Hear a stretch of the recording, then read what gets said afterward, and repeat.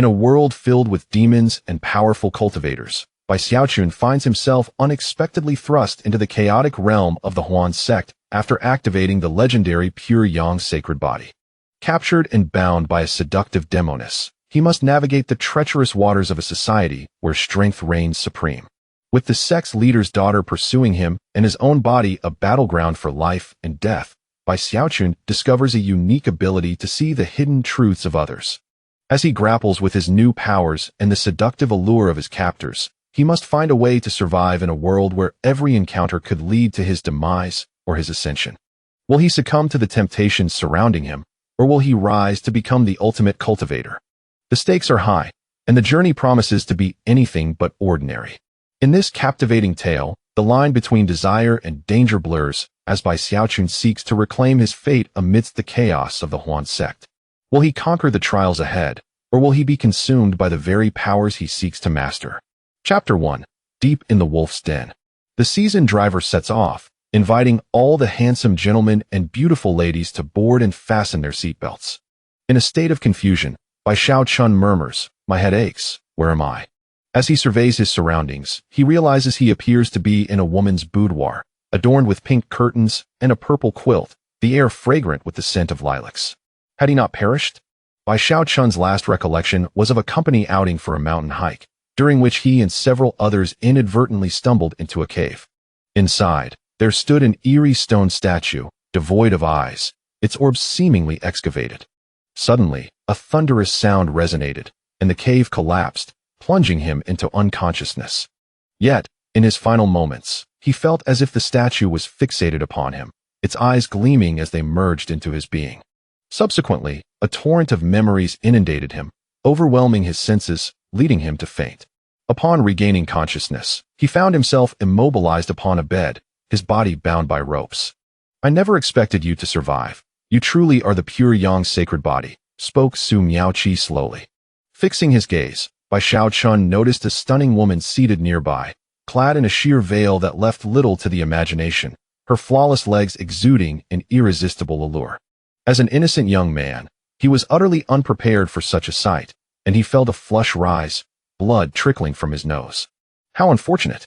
Bai Xiaochun had not anticipated that he would traverse into a chaotic realm of cultivation filled with demons and monsters, where formidable practitioners could move mountains and part seas, and sword flight was merely routine. The original owner of his body, also named Bai Xiaochun, was a cultivator at the mid-stage of qi refinement. The realms of cultivation included qi refinement, foundation establishment, golden core, nascent soul, god transformation, void refinement, integration, great ascension, and tribulation passing, each further divided into early, mid, late, and peak stages.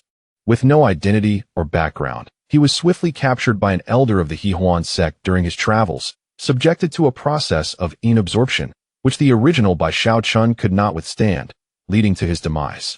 Unbeknownst to him, he had taken the original's place. Bai Xiaochun found himself utterly powerless, his body reduced to mere skin and bones. Su Miaoqi, in the process of inabsorption, inadvertently activated Bai Xiaochun's Pure Yang sacred body, and her actions grew increasingly excessive, continuing for 3 days and nights. Upon witnessing Bai Xiaochun's lifeless form, she concluded her endeavor, intending to dispose of him, only to discover he still clung to life, albeit barely. "Very well, I shall allow you a few days to recuperate."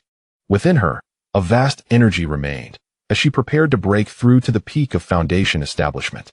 A small vial materialized in her left hand, and she poured a crimson pill into Bai Xiaochun's mouth. "What have you made me consume?" he inquired. "A fine remedy. Consider yourself fortunate," she replied, turning to depart, leaving Bai Xiaochun alone once more. "What is happening?" Bai Xiaochun lamented, staring at the ceiling, his body immobilized save for his eyes and mouth.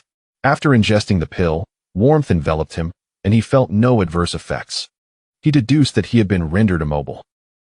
Su Miaoqi wore a storage ring, containing a small space, an item Bai Xiaochun, a solitary cultivator, lacked. "System, dear system, oh handsome system," Bai Xiaochun called out in vain, but no response came. Isn't a system supposed to be standard for transmigrators? What a deception! His reality confirmed he had indeed crossed over, yet without a system. Am I to perish once more? He closed his eyes, feeling like a helpless fish at the mercy of others, trapped within the He Huan sect, under the control of Su Miaoqi, an elder of the sect, whose leader was at the golden core stage, with terrifying nascent soul beings lurking within. On the morning of the second day, the door creaked open, revealing a young girl clad in a blue dress carrying a tray of food. Her cherubic face bore the innocence of youth, around 18 or 19 years old. Despite her modest attire, she radiated a certain charm. "Who are you?" Bai Xiaochun asked. "I am Qing Er," she replied. Approaching the bed, she began to feed him, a task she was instructed to perform as Su Miaoqi's favored male companion, ensuring he did not go hungry. Qing Er diligently served him, being merely a common made with cultivation at the early stage of qi refinement. Failure to complete Su Miaoqi's orders would lead to dire consequences. Bai Xiaochun, with his striking appearance, was not the first handsome companion she had witnessed. Su Miaoqi frequently brought such men home, most of whom met grim fates shortly thereafter, left as corpses to nourish the beasts in the back mountains. "Qing Er, can you help me? I do not wish to die," Bai Xiaochun implored softly. Qing Er gazed at him, inexplicably drawn to him, yearning to draw closer. "I am sorry," she replied. Bai Xiaochun ceased his pleas, quietly consuming his meal, recognizing that she was merely an early qi refinement girl who could offer him no assistance. Upon finishing, Qing Er prepared to leave, glancing back with a hint of reluctance. Once more, the door closed, and tranquility enveloped the room. For 3 consecutive days, Qing Er tended to Bai Xiaochun, providing meals without fail, morning, noon, and night. Intriguingly, he had not felt the need to relieve himself during this time, confirming that cultivators were indeed extraordinary. That night, he drifted into slumber, seemingly transported back to the cave before his transmigration, where the eerie statue stared at him, only to fade away, replaced by a pair of enigmatic eyes filled with infinite mystery. Bai Xiaochun longed to gaze upon them longer before awakening. "Xiaochun, it's time for your meal," Qing Er called. As he looked at her, he noticed a cascade of information above her head: name, age, cultivation level, and even affection points, accompanied by a myriad of other descriptions. Blinking in disbelief, he found the details remained, and soon, Qing Er's garments began to vanish, leaving her bare before him, revealing the intricate network of veins and the location of her dantian, the flow of spiritual energy. Bai Xiaochun felt a surge of heat and quickly shut his eyes, attempting to regain composure, yet blood began to trickle from his nose. "Xiaochun, what is wrong?" Qing Er asked, producing a handkerchief to wipe his face, her voice laced with concern. "It is nothing. Perhaps my temper got the better of me." Bai Xiaochun, while savoring his porridge, had come to a realization. It appeared that the peculiar statue had bestowed upon him extraordinary abilities. The first was the capacity to discern information about others, and the second was X-ray vision, enabling him to perceive the physical state of others. Beyond these, there seemed to be no additional functions, and prolonged use left one feeling somewhat lightheaded. "Xiaochun, I have heard that Elder Su is returning soon, tonight in fact. I fear." Qing Er, too, was puzzled. Despite others facing no troubles, why had she become so enraptured by the man before her over the course of 3 days? She would willingly sacrifice herself if it meant being with him.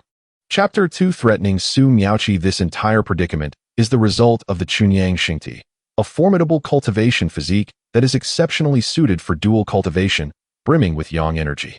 Additionally, it possesses another peculiar trait, an inexplicable allure that attracts the opposite sex, inciting their affection. Qing Er, being merely at the early stage of qi refinement, was inevitably unable to resist the temptation of the Chunyang Xingti while being in close proximity to Bai Xiaochun daily. Bai Xiaochun, under the impression that it was his handsome appearance that brought joy to Qing Er, failed to recognize that it was, in fact, the nature of his physique at play. Could he truly escape the clutches of fate? Having just acquired his golden finger, Bai Xiaochun yearned to strive within this realm of cultivation. Who wouldn't desire immortality and the status of a dominant figure? "I'm sorry, Xiaochun." Tears streamed down Qing Er's cheeks. For the restrictions placed upon Bai Xiaochun were imposed by Elder Su, and as a novice in qi refinement, she was utterly incapable of unraveling them. Even if she could, within the treacherous confines of the He Huan sect, their escape would remain impossible. "It's not your fault. Besides, I still hold some value." Bai Xiaochun attempted to offer a forced smile of reassurance, yet ultimately conceded to despair. Even to muster a smile now felt beyond his reach. Gazing at Bai Xiaochun, Qing Er closed her eyes, her lips inching closer, and the two shared a kiss. Moments later, Qing'er slowly withdrew, her face flushed. If you were to die, I would not wish to live either, you foolish boy. Observing the affection points from Qing'er, which had risen to 91, Bai Xiaochun realized that should he perish, she would surely follow suit. That evening, Su Miaoqi entered the room, her lips stained with dark blood. Bai Xiaochun instinctively activated the abilities of his eyes. It appeared that this enchantress was not faring well. Within Su Miaoqi's body, a mass of black energy was swirling chaotically, indicating she had been poisoned and severely injured, her powers diminished. It seems that little girl has taken good care of you. Bai Xiaochun's vitality was indeed robust, and his once emaciated frame had nearly recovered, thanks in part to the red pills Su Miaoqi had provided. In recent days, Su Miaoqi had been striving for a breakthrough outside, but had her progress interrupted, resulting in a failed attempt and a backlash that left her grievously wounded. Now, poisoned and injured, her situation was dire. It was unclear which rogue had leaked information, but another female elder of the Hahuan sect, the very one who had harmed her, had learned of her capture of a Chunyang Xingdi and sought to claim a share for herself. Male pets were considered their private possessions, and Su Miaoqi would never willingly relinquish the Chunyang Xingdi. Though she herself was gravely injured, the other elder was not in a better position. However, given Luo Lianxian's character, she would certainly refrain from informing the sect leader. A Chunyang Xingdi was a rarity that appeared only once in a century. If the higher-ups were made aware, the elders would lose their opportunity. Coughing up a mouthful of black blood, Su Miaoqi consumed 2 yellow pills, which proved ineffective. Fixated on by Xiaochun lying on the bed, she hurried over. Su Miaoqi shed her purple garments, revealing her alabaster skin, and boldly pushed the bewildered Bai Xiaochun down. The next morning, Su Miaoqi awoke to find a sword at her neck. Bai Xiaochun sat nearby, gazing at her with amusement. You seek death. Su Miaoqi unleashed a palm strike, yet the anticipated outcome did not manifest. Her soft palm merely left a mark on Bai Xiaochun's chest, akin to a playful gesture. How could this be? Humph, at last, you have fallen into my grasp. With the poison still coursing through her veins, Su Miaoqi had lost her powers and was no different from an ordinary person. Bai Xiaochun, initially immobilized, had inadvertently broken his restraints and experienced a minor elevation in his cultivation, now reaching the late stage of qi refinement. Now, with your powers depleted, you are but an ordinary person, Su Miaoqi. Surely, you wouldn't want the other elders to discover your current state, would you? What do you intend to do? Su Miaoqi glared fiercely at Bai Xiaochun, who had once been a mere target for her, yet today, she found herself ensnared by him. Her hands were captured, her body pressed against Bai Xiaochun's chest. If you wish to survive, you had best behave. Otherwise, do not blame me for being unkind. Bai Xiaochun could not only perceive Su Miaoqi's cultivation techniques, but also discern the methods of their practice. Naturally, her technique of yang absorption to replenish yin was unsuitable. However, as an elder of the Hahuan sect, her repertoire extended beyond that. Bai Xiaochun's attention was drawn to a method known as the Huangzai Gong, which could be cultivated by both men and women, proving beneficial for both genders. His current cultivation was still too low to escape the Hahuan palace. Thus, why not attempt the Huangqi Gong? Moreover, a suitable partner was right before him. Ah, enchanting woman, I implore you to assist me in my cultivation. Bai Xiaochun boldly pushed aside Su Miaoqi and leaned in for a kiss, forcefully toppling her. If last night had been passive, now it was a display of initiative. Su Miaoqi was utterly unprepared for such a turn of events. How could a male pet possibly seize the role of master? You, how did you acquire the Huangqi Gong of the Hahuan sect? This cannot be. Su Miaoqi felt as though the sky was collapsing. The spiritual energy within her was swiftly shifting, transferring towards Bai Xiaochun. 2 days later, Su Miaoqi, devoid of hope, found herself bound to the bed. Alas, it is a pity I could not achieve a breakthrough to the pinnacle of qi refinement. Bai Xiaochun glanced at the storage ring on his left hand, which had originally belonged to Su Miaoqi. Inside lay several weapons, a small pile of low-grade spirit stones, and an assortment of garments and undergarments. It would be too wasteful to kill Su Miaoqi. He pondered how to maximize his benefits and exit the Hahuan sect. Su Miaoqi's palace was safeguarded by formations, making it a secure refuge. Should he venture outside, there was a significant risk of being captured by other elders of the Hahuan sect. Kill me, why don't you? Su Miaoqi declared, unwilling to live in humiliation, her gaze fixed upon the seemingly innocent yet repugnant man before her. No, no, no. Killing you would be a favor to you, and I could never bring myself to do such a thing. Bai Xiaochun griped Su Miaoqi's delicate face fiercely. After all, she had been the cause of the demise of the original host, cruel as a venomous serpent. The sect possessed certain means. Should Su Miaoqi perish, the Hehuan sect would undoubtedly discover the truth, and he was not foolish enough to allow that to happen. The spirit stones here were sufficient for him to cultivate to the pinnacle of qi refinement, and with Su Miaoqi present, there was no need for haste in departing. Bai Xiaochun retrieved several low-grade spirit stones and seated himself on a mat to commence his cultivation. Before long, those spirit stones shattered, losing all their luster. Ling Shi serves as the hard currency here, classified into lower grade, middle grade, and upper grade categories, with an exchange ratio of 1,001. Xiao Chun, is it truly acceptable for Elder Su to be bound in such a manner? Qing Er felt a twinge of fear and concern. She had never anticipated that the once formidable and ruthless Elder Su would be restrained by Xiao Chun. It matters not. She cannot consume you. Qing Er, I present you with these vials of elixirs. They hold no value for me. Such treasures are far too precious. I cannot accept them. What nonsense is this? What is mine is yours. Bai Xiao Chun embraced Qing Er tightly, the faint fragrance of gardenias emanating from her, delightfully enchanting. Gazing upon her cherubic face, Bai Xiao Chun could not resist planting a kiss upon her. Qing Er offered no resistance, allowing Bai Xiao Chun's hands to roam freely. Chapter 3 Lu Xiu, Su Miaoqi glared fiercely at the two individuals not far away, astonished that Bai Xiaochun had actually given her elixir to Qing Er. After all, it was her possession. The two of them were behaving as though she were an outsider, engaging in intimate displays for over 10 minutes. What a couple of shameless lovers. Su Miaoqi closed her eyes, choosing to ignore them. Bai Xiaochun held Qing Er in his arms, her eyes tightly shut. Her delicate face slightly flushed. With such beauty in his embrace, he would have never relinquished Qing Er if not for the weightier matters that lay ahead. Qing Er remained untouched, a rarity within the realms of Hehuan sect. This was largely due to her prolonged stay within the sect, her low cultivation level, and the lack of resources for advancement. The Hehuan sect was predominantly comprised of women, with few men in the vicinity. The sect held a notorious reputation, deterring any man from approaching. Each robust male was a rare treasure, particularly those of commendable cultivation. Even if such men existed, they were reserved for the enjoyment of the deputy sect masters and elders. Qing Er could not bring herself to lower her standards for an ordinary man, which was why she maintained her purity. Others like Qing Er existed, all of low cultivation, and some unwilling to engage in the practice of yang nourishing yin. The rest were like Su Miaoqi, who, due to the sect's practices, found it nearly impossible to cultivate without engaging in such acts. In the world of cultivation, one either survived or perished. To them, purity held little significance. Qing Er, be vigilant regarding the movements of the Hehuan sect. Inform me immediately if you hear any news. Understood. Qing Er felt a tinge of disappointment, but quickly rallied her spirits. Bai Xiaochun was acutely aware of Qing Er's sentiments. Her frequent presence here could easily arouse suspicion if her purity were compromised. If anyone dared to intrude upon Su Miaoqi's palace, it would spell disaster.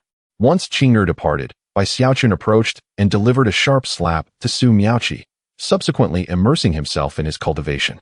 You wretched fool! You scoundrel! Su Miaoqi cursed loudly, but Bai Xiaochun remained unfazed, continuing his practice. In another palace, Luo Lianxian recognized that she couldn't handle the situation alone and sought the assistance of another elder.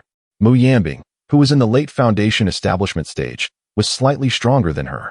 Oh, you mean that Shrew Su Miaoqi has captured a man with a pure yang sacred body? Yes, according to reliable sources, he is within her palace. Su Miaoqi has already sustained severe injuries and has been poisoned. This is our prime opportunity. If he truly possesses a pure yang sacred body, why not report this to the sect master? Or is it senior sister Yanbing? Such men are exceedingly rare, especially those with a pure yang sacred body. If the sect master learns of this, there will be no share for us. This news has yet to reach others. If we succeed, how about a deal for you, senior sister Yanbing, for days a week? This venture seemed promising. Mu Yanbing had already sensed that Luo Lianxian was injured. Their strengths were comparable, and they were rivals. The elders of the Hehuan sect were numerous, and her ranking was not high. If this man truly possessed a pure yang sacred body, very well, I agree. However, Su Miaoqi remains in her palace, and the formation is not easily breached. We need a legitimate reason. Of course, The Hehuan sect encouraged rivalry, yet overt actions could not be excessive, otherwise chaos would ensue. If they could eliminate Su Miaoqi, it would be even better. Luo Lianxian harbored intense hatred towards Su Miaoqi, as their conflicts primarily stemmed from competition over favored male companions. Finding a suitable male companion within 1,000 miles was no simple task, and Su Miaoqi had previously snatched one from her. Su Miaoqi, come out. Yes, dare to kill my male companion? Come forth and explain. Mu Yanbing tossed a lifeless male body to the ground. After shouting for over 10 minutes, there was no response. Together, we shall breach her formation. Su Miaoqi lay on her bed, sensing impending doom. Though her formation was formidable, it could not withstand the attacks of two late Foundation establishment cultivators for long. Once they breached her defenses, it would be the end. Is it you who shall meet your end? Bai Xiaochun twisted her tender skin firmly, causing Su Miaoqi to furrow her brows. If they come in, you will still be taken as a male companion. There is no escape for you. Oh, do you not wish to part from me? Speak, how can we repel them? The core of the formation lies at the center. This palace's formation not only serves as a defense, but can also unleash a powerful strike. While it may not kill them, driving them back should pose no challenge. I have a good relationship with Deputy Sect Master Yuning. If you release me, I can contact her. By Xiaochun arrived at the heart of the palace, prying open the underground slab. Indeed, there was a formation plate, the core of the formation. He tested it. The formation was controlled by Su Miaoqi's jade token, usable only by her. Additionally, his spiritual power was insufficient. To activate the formation's offensive capabilities, one would need at least initial Foundation establishment strength. Su Miaoqi had ulterior motives. Her favorability was merely 15. Below 20, it was akin to being no different from a sworn enemy. A score of a few signified the annihilation of her entire clan. It seemed she intended to contact Deputy Sect Master Yuninger to sell him out. In comparison to being a male companion to a pure yang sacred body, life and freedom held greater value. Bai Xiaochun found himself in a predicament. Should the two women outside breach the palace, he would inevitably become a male companion to those two seductresses. If Su Miaoqi succeeded in contacting Yuninger, he would likely end up as her male companion instead. Was there truly no third option? Regardless of which side he became a companion to, he would find himself imprisoned. With his current strength, he would likely end up as nothing more than a lifeless corpse, worn out to death. Bai Xiaochun focused his spirit, clearly perceiving the two women outside the palace. Two late Foundation establishment cultivators. If you wish to die, I shall not hinder you. Bai Xiaochun closed his eyes and resumed his cultivation. Su Miaoqi never anticipated that Bai Xiaochun would prefer to become a male companion once more rather than allow her to contact Yuninger. If those two women truly entered, she would be doomed. I have a good relationship with the sect master's daughter, Lu Xiyu. She is merely at the late qi refining stage. You could summon her for assistance. The jade pendant is in my storage ring. Su Miaoqi felt somewhat helpless. Didn't he expect you to have so many connections? Bai Xiaochun retrieved the jade token from his storage ring, made slight modifications according to Su Miaoqi's instructions, and subsequently infused it with his energy. A few seconds later, he received a response. Lu Xiyu was on her way out. The Hehuan sect was predominantly composed of women, with very few who bore offspring, as most men were disposed of after conception. Lu Xiyu, the daughter of the Hehuan sect's master, had only recently come of age and was said to possess commendable talent, with potential to reach the golden core stage within a century. Chapter 4. Danger averted. In the late stage of qi refining, I found myself with an opportunity. Bai Xiaochun stroked his chin, considering that given the current situation, the daughter of a sect leader was of little consequence. Mu Yanbing and Luo Lianxian continued their assault on the palace's protective array dimming, threatening to shatter at any moment. What are you doing? Lu Xiyu approached briskly. It turned out to be the young sect leader. Su Miaoqi killed one of my male companions, and I intend to seek retribution. Oh, how much is a male companion worth? I shall compensate you, for Elder Miaoqi has been quite helpful to me. Mu Yanbing tugged at Luo Lianxian, indicating that with the young sect leader involved, this matter could be resolved, but next time, luck might not be on their side.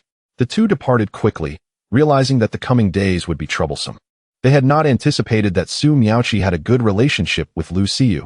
There had been no rumors circulating about it. Could it be that Su Miaoqi had divulged the news of the Chunyang sacred body to Lu Xiyu? At 18, Lu Xiyu was already in the late stage of qi refining, and if she truly possessed the Chunyang sacred body, it would make sense. Humph, we shall address this later, and plan accordingly. After all, The Chunyang's sacred body will not escape anytime soon. It is merely a young girl. As long as neither the deputy sect leader nor any Golden Core elders intervene, the Chunyang's sacred body will eventually be ours. Miaoqi, I heard you were injured. How is your condition? The array did not hinder Lu Xiyu, who easily opened the large door and entered. Su Miaoqi had leverage over her. Otherwise, why would she assist her? As the daughter of the sect leader, she was destined to inherit the Hahuan sect. Upon entering the palace, Lu Xiyu detected a faint fragrance that caused her to furrow her brow, yet she sensed no anomaly. Su Miaoqi sat on a stool, appearing quite feeble. Ah, Xiyu, you have come. Please, take a seat. Su Miaoqi blinked twice. Observing Su Miaoqi's unusually calm demeanor, Lu Xiyu felt an unsettling premonition. She instantly became vigilant, her right hand gently resting on the sword at her waist. Bai Xiaochun leapt forth, unleashing a powerful palm strike. Lu Xiyu drew her sword, intending to counter, but found herself unable to muster any strength. There was no aura within her body. The fragrance in the room was poisonous. Bai Xiaochun struck her sword with his palm, sending Lu Xiyu flying like a kite, crashing beside the bed. Blood trickled from her lips, and a white pill appeared in her hand. Before she could consume it, Bai Xiaochun snatched it away. He continued to unleash palm strikes, and Lu Xiyu had no time to react before her sword was wrenched from her grasp.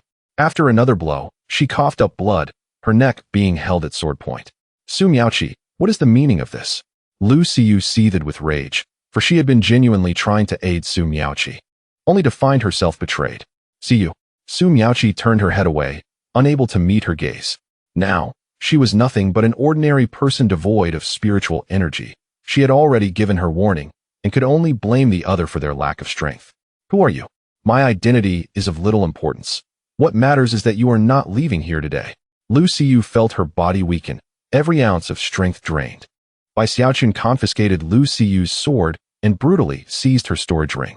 Lu Xiyu's storage ring was of a higher grade, and she could not open it herself, but Bai Xiaochun had his methods. Just as he had dealt with Su Miaoqi, her storage ring had also become his. To prevent Su Miaoqi from fleeing, Bai Xiaochun bound her once more. Lu Xiyu was also restrained with special ropes. My mother is the sect leader of Hahuan sect. If you dare to harm me, she will not let you off easily. You are merely in the late stage of qi refining. Be sensible and release me. If I am pleased, I may even grant you a whole corpse. Lu Xiyu remained unaware of her current predicament, still believing she held the upper hand. Oh, you think you deserve leniency? Bai Xiaochun delivered a resounding slap across Lu Xiyu's face, leaving several red marks. You dare strike me? You actually dare to strike me. You will pay for this. Lu Xiyu had never been subjected to such indignities in her life. She had always been the cherished jewel of Hahuan sect. Whatever she did previously, an elder at the pinnacle of foundational cultivation had provoked Lu Xiyu, ultimately resulting in the complete dismantling of his cultivation. However, to her astonishment, the seemingly flamboyant and alluring Lu Xiyu turned out to be nothing more than a naive little rabbit. Her disguise was remarkably effective, so much so that even she failed to discern it. It appears that some kind of treasure was employed to conceal her maiden aura, making the situation intriguingly delightful. Chapter 5. Lu Xiyu's submission in the initial stage of foundation establishment. It was remarkable, a truly exceptional cultivation technique. The original owner had spent over 30 years reaching the mid-stage of qi refinement, yet unexpectedly, within just a few days, he had ascended to the initial stage of foundation establishment, faster than a rocket. Under normal circumstances, an ordinary cultivator without resources would require at least a century to attain the initial stage of foundation establishment. I feel an overwhelming surge of power coursing through my body. I am truly grateful to you. Lu Xiyu rolled her eyes. She too had made a breakthrough, reaching the peak of qi refinement. Xiao Chun, please don't leave. Stay here forever as my beloved, and I shall treat you well. Lu Xiyu lay in by Xiao Chun's embrace, her delicate hand gently caressing his chest. In just 2 days, she had succumbed to him. It is worth noting that this was the pure Yang sacred body, a rare treasure that one might encounter only once in thousands of years. Given a little more time, she would surely break through to the initial stage of foundation establishment. At 18, reaching such a stage is unthinkable, not to mention the golden core. Even the ethereal transformation to the god-refining stage could be contemplated. Bai Xiaochun glanced at the favorable impression value of 78, casting a peculiar look at Lu Xiyu. It seemed this woman had a penchant for masochism, A couple of slaps only increased her affection for him. Siyu, how could I bear to leave you? I wish to remain by your side for eternity. Bai Xiaochun whispered sweet nothings, stroking Lu Siyu's silky hair. More than a day prior, Lu Siyu had assured her mother of her safety, allowing her to stay here without worry. Siyu, my recent cultivation resources have been somewhat strained. You see, Bai Xiaochun returned the sword and storage ring to Lu Siyu, who instantly understood. She produced several bottles and a few medium-grade spirit stones. Xiaochun, this is all I have for now, but don't worry. If it's insufficient, I can ask my mother for more. With a wife like this, what more could a husband desire? Bai Xiaochun planted a kiss on her soft pink lips, and the bottles and spirit stones were stored in his ring. Lu Siyu presented him with a second storage ring containing additional materials. Su Miaoqi remained bound nearby, the sole victim in this world. She had never anticipated that Bai Xiaochun could win over Lu Siyu. After all, Lu Siyu retrieved another set of purple robes from her storage ring and donned them. Having stayed here for 2 days, it was inappropriate to linger any longer. She needed to return home. Su Miaoqi, I want to pursue the matter from before, but you must serve Xiaochun well, or I shall not spare you. Xiaochun, I must take my leave now, but I shall return to see you soon. Lu Siyu glanced back twice, reluctantly departing. She had contemplated bringing Bai Xiaochun back to her palace, but he deemed the risk too great and unnecessary. Remaining with Su Miaoqi was adequate. With the affection value now at 80, if she were to betray him, he would accept it. Through this experience, Bai Xiaochun realized it was not merely his personal charm at play, but rather the merit of the pure yang sacred body. These women were primarily drawn to his physique. With these resources, he need not worry for the foreseeable future. Su Miaoqi gazed at Bai Xiaochun with a complex expression, unable to fathom how even the little demoness Lu Siyu had succumbed to him. She found herself at a loss. With Lu Siyu's assistance, Bai Xiaochun was virtually untouchable here. Bai Xiaochun ignored Su Miaoqi and continued to cultivate with several spirit stones. Su Miaoqi's affection value remained in the teens. Thus, the pure yang sacred body was not infallible. Having just broken through to the initial stage of foundation establishment, he needed to solidify his gains. Having acquired several cultivation techniques from Lu Siyu, he needed to practice diligently, for his previous skills were far too rudimentary.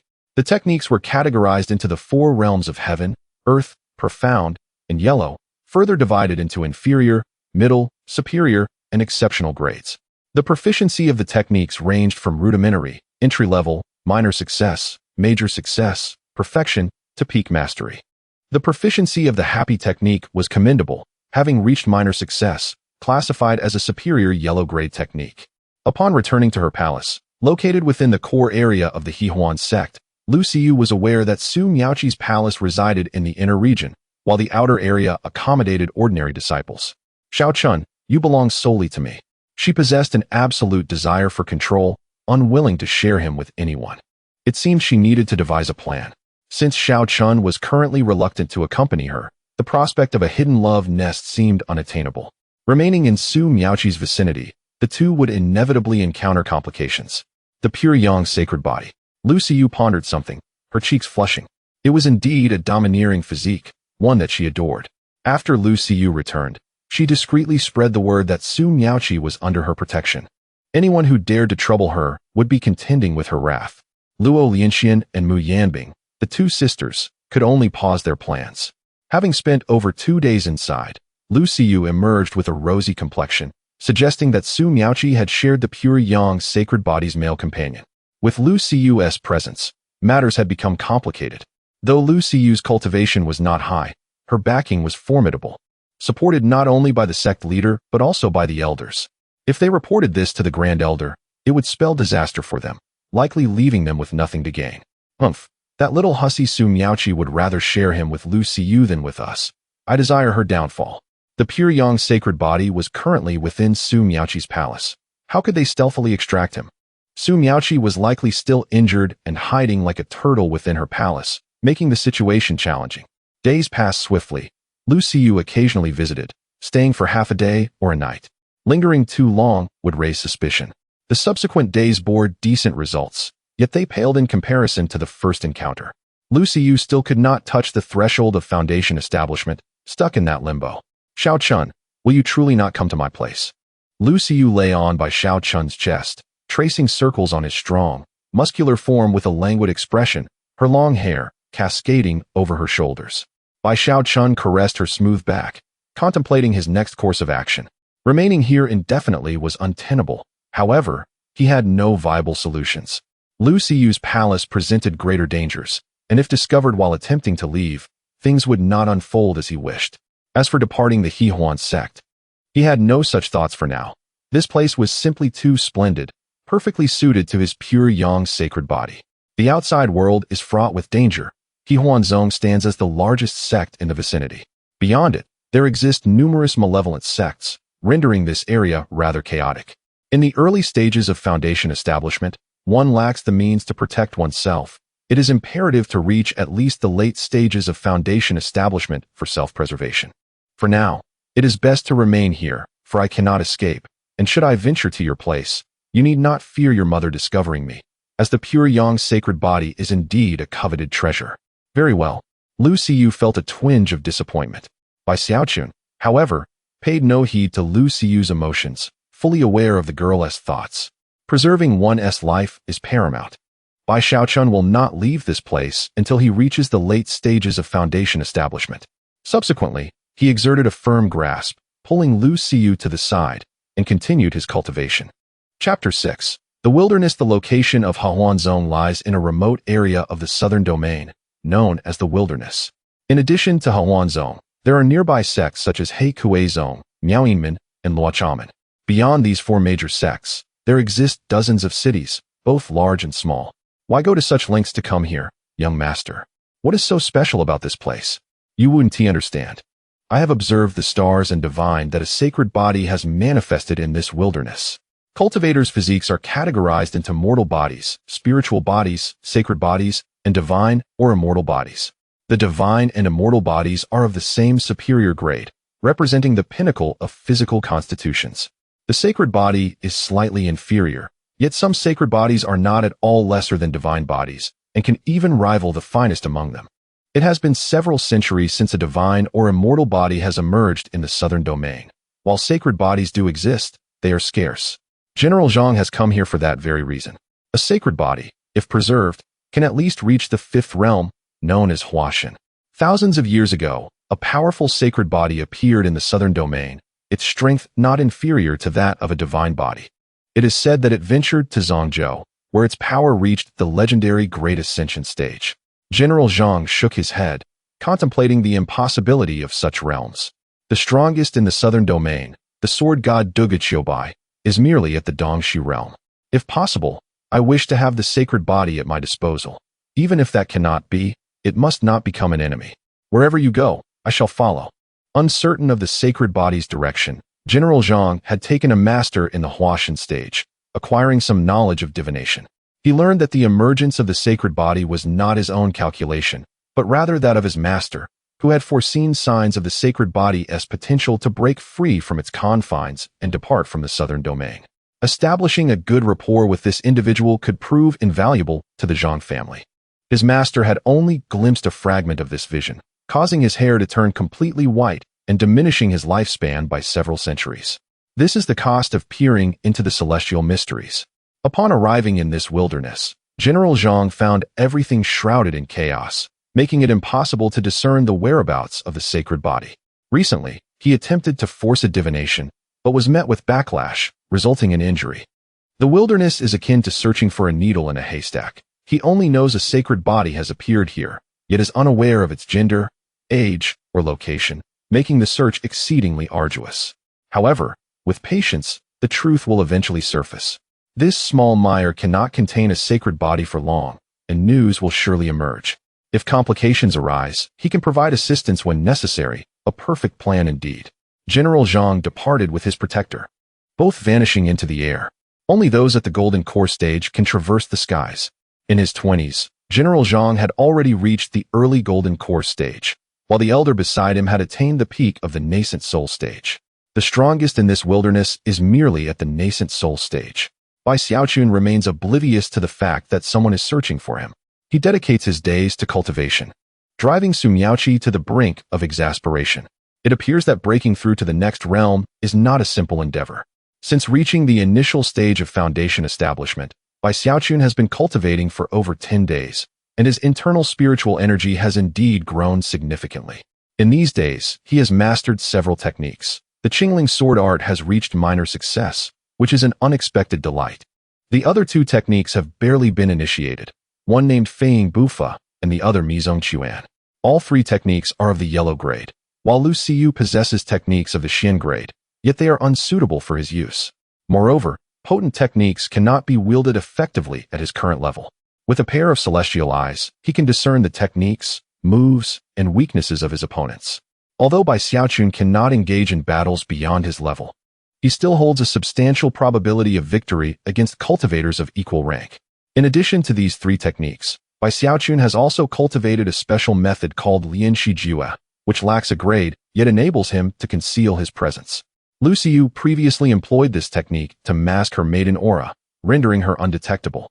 Bai Xiaochun can thus use Lian Shi Jua to hide the aura of his pure yang sacred body.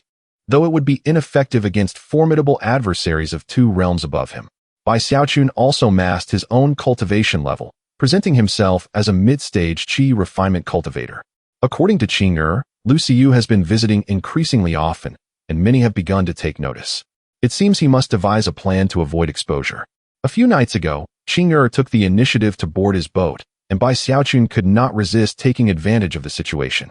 Unfortunately, Qing low cultivation offered little assistance to him, but it did enable her to make a breakthrough to the mid-stage of qi refinement. The two elderly hags constantly keep watch outside. He needs to divert their attention. He is not worried about Qing as Lu Xiyu has taken her as a maid, and no one in Hehuanzong dares to provoke her. The rapport between Lu Xiyu and Qing has exceeded 90, and they would likely sacrifice themselves for her. Bai Xiaochun is not concerned that Xiyu would mistreat Qing. On the contrary, she would be kinder to Qing because of him. While he cannot simply eliminate Su Miaoqi, he cannot allow her to thrive either. After being tormented for over 20 days, her affinity score has dwindled to merely 7. If glances could kill, Bai Xiaochun would have perished several tens of thousands of times. Have you developed feelings for me? Bah! Su Miaoqi spat blood, and Bai Xiaochun delivered another slap. Yet I must express my gratitude. Without you, I would not have activated this pure yang sacred body. The original host was unaware of his physique for 30 years, and it was only after Su Miaoqi absorbed energy from him that the sacred body was activated, albeit at the cost of being drained for 3 days and nights. Since you are now of no use, I would like you to assist me one last time. Leave. Su Miaoqi sensed danger. Her adversary intended to harm her. Bai Xiaochun ignored her and began crafting a meticulous plan. He aimed to eliminate Mu Yanbing and Luo Lianxian. Both of these enchantresses were aware of his sacred body and could not be allowed to remain. 3 days later, the formation protecting Su Miaoqi's palace faltered, and the news reached the ears of the two women. Could this be a trap? What if Su Miaoqi has perished? This is our best opportunity. Even if it is a trap, our skills will ensure our escape. Indeed, you are right. That night, the two women stealthily approached Su Miaoqi's palace. The act of assassinating 2 seasoned elders is no trivial matter. Even Lu Xiyu must exercise caution. Bai Xiaochun planned to use Su Miaoqi as bait to lure the two women into his trap. Lu Xiyu secretly procured several talismans, one capable of launching an attack at the peak of Foundation establishment, and 3 capable of strikes at the late Foundation establishment stage. With these talismans, Bai Xiaochun gained the ability to slay those at the late Foundation establishment stage. However, given the limited spiritual power within his dantian, he could activate only 1 talisman before exhausting himself, thus affording him a singular opportunity. He hoped for success that night. Otherwise, he would have to temporarily retreat from Hehuanzong and find a nearby hiding place. Chapter 7.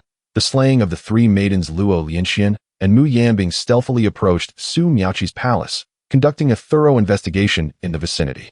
It was confirmed that the palace had not activated any formations. Their subordinates reported that in recent days, only Lu Xiyu and a maid had entered and exited, with no one else present. Su Miaoqi had not departed.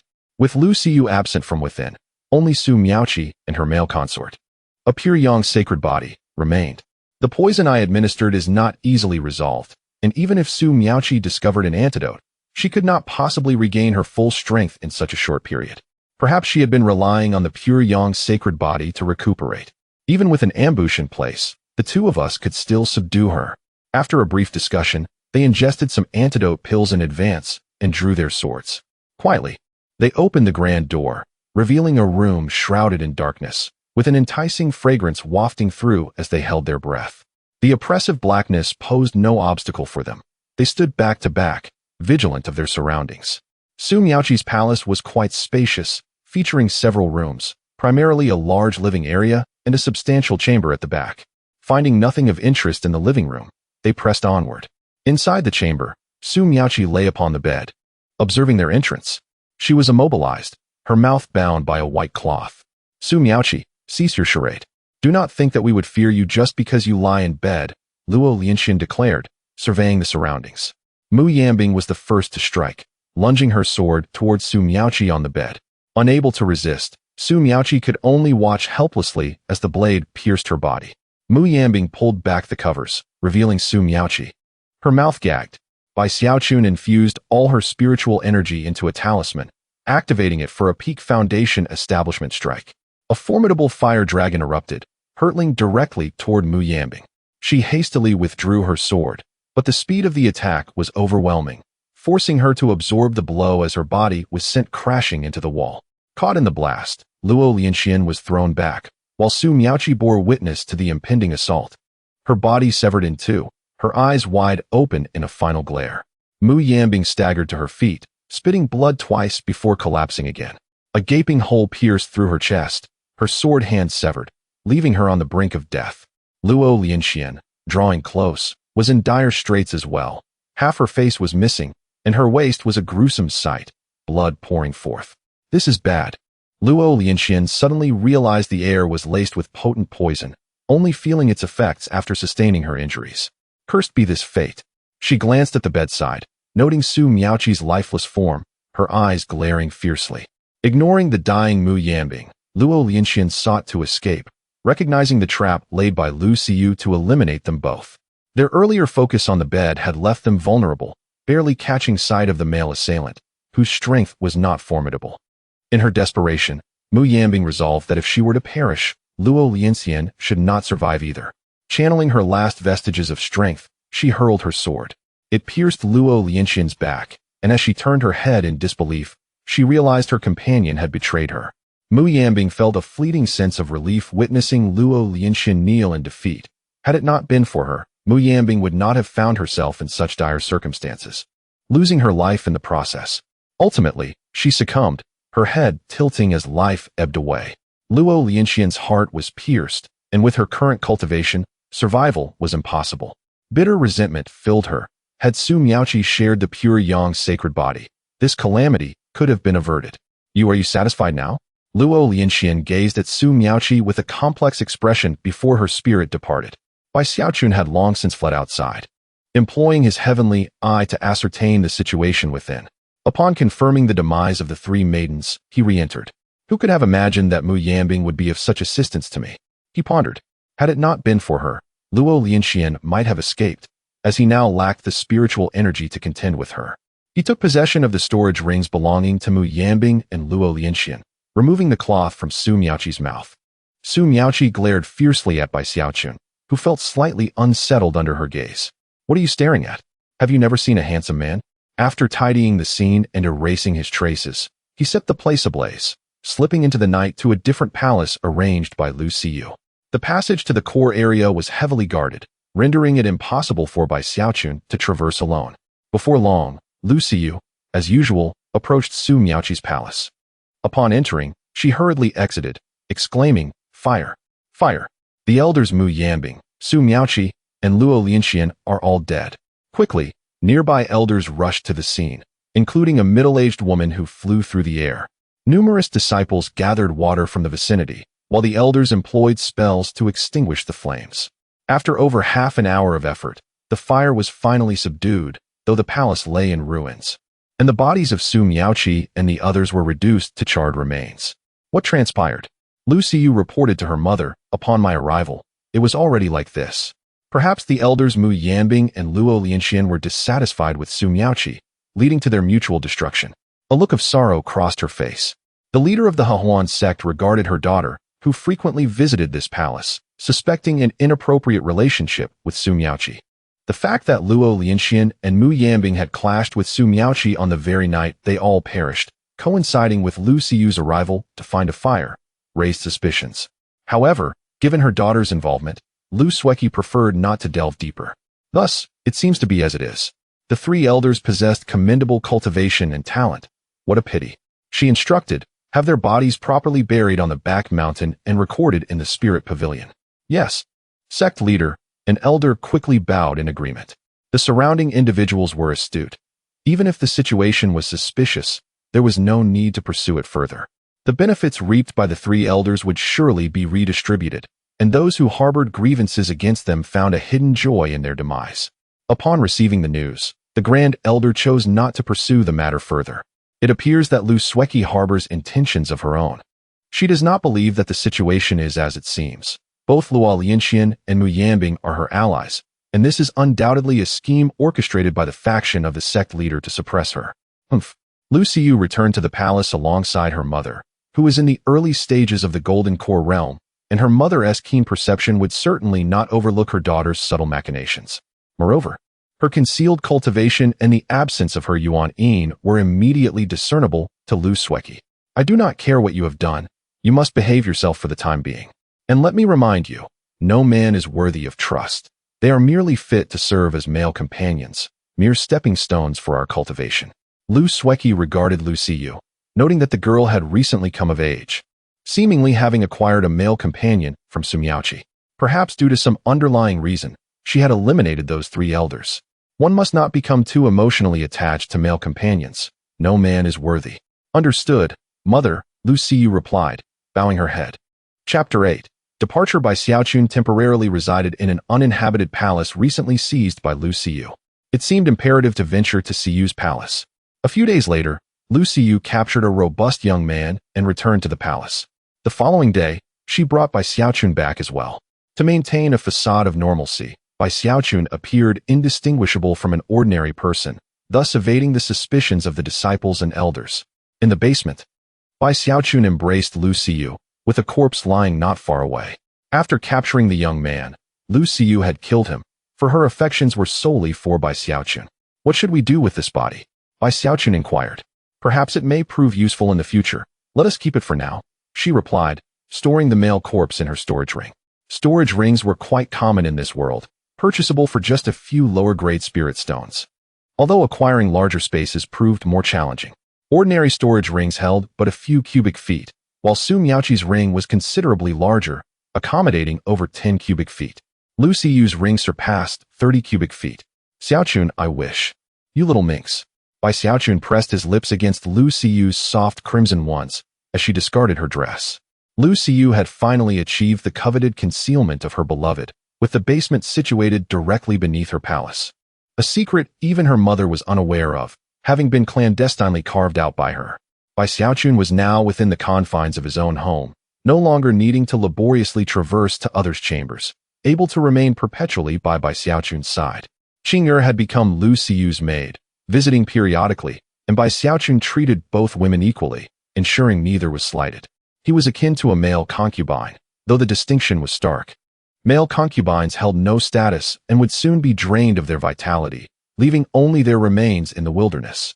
In contrast, Bai Xiaochun practiced the joyous technique, benefiting both parties, while Lu Xiyu regarded him as her master, obedient and occasionally reveling in his discipline. Time flowed gently, and before long, 2 months had elapsed. Break. Bai Xiaochun absorbed the spiritual energy from the spirit stones, enveloped in a cloud of white powder. The energy within him surged chaotically as he directed a stream of it towards a particular point, repeatedly crashing against the barrier until cracks finally emerged.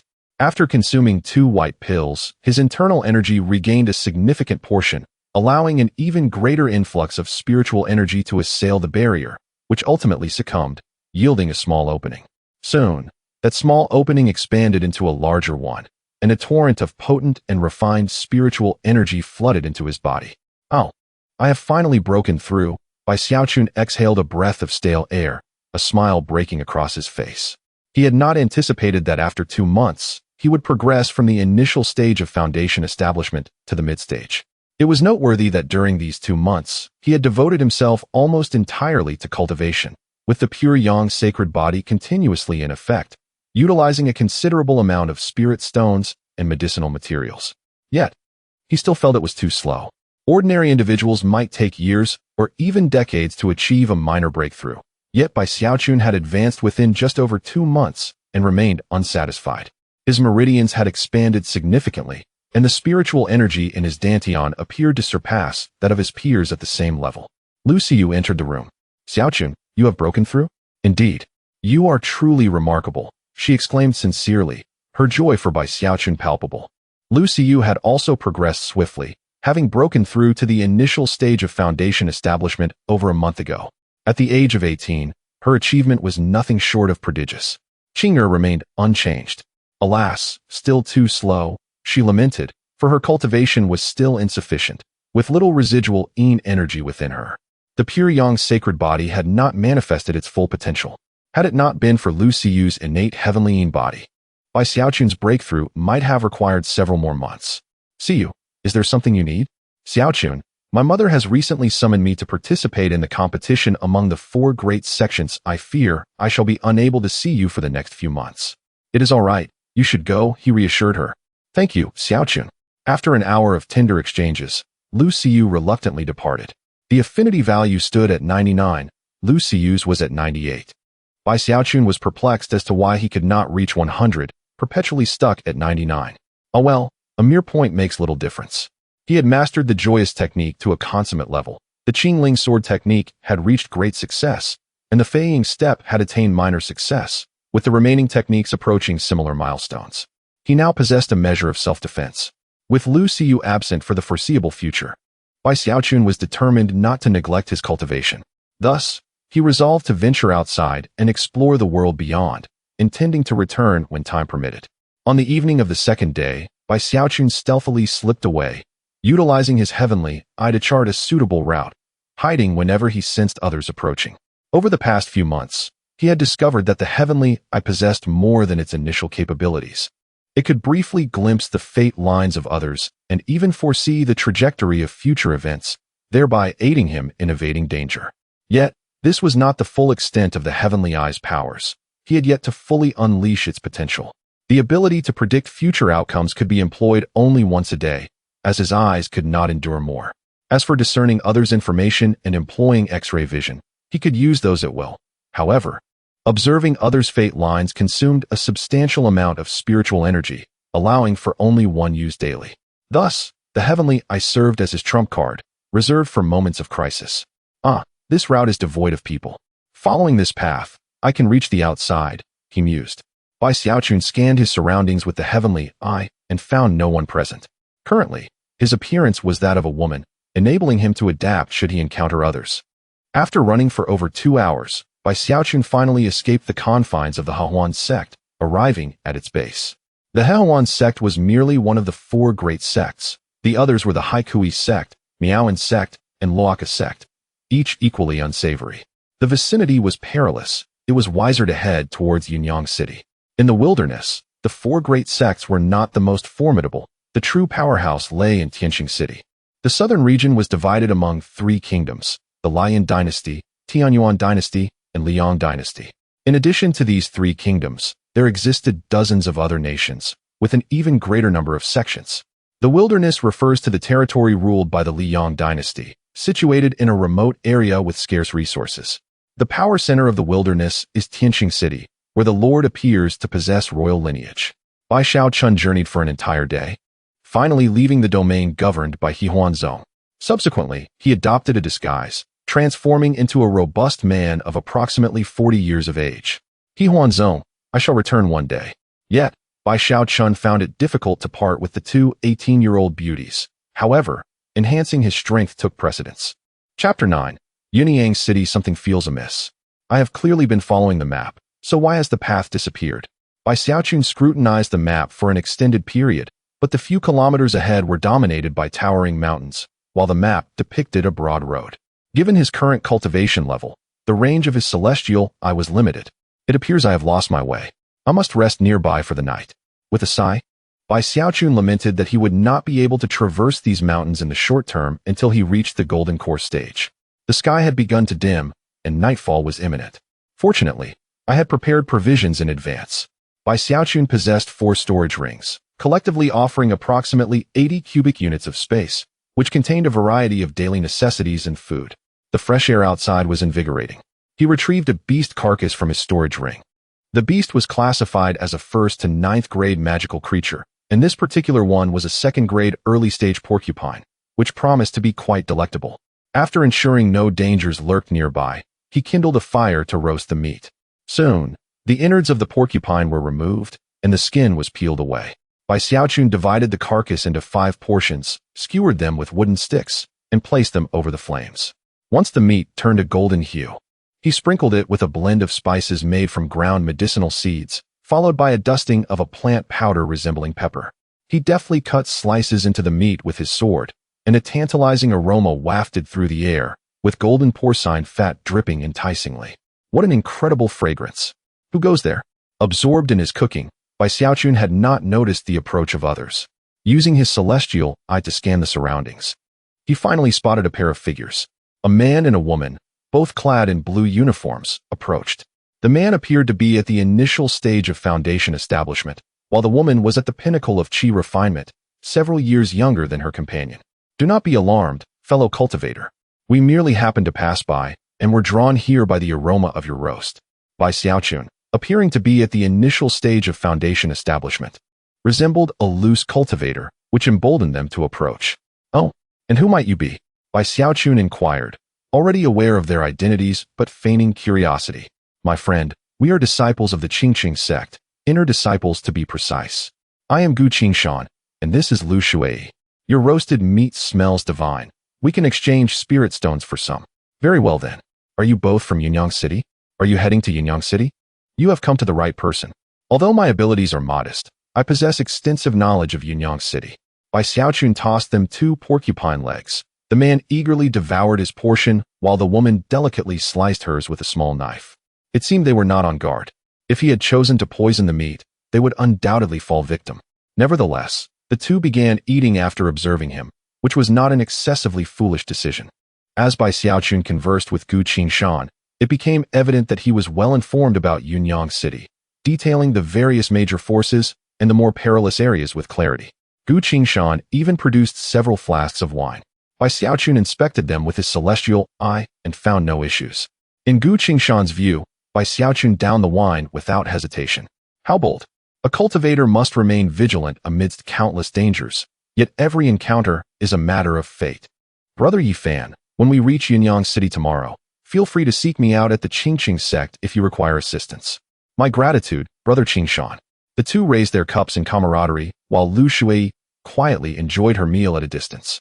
As night deepened, Gu Qingshan rested against a tree while Lu Shui sat atop a large stone. Bai Xiaochun leaned against another grand tree. Although they were asleep, they remained alert to any disturbances. For they were in the wild, where magical beasts could appear at any moment. The night passed without incident. Big brother, let us depart. If all goes well, we should reach there by afternoon.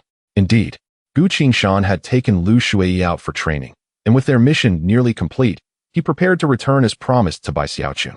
The trio circumvented the mountain and proceeded down another small path. The map in Bai Xiaochun's possession was partially inaccurate, being an outdated version from several iterations past. After several hours, they finally arrived at Yunyang City. The towering city gates were patrolled by guards both on the walls and on the ground, and a protective moat surrounded the city. Bai Xiaochun's original identity was that of a nameless loose cultivator, his parents long deceased.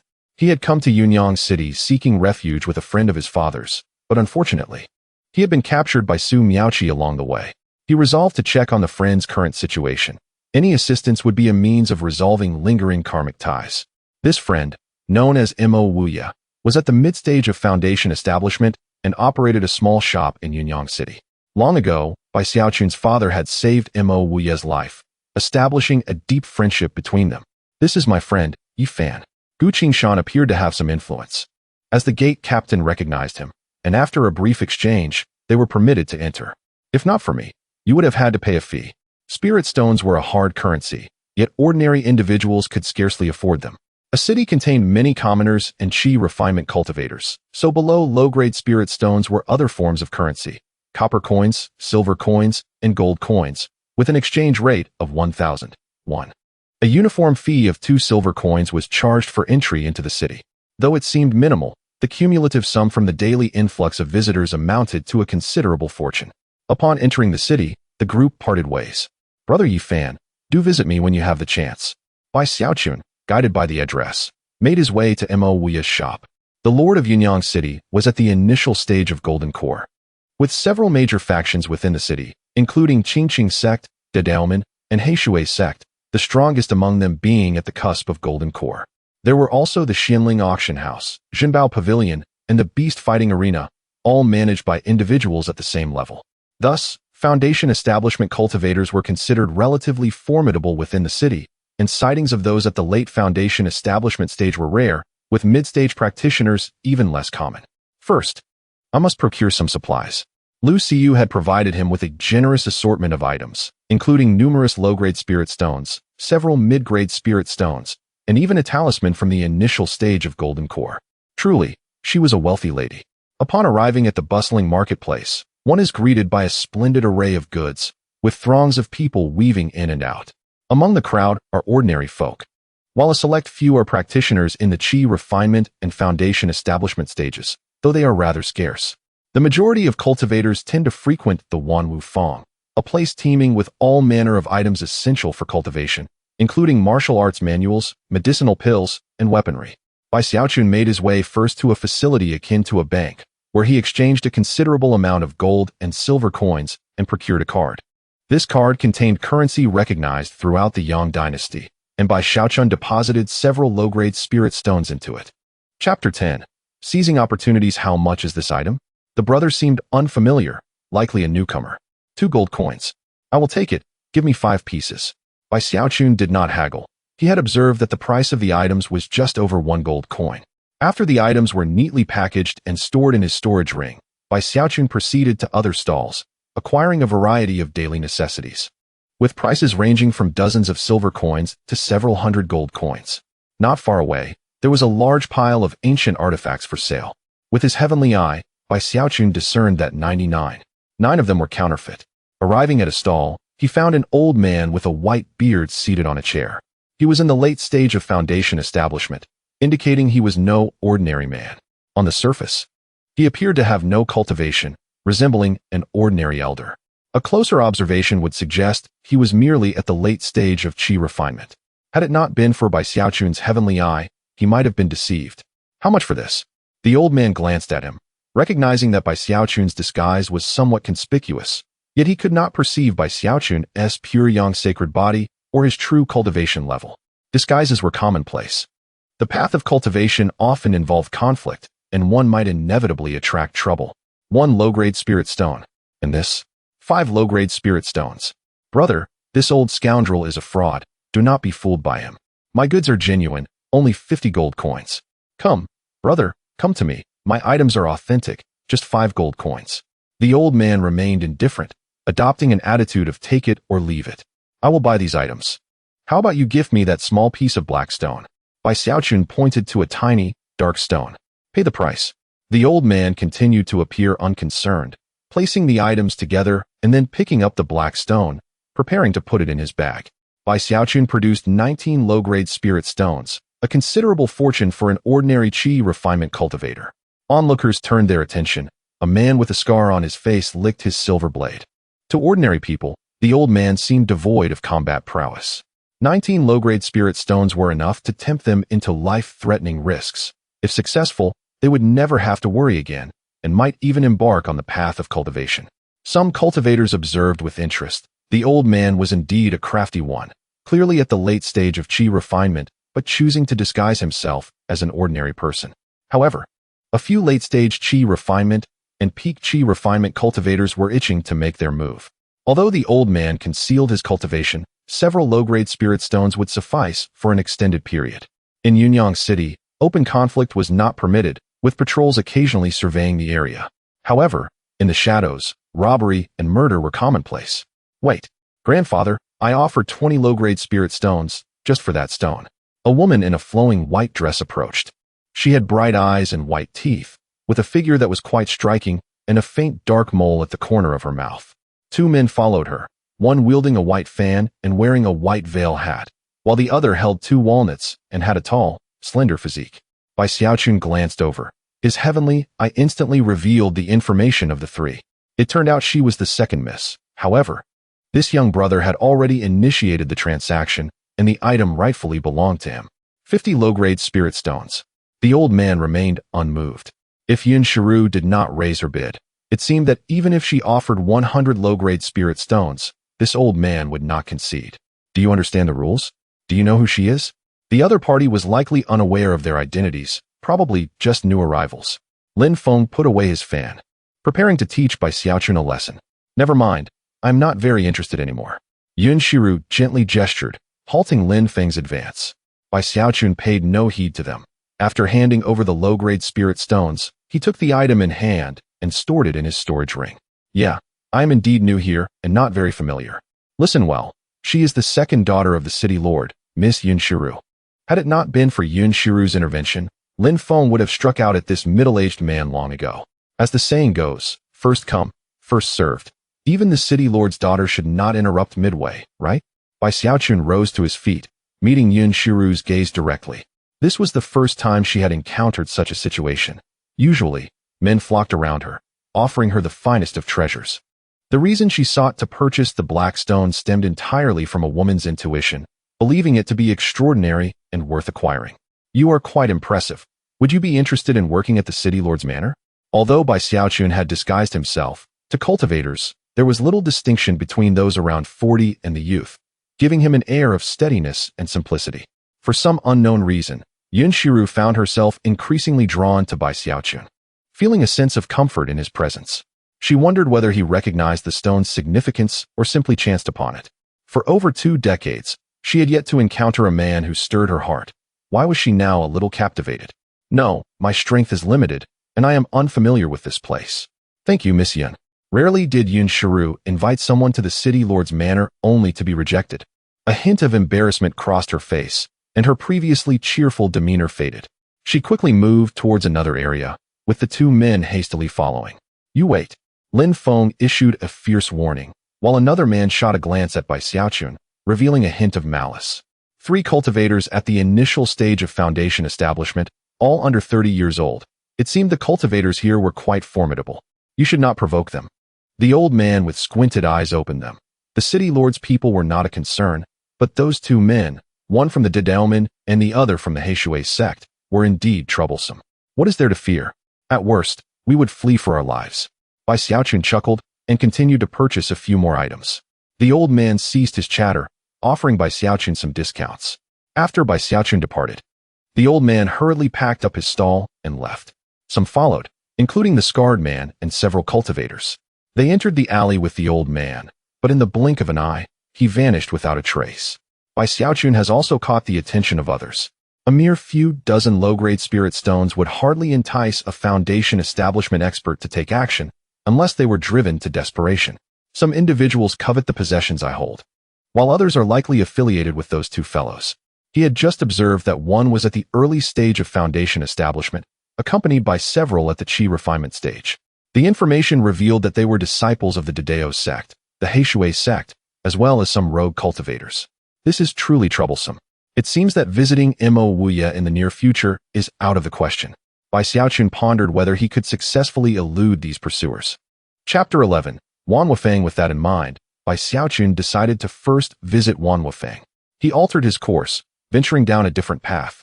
Among the items he had purchased from the old man, several were indeed valuable antiques. A small knife, seemingly devoid of any spiritual essence, was actually a fragment of a high-grade weapon. A piece of wood served as a rare medicinal herb. The black stone, known as Hixinjiao, was a scarce forging material, costly and capable of crafting high-grade weapons. Each item far exceeded the worth of dozens of low-grade spiritual stones, as they were all antiques, their surfaces thickly coated in dust, making it difficult to discern their true value. The remainder of the items were largely useless. Although somewhat aged, they were hardly worth a few steamed buns. The old man's collection was primarily composed of antiques, the origins of which remained a mystery. Had he been aware of their worth, he would never have sold them here. Bai Xiaochun felt he had stumbled upon a significant opportunity, one he would certainly not share with Yun Shiru. He pondered whether there were additional treasures to be found within Wan Wufang. After a considerable distance, Bai Xiaochun arrived at the entrance of Wanwafang. Regardless of whether he intended to make a purchase, entry required a low-grade spiritual stone. The interior was indeed far more opulent. Wanwafang was divided into two sections, the outer area, primarily catering to qi refining stage cultivators, and the inner area, suitable for foundation establishment stage cultivators. As Bai Xiaochun was already in the mid-foundation establishment stage, the items for qi refining were of little use to him, compelling him to head directly to the inner area. Upon entering, he noticed many skilled practitioners observing their surroundings. Bai Xiaochun spotted a cultivator in the late foundation establishment stage. Some were cloaked entirely in black, while others donned masks, clearly sharing the same apprehension about revealing their true identities. Fighting was strictly prohibited in Wanwafang. Violations could lead to severe consequences, such as the crippling of limbs or even the destruction of one's dantian. There had been a case where a late foundation establishment cultivator disregarded the rules and was subsequently punished, leading to a tragic demise on the streets. The onlookers dared not utter a word, ultimately collecting the remains of the fallen cultivator in silence. This Wanwafang was merely a branch, with its headquarters located in the imperial capital of the Luyang dynasty. Bai Xiaochun surveyed the dazzling array of treasures, shaking his head. There were Huang-level high-grade Qingling Dan, Huang-level supreme Baoxue Dan, Huang-level supreme Lingwu Jian, and mid-second-tier Fate Yindiao. Although Lu Xiyu was indeed somewhat affluent, her resources were ultimately limited. Acquiring too many powerful items would raise her mother's suspicions, and Lu Xiyu herself needed to cultivate as well. Bai Xiaochun glanced at the meager medium-grade spiritual stones within his storage ring before beginning to browse. Many passers-by were foundation establishment cultivators, though a significant portion were qi refining practitioners, predominantly at the peak of that stage. Hey handsome, would you like to purchase my magnificent sword? Hey big brother, would you be interested in a pet? A late first-tier Huta Bao, capable of evolving to second-tier, perfect for guarding your home. Bai Xiaochun, observing the battered Huta Bao, turned away. The marketplace was divided into several sections. The northern area sold adult and juvenile demon beasts, including contract sales. The eastern area specialized in weapons. The western area focused on elixirs and herbs. And the southern area served as a general goods section, where one could find an assortment of items. The central area featured tea houses and inns, albeit at exorbitant prices. The currency exchange was also located there. Holding a map, Bai Xiaochun found himself in the southern district. Many items were appealing, but the prices were steep, starting at several low-grade spiritual stones and reaching into the dozens of medium-grade spiritual stones for the more exquisite offerings. Currently in need of elixirs, Bai Xiaochun noted that they were the most expensive commodities. The least valuable Huang-level high-grade elixir cost over 10 low-grade spiritual stones, and a single vial could exceed 100 low-grade spiritual stones. It seemed prudent to seek out alchemists in due time, as the elixir industry was notoriously lucrative, and one would be wise not to offend an alchemist. Bai Xiaochun sighed. How much for this? He inquired. The Huang-level high-grade Fushuadan is 20 low-grade spiritual stones per pill. A vial contains 5 pills, priced at 99 low-grade spiritual stones for the whole. Bai Xiaochun utilized his spiritual eye to assess the quality of the Fushuadan at the stall, deeming it satisfactory and reasonably priced. I'll take 2 vials, please. Certainly, esteemed customer. That will be 198. Will you be paying by card, or? Bai Xiaochun presented a storage ring, and the vendor accepted it, transferring the spiritual stones before returning it. Nearly 200 low-grade spiritual stones was a substantial sum, as a single low-grade spiritual stone weighed close to a pound. After confirming the number of 2 white porcelain vials was correct, Bai Xiaochun stored them in his storage ring. Is there anything else you would like to purchase? The vendor inquired warmly, recognizing Bai Xiaochun as a person of means. Bai Xiaochun glanced around, purchasing several additional elixirs, quickly depleting nearly 2 medium-grade spiritual stones. Take care, esteemed customer. He resolved to continue his exploration, realizing that expenses were inevitable. Ordinary cultivators either joined mercenary groups as hired hands, hunted demon beasts in the wild, gathered herbs, or served as retainers for various families. These endeavors allowed them to earn spiritual stones, akin to the labor of common folk in the real world. Bai Xiaochun longed to be supported by a wealthy patroness. If the Hehuan zone were not focused on the male-female dynamic, he would gladly offer his pure yang sacred body to warm them. The individuals trailing behind him continued to feign interest in selecting items, only to be met with scorn from the vendors. Get lost. If you're not buying, Don't touch my goods. You broke beggar. Why are you even here? Humph, I wouldn't deign to touch your wares. After a morning of browsing, Bai Xiaochun had spent nearly 5 medium-grade spiritual stones. His substantial expenditures drew the attention of 2 other groups that amounted to 5,000 low-grade spiritual stones. Not to mention, even a mid-foundation establishment cultivator might struggle to accumulate such a sum. It appeared he needed to be more discreet with his wealth. He hadn't concealed it well enough. Bai Xiaochun observed the growing number of cultivators eyeing him. Many were in the early foundation establishment stage, with 3 in mid-stage and even 1 in late stage. However, within the confines of Wanwafang, they dared not make a move. It seemed he needed to devise a strategy. Bai Xiaochun feigned ignorance of their presence, continuing to stroll leisurely. Their disguises were so transparent that even an imbecile could discern their intentions. With so many people gathered, he decided to explore the area filled with stones. Wan Wufang boasted a unique section, showcasing an array of stones, and in addition, it offered the opportunity for stone gambling. A place where one could encounter both paradise and peril with a single cut. Chapter 12. The gamble of stones. This region is particularly bustling, with the gambling of stones divided into 3 distinct areas: the ordinary zone, the VIP zone, and the super SVIP zone. In the ordinary zone, a single stone costs 1 low-grade spirit stone. In the VIP zone, 1 stone costs 100 low-grade spirit stones, and in the super SVIP zone, 1 stone costs 10 mid-grade spirit stones. Those who purchase 3 or more stones can have them cut for free, while those who buy 1 or 2 must pay an additional fee. Bai Xiaochun glanced around, noting that the myriad of stones obstructed any probing of divine consciousness, leaving their contents a mystery. The onlookers could only rely on weight, texture, and visual inspection. If a portion of a stone was destroyed, the entire stone must be purchased. If something valuable was revealed, one could either negotiate with the seller or sell it directly to the area's overseer. Bets could be placed between 2 parties, with odds reaching up to 20 times the stake. This was indeed intriguing.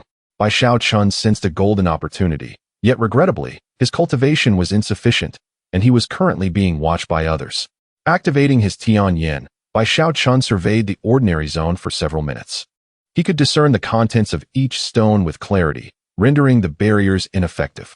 Most stones contained commonplace items, while a select few harbored rare stones, the remains of demonic beasts, or perhaps even spirit herbs and weapons. How fortunate he was to be in such a place. He picked up a 5-pound stone, which contained a sizable mid-grade spirit stone, likely corresponding to 3 mid-grade spirit stones. He then selected 5 additional stones, which included a late-stage Huang-level Tian Xian grass, the remains of a peak-stage second-tier shadow giant mosquito, and a 3-pound Lily crystal. After making his purchases, Bai Xiaochun chose not to cut the stones immediately, but instead stored them in his spatial ring for later examination. Alas, it seemed there were no particularly valuable items left. He proceeded to select 3 more stones, which included a drop of blood from a late-stage second-tier twin-headed leopard, half of a foundational-level Xian class technique, and a mid-stage Huang-level Qi-ling fruit. The remaining stones were of little worth, their value barely exceeding that of a single low-grade spirit stone. Bai Xiaochun's purchases seemed impulsive, as he merely touched and glanced at the stones before deciding. It was evident to onlookers that he was a novice. Whispers circulated about this newcomer, who was believed to possess considerable wealth. "My friend, would you be interested in a wager?" No time, Bai Xiaochun declined, then made his way toward the VIP zone, followed by numerous others. He needed to secure his treasures before they could be snatched away by someone else. Now was not the time to gamble, especially since his opponent did not appear affluent. Upon entering the VIP zone, it was clear that the crowd had diminished significantly. A single stone here cost 100 low-grade spirit stones, and 10 stones equated to 1 mid-grade spirit stone, making it unaffordable for the average person. Bai Xiaochun used his Tian Yen to scan the area, and each vendor greeted him warmly. Ultimately, he purchased 16 stones, each containing promising treasures. His most prized finds were 3 items: a tail from an early-stage 3rd-tier Kyra crocodile, a mid-grade Xian-class broken sword, and a low-grade Xian-class Gui Gu vine. These items were all of considerable value in this realm, and his supply of spirit stones was dwindling. In the super SVIP zone, each stone cost 10 mid-grade spirit stones, a sum beyond his current means. "So, you wish to gamble with me?" "Yes, indeed," declared a bystander, nostrils flaring with confidence. "What do you possess to wager?" Bai Xiaochun asked bluntly. "I have enough," the man retorted, producing a motley assortment of items that barely amounted to a single mid-grade spirit stone. Very well. I will accept your challenge, Bai Xiaochun replied, revealing several vials of pills, their value surpassing that of a mid-grade spirit stone. There were several rules for gambling stones. One could either settle the outcome in a single round, with each contestant selecting one stone and the one of higher value winning, or engage in a best-of-3 format, where each player would choose one stone per round, with the higher value winning 2 out of 3 rounds. The final option involved selecting 3 stones each, with the total value determining the winner. The latter was the most common approach, while those with lesser means often opted for the first. The bystander, having little money left, assumed Bai Xiaochun was inexperienced and thus chose the first option. Each participant had half an hour to select their stone, which could be prepared in advance as long as it was purchased from within the venue and had not been cut. Bai Xiaochun's previously purchased stones were all valid, so he did not need to search again. Still half an hour left? Aren't you going to look for more? Bai Xiaochun smiled at the young man, sensing his overconfidence. Humph, I was prepared long ago. This stone was selected for me by the second-tier appraiser Lu Kuchuan. So you may as well brace yourself for defeat. Where there are stones to gamble, there are appraisers, and each zone is associated with a different tier of appraiser, with the Super SVIP zone housing first-tier appraisers. The bystander produced a stone from his spatial ring, its surface marked with a numerical insignia, confirming its origin. Oh, you're quite confident, but be wary of losing everything, Bai Xiaochun cautioned. The bystander beamed. For Lu Kuchuan was renowned in this area, boasting a 60% success rate in stone selection. Even if the items were not of great value, they would likely yield some profit. Bai Xiaochun took a glance at the stone, which indeed contained something. A herb, albeit one worth no more than 2 mid-grade spirit stones. In contrast, the stones he had procured held far greater potential, prompting him to select one. Within a minute, he unearthed a stone that was uneven and riddled with cracks. Ha ha ha, you truly amuse me. You think this worthless chunk will yield any profit? The bystander scoffed, recognizing it as mere scrap. The crowd's expectations dwindled. Are both parties ready? Ready. As the duo affirmed their readiness, the 2 stones were placed upon the table. The overseer initiated the betting process, and the spectators were far from optimistic about Bai Xiaochun's prospects. Given that the bystander had chosen a stone personally selected by Lu Kuchuan, which had a high likelihood of yielding valuable results, the odds were revealed. Bai Xiaochun's were set at 1-3, while the bystander's were 1-0. 75. Bai Xiaochun wagered all that he could muster, amounting to approximately 5 mid-grade spirit stones. Should he win, he would walk away with 20 mid-grade spirit stones, including his initial stake. The wager of passerby A, along with his stone, remains entirely his own. With a single venture, one can earn 18 pieces of mid-grade spirit stones. As the final 30 seconds approach, participants are urged to finalize their bets. With the countdown reaching its conclusion, the overseer seals the betting. For every stone wagered, the stone deciphering master offers his services free of charge. Passerby A is somewhat of a familiar face in this establishment and has summoned an experienced master. Conversely, Bai Xiaochun has invited a young individual whose inexperience suggests he may be a novice deciphering master from the ordinary district. Chapter 13 Victory. Both masters of stone appraisal meticulously took out their tools to begin the arduous task of opening the exceptionally hard stone, a feat not easily accomplished with ordinary implements. They first marked the stone with precision, ensuring they knew the direction from which to cut. A misstep could significantly diminish the value of the contents within. Although they would not face punishment, their earnings would undoubtedly suffer, and they might find themselves without future clients. As they worked, passers-by watched intently, and soon, the seasoned master on the side of the bystander revealed a corner of the stone. Treasure! Treasure! The crowd gasped as a glimmering object emerged, and the master continued to excavate, rinsing it with water for clarity. Many began to celebrate prematurely, already uncorking champagne, their faces beaming with glee. Most had placed their bets on the bystander, with only a few daring to wager on Bai Xiaochun. The house benefiting from both sides regardless of the outcome. There was also potential on this side. The young apprentice noticed something as well, but just a glimpse was insufficient to ascertain its value. Both sides had struck gold. The bystander remained unfazed by the rival's discovery, dismissing it as perhaps a mere blade of grass. Victory is surely mine. He had staked his entire fortune and borrowed from several friends, wagering everything he owned. Should he lose, selling himself would not suffice. He would likely spend a lifetime serving in a wealthy household. As time passed, beads of sweat began to hit the foreheads of onlookers. The stakes were high at 1 to 3, an unlikely probability that demanded victory. The bystander was the first to crack open his stone, revealing a precious herb. A sigh of relief escaped him, and cheers erupted from the crowd. The appraiser began his evaluation, proclaiming a fair price of 2 mid-grade spirit stones. Excellent, excellent, a profit indeed. The stone cost only 0.1 mid-grade spirit stones, while Lu Kuchuan had also invested 0.1 mid-grade spirit stones, yielding a staggering 9-fold return. The bystander cast a glance toward the opposing side, where the valuation of 2 mid-grade spirit stones was commendable, unless Bai Xiaochun could unveil something of greater worth.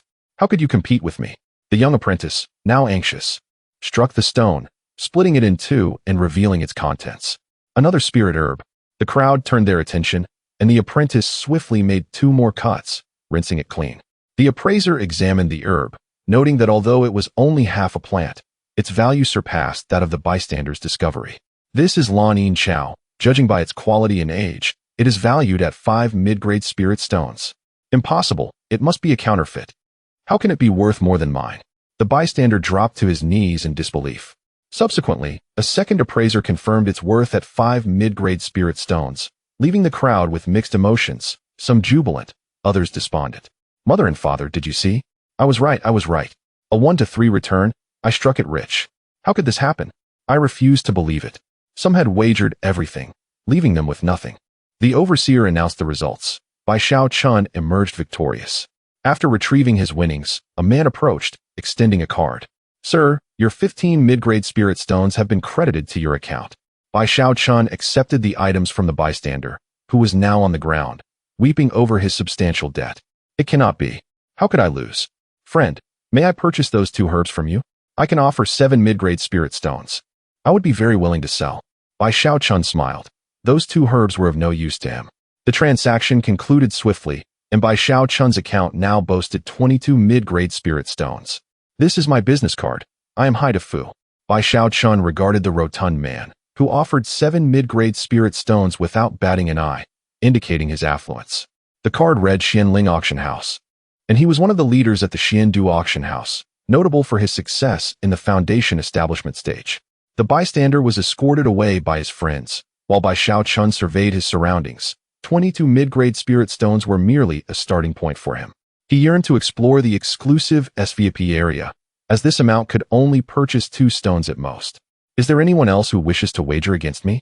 Bai Xiaochun waved his card, catching the attention of the crowd. 22 mid-grade spirit stones, sufficient for a lengthy period of cultivation for foundation establishment practitioners.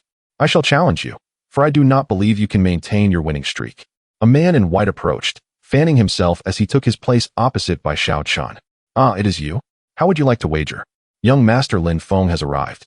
This lad is in for a rough time.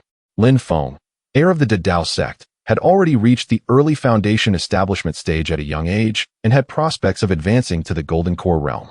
Besides his exceptional cultivation, Lin Feng possessed considerable insight into stones, rivaling that of a second-tier appraiser. Each participant would select 3 stones, with victory awarded to the one with the highest total value. I accept. Once again, they had 30 minutes. And Lin Feng was already prepared with 2 stones, currently searching for a third. Bai Xiaochun staked 17 mid-grade spirit stones, with 10 mid-grade spirit stones as his wager. Despite Lin Feng's prestigious background, even a few mid-grade spirit stones posed a challenge.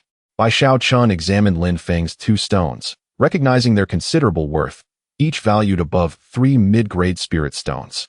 He decided to wait until Lin Feng revealed his 3rd stone before making any further decisions. Any one of his stones could easily surpass Lin Feng's 3. After approximately 20 minutes, Lin Feng finally procured his 3rd stone, demonstrating his skill, as it was indeed a valuable piece worth 10 mid-grade spirit stones. Bai Xiaochun produced one of his stones, casually selecting 2 others, both of which were devoid of value. If they had all contained treasure, what a disaster that would be. Is this all you have? Lin Feng chuckled, pondering if Bai Xiaochun had misjudged the quality of his selections. With a few glances, he was certain that the 3 stones possessed no worth, being the worst of the lot. What? Do you look down upon my stones? Bai Xiaochun arranged his 3 stones side by side, while Lin Feng waved his fan. If your stones truly outmatch mine, I shall consume that pile of worthless rocks. So, Young Master Lin has a penchant for eating stones. What a peculiar quirk. It seems he is in need of a remedy. With little time for pleasantries, the two individuals swiftly commenced their quest for stones. Half an hour into their search, the betting had begun, and as the leader called out, the stakes were sealed. Lin Feng's odds stood at 1-0, 5, while Bai Xiaochun's were set at 1-1, 75. Despite Bai Xiaochun's previous victory, the crowd remained skeptical of his chances. You are quite impressive. I shall side with you, Hai Fu declared, placing a wager of 5 medium-grade spirit stones on Bai Xiaochun. Observing the situation, Bai Xiaochun noted that there was indeed potential here. With just a couple of moves, he had already recouped the cost of the 2 medicinal herbs. Chapter 14. Fleeing in disarray, you need not leave, it is still you. Bai Xiaochun observed that the young master was rather decent and rewarded him with a piece of low-grade spirit stone. The young master accepted the spirit stone and began to unearth the stone with his tools. Machines were slicing on both sides, and the onlookers gazed anxiously. After several minutes, Lin Feng's first stone was revealed. Master Lu wiped the surface and changed angles for another cut. The young master, however, remained silent, having already sliced halfway through the stone, and as the tool descended further, the entire stone was unveiled, nothing inside. He proceeded to cut the separated stone, yet still found nothing. The young master commenced with the second stone. Bai Xiaochun paid no heed. The second stone was also empty. Only the third stone held treasures, and it was substantial. Nothing. The crowd exchanged glances, noting that Bai Xiaochun's first stone yielded no goods. Lin Feng wore a triumphant smile, seemingly assured of victory.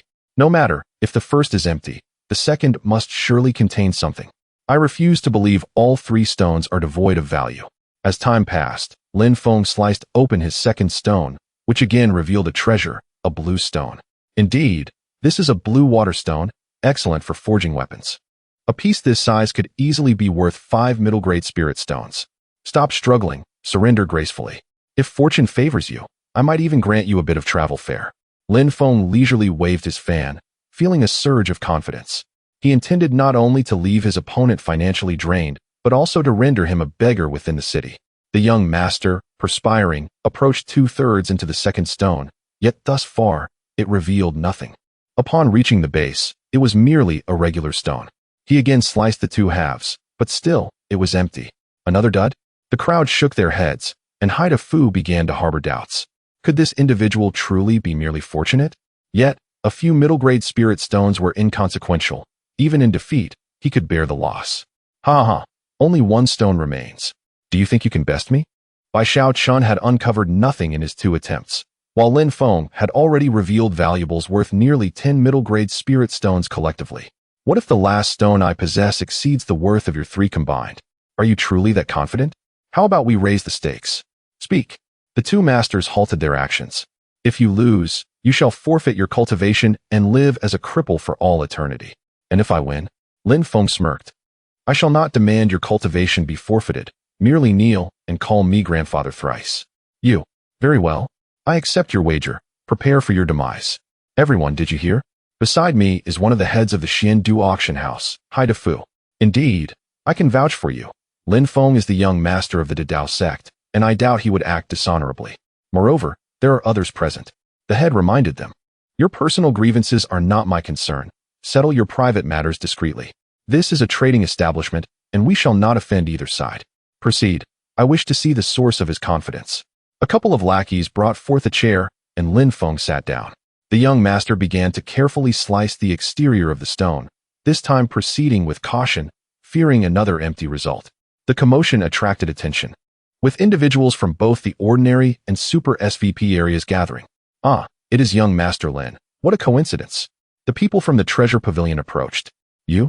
What brings you here? Lin Feng glared at Lu Qingyuan. I heard you plan to acknowledge another as your grandfather. I had to see what your grandfather looks like. Mind your words. Be cautious with your tongue. Do you think I fear you? If you have the audacity, come forth. I heard a late-stage foundation establishment expert perished here. Could it be from the Dao sect? Lin Feng stood defiantly, both parties bristling at each other, yet neither dared to escalate the conflict as it was not their territory. Experts from Wu Fang had also arrived, watching the confrontation closely. Lu Qingyuan approached Bai Xiaochun. Brother, should trouble arise, I shall stand by you. I have long found him intolerable. Bai Xiaochun regarded the young man in the green attire, a son of the deputy head of the treasure pavilion, who held considerable standing in Yunyang City, explaining his audacity to confront Lin Feng. This world was indeed pragmatic. Should Bai Xiaochun truly become a cripple, the other would likely not lend assistance, merely offering words of support. I appreciate your kindness, brother. I suspect this lad will soon have an additional grandfather. Ha ha ha, how amusing. You must win. I wish to document this. Lu Qingyuan produced a recording stone. A treasure has been revealed. Both masters exclaimed simultaneously, drawing the attention of the crowd. Finally, one of Bai Xiaochun's selected stones yielded a treasure. Yet, Lin Feng had chosen 3 stones, all revealing valuables, showcasing his keen eye. For Bai Xiaochun to triumph over Lin Feng, the contents of his stone must be exceedingly precious, worth at least 10 middle-grade spirit stones. The elder master swiftly cleaned the stone, performing rapid cuts, and an object emerged, a horn from the second-tier demon beast, the Qing Munyo. This is indeed a fine item. The gem appraiser examined it, confirming its integrity and medicinal properties, estimating its worth at 11 middle-grade spirit stones. Lin Feng's 3 stones were fully revealed, totaling a value of 21 middle-grade spirit stones. The young master hastily cleaned his stone, which also revealed its contents. Extraordinarily. It was a lower-grade, Xian-level Gui Guteng. What? Let me see. The head approached personally to inspect the item. Indeed, it is a lower-grade Xian-level Gui Guteng, though it has lost much of its potency and consists of only a small fragment. Yet, even this fragment is worth at least 200 middle-grade spirit stones. How is this possible? Lin Feng's eyes widened in disbelief. 200 middle-grade spirit stones was no trivial sum. In this gamble, Yi Fan emerges victorious. It is time to fulfill your promise, my Lord Lin. Indeed, do not think you can escape. Lu Qingyuan obstructed Lin Feng, who found himself in an exceedingly vexing predicament. He had never anticipated that a seemingly assured victory could slip through his fingers. Do you recall the words you just uttered? Not only must you consume that pile of stones, but you are also required to kneel and call me grandfather 3 times. Bai Xiaochun, perched high above, had Lin Feng cornered. Yi Fan is it? I shall remember you. We shall see how this unfolds. Lin Feng forcefully shoved Lu Qingyuan aside, and, accompanied by a few sycophants, made a hasty retreat. Chapter 15. Armed to the teeth. Congratulations to young Master Yi on your victory. This is rightfully yours. The manager swiped the card once more, and Bai Xiaochun received another middle-grade spiritual stone. Lin Feng placed several stones beside Bai Xiaochun, who collected all 4 stones. Brother Yi Fan, from now on, you are my brother. If you need anything, just call my name. I assure you I will assist you. Lu Qingyuan clapped Bai Xiaochun on the shoulder. To which Bai Xiaochun responded politely. I will visit the Jinbao Pavilion sometime. I hope you can offer me a discount. Of course, he said. Brother Yi, Elder Tian wishes to see you. He is the main overseer here. I shall accompany you, for I have a keen interest in your Gui Guteng. I hope that old fellow does not wish to acquire it. Haidafu interjected. Bai Xiaochun and Haidafu proceeded to the Super SVP area, while Lu Qingyuan did not follow, as he had not yet earned that privilege. However, he cheerfully ran out with the recording stone, eager to share Lin Feng's ashen visage with others. Lin Feng cannot play around. He has made a significant blunder. You have certainly endured much during this time, Lu Qingyuan remarked, producing several recording stones, sending out multiple pieces of news to his friends. In the Super SVP area, the number of individuals present was quite limited. Only a dozen or so, with the least formidable being at the mid-stage of foundation establishment, while the most powerful had reached the peak of that stage. It is him. Indeed, indeed. May I ask, young friend, which sect do you belong to? I am but a wandering cultivator, without a sect. Ah, I see. Elder Tian realized Bai Xiaochun was disguised. His name might not even be accurate. I heard young friend has acquired a low-grade, Xian-level Gui Guteng. I would like to establish a good relationship. How about 220 middle-grade spiritual stones? Bai Xiaochun glanced at Haidafu, who turned his gaze elsewhere, clearly surprised by the offered amount, and chose not to compete, pretending to be oblivious. Since Elder Tian has spoken, how could I refuse? Bai Xiaochun produced the stone. Elder Tian retrieved a storage ring, revealing 220 middle-grade spiritual stones. Please check. Young friend, I trust Elder Tian. Bai Xiaochun pocketed the storage ring without probing it, a gesture that earned Elder Tian's admiration. Taking the low-grade Xian-level Gui Guteng, Elder Tian smiled. Enjoy yourself, young friend. I have a small matter to attend to. I shall take my leave for now. Xiaozhong, please attend to this young friend. Understood, Elder Tian. Once Elder Tian departed, Hai Dafu approached Bai Xiaochun, trading for the 3 stones he had received from Lin Feng. Bai Xiaochun's wealth now exceeded 250 middle-grade spiritual stones, making him quite the affluent individual, rivaling even the resources of a sect leader. Let's see what treasures lie here. Bai Xiaochun had garnered a modest reputation in this area, and those selling stones were exceedingly enthusiastic. In truth, the stones in this area were not plentiful, their sizes varied, and there was only a 50% chance of yielding a valuable item. As few people ventured here, the buyers were also scarce. After a brief survey, Bai Xiaochun found 6 stones of interest. The finest were comparable to those in the VIP area, yet none were particularly extraordinary. He purchased 9 stones for 90 middle-grade spiritual stones, quickly depleting his stock, a clear sign of high sales performance. Bai Xiaochun had become quite wealthy. The manager beamed with delight, having made enough from this single transaction. Yet, he remained unaware that Bai Xiaochun's earnings were significantly greater. The stones within his storage ring amounted to a considerable sum of middle-grade spiritual stones. Naturally, Bai Xiaochun did not intend to trade here, as it was unnecessary. Brother Hai, let us become friends. I find this stone particularly appealing. Hai Dafu instantly comprehended. I shall take this stone. Payment was made within 2 seconds. Fearing others would seize the opportunity, Hai Dafu also refrained from opening stones here, preferring to do so privately at home. Should there be valuable contents, it would indicate the other party's capability, while an empty find would spare him embarrassment. Bai Xiaochun, a foundation establishment cultivator with several hundred middle-grade spiritual stones, had drawn the ire of the young master of the Dedaumen, thereby attracting even more attention. Farewell for now, young friend. Hai Dafu took his leave. Where to now? How troublesome. A throng of onlookers shadowed him. The moment he exited the Wanwu Fong, he feared a swarm of attackers would descend upon him. Some had even contemplated assaulting him, but ultimately refrained. Wanwu Fong proved to be more menacing than anticipated. Incurring the wrath of individuals over 200 spiritual stones was hardly worthwhile. The Dedaumen dared not provoke him. How could they? There will surely be an opportunity. I refuse to believe he will remain here forever. Having amassed wealth, Bai Xiaochun indulged in a shopping spree, traversing the other 3 districts, purchasing an array of elixirs and a substantial collection of talismans, along with a significant stock of poisons. Arming himself to the teeth, he acquired high-grade golden light spells, high-grade favorable wind talismans, and exquisite fireball talismans. With these items, he could easily eliminate several peak foundation establishment cultivators, and perhaps even withstand an attack from someone at the pinnacle of foundation establishment. In a true confrontation, he might even turn the tide. As night fell, he had spent the majority of his 200 middle-grade spiritual stones, reserving the remainder for cultivation. Shopkeeper, I wish to take a room. Please provide me with a fine one. Certainly, esteemed guest. Room 1 of the Tian block is spacious and comfortable. How long do you intend to stay? How much per day?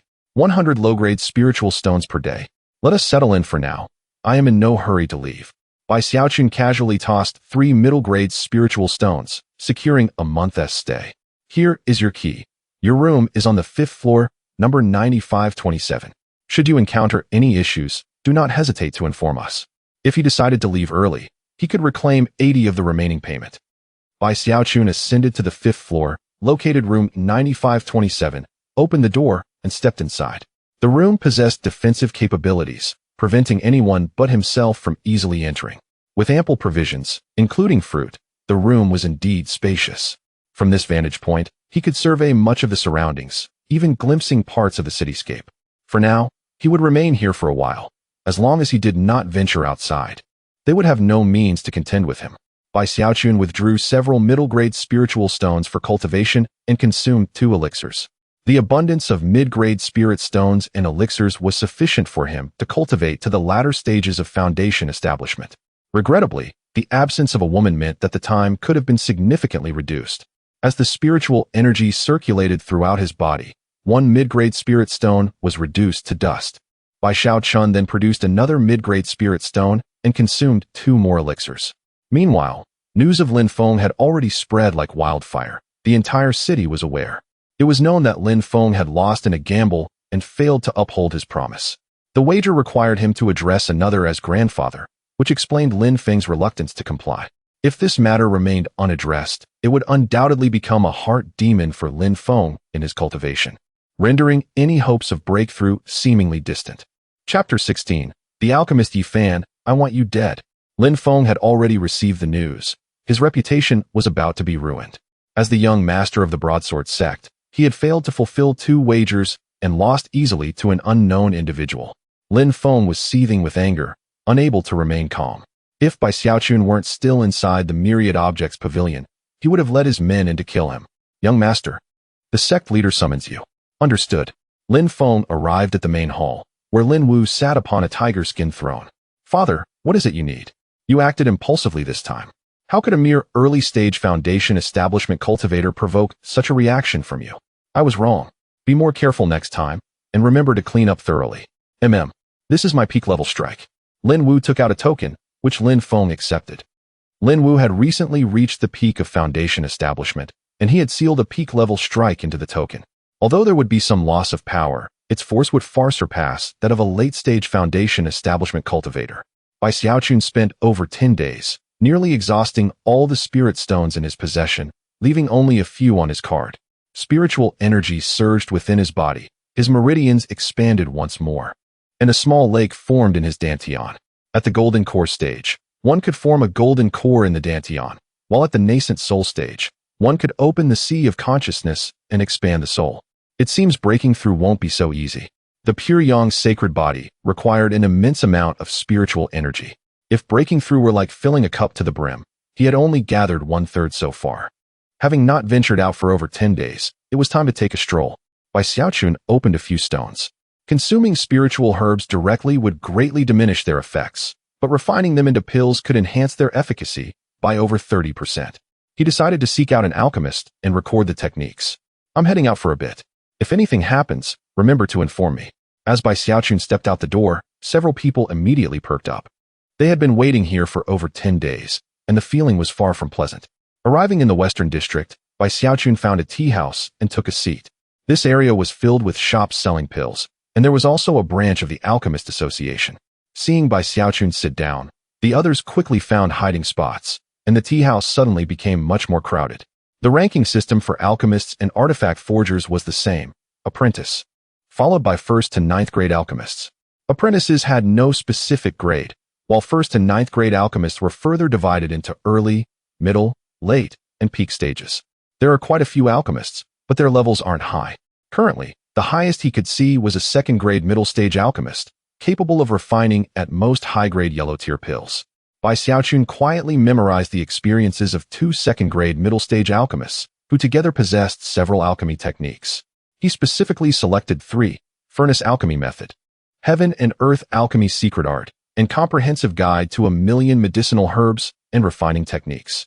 Using his heavenly eye, he merged the 3 into one, making numerous improvements to form a new alchemy technique: Extreme Speed Alchemy Method.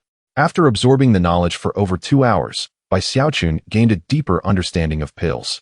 He learned about the effects of various pills, how to more clearly distinguish between them, and the uses of different medicinal herbs. Although his heavenly eye allowed him to see everything clearly at a glance, this knowledge was still quite valuable to him. It seems I need to buy some medicinal herbs and an alchemy furnace. Theory was just theory. True understanding came from practice. Bai Xiaochun headed to the southern district to search for an alchemy furnace. How much for this one? 100 low-grade spirit stones. And this one? 800 low-grade spirit stones. The prices were somewhat inflated, several times higher than they should be. Shopkeeper, do you think these prices are reasonable? This is just an ordinary alchemy furnace, but it's worth several weapons of the same grade. You may not know this, brother, but alchemy furnaces aren't easy to make. The interior must be inscribed with runes and imbued with small formations to prevent explosions inside. That's why they cost several times more. Bai Xiaochun browsed through the selection, but there were no high-quality alchemy furnaces. Most were overpriced and unattractive in appearance. I'll take this one. Excellent choice, sir. This is a master's proud creation. Ignoring the shopkeeper's boasting, Bai Xiaochun paid and took the furnace. It was quite large, over a meter tall and 60 to 70 centimeters wide. A mid-grade yellow-tier alchemy furnace. It'll do for now. Bai Xiaochun went to the outer market and purchased a pile of low-grade medicinal herbs, mostly low-grade yellow-tier herbs, with a portion being mid-grade yellow-tier herbs. His mind now contained hundreds of pill formulas, contributed by the group of experienced alchemists. The highest among them could produce top-grade yellow-tier pills, along with some incomplete mysterious-tier formulas. These flies are just too many. Returning to the inn, Bai Xiaochun began his secluded practice. In this world, there exist strange fires, something every alchemist dreams of possessing.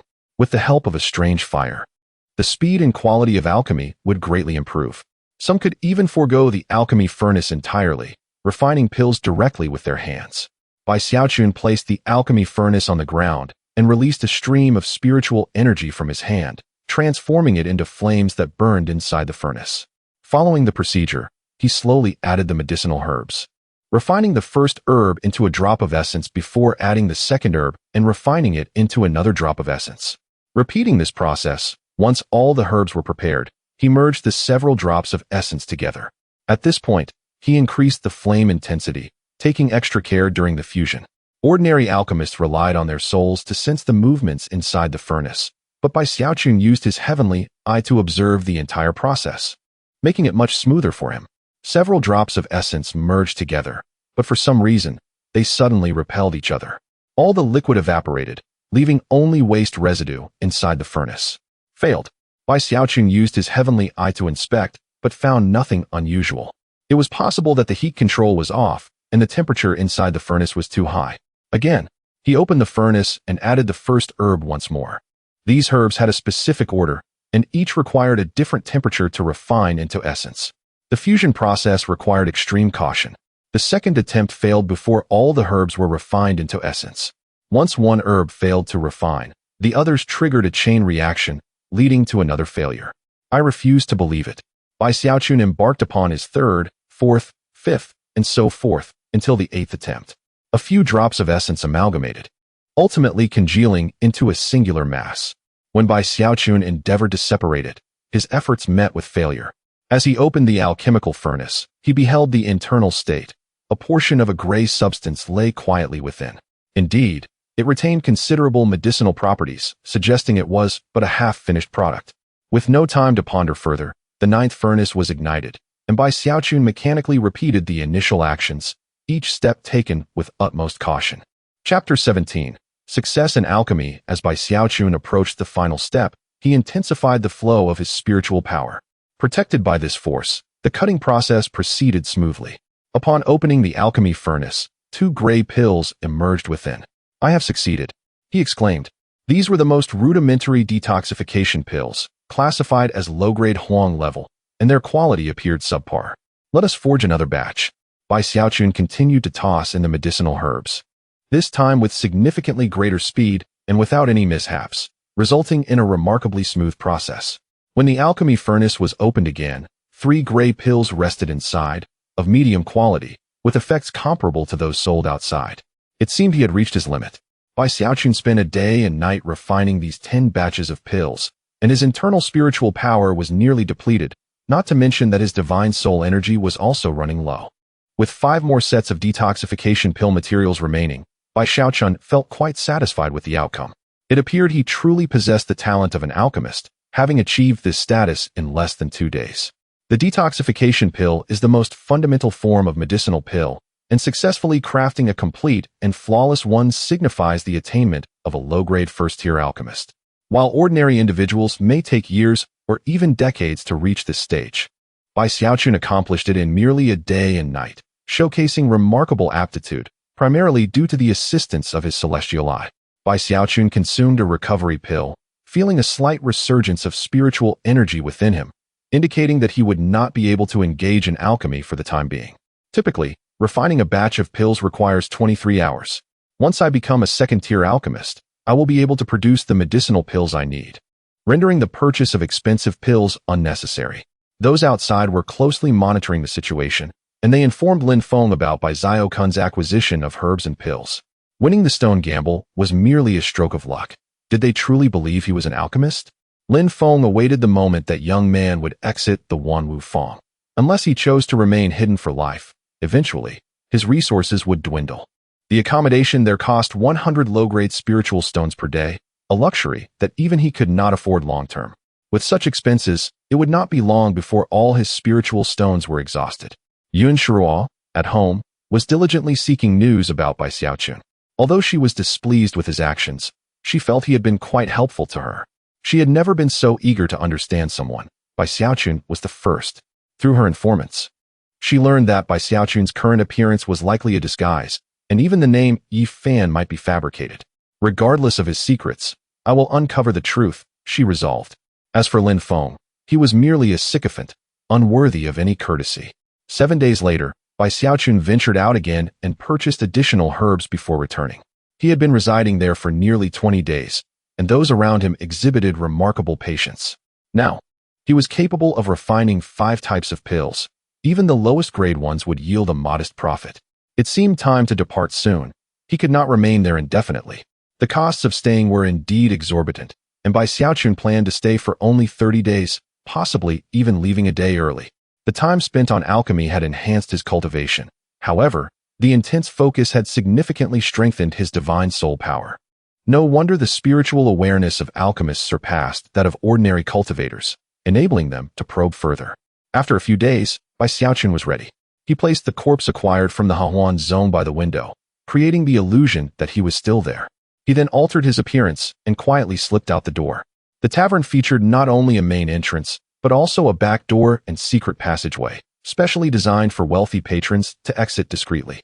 As a guest in a Tian grade room, he had spent 3 medium-grade spiritual stones and was thus permitted to utilize the secret passage and back door. Fully equipped and having confirmed the safety of the passage, Bai Xiaochun stealthily traversed it to a nearby tea house, where he disguised himself as a tea servant and departed. The following day, onlookers observed Bai Xiaochun sitting by the window without moving. As the time for the Tian grade room came to an end, the guests departed. A waiter entered to clean the room and discovered the corpse, opening the window. The onlookers gazed skyward, realizing the room was now empty. Where did he go? Others rushed to check the room, questioning the waiter, only to learn that the time was up and the guest had left. How could this be? Where did he vanish? Yi Fan had seemingly disappeared into thin air, infuriating the sycophants who promptly notified Lin Feng. Lin Feng blocked the tavern, furious that after so many days of waiting, he had allowed the opponent to escape. Where could he have gone? He seethed, grabbing the waiter by the collar. The waiter, trembling, remained silent. Soon, the manager arrived, prompting Lin Feng to release his grip, his anger evident as he stormed away. This tavern had considerable backing, not something he could provoke. Lin Feng, despite his rage, remained rational. Search for him. Find him at all costs. He dispatched his men to scour the streets, determined to locate Yi Fan. Bai Xiaochun had already changed into a different outfit, concealing his cultivation once more to reach the peak of qi refinement. 2 sycophants ambled at the entrance, yet they failed to notice him as he passed right before them. Exiting the Wanwu Fang, Bai Xiaochun made his way to the Xuandu auction house, possessing several valuable items he intended to sell. He regarded Hai Dafu as a reliable ally. The place was relatively secure. After returning, Hai Dafu had the stone opened, revealing a fine medicinal herb worth 50 to 60 medium-grade spiritual stones. Thus, he recognized that Bai Xiaochun was no ordinary individual. Most of the stones he had previously purchased contained valuable items. These dozens of medium-grade spiritual stones could serve as a goodwill gesture. On the 3rd day of his stay, a purple card was delivered to Bai Xiaochun, signifying friendship with the Xuandu auction house. This card provided benefits and discounts during auctions. The auction house offered 5 types of cards: white, blue, purple, gold, and black. Such a small establishment naturally lacked black card holders, and even gold cards were scarce. Only a few possessed purple cards, typically the city lord and the ancestors of major factions, while ordinary foundation establishment cultivators could at most hold blue cards. It is evident that Hai Dafu holds a favorable view of Bai Xiaochun, as a few dozen mid-grade spirit stones are indeed sufficient to procure a purple card. Upon arriving at the Xuandu auction house, one is struck by its opulence, adorned in gold and brilliance, complete with a towering 9-story edifice. I am a friend of your esteemed leader, Hai Dafu. Bai Xiaochun discreetly revealed the purple card, prompting the attendant to immediately recognize its significance and guide Bai Xiaochun further inside. Upon reaching the inner courtyard, Hai Dafu approached with a welcoming demeanor. I have heard that you mysteriously went missing, yet here you are. Welcome, welcome. Chapter 18. The auction, where indeed, that is merely a gathering of fools. The 2 individuals took their seats, and Hai Dafu wasted no time in addressing the matter directly. You, my friend Yi Fan, are not here for trivialities, are you? I know you have a penchant for valuable items, but my resources are rather constrained, and I cannot ascertain whether you can afford them. If not, we can simply auction them off here. Hai Dafu's expression turned serious. It appeared that Bai Xiaochun had indeed procured something extraordinary from the stone, and now sought his assistance due to financial constraints. Oh, let me take a look. The medicinal herbs were invaluable to Bai Xiaochun, and thus could not be sold. After a moment of contemplation, he produced several items. The corpse of a peak second-order shadow mosquito, a drop of blood from a late second-order two-headed leopard, and half of a foundational level technique from the early Xian class. Hai Dafu surveyed the 6 items before him. Each held considerable worth. Even for someone of his stature, he could only afford to acquire 2 of them at most. What a pity. The most precious among them was undoubtedly the foundational level technique, which could facilitate cultivation up to the mid-gold core stage, yet he possessed only the upper portion, limiting him to attaining the peak foundation establishment stage. Had he obtained the complete version, he would have been willing to part with all his wealth to acquire it. I find it difficult to appraise these items. Would you mind waiting a moment? No problem. Hai Dafu summoned an elder who meticulously examined the items, as they had been concealed within the stone for a considerable duration, causing some deterioration. Nevertheless, each item still held substantial value. The elder provided a fair valuation. Young friend Yifan, I can directly offer you the spirit stones for these 4 items. The other 2 are rather expensive. If you agree, I could include your 2 items in the auction. Then I must thank you, Brother Hai. Bai Xiaochun deposited half the amount into his card and stored the remaining mid-grade spirit stones in his storage ring. In an instant, he found himself quite affluent again. Hai Dafu personally collected the 6 items. Should they go missing, he would be unable to compensate for the loss. The Xuandu auction house primarily engaged in auctions, but also sold some items.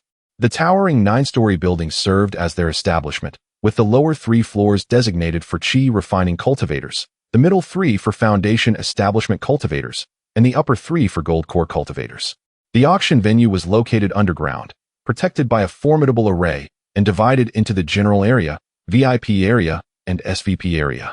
As the host of the auction items and holder of a purple card, Bai Xiaochun could access the VIP area during the auction. After Hai Dafu departed, Bai Xiaochun was temporarily assigned to a room. The auction was scheduled in 10 days, typically featuring 30 items. However, the annual auction he encountered showcased a total of 50 items. It remained uncertain what prices they would fetch. The auction house retained a 5% commission from the proceeds. Perhaps I should focus on cultivation first. Bai Xiaochun glanced at a token containing a plethora of messages.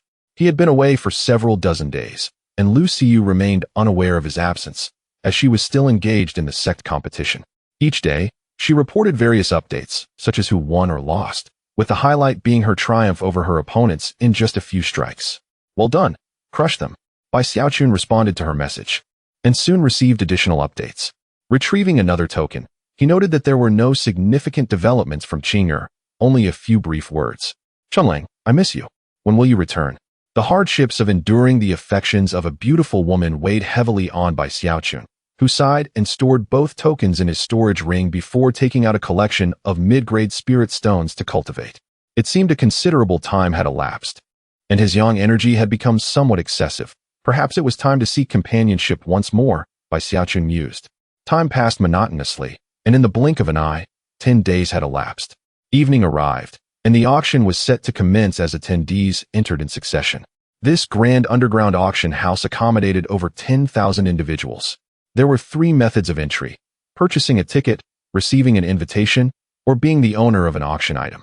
The front rows were already filled, while attendees in the back took their seats according to their ticket purchases.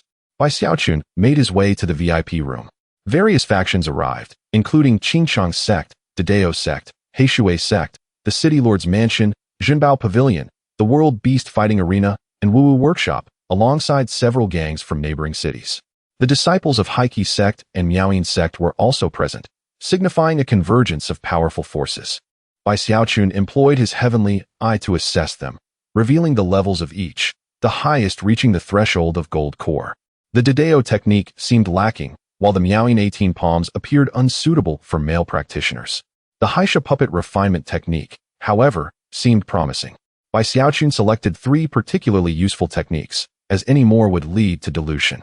2 were of low-grade Xian class, while 1 was of mid-grade Xian class, sourced from Heike sect, Meowing Sect, and the City Lord's Mansion, respectively. The remaining techniques were either ill-suited or rather trivial. Truly, the great sects possessed remarkable foundations. Even the half-complete foundational-level technique by Xiaochun held could be auctioned, let alone a complete Xian class technique. However, these were fundamental to their sects, and generally, individuals would not dare to sell or purchase them, even if they were aware of their existence. Regrettably, it seemed they were unaware of even more formidable items.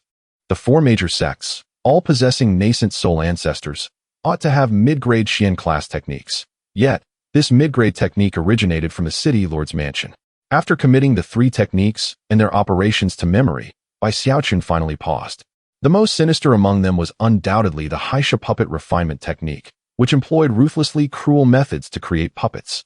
It introduced over a dozen types of puppets, primarily including corpse puppets, living puppets, mechanical puppets, curse puppets, and blood sacrifice puppets. Living puppets were related to goo, as one could nurture a mother goo within their body, which would produce offspring goo to be implanted in others, thus allowing control over them via the mother goo, remaining undetectable. Corpse puppets were crafted from the remains of powerful cultivators or demon beasts.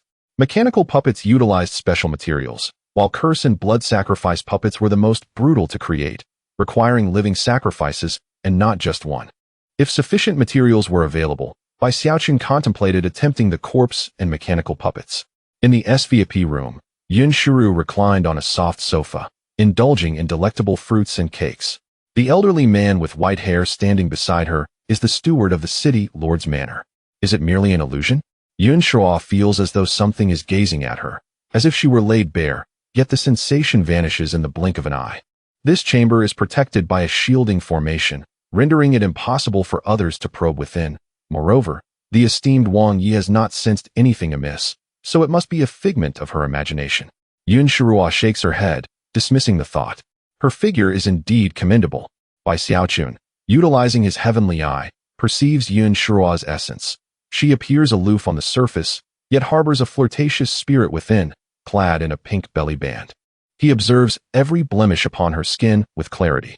The elderly gentleman beside her possesses formidable strength, having reached the pinnacle of foundation establishment, and should not be trifled with. Chapter 19. Fierce competition. The auction had already progressed to nearly halfway, with thousands of voices chattering. However, multiple formations ensured that not a sound could be heard. Bai Xiaochun held the auction list, which displayed only the first 40 items, while the final 10 remained blank. His two items were ranked lower, at 35 and 39 respectively. Clearly, the treasures that followed were of immense value. It seemed he had no chance. Yet witnessing the event was still a delight. An hour later, the entrance time concluded, with just over 2/3 of the attendees present. The VIP rooms were somewhat vacant, and the distinguished area had a few empty seats. As the lights dimmed completely, a hush fell over the crowd. The spotlight focused on the auction stage, where a stunning beauty clad in a low-cut black dress gracefully emerged. It was none other than Bai Shui, the enchanting beauty. Welcome, everyone, to today's event. I am your host, Bai Shui. The annual auction is about to commence, featuring 50 items this year. However, what sets this event apart is the presence of numerous priceless treasures. Without further ado, let the auction begin. The first item was slowly wheeled in, covered by a red cloth. The initial offering was a mid-tier yellow-grade Baoshu Adan, provided by Master Chen Tianxin, a renowned alchemist.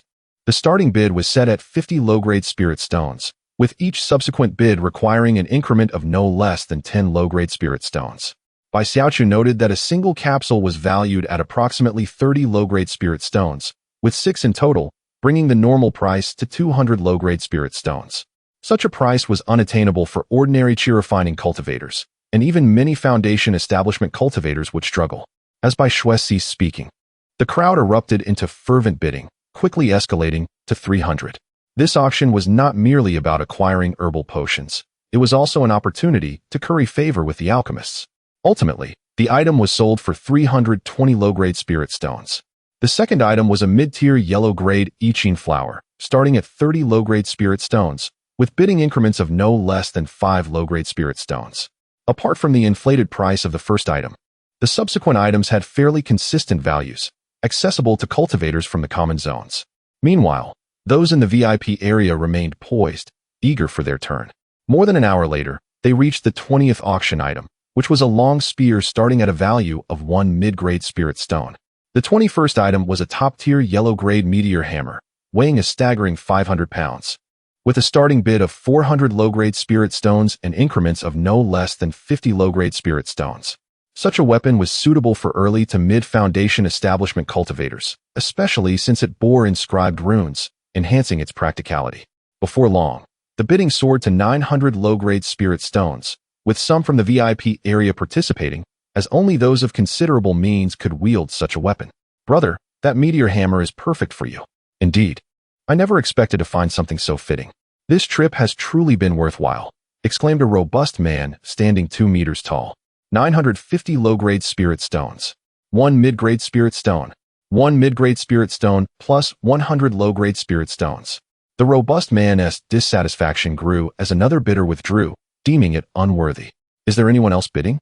This meteor hammer is inscribed with 12 runes, boasting incredible power. Any handsome gentlemen or beautiful ladies willing to raise the stakes? 1100 low-grade spirit stones, first call. 1100 low-grade spirit stones, second call. 1100 low-grade spirit stones, third call, sold. Congratulations to this gentleman for acquiring the formidable meteor hammer. Next came the 22nd auction item. Bai Xiaochun occasionally participated in the auction, successfully acquiring 2 items that were particularly scarce, simply for the sake of having them. The 30th auction item was a top-tier yellow-grade Hanbing soft armor, crafted from a millennium-old ice beast, capable of withstanding the attacks of typical foundation establishment cultivators. It commenced at a starting bid of 800 low-grade spirit stones, with increments of no less than 100 low-grade spirit stones. 1 mid-grade spirit stone. 1100 low-grade spirit stones. 1200 low-grade spirit stones. 1500 low-grade spirit stones. Ultimately, the Hanbing soft armor fetched 3,700 low-grade spirit stones, a sum that most foundation establishment cultivators would find difficult to amass. As time slowly passed, hours slipped by. And Bai Xiaochun's 2 items had been successfully auctioned off, yielding a total of 496 mid-grade spirit stones.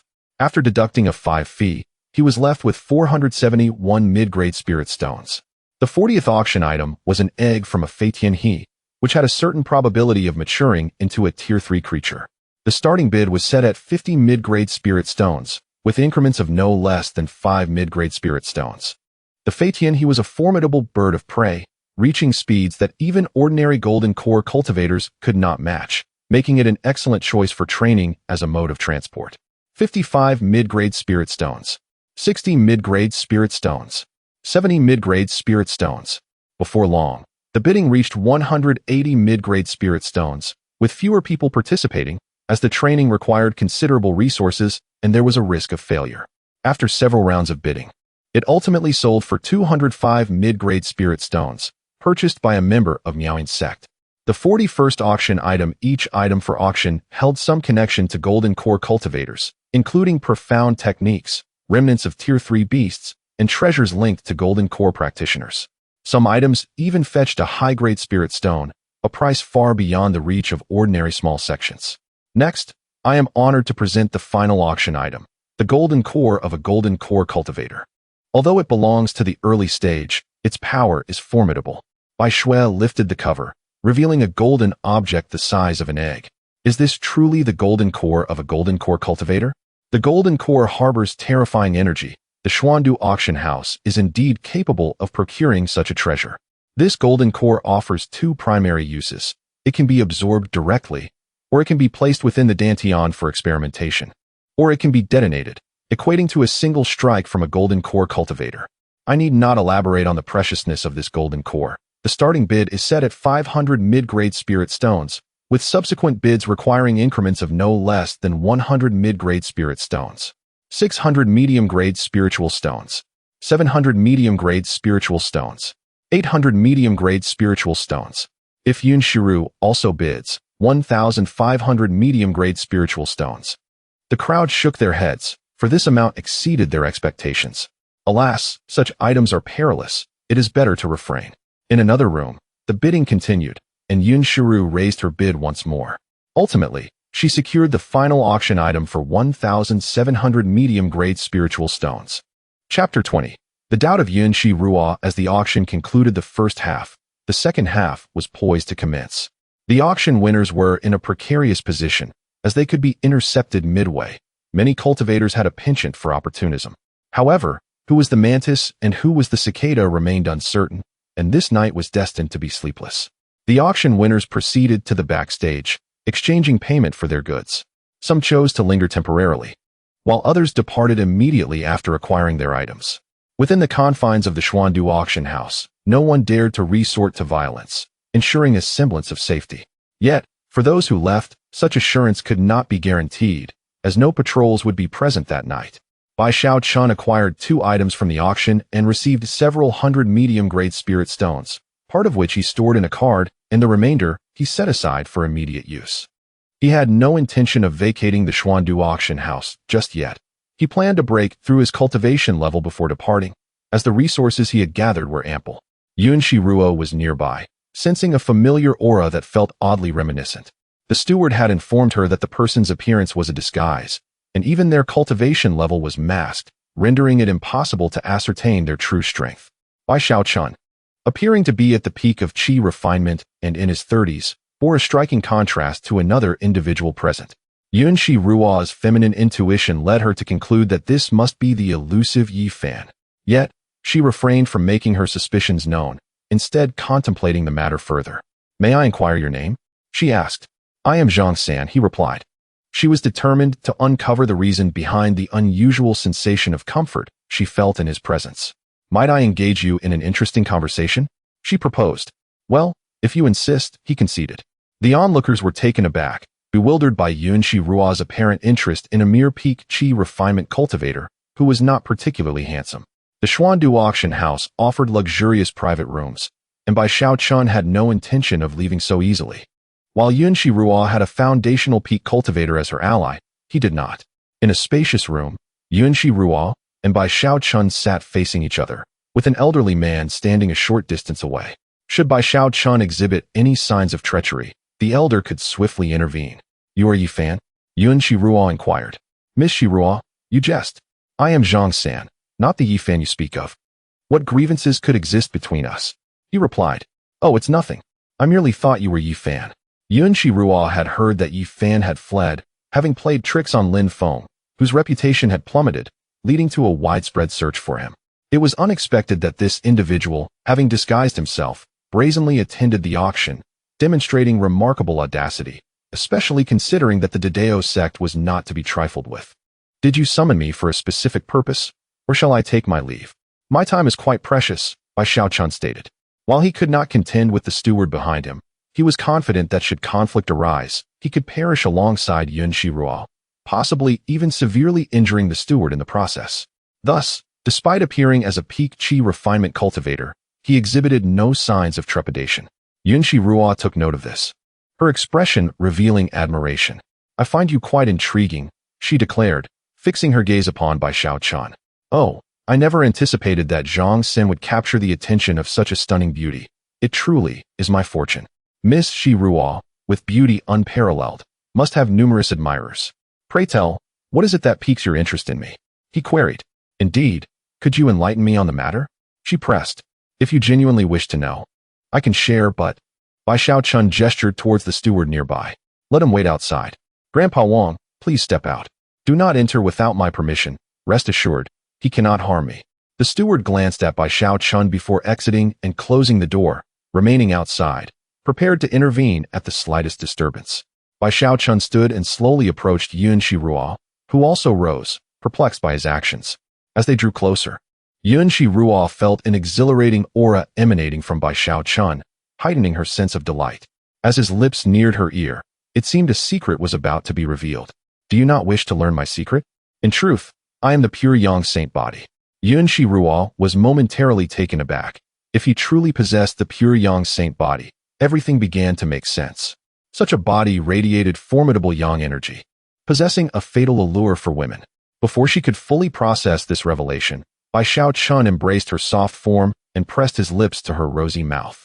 The steward, poised to enter, was caught off guard by a gesture from the lady to halt. Yun Shiruo, taken by surprise, found herself unprepared for the onslaught. It felt as though she were sinking into a blissful abyss, the warmth of his body enveloping her like a radiant sun. A minute later, as she sensed him attempting to part her lips, she finally regained her composure and pushed Bai Xiaochun away. He returned to his seat, a smile on his face, observing her flustered demeanor, her cheeks flushed and her eyes somewhat dazed. "Miss Shiruo, you must help me keep this secret. The world is fraught with peril," he implored. Yun Shiruo shook her head, snapping back to reality. It had been many years since a saint body had emerged from the wildlands, and even longer since the southern region had seen one. Should he truly be the pure Yang saint body, not only would the major sects of the southern region covet him, but even the three great dynasties would vie for possession. The Liang dynasty might seize him outright, either to cultivate him or— Yun Shiruo's expression fluctuated as she contemplated the veracity of his claims. If he were lying, having stolen her first kiss and trifled with her, she would not let him escape unscathed. Conversely, if he were indeed the pure Yang saint body, a rarity to be encountered once in a millennium, she could not afford to let him slip away, whether for the sake of nurturing the saint body or seizing it for herself, both of which promised immense benefits. Wiping her lips, Yun Shiruo regarded the smug Bai Xiaochun, feeling an impulse to strike him. Having maintained her virtue for so long, she had just allowed him to claim her first kiss. Should your words prove false, then for your earlier trespass, 100 heads would not suffice. If Miss Shiruo truly intended to end my life, why then did you stop the steward from entering? Bai Xiaochun countered. Moreover, your willingness to be alone with me undeniably indicates. Gazing intently at Bai Xiaochun, Yun Shiruo, relying on her feminine intuition, confirmed that the other party was not lying. If this were indeed the case, it would truly be a remarkable discovery. Sensing the vibrant energy radiating from the individual before her, Yun Shiruo finally understood why she felt so drawn to him. Everything seemed to fall into place, yet further validation was required. You should remain at the Xiandu auction house. I will come to find you once I have confirmed my suspicions. Yun Shiruo, suppressing the fervor within her heart, spoke. After exchanging a few more words, she finally departed with her companions, although her ears remained flushed. With a favorability rating of 71, it appeared that winning her over would not pose a challenge. Bai Xiaochun, observing his own favorability score of 68, chose to take this risk. Fortunately, his decision proved wise, as his score immediately increased by 3 points. Before long, success would surely be within his grasp. He smiled, realizing that the pure Yang sacred body was even more advantageous than he had anticipated. Chapter 21. An unforgettable night Bai Xiaochun had been diligently cultivating within his chamber, undisturbed by Hai Defu. In the narrow alley, blood flowed profusely, with numerous corpses strewn across the ground. Some were headless, others split in half, while some were severed at the waist. Such a gruesome spectacle unfolded throughout the city, as people mercilessly slaughtered those who had won at the auctions. Even He Kuizong and Miao Yinmin found themselves under scrutiny. Not to mention Qing Chengpai, the Daomin, and He Shuizong. However, a multitude of rogue cultivators and desperate miscreants, including many wicked practitioners, roamed freely, unperturbed by the pursuit of these sections. Yun Shi had departed from the Xiandu auction house, followed closely by a contingent of dozens, for this was her domain, and thus few dared to challenge her. Death, a foundational cultivator, fled in haste, only to be met by 2 flying darts from the shadows, coated in venom. Though he evaded the first dart, the second struck him in the calf, causing it to blacken instantly, rendering his body paralyzed. Amidst the chaos, regardless of one's possessions, murder and robbery became the norm.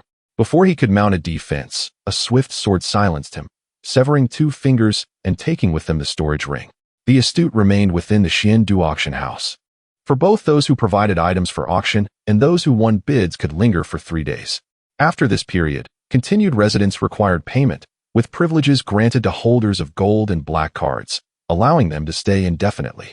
Purple cardholders enjoyed discounts, while Bai Xiaochun, being under special care from Hai Defu, could reside free of charge for a time.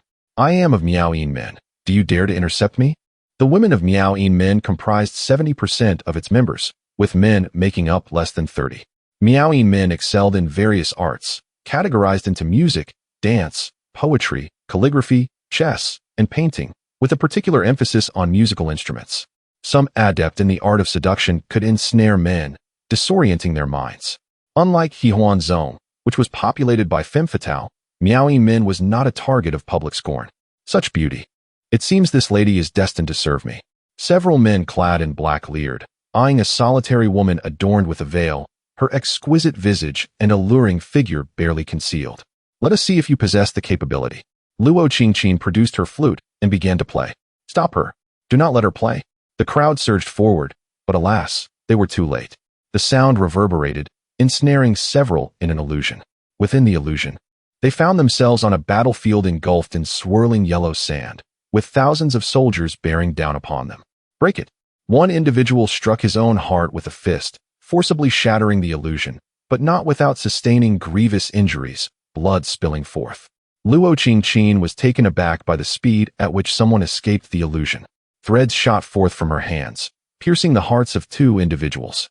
The awakened man hurled an explosive talisman, which detonated instantly, sending Luo Qingqin hurtling through the air, her garments tattered and in disarray. Very well. With a few agile steps, she leaped onto a rooftop.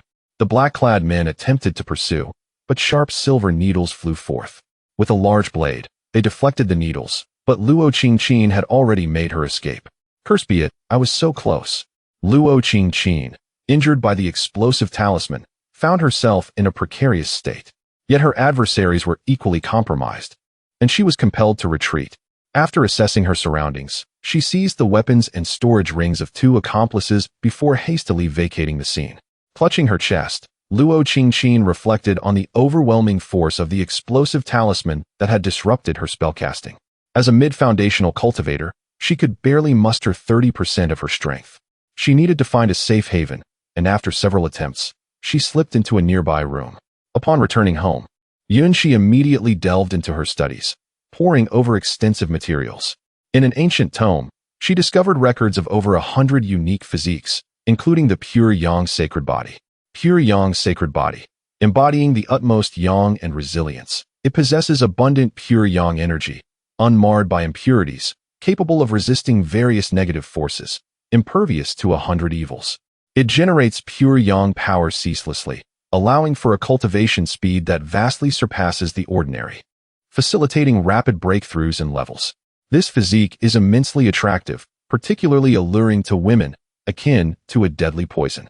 It possesses unique auxiliary effects, enabling women who unite with it to undergo profound transformations, enhancing their innate talents and accelerating their cultivation speed.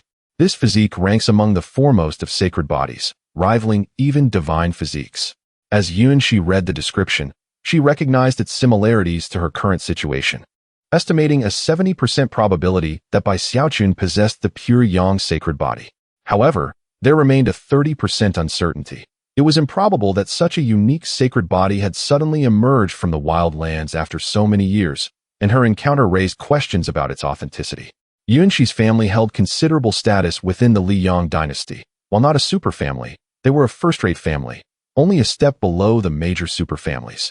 Her lineage was merely a branch. If she wished to return to the main family, she would need to wield some influence. Should she inform her father? No, he was obstinate.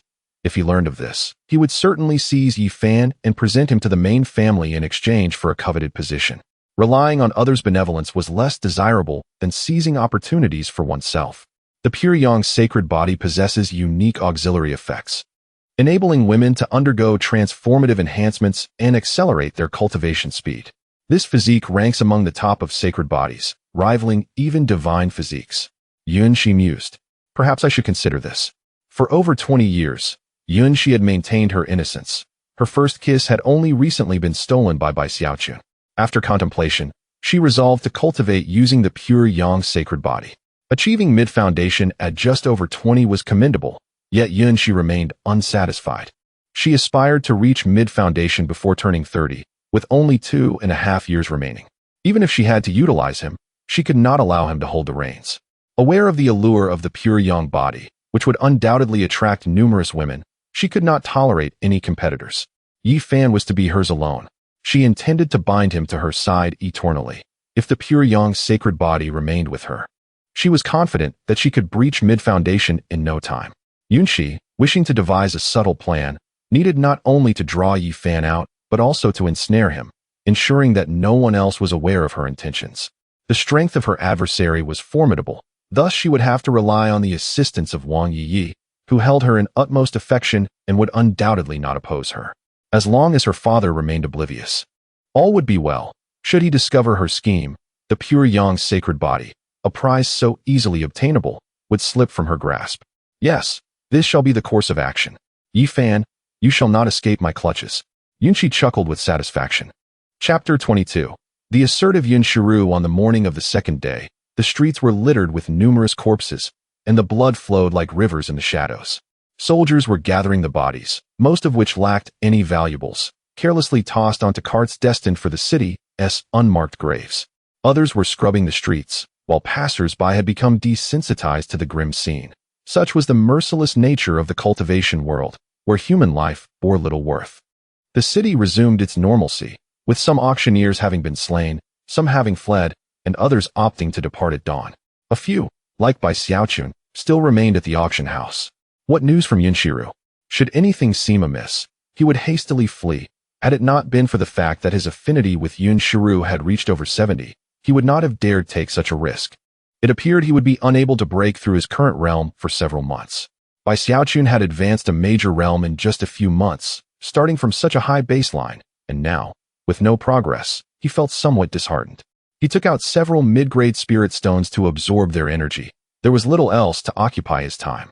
As night fell, Yunshiru arrived once more, though this time with far fewer companions. Only she, her steward, and 2 maidservants accompanied her. What do you intend to do with me? Bai Xiaochun regarded Yunshiru, who had adorned herself in a delicate, light blue chest-length skirt, complete with a charming little bow at her bosom, her hair pinned with 2 ornamental hairpins, and a subtle shade of rosy lipstick gracing her lips. Yunshiru's affinity score had climbed to 77. Her meticulous preparation hinted at something of importance. Well, I've made up my mind. Follow me, she declared. Bai Xiaochun, after a moment's contemplation, decided to accompany her. Hai Dafu observed from a distance, admiring his companion. Not only did he possess the unique ability to discern which stones held value, but he also excelled at charming the ladies. He had even managed to capture the attention of the city lord's second daughter, a woman known for her cold demeanor and exacting standards, who had turned away many suitors without a second thought. Yunshiru's carriage awaited at the rear of the Xiandu auction house. She entered first, and Bai Xiaochun followed suit. The sight of an unmarried beauty sharing a carriage with a man was rather unconventional. While the world was not as narrow-minded as in ancient times, the distinction between genders remained ever pertinent. Go. The steward cracked the whip, and a white horse surged forward. The 2 maidservants remained in the carriage behind. Bai Xiaochun activated his heavenly eye to ascertain their route. The carriage was not en route to the city lord's residence, but rather to a secluded house nearby, uninhabited and discreet. He soon grasped the situation. It seemed this young lady yearned for a hidden rendezvous. Yunshiru leaned against Bai Xiaochun, unprepared for the ease with which events were unfolding. Should he resist, she would forcibly take him away. This was her territory. And even the Xiandu auction house would be powerless to intervene. At worst, she could use this information to threaten Bai Xiaochun. With nightfall, few were aware of their passage. Yunshiru led Bai Xiaochun into the concealed house, moving deeper within, while he made no attempt to resist, instead gripping her soft hand firmly. The steward remained at the entrance, while the 2 maidservants dismounted and entered. This location had taken her considerable time to find. It was well hidden and close to the city lord's residence, allowing Yunshiru to respond swiftly to any disturbances. Additionally, a formation had been set up here. Once Bai Xiaochun entered, leaving would not be so simple. The 2 reached the innermost chamber, which was already adorned. A large bed set up in a feminine style, with light blue curtains and a prepared pair of blankets. If you dare deceive me, I will make your life a living hell. Yunshiru glared at Bai Xiaochun, her resolve firmly established. Bai Xiaochun was taken aback by her boldness. Presented with such an opportunity, he could not refuse. He tugged her hand firmly, pulling her into his embrace. How could I ever deceive you? He murmured before leaning down to kiss her soft lips. Yunshiru did not resist, her fingers nervously clutching his back. Moments later, her cheeks flushed crimson, her gaze becoming hazy, unsure of how to proceed. Sighing, Yunshiru was swept into Bai Xiaochun's arms as he approached the grand bed, gently laying her down before leaning closer. I wish to see your true visage. Bai Xiaochun, unperturbed, removed his disguise, revealing his handsome features. I am Bai Xiaochun. Remember the name. Bai Xiaochun. Call me husband. You scoundrel.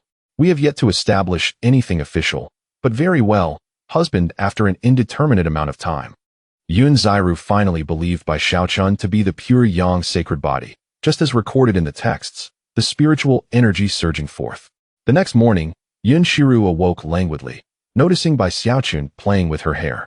"You are truly incorrigible," she teased, nestled in his embrace. Her affinity score had risen to 83 as Bai Xiaochun caressed her soft skin. Lin Feng, who had pursued her for over a decade, had only met her thrice before they found themselves in bed together, and that was at her behest. She remained indifferent to others, but was exuberantly warm with him. It seemed women were indeed different when faced with those they cherished. Should Lin Feng discover this, it would not merely evoke jealousy. It might very well lead him to despair. Yun Shiru was unaware of Bai Xiaochun's thoughts. She only recognized the significant aid he provided her. If this continued daily, she would likely break through to the mid-stage of foundation establishment within half a year. Bai Xiaochun began to feel something stir within him. Yun Shiru was immensely fearful. Indeed, he was the pure yang sacred body. "Please, can we wait until tomorrow? I beg you." Seeing her pleading gaze, Bai Xiaochun ultimately relented, merely kissing her soft lips without pursuing further actions. They exchanged sweet nothings in bed, Yun Shiru overflowing with warmth. Her demeanor a stark contrast to her usual coldness. This appeared to be her true nature. It was not until noon that she finally limped away. The steward had long departed, yet he had dispatched 2 subordinates. Bai Xiaochun found himself effectively under house arrest, but with such exquisite beauties around, remaining here for a brief period was hardly a burden. Additionally, 2 youthful maidservants attended to his daily needs. These maids were personal attendants of Yun Shiru and possessed commendable cultivation. It seemed imperative to seize this opportune moment to make a breakthrough. Bai Xiaochun consumed 2 elixirs and commenced his cultivation. Chapter 23. The death of Lin Feng. Since transforming into a woman, Yun Shiru has become enamored with this sensation, frequently visiting that place every few days. The city lord, occupied with an abundance of affairs, has no time to attend to Yun Shiru, and with the assistance of the steward, old Wang, her father remains oblivious to her activities. Currently, Lin Feng is at home, awaiting news from his subordinates. However, after searching for so long, there seems to be no trace of Bai Xiaochun, as if he has vanished from the mortal realm. Yun Shiru rarely ventures outside, leaving him no opportunity to fawn over her. Meanwhile, another infatuated individual is sequestered in seclusion, unable to emerge. After more than 2 months, "Husband, I have made a breakthrough." Yun Shiru did not anticipate her progress would surpass her expectations. Within just 2.5 months, she advanced to the mid-stage of foundation establishment, far quicker than the anticipated 2.5 years. Indeed, Mai Shiru is exceptional. Bai Xiaochun had already reached the late stage of foundation establishment over 20 days prior, mastering the 3 profound-level techniques to the entry stage, with the Blackshaw puppet technique achieving minor success. However, after reaching this stage, practical application became necessary, and he found himself at an impasse, attempting to create a mechanical puppet but yielding unsatisfactory results. "Shiru, you are truly wonderful." Bai Xiaochun reclined in Yun Shiru's embrace, a faint, milky fragrance wafting through the air. He had thoroughly conquered Yun Shiru's heart, with her affection surpassing 90. "Husband, please stay by my side and do not leave, all right?" "Silly girl, how could I bear to part with such a beauty?" Calculating the time, Lucy, you would soon return to the sect, and many messages had arrived via the token. Yun Shiru was aware that Bai Xiaochun had other women, but all she could do was feel a twinge of jealousy, with no other recourse.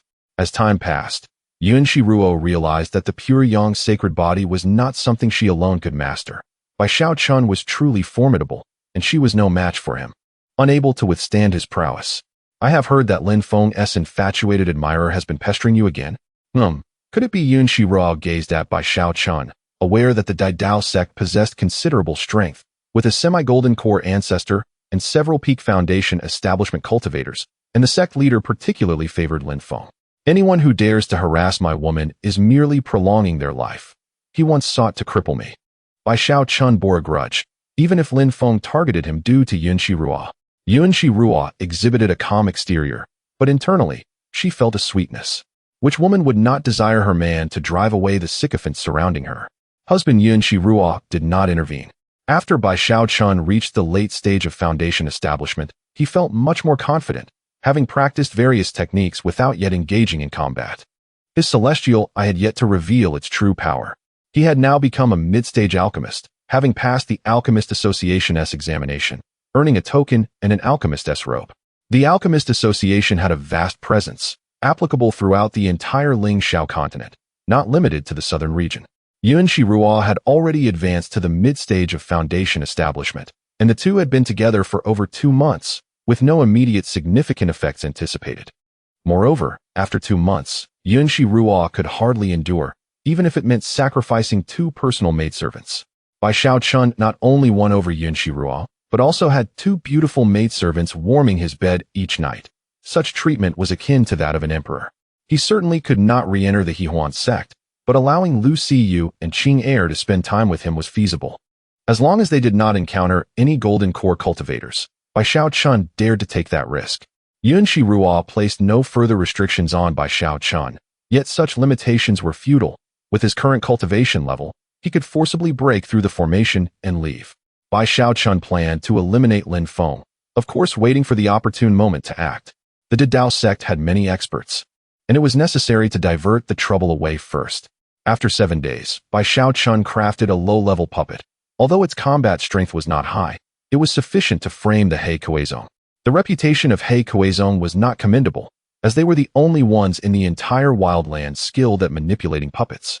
Lin Feng, as usual, continued to pander to Yuan Shirua, having failed to locate Yi Fan for several months. Nearly forgetting about him. With such an extended period elapsed, many had already begun to overlook his affairs. After being turned away, Lin Feng headed to a place of indulgence with 2 lackeys in tow.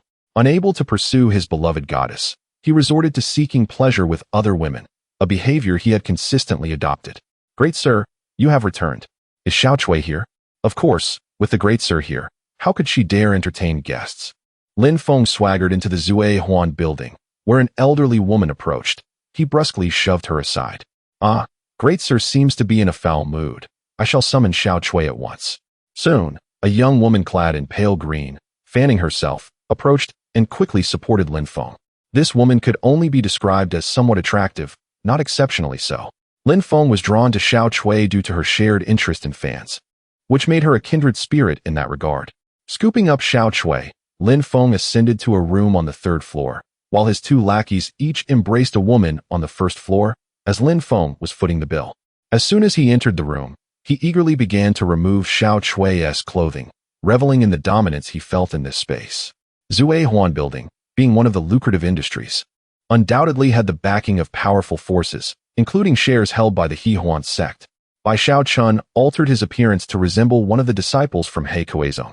Using his celestial eye, he observed that there were no peak foundation establishment cultivators within Zue Huan building, although there were 2 at the late stage of foundation establishment, which posed a bit of a challenge.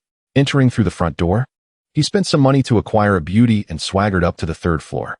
Upon entering the room, the beauty prepared to disrobe, but Bai Xiaochun swiftly knocked her unconscious with a single slap. He was discerning in his choices and did not accept every woman.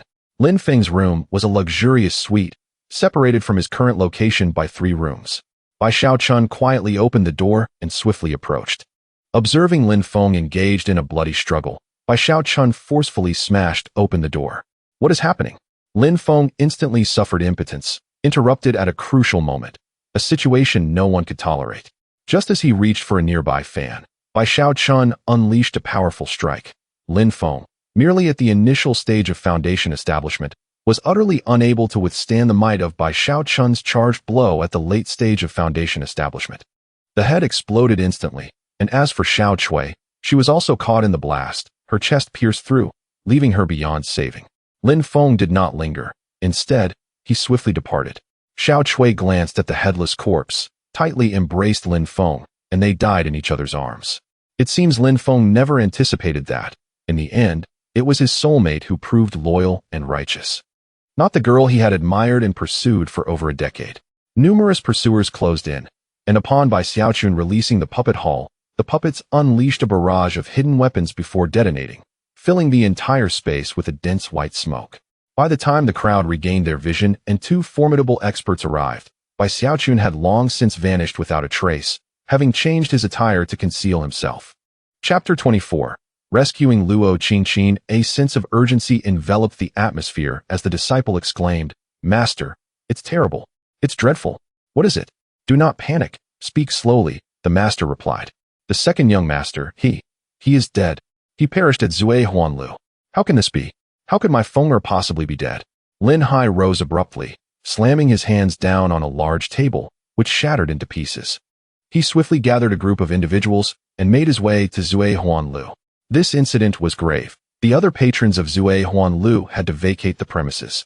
Lin Feng's demise was no trivial matter, especially as he was the second heir of the Dao Min, likely to become its future leader. Upon arriving at the scene, Lin Hai discovered Lin Feng and Xiao Chui lying naked on the bed, both lifeless, with Lin Feng's head missing. "Did you see the assailant's features clearly?" "It was somewhat hazy, not very distinct. However, he employed a puppet for defense, which could launch numerous toxic weapons and even self-destruct. Whoever you are, having slain my son, I will demand retribution in blood."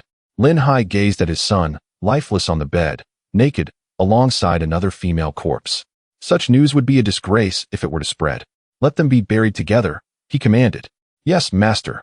The person in charge of Zui Huanlu emerged to negotiate, asserting the necessity to find Lin Feng's killer. They even offered a substantial sum as compensation. Lin Hai, in a fit of rage, smashed several tables before departing. Despite a tenuous connection to his son's death, he dared not offend Zui Huanlu, given its formidable background. Some linked the assassin to Yi Fan from months prior, noting that Lin Feng had not wronged anyone else. Save for that one individual. Yi Fan, a mysterious figure, emerged as the prime suspect. Lin Hai immediately issued a warrant for Yi Fan's arrest and initiated a search based on a vague likeness. The city buzzed with anxiety. The likelihood pointed to Yi Fan, possibly affiliated with the He Kuei Zone. "Even if you are a disciple of He Kuei Zone, I shall not allow your escape." Disciples of the Dao Men were stationed at the city gates for inspections. Reports indicated that a disciple from He Kuei Zone bore a resemblance to the sketch and possessed considerable skill. However, that disciple had departed a month ago, yet his sudden return could not be ruled out. After much contemplation, Lin Hai resolved to pursue this lead, believing that a mere disciple of He Kuei Zone would not provoke a conflict with the Dao Men. Had he known the events to follow, he might have reconsidered. After all, He Kuei Zone was home to a Yuaning ancestor and several Jindan cultivators. How could the Dao Men, with only a half-step Jindan master, dare confront them? Moreover, the situation's clarity remained obscured. He Kuei Zone had captured many and slain numerous foes, crafting countless puppets, leaving anyone unable to ascertain the truth. Bai Xiao Chun was unaware that his actions would soon lead to the downfall of the Dao Men. With the distractions of sycophants eliminated, Yunxi Ruo found her surroundings markedly tranquil. Bai Xiao Chun prepared to leave for a while, and naturally, Yunxi Ruo devoted herself entirely to serving him. 3 days later, Bai Xiao Chun departed from Yunyang City, leaving Yunxi Ruo bedridden and utterly drained of her strength. Master Mo's establishment in the city thrived well enough, and Bai Xiao Chun chose not to disturb him further. He instructed Yunxi Ruo to keep an eye on Master Mo, allowing the city lord's manor to assist if needed, thereby fulfilling the final wish of the original owner. At Hehuan Zone, Lu Siyu had returned home only to find the handsome man who had hidden away in the Golden House was missing. After some inquiries, she learned that Bai Xiao Chun had ventured out. However, Lu Siyu dared not voice her concerns. Upon receiving a message from Bai Xiao Chun via the token, she hastily departed Hehuan Zone with Qing Air. The territory of Hehuan Zone included several small cities, and Bai Xiao Chun intended to rendezvous in Huanxi City, where Lu Siyu and Qing Air had already headed. Not long after leaving Yunyang City, the sounds of a struggle reached his ears. A lecherous man was engaged in combat with a beautiful woman, her dress stained crimson, revealing her severe injuries. "Tian Boguang, I am a disciple of Miao Yin Men." "Heh, I have a penchant for the disciples of Miao Yin Men, and aren't you known for your allure?" Tian Boguang brandished his large blade. Luo Qingqin felt the urge to vomit blood. Miao Yin Men was factionalized, with the mainstream focusing on instruments, while those who practiced the seductive arts were merely a minority, unable to compete with Hehuan Zone. Having lingered in the city for several months, her wounds had nearly healed, and she sought to return to her sect, only to encounter Tian Boguang en route. This lecherous man, notorious for his predatory ways, excelled in the art of harvesting yin to supplement yang, directly opposing the principles of Hehuan Zone. Seeing Luo Qingqin's beauty, he sought to take advantage. She was ambushed by Tian Boguang, sustaining severe injuries. Had they been evenly matched, it would not have been so easy for him to harm her. It appeared that Tian Boguang intended to prolong the confrontation, as Luo Qingqin's blood stained her attire, her condition deteriorating rapidly. You shall pay dearly for this. Not only had Tian Boguang gravely injured her, but he had also administered a form of poison. Gritting her teeth, Luo Qingqin cast a talisman and fled into the distance. You cannot escape. Surrender and become my resource for cultivation. Tian Boguang pursued her leisurely, akin to a cat playing with its prey, confident that Luo Qingqin, weakened and under the influence of his aphrodisiac, could not evade him. Their chase led them into a small grove. Bai Xiaochun followed closely, hoping to seize an opportunity. Noting that both combatants were merely at the mid-foundation level, thus not his match, especially with the woman in such a compromised state. Utilizing his heavenly eye, he discerned that Luo Qingqin had succumbed to the effects of the aphrodisiac and was on the verge of collapse. In the grove, Luo Qingqin desperately played her flute, but Tian Boguang had anticipated this, rendering her efforts ineffective. With a few quick movements, he closed the distance to her.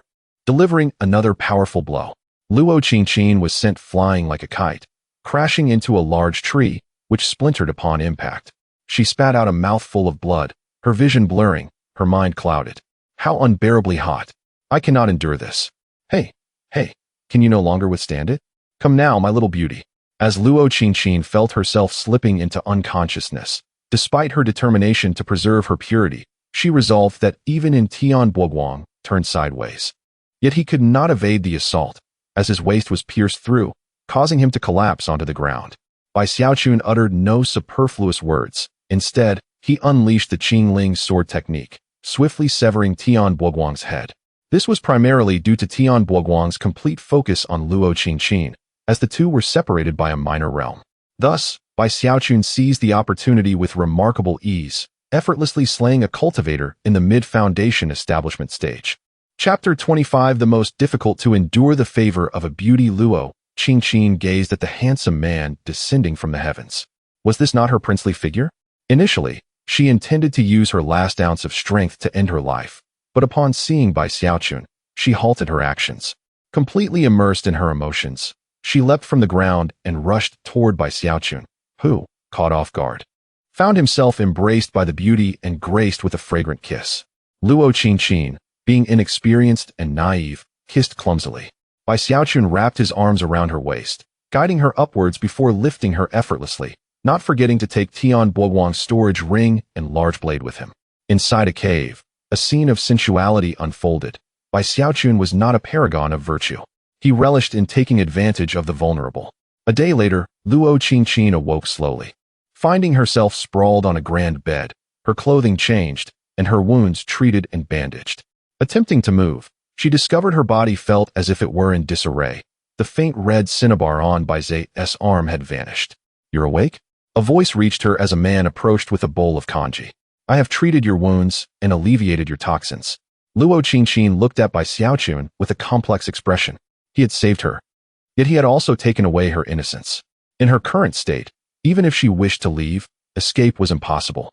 Bai Xiaochun approached the bedside, holding a small bowl and scooping some congee.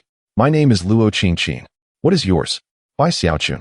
Finding a comfortable position, Luo Qingqin relaxed as Bai Xiaochun gradually fed her the congee. After hesitating, she finally spoke. This was the first time in many years that she had such intimate contact with a man, and she felt somewhat unaccustomed to his warm care. Once satiated, Luo Qingqin's thoughts wandered. Bai Xiaochun was her savior. Even though he had claimed her purity, it was a reluctant act, and she could not harbor resentment. A peculiar emotion stirred within her. For some reason, he made her feel warmth and affection. Bai Xiaochun seemed to exert an inexplicable attraction over her, subtly influencing her heart. Now tasked with caring for Luo Qingqin, Bai Xiaochun would likely delay his journey to Hahuan City. Tian Boguang is dead? Yes, dead. Good riddance. After exchanging a few words, they fell silent. Luo Qingqin closed her eyes. Bai Xiaochun observed the rising affection value of 68. Capturing Luo Qingqin was merely a matter of time. He sat cross-legged nearby, taking out several mid-grade spirit stones to cultivate. Luo Qingqin opened her eyes, watching Bai Xiaochun in his meditative state. The more she looked, the more handsome he appeared, and the more she liked him. How could I feel this way? She pondered, unable to comprehend her emotions. They had only just met, and she was unaware that Bai Xiaochun possessed the pure yang sacred body, which was influencing her sentiments. Unable to rise from the bed, Luo Qingqin relied on Bai Xiaochun's care for the following days. His attentive nurturing endeared him to her increasingly. Can you refine pills? Yes, I am currently a mid-stage alchemist. Bai Xiaochun did not conceal this fact, tossing materials into the alchemical furnace. Luo Qingqin was taken aback. He had reached the late foundation establishment stage at such a young age, with talent surpassing her own, and on top of that, he was an alchemist. Achieving mid-stage alchemy at his age was remarkable. Luo Qingqin recognized that Bai Xiaochun had no sect or background. To cultivate to such a formidable level and master alchemy techniques independently was a testament to his genius. After several attempts, Bai Xiaochun produced a batch of pills after about 2 hours, 6 in total, 1 low-grade, 3 mid-grade, and 2 high-grade. Not quite satisfactory, Bai Xiaochun remarked, dissatisfied. Theoretically, he should not have produced any low-grade pills, indicating a slight imperfection in his technique. Observing Bai Xiaochun's demeanor and the 6 pills, Luo Qingqin noted his stringent standards and meticulousness. Even a second-tier alchemist would occasionally produce low-grade pills, especially as the quantity increased, making control difficult. After 2 days of care, Luo Qingqin could finally manage to get out of bed. During the process, Bai Xiaochun changed her bandages, causing her to blush furiously, her ears turning red. Although they had shared intimacy and were open about it, this was still her first experience being seen bare by another. Bai Xiaochun remained unfazed. He had seen and touched her body before. Changing a bandage was nothing significant.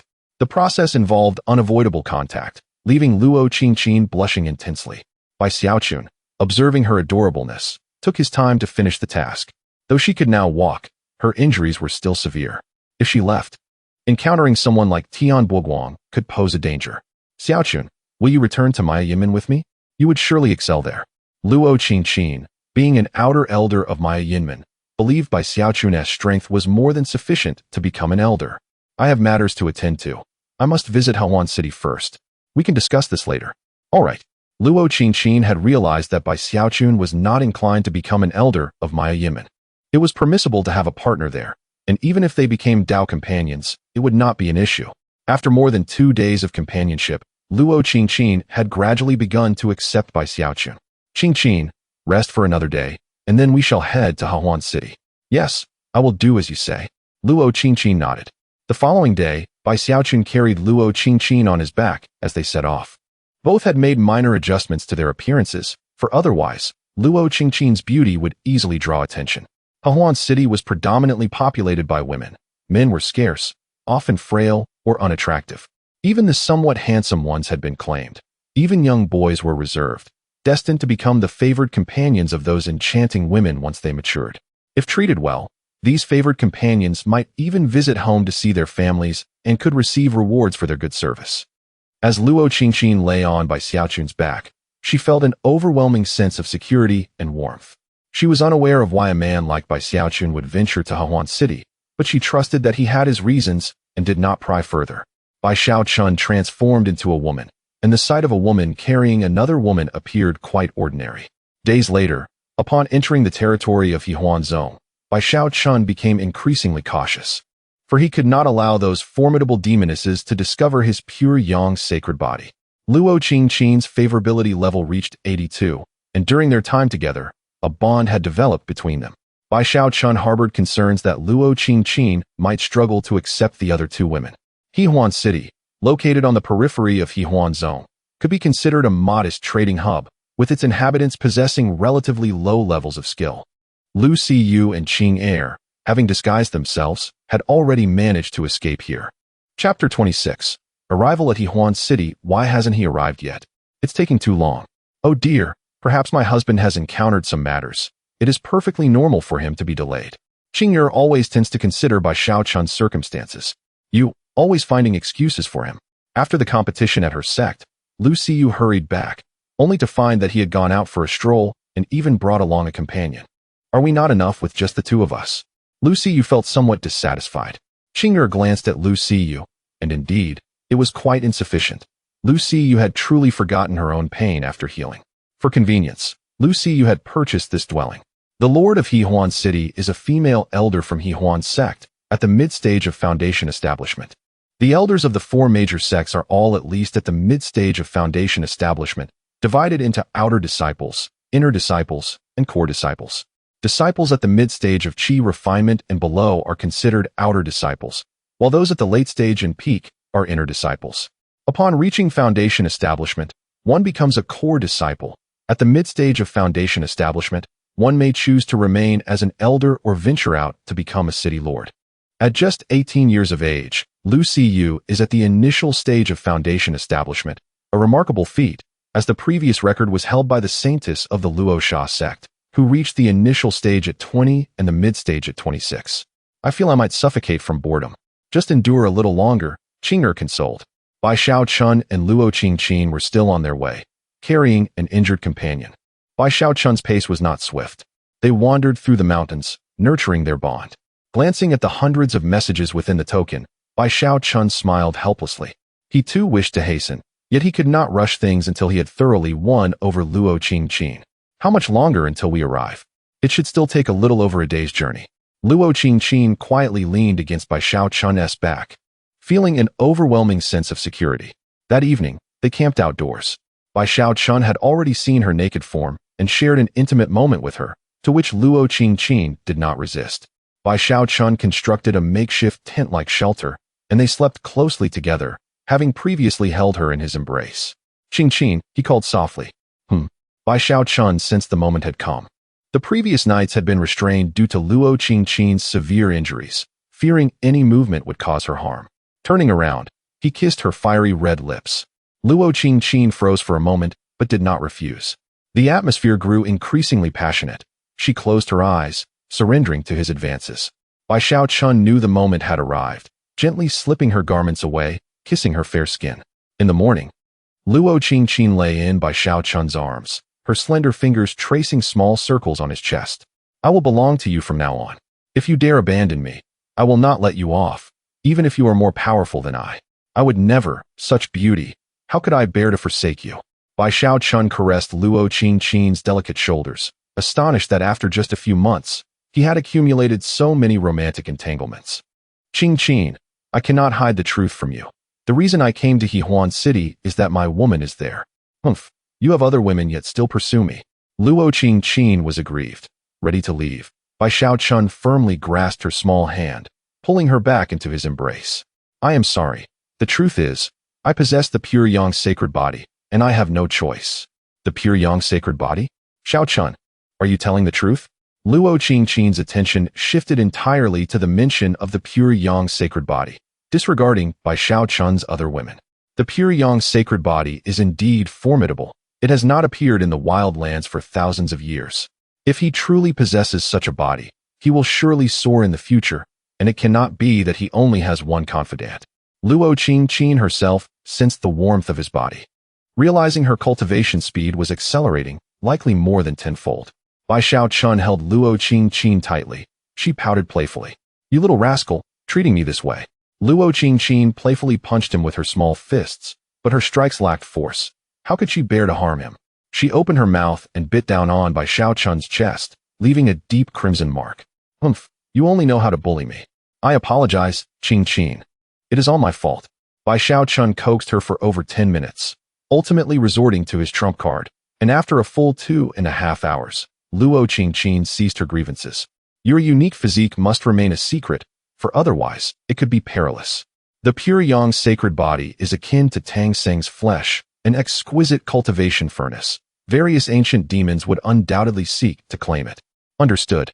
No matter how many women I may have in the future, I will never abandon you. Upon hearing this, Luo Qingqin obediently lay in Bai Xiaochun's embrace. Her cultivation speed indeed accelerated remarkably. If this pace continued, it would not be long before she reached the late stage of foundation establishment. The pure yang sacred body is truly terrifying. No wonder it rivals divine bodies, attracting countless seekers. Regrettably, she felt utterly exhausted and could not endure any longer. Closing her eyes, she drifted into a deep slumber. After planting a gentle kiss on her soft lips, Bai Xiaochun too succumbed to sleep. After nearly 2 days of travel, they finally arrived at Hehuan City, a small town of modest scale. The flow of people was not particularly heavy, yet trade was quite prosperous. Following the messages from the token, Bai Xiaochun made his way to a relatively secluded area where few people lingered. Using his heavenly eyes, he discerned that the two women were in a room within the courtyard. He carried Luo Qingqin inside, closing the courtyard gate, and entered the room. Lu Siyu and Qing'er emerged from the inner room. Xiaochun, you have returned. Bai Xiaochun and Luo Qingqin shed their disguises, placing Luo Qingqin on a nearby chair. While Lu Siyu rushed over, Bai Xiaochun immediately embraced Lu Siyu, and they shared a kiss that lasted over a minute before Qing'er approached. This is Lu Siyu, and this is Qing'er. She is Luo Qingqin. Bai Xiaochun introduced the three. Lu Siyu and Qing'er were a pair, while Luo Qingqin was on her own, albeit with formidable cultivation. To their surprise, it was you? Luo Qingqin had not anticipated that Bai Xiaochun had won the daughter of the sect master of Yihuan's sect. Recently, Lu Siyu had gained great renown, reaching the initial stage of foundation establishment at just 18. Observing their relationship, it was likely due to the pure yang sacred body that her cultivation advanced so rapidly. The daughter of the leader of the Yihuan sect, Lu Siyu, expressed her delight in making your acquaintance. I too am pleased to meet you, Luo Qingqin, if I am not mistaken. The two exchanged a brief handshake, while Qing'er stood silently beside them, her status seemingly insignificant. Their eyes met, and in this initial encounter, both appeared equally matched, suggesting that additional support might be necessary. Their appearances were on par, both extraordinarily beautiful, and their figures were nothing short of exquisite. Chapter 27 3 Women, One stage my dear, you must be weary, why not take a moment to rest? It was morning, and had there not been another woman present, Lu Siyu would have already led Bai Xiaochun into the inner chamber. Luo Qingqin sat silently in her chair, yet the two exchanged fierce glances, each unwilling to yield. In Bai Xiaochun's eyes, this was expected. He paid little mind to the two women. As long as there was no discord in the harem. Qing'er, it seems you have lost quite a bit of weight during our time apart, Bai Xiaochun remarked, pulling Qing'er close into his embrace. Her cheeks flushed a delicate pink as she lowered her gaze. He gently grasped her chin, savoring the softness of her rosy lips.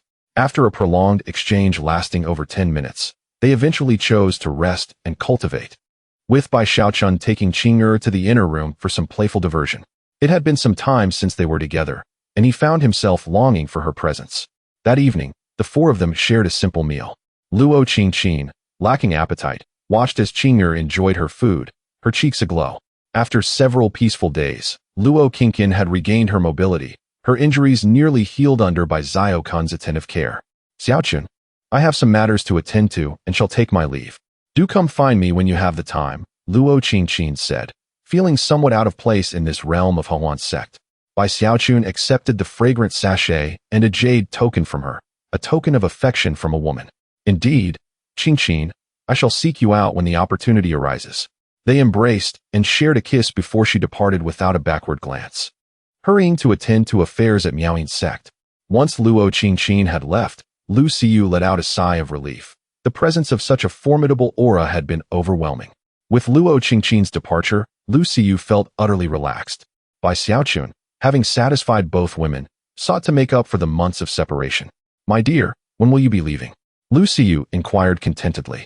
Her golden abode was no longer feasible, yet she felt fulfilled nonetheless. Bai Xiaochun reclined on the bed, uncertain of how long he would stay or what he would do next. I shall remain here with you for now. Lu Siyu drifted off into a comfortable slumber. After a full month, it was time for Lu Siyu to return, and she took Qing'er with her. As he watched the two women depart, Bai Xiaochun too left Yihuan City. Cultivation was paramount. Women were secondary. He prepared to gather materials for breaking through to the golden core stage, for only then would he be considered a master in the wilds. In the entire southern region, a golden core was not particularly impressive. Countless individuals remained stuck at the cusp of the golden core stage, struggling to coalesce a complete golden core within their dantian. There are generally two methods to achieve this. The first involves locating a spiritual vein and utilizing specific cultivation techniques to absorb the spiritual energy, compressing it into a golden core. The second method entails acquiring heavenly materials and earthly treasures, refining them with one's techniques to integrate them into oneself, forming a golden core based on one's own spiritual power. There are also some unconventional methods, such as finding an existing golden core and directly incorporating it into one's stanchion, or absorbing the legacy power within ancient caves. Others may directly comprehend the laws of the universe to condense a law-based golden core. The quality of a golden core determines one's strength, typically classified into 3 categories. The first is the mundane golden core, which comprises 90 of cultivators. The second is the spiritual golden core, and the third is the sacred golden core. A mundane golden core possesses 13 patterns, a spiritual golden core has 46, and a sacred golden core has 79. Beyond these 3 categories, there are further distinctions of ordinary and mutated golden cores. Law-based golden cores are exceedingly rare. Bai Xiaochun had perused numerous ancient texts, yet found no mention of them. He needed to prepare in advance, either by seeking out spiritual veins or gathering sufficient heavenly materials and earthly treasures, aiming at the very least to condense a spiritual golden core. With the advantage of his celestial eye, locating spiritual veins or abundant heavenly materials would not pose much difficulty. Thus, the condensation of a spiritual golden core should not be problematic. The higher the quality, the stronger the combat power. However, the breakthrough would require even more resources. Bai Xiaochun possessed the pure yang sacred body, rendering the pursuit of a sacred golden core unnecessary. After departing Hehuan City, Bai Xiaochun made his way to Tianqing City, the largest metropolis in the wilderness, where heavenly materials and earthly treasures were most plentiful. The Tianqing mountain range, one of the most significant ranges in the wilds, was said to harbor Yuan-Ing-level beasts in its depths, terrifying 4th-tier creatures. Beasts of the 5th tier, or transformation stage, could take on human form after successfully transcending the heavenly tribulation, albeit with a heavy aura of beastliness. Wandering the outskirts, Bai Xiaochun encountered 2nd-tier mid-level beasts, manageable within his capabilities. Beasts of the same rank were generally more formidable than humans, primarily due to their tough exteriors and immense strength. To his astonishment, he discovered a vast patch of Zilei Hua, which contained thunderous energy, classified as a top-grade yellow herb. He retrieved several vials and began harvesting the mature flowers, enough to concoct dozens of batches of elixirs, comprising materials for various formulas, all quite valuable. In a valley, he stumbled upon rare Baiyuzhu, a top-grade yellow bamboo that had reached a height of 2 meters, with 3 stalks in total. Bai Xiaochun had not anticipated such abundance in the Tianqing mountain range, especially at the periphery. However, 2 second-tier mid-level Qingye Zhu she snakes posed a challenge. They lay concealed atop the Baiyuzhu, likely a mating pair. Bai Xiaochun shifted his approach, stealthily deploying a puppet mechanism, which swiftly approached. The Qingye Zhu she struck like a bullet, severing the puppet's head. Now was the moment. Utilizing the Fei Ying footwork, Bai Xiaochun executed the Qingling sword technique with remarkable speed, severing the Qingye Zhu she in one swift stroke. As the first snake fell, the other, witnessing the event, leapt from the Baiyuzhu, fangs bared, unleashing a spray of venom. Bai Xiaochun rolled away, casting a lightning talisman that crackled into a bolt, striking the Qingye Zhu shi, leaving a gory crater in its wake amidst the surrounding darkness. "How dare you?" he exclaimed, activating 2 fire talismans as a diversion, before plunging his sword through the mouth of the other snake. The Qingye Zhu shi glared fiercely at Bai Xiaochun, its tail lashing in fury. The sword was hurled away, and Bai Xiaochun wielded a large blade, delivering a decisive strike upon the serpent's head, causing the blade to shatter into 2 fragments while the serpent's head exploded.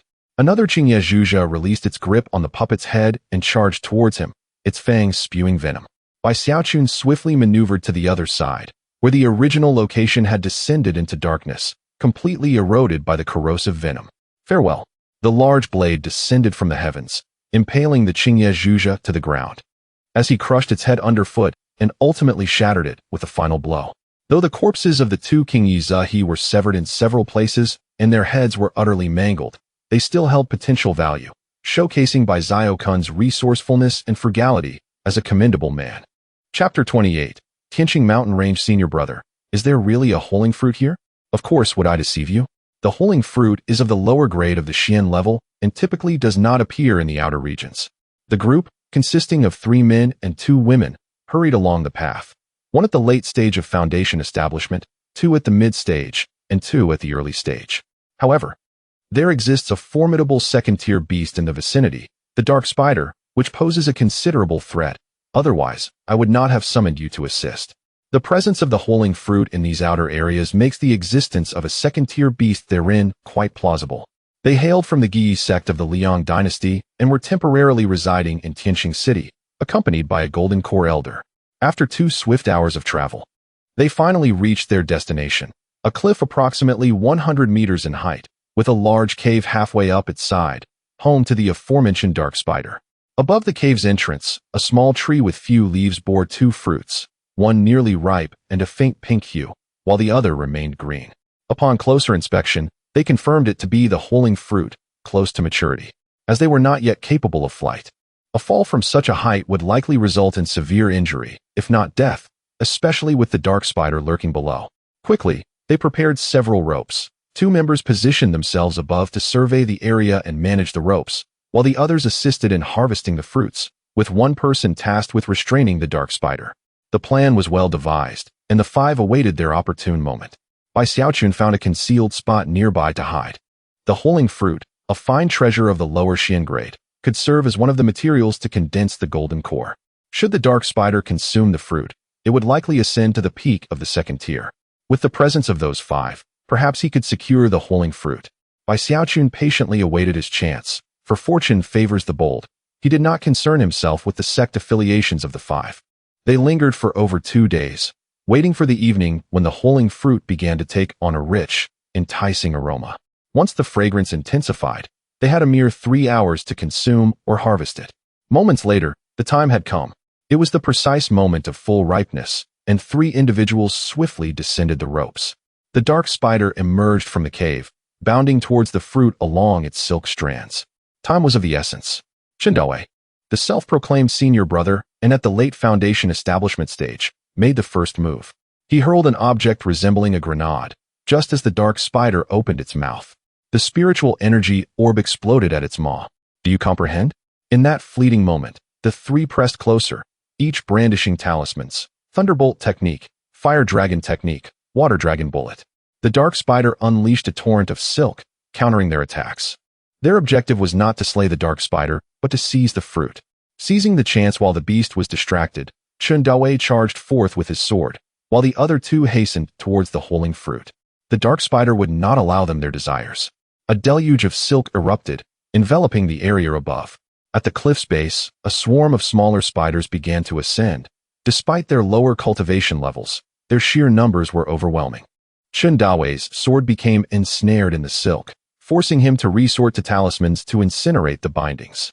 Given the nature of the cliff, with no footholds available, they remained vigilant against the possibility of the ropes snapping.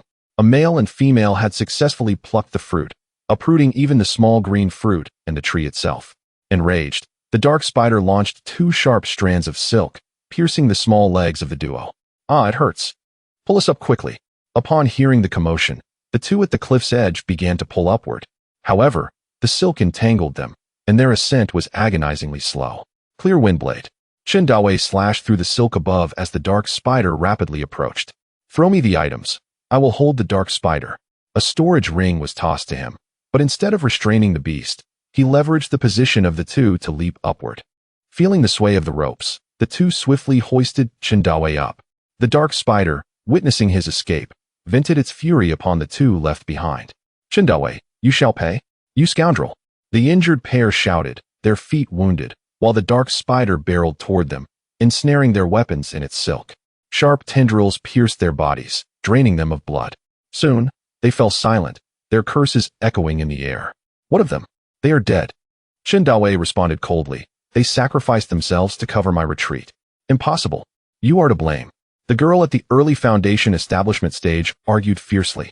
Chen Dawei smirked, dismissing her with a swift strike. Despicable beast. The other individual, witnessing this, attempted to flee, but Chen Dawei lunged forward, piercing his chest with a sword. Senior brother Yu. My apologies. I shall inform the elder of your valiant sacrifice at the hands of the dark spider. Yu. Blood spurted from his mouth as he made a desperate final strike. The proximity of the attack left Chen Dawei no room to evade, and he bore the blow, blood trickling from his lips as he sustained minor injuries. Such is fate. The elder will not suspect a thing. Of the 5 who ventured forth, only 1 returned. Had he remained unscathed, it would surely have raised suspicion. Chen Dawei scavenged the belongings of the fallen and discarded their bodies into the abyss. Thank you. Without your assistance, acquiring the holing fruit would not have been so effortless. A smile crept across his face. Bai Xiaoqun stealthily approached from behind, channeling all his strength into an attack. Who?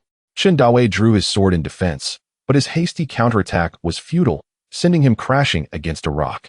Curse you. Bai Xiaoqun wielded the Qing Ling sword technique, executing a dazzling display of swordplay. Chen Dawei, worthy of being a disciple of a grand sect, swiftly reacted to defend himself. The flying bird sword technique shattered mountains. His prowess was commendable, yet ultimately limited. Under the enhancement of the heavenly eye, Chen Dawei's assaults diminished significantly in speed, rendering him incapable of striking Bai Xiaoqun. Seizing the openings revealed by the heavenly eye, Bai Xiaoqun thrust his sword, piercing through Chen Dawei's abdomen. I can offer you the fire spirit fruit if you allow me to depart, Chen Dawei said hurriedly, creating distance. However, Bai Xiaoqun paid no heed to this deceitful proposition and continued his relentless assault. Chapter 29. Tianqing City, a toast to defiance. Chen Dawei, realizing he could not deceive Bai Xiaoqun, was compelled to summon a peak foundation establishment strike talisman, channeling nearly all his spiritual power into it. Bai Xiaoqun, unable to endure this affront, produced his own peak foundation establishment token and infused it with his spiritual energy as well. Two brilliant beams of light erupted simultaneously, unleashing devastating attacks that culminated in a tremendous explosion. Both were propelled backward by the force of the blast. Chen Dawei crashed into a large boulder, fracturing it upon impact, while Bai Xiaoqun vanished into a thicket of small trees. Oof, you dare to challenge me. Chen Dawei clutched his chest, his ribs broken in several places, and coughed up a mouthful of dark blood. With no sign of movement in the distance, he presumed Bai Xiaoqun had perished. Yet caution urged him to verify the lack of a corpse. Approaching the thicket, he was startled to find it empty, instantly raising his guard. Suddenly, Bai Xiaoqun emerged from another direction, his sword moving with astonishing speed. Although Chen Dawei attempted to react, he found himself devoid of spiritual energy and could not defend against the onslaught. How can this be? How do you possess so much spiritual power? Bai Xiaoqun remained silent, relentlessly wielding his sword. The blade pierced through Chen Dawei's chest, followed by a punch that obliterated his head. Withdrawing the sword, Chen Dawei's lifeless body collapsed to the ground. What a pity, you are still not strong enough. Bai Xiaoqun wiped the blood from the corner of his mouth, seizing Chen Dawei's storage ring and weapon. Although he had sustained minor injuries, they were but trifles, affirming the might of the peak foundation establishment strike. With the owner of the storage ring now deceased, Bai Xiaoqun effortlessly erased the mark inscribed upon it and examined its contents. To his surprise, he discovered a veritable fortune within. The storage ring contained a modest collection of mid-grade spirit stones, various vials and jars, and a fire spirit fruit nestled within a box, accompanied by an entire tree. This individual was wealthier than Su Miaoqi, as the quality of the pills was notably high, proving immensely beneficial to Bai Xiaoqun. Disposing of Chen Dawei's corpse, Bai Xiaoqun swiftly departed, seeking a place to recuperate before resuming his search for medicinal herbs. Days later, Bai Xiaoqun had fully recovered and continued his quest for spirit herbs in the outer regions. The Tianqing mountain range, being the largest in the vicinity, was his prime target. He intended to gather a substantial quantity of spirit herbs for pill concoction and sale, hoping to unearth those that could aid in the refinement of golden pills. After a fortnight of diligent searching, Bai Xiaoqun amassed an abundance of herbs, filling his storage rings to capacity. Most were of high yellow grade, with a few mid-grade and top-grade specimens, and only 3 of the low-grade mysterious variety. It was time to make his way to Tianqing City. After savoring his last morsel of meat, Bai Xiaoqun departed with haste. The journey from Tianqing Mountain Range to Tianqing City was considerable. He captured a low-tier beast and spent over 3 days reaching his destination. Go. Bai Xiaoqun forcefully released the beast. Tianqing City, here I come. Upon arriving at the city gates and paying the requisite fee, he entered. As the largest city in the wilderness, its walls towered far above those of Yunyang City. To his astonishment, the city was guarded by a golden pill cultivator. While the majority of passers-by were foundation establishment practitioners, alongside a significant number of qi refinement cultivators. Indeed, the quality of individuals here was markedly superior. Rumor had it that the city lord of Tianqing City was a formidable nascent soul expert. With a golden pill guard at the gates, it was evident that the city housed numerous golden pill cultivators, at least 10, by Xiaochun's estimation. As he was merely in the late foundation establishment stage, he understood the necessity of exercising caution and allowing for further development. With an abundance of herbs and the carcasses of beasts stored away, Xiaochun inquired about the location of the treasure pavilion. This establishment not only sold various items, but also procured herbs and assorted remains. The treasure pavilion was grand and imposing, rising several stories high, bustling with a throng of visitors. Xiaochun had already placed the unnecessary herbs and beast remains in 2 storage rings, concealing the valuable items. The 2 guards at the entrance were foundation establishment cultivators. Inside, several receptionists attended to customers, some of whom were low-ranking cultivators but possessed commendable beauty. I possess a collection of herbs and beast remains. Do you accept such wares? Please hold on, esteemed guest. May I inspect your items?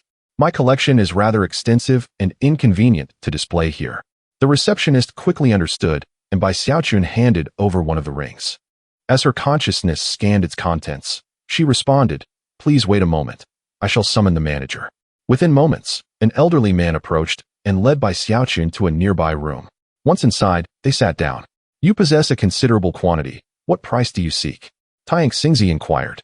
"What can you offer? Considering the quality appears commendable, as a gesture of goodwill, I can offer you 3 top-grade spirit stones." Agreed. Xiaochun wasted no words. This price was reasonable, and selling to the treasure pavilion would yield a handsome profit after some minor enhancements.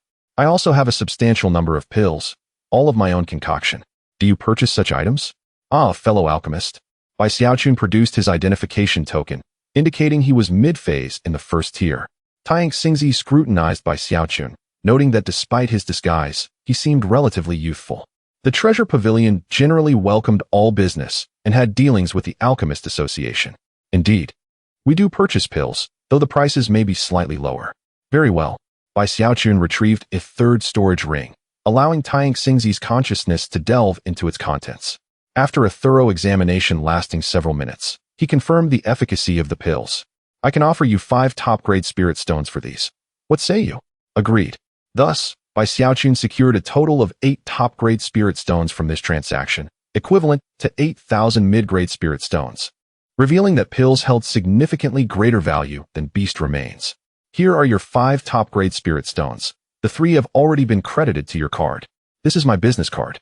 Xiaochun accepted the items, pondering whether these spirit stones would suffice for his cultivation to the peak of foundation establishment. Thank you, Elder Tian. The elixirs hold no such value. It appears that the old man, perceiving him as an alchemist, bestowed upon him a greater sum. Indeed, alchemists find it relatively easy to navigate through life, regardless of their whereabouts. After Xiaochun completed his transactions, he ventured out to stroll, seeking items worthy of purchase. The treasures available at the Jinbao Pavilion were scarce, and those that aligned with the budget of foundation establishment cultivators were not inexpensive. Xiaochun procured a few elixirs and talismans before departing. Chapter 30. The antique market. Finding a feng shui treasure land is not an easy endeavor. The spiritual stone mines have largely been seized by various major sections. It is prudent to seek more heavenly materials and earthly treasures instead. Xiaochun currently possesses 7 high-grade spiritual stones, which can procure a considerable number of items. Tianqing City boasts the largest antique market in the wilderness, located near an ancient battlefield where 2 nations clashed centuries ago, and numerous wars took place millennia ago. The devastation wrought by these conflicts contributed to the desolation of this once thriving land. Upon entering the antique market, Xiaochun observed a bustling crowd, all eager to unearth hidden treasures. Various stones, incomplete weapons, remains of corpses, and peculiar objects could be seen. My brother, take a look at my wares. I possess only the finest items. A portion of his collection was salvaged from the ancient battlefield, while another segment was merely replicas. How much for this? Xiaochun inquired, eyeing a broken sword. You truly have an eye for quality, my friend. I expended considerable effort retrieving this from the Blood River. Since you appear unfamiliar, I shall part with it for just 10 medium-grade spiritual stones. Xiaochun shook his head, realizing the vendor was attempting to exploit his inexperience. 5 medium-grade spiritual stones. How can you be so unreasonable? 9 medium-grade spiritual stones. 5 medium-grade spiritual stones. 8 medium-grade spiritual stones. 5 medium-grade spiritual stones. Alas, very well, 6 medium-grade spiritual stones. Take it or leave it. Deal. Bai Xiaochun produced 6 medium-grade spiritual stones and secured the broken sword within his storage ring. Although the sword was clearly unusable, its material was exceedingly rare, suitable for crafting puppets. If a disciple from the Heikue sect were to see it, they would readily pay hundreds of medium-grade spiritual stones for it. Once Bai Xiaochun departed, the vendor chuckled softly to himself. Another fool with deep pockets. This broken sword was merely a trinket I picked up from the battlefield. I thought I might be fortunate enough to sell it for a few low-grade spiritual stones. I can't believe they actually bought it. Xiao Wang, well done. You just made 6 medium-grade spiritual stones. What splendid luck. Bai Xiaochun felt the stares of several onlookers. He had become a veritable mark. My brother, come here. I have excellent items. Mine are quite remarkable as well. Bai Xiaochun glanced at the others, discerning that their offerings were mere fakes, devoid of any spiritual energy, nothing but imitations. How much for this stone? He asked a young man. 10 low-grade spiritual stones. The ancient battlefield is fraught with dangers, and most accessible locations have been thoroughly scavenged, leaving only a blood-red river and some remote areas with deep pits. And this one? 25 low-grade spiritual stones. I'll take the whole lot. The young man looked up, swiftly gathering the stones together. These were special stones. While not particularly valuable, they were suitable for puppet crafting. Bai Xiaochun was pleasantly surprised by the abundance of materials available. That will be 517 low-grade spiritual stones. I'll give you a discount and take 510. Bai Xiaochun paid with his card and left with the stones. The young man packed away the remaining stones, closing up early for the day. Seeing such a gullible buyer procure so many useless stones, the other vendors began to stir with excitement. Hey, handsome, come to my stall. I have items salvaged from the Blood River. I have treasures excavated from ancient ruins. After visiting several stalls, Bai Xiaochun arrived at the booth of a middle-aged man. How much for this? He pointed to a nearly 1-meter-tall black stone, which was impervious to inspection, akin to gambling stones. 1 medium-grade spiritual stone. The emaciated man did not look up, explaining that he had found it in a deep pit, and even with his late foundation-building strength, he could not break it open. His acquaintances had also tried to assess its material, but to no avail. I'll buy it. Bai Xiaochun tossed a medium-grade spiritual stone and claimed the large stone for his storage ring. The Xiantai Black Stone, a superior material for weapon crafting, contained within it a piece of Heitai stone, ideal for creating mechanical puppets. Subsequently, he purchased 3 more items from the emaciated man's stall for 5 medium-grade spiritual stones. The antique market was replete with ancient artifacts. However, only a few were truly useful. Many served as excellent materials for crafting mechanical puppets, while some were suitable for weapon forging. After 2 rounds of exploration, Bai Xiaochun acquired over 30 items, more than half of which were materials for puppet crafting, with a portion suitable for weapon creation. Among the remaining items was a piece of Hong Shuijin stone, a fragment of a cultivation technique, and even a specially crafted net, renowned for its remarkable resilience. Bai Xiaochun displayed generous spending habits, drawing the attention of several individuals. In just 2 hours, he had expended several hundred medium-grade spiritual stones. Preferring to avoid attracting trouble, he decided to hang his alchemist's identity token at his waist. Ah, so he is an alchemist. No wonder he is so extravagant. The onlookers, wary of the alchemist's status, chose to retreat. It is prudent to avoid offending an alchemist, whose connections are far more extensive than one might assume. Once the crowd dissipated, Bai Xiaochun made his way to an inn, as his knowledge of Tianqing City was limited, and he wished to inquire about the local powers. Waiter, bring me 3 dishes, a pot of wine, and a plate of peanuts. Certainly, esteemed guest. Please hold on for a moment. Before long, the 3 dishes arrived. How long have you been working here? 5 years, esteemed guest. Tell me about the local situation. Here is your tip. Bai Xiaochun tossed 2 spiritual stones. You have come to the right person. I know Tianqing City like the back of my hand. I even know if a fly enters. The waiter enthusiastically recounted the local powers, mentioning that the most significant was the city lord's mansion, along with 3 prominent families: the Wang family, the Ding family, and the Huang family. In addition, there were several major factions, including the Liaoya mercenary group, the Rui Trading Association, and the Tianxiao Martial Arts Hall. Various sects also had a presence, such as the Miaoyin sect and the Luocha sect, alongside numerous sects from outside the wilderness. The city lord is a Yuaning expert, while most other factions are guarded by golden core cultivators. Feel free to attend to your duties. Certainly, esteemed guest, should you require anything, Simply summon me, and I shall arrive promptly. The waiter has returned to his duties. Bai Xiaochun pondered for a moment, estimating that there were likely no fewer than 20 gold core cultivators within Tianqing City, a figure exceeding his initial expectations. It remains uncertain whether the city is home to only one nascent soul cultivator, yet that is of little concern to him. Bai Xiaochun's purpose in this place is to gather the materials necessary for his ascension to the gold core stage. In addition to amassing a considerable quantity of rare heavenly and earthly treasures, acquiring a Jiajindan would be most advantageous. The Jiajindan, a lower-grade Xian-level elixir, possesses the ability to assist peak foundation establishment cultivators in breaking through to the gold core realm, facilitating a swift condensation of the gold core. A standard Jiajindan can enhance the success probability by 30%, while a superior one can elevate it by 50%. Chapter 31. Conscription of the Dynasty. After gaining further insight, Bai Xiaochun decided to rent a splendid room in the tavern. With his current abilities, he could undoubtedly create a golden armored mechanism puppet at the late stage of foundation establishment, yet he still lacked two crucial materials.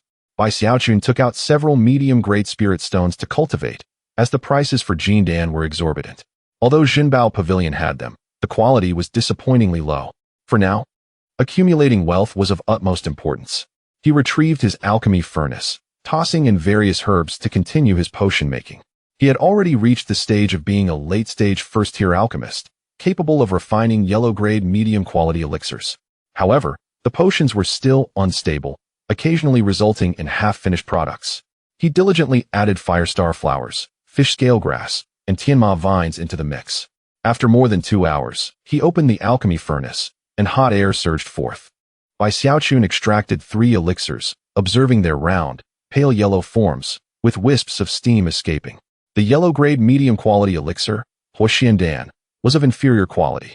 Each batch could produce 23 elixirs, with each one yielding 6 to over 10 times the original material cost, allowing for a minimum profit of 11 times.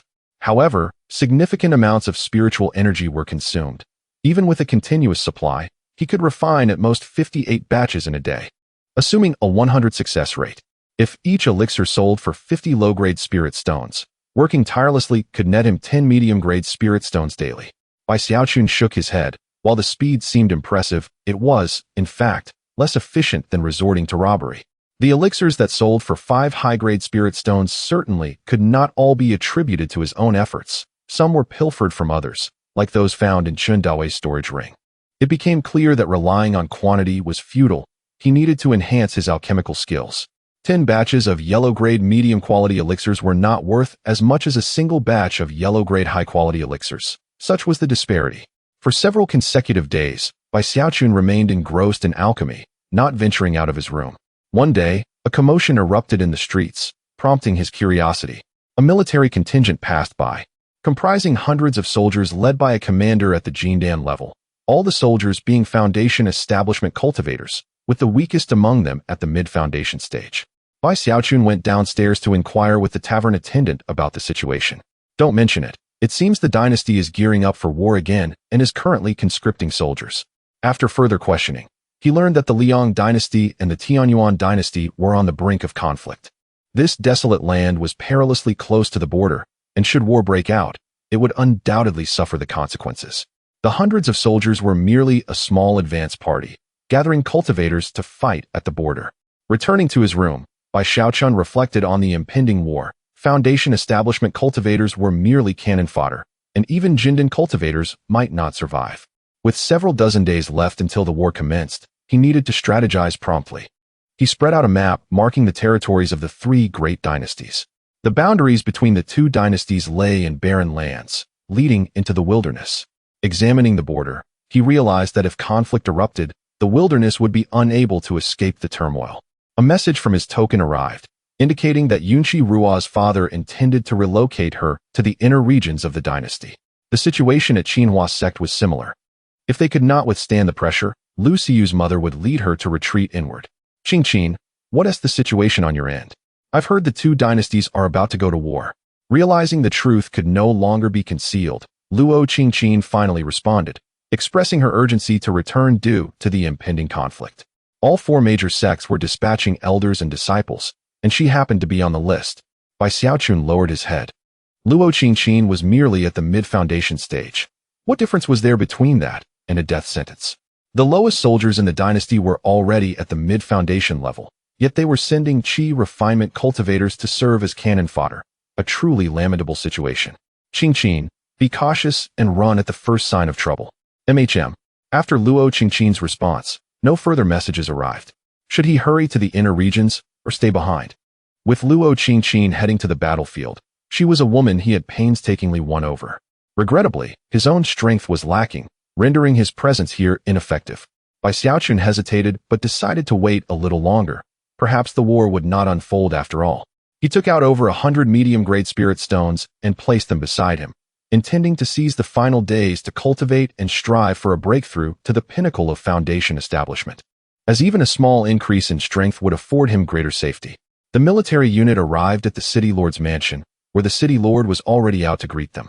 Yao Wanfu has received orders. The command is as follows. Within 20 days, gather 5,000 cultivators to rendezvous at the Tianqing mountain range. Understood. After reading the orders, the military swiftly departed without delay. Their destination extended beyond Tianqing city, encompassing surrounding cities as well. Yao Wanfu's expression was grave. Those 5,000 individuals were mere cannon fodder, yet he had no choice but to carry out his orders. Gathering 5,000 cultivators was no small task, and they could not all be low-level cultivators. As the largest city in the wilderness, it was imperative that a substantial number of foundation establishment cultivators be included. Come here. Yes. Immediately commence conscription. Yao Wanfu declared loudly before stepping inside. Yes. Upon receiving the news, chaos ensued. Crowds spilled from the city, as Tianqing city would undoubtedly fall if war broke out. Remaining would only mean waiting for death. The three great clans contemplated fleeing, but the city lord's subordinates arrived bearing orders, mandating the surrender of a specific number of cultivators, or else they would find no refuge even in the inner regions. Yao Wanfu was a Yuaning cultivator and a noble, possessing considerable power. It was already merciful that the city lord did not demand the release of Jindan cultivators. Now, he required only a certain number of cultivators without excessive demands. After deliberation, the three clans chose to sacrifice some branches and less talented members of their families. Leaving a few behind, the entirety of the clan fled. If Tianqing city did not fall, they could return, as some would remain to manage their territories. Meanwhile, the Alchemist Association, Zhenbao Pavilion, and others had no reason for concern. They maintained branches in all three major dynasties of the southern region, and even across the entire Lingxiao continent. Thus the war would not impact them. Numerous families in Tianqing city fled, yet many ordinary people and low-level cultivators chose to stay, as their circumstances remained unchanged. Tavern keeper, aren't you fleeing? What is the point of running? Business is the same wherever you go. There is no real difference between the two dynasties. That is true. As long as those formidable practitioners are not engaged in combat within the city, it is unlikely that other dynasties occupying Tianqing would devastate the entire city. Instead, they would station personnel there, allowing the remaining inhabitants to continue their daily lives. The rulers of the Tianyuan dynasty are relatively benevolent, and instances of slaughtering an entire city are actions only despicable evil cultivators would undertake. Chapter 32. The outbreak of war. Yao Wanfu dispatched agents to recruit individuals indiscriminately, many of whom were drawn from the impoverished districts. The allure of ample food and substantial monetary compensation enticed them. These cultivators, whose lives were worth little, had nowhere else to turn, preferring to indulge in their last moments before death. Some aimed to use their earnings to treat their ailing relatives or to facilitate their escape. Nevertheless, the resources remained insufficient, compelling Yao Wanfu to intensify his conscription efforts. In the blink of an eye, over 10 days had passed, and Bai Xiaochun continued to reside in the hotel, refusing to depart. At the city lord's mansion, Yao Wanfu surveyed the thousands before him. 3 Jindan cultivators, a handful of foundational cultivators, while the majority were merely Qi practitioners. He had left his most trusted subordinates in Tianqing city, totaling no more than 1,000. Although the city was not entirely deserted, its population had dwindled by 2/3, leaving only 1/3 to engage in commerce and labor. Other cities had also dispatched troops, while the Tianyuan dynasty's million-strong army had gathered at the borders, divided into 5 battalions. The wildlands were to withstand an army of 200,000, while Tianqing City and its neighboring cities, along with the four major sects, mustered several tens of thousands. Another commander, leading over 100,000 troops, had already reached the Tianjing mountain range. A general of the transformation stage supervised from the rear, while the battle was primarily led by Yuanying practitioners, with destined cultivators serving as junior leaders and the foundational and Qi practitioners merely as fodder. Upon arriving at the Tianjing mountain range, Yao Wanfu found numerous cultivators residing there. General Zhengbei, greetings, he acknowledged. Ah, so it is you, Mu Rushan responded, his presence providing reassurance. He was the commander of the Wild Lands, at the peak of the Yuanying stage, accompanied by several deputy generals, all at the initial or middle stages of Yuanying.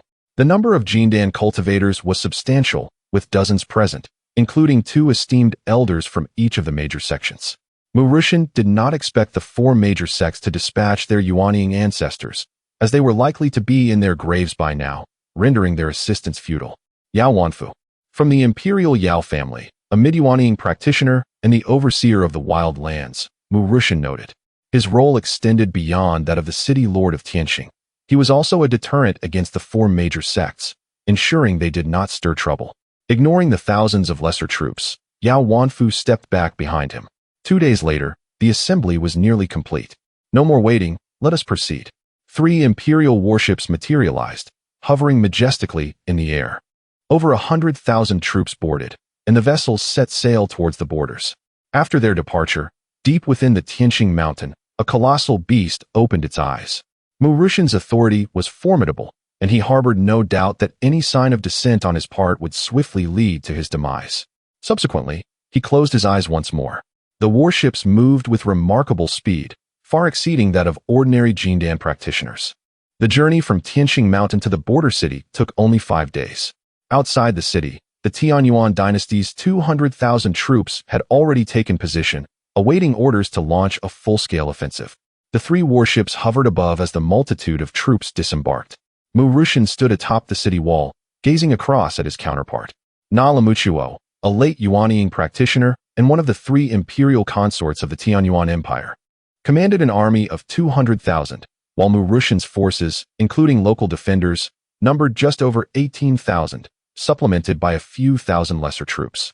Uncertain of the young emperor's motivations, who had dispatched 800,000 troops yet left only a fraction for his command, Mu Rushan would not have sent emissaries to the Wild Lands, urging cities and sects to contribute personnel to the army if his own numbers had been sufficient.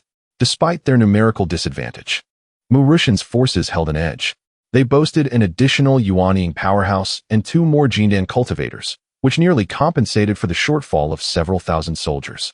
The enemy remained still, and naturally, they would not venture forth. The 2 great dynasties appeared to be in negotiations, with the young emperor eager to achieve military glory and expand territory, oblivious to the fact that centuries ago, the Tianyuan Empire had been pushed deep into its own lands.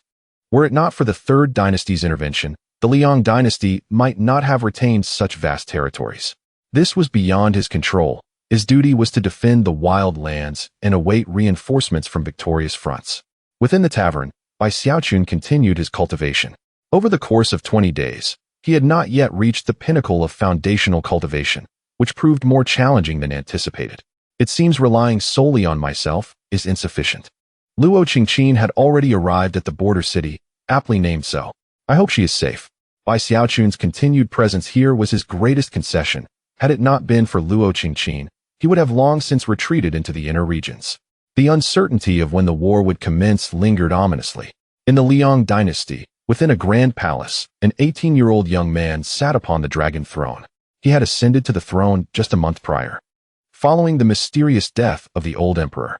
The former emperor, a practitioner at the initial stage of transformation, had few who could contend with him, yet the court physicians could not ascertain the cause of death, speculating instead that it might stem from a poison brought from the central continent. Juan Tianxi, having attained the throne, was no ordinary figure. He possessed the golden dragon physique, a royal constitution renowned for its strength among spiritual bodies. At 18, he had already achieved the mid-Jindan stage and garnered the favor of several elders. He held promise for reaching the Dongshu realm, and perhaps even the Hai stage. What is the situation? He inquired. All 5 military legions are in position, awaiting your majesty's command. Excellent. Convey the message. We must reclaim the glory of the Liang dynasty. Several centuries prior, during a great conflict, the Liang dynasty, as a third party, had brokered a treaty between the two great dynasties, resulting in the Liang dynasty suffering losses in both resources and territory. Currently, the Liang dynasty was embroiled in intense strife, with various families vying for power and major sects lurking with predatory intent. To divert the crisis, they could only resort to war to seize resources. Juan Tianxi thought as much, and his supporters shared the sentiment. As a staunch advocate for war, bolstered by the backing of several elders, he was able to override dissent and deploy the troops. The Tianyuan dynasty, known for its fierce spirit, could scarcely tolerate the young emperor's provocations, immediately rallying a million-strong army to the borders, subtly preparing for a crossing. With the emperor's command, dozens of messages were dispatched. Court dismissed. Jun Tianxi hastily descended from the dragon throne and departed from the palace. The officials below dispersed on their own, some filled with joy while others were engulfed in sorrow. The elated were predominantly the military generals, eager to showcase their prowess. Meanwhile, a few scholars sighed, lamenting that war inevitably brings devastation and suffering to the populace. The Liang dynasty had only begun to regain some vitality after centuries, and now it was embroiled in conflict once more. It remains uncertain whether it can endure such trials. At worst, it would resort to reparations and compensations. The southern region requires equilibrium. Thus, none of the three major dynasties is destined for annihilation. Chapter 33 The Great War begins. The generals received orders to take the initiative in battle against the Liang dynasty. Mu Ruoshan glanced at the command but opted not to mobilize his forces. His side was outnumbered, and engaging in battle would be detrimental to him. Presently, within the confines of the border city, he felt no fear of the opposing army of 200,000. As long as he refrained from engaging, should the enemy attempt a siege, victory would undoubtedly be theirs. While Mu Ruoshan remained inactive, he pondered whether the enemy was likewise idle. The other four battlefronts had already erupted into skirmishes, deploying several thousand troops each for preliminary clashes. A grand military conflict was not easily resolved. Luo Qinqin was waiting in her chamber, where the Miaoyin sect had dispatched 2 Jindan cultivators along with several foundational elders. As an outer sect elder, she lacked the authority to lead. She wandered about by Shao Chun and hoped he had successfully departed from this wild land. Sigh. The two armies stood in a standoff, merely gazing at one another for 3 days. The other 4 fronts experienced intermittent victories and defeats, with the conflict spreading across the border, unfortunately impacting the small villages in the vicinity. Days passed swiftly, and Mu Ruoshan still refrained from action, prioritizing the welfare of his soldiers. Yet, for reasons unknown, news of his inaction spread, and he could no longer withstand the pressure of the command from above. Alas, it had become imperative. The opposing force of 200,000 elite soldiers faced his mere 100,000, with a contingent of several thousand lesser troops. Initiating an offensive was certainly unwise. However, he received a direct order. Failure to act would result in a change of command. It was essential to understand that altering leadership at such a critical juncture would severely undermine troop morale. After several days of delay, he deemed his leniency sufficient. Mu Ruoshan shook his head and summoned his subordinates. Shortly thereafter, several Jindan cultivators clad in armor approached. Who shall lead the charge?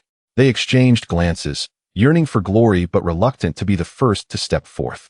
Mu Ruoshan subtly indicated one individual, who, with resignation, stepped forward. General, allow me to lead the charge. Very well, you shall be the first to engage, leading 10,000 troops. Understood. He swiftly departed to the barracks to assemble his forces. A few hours later, the city gates swung wide open, and the commander led his 10,000 soldiers forth, bearing the battle standard. The Tianyuan dynasty noticed the movement and dispatched a portion of their own forces. A month later, the conflict had descended into a stalemate. Mu Ruoshan had lost around 50,000 soldiers, with another 30,000 injured. The enemy had suffered approximately 40,000 casualties and sustained injuries nearing 50,000. Mu Ruoshan found himself at a disadvantage, as a significant portion of his fallen soldiers comprised lesser troops. He had not anticipated the formidable nature of the Tianyuan dynasty. 2 of the 5 major routes had already been breached, while one continued to resist, and another had successfully penetrated the enemy's defenses. The enemy raised their battle standard and sounded the drums of war. This is not good. They are preparing for a full-scale attack. Mu Ruo Shun hovered in the air, instructing his soldiers to await on the city walls, where various bows and crossbows were primed for action. In the distance, swirling sands heralded the arrival of massive siege engines, colossal bows, crossbows, and gigantic spiritual artillery shells. All Jindan cultivators ascended skyward as 3 warships unveiled their main cannons. Attack! The full-scale assault commenced, with enormous spiritual artillery shells soaring towards the city walls, resulting in thunderous explosions and creating several significant breaches. Arrows and crossbow bolts rained down, swiftly piercing through numerous ordinary soldiers. The 3 warships unleashed cannon fire, shattering a distant trebuchet while destroying 2 crossbows. As the distance closed, the city gates swung open, and Mu Ruo Shun led his army forth. Fight for glory. Fight for the dynasty. With a single strike, Mu Ruo Shun pierced through a crossbow, and an enemy general soared towards him. Jindan cultivators clashed in midair, vacating the battlefield.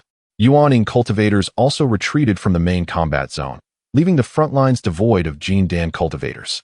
Here, combat was strictly between soldiers, adhering to an unspoken rule that high-level cultivators could not interfere in ordinary battles. In this arena, half-step Jindan cultivators stood as the most formidable presence. As arrows flew forth, soldiers collectively raised their shields in formation, deflecting the incoming projectiles. Kill! Kill! Kill! The gates closed as a multitude of soldiers engaged in combat outside, while others defended atop the walls. Ladders and siege hammers filled the air, accompanied by an array of talismans. The density of forces sometimes resulted in friendly fire.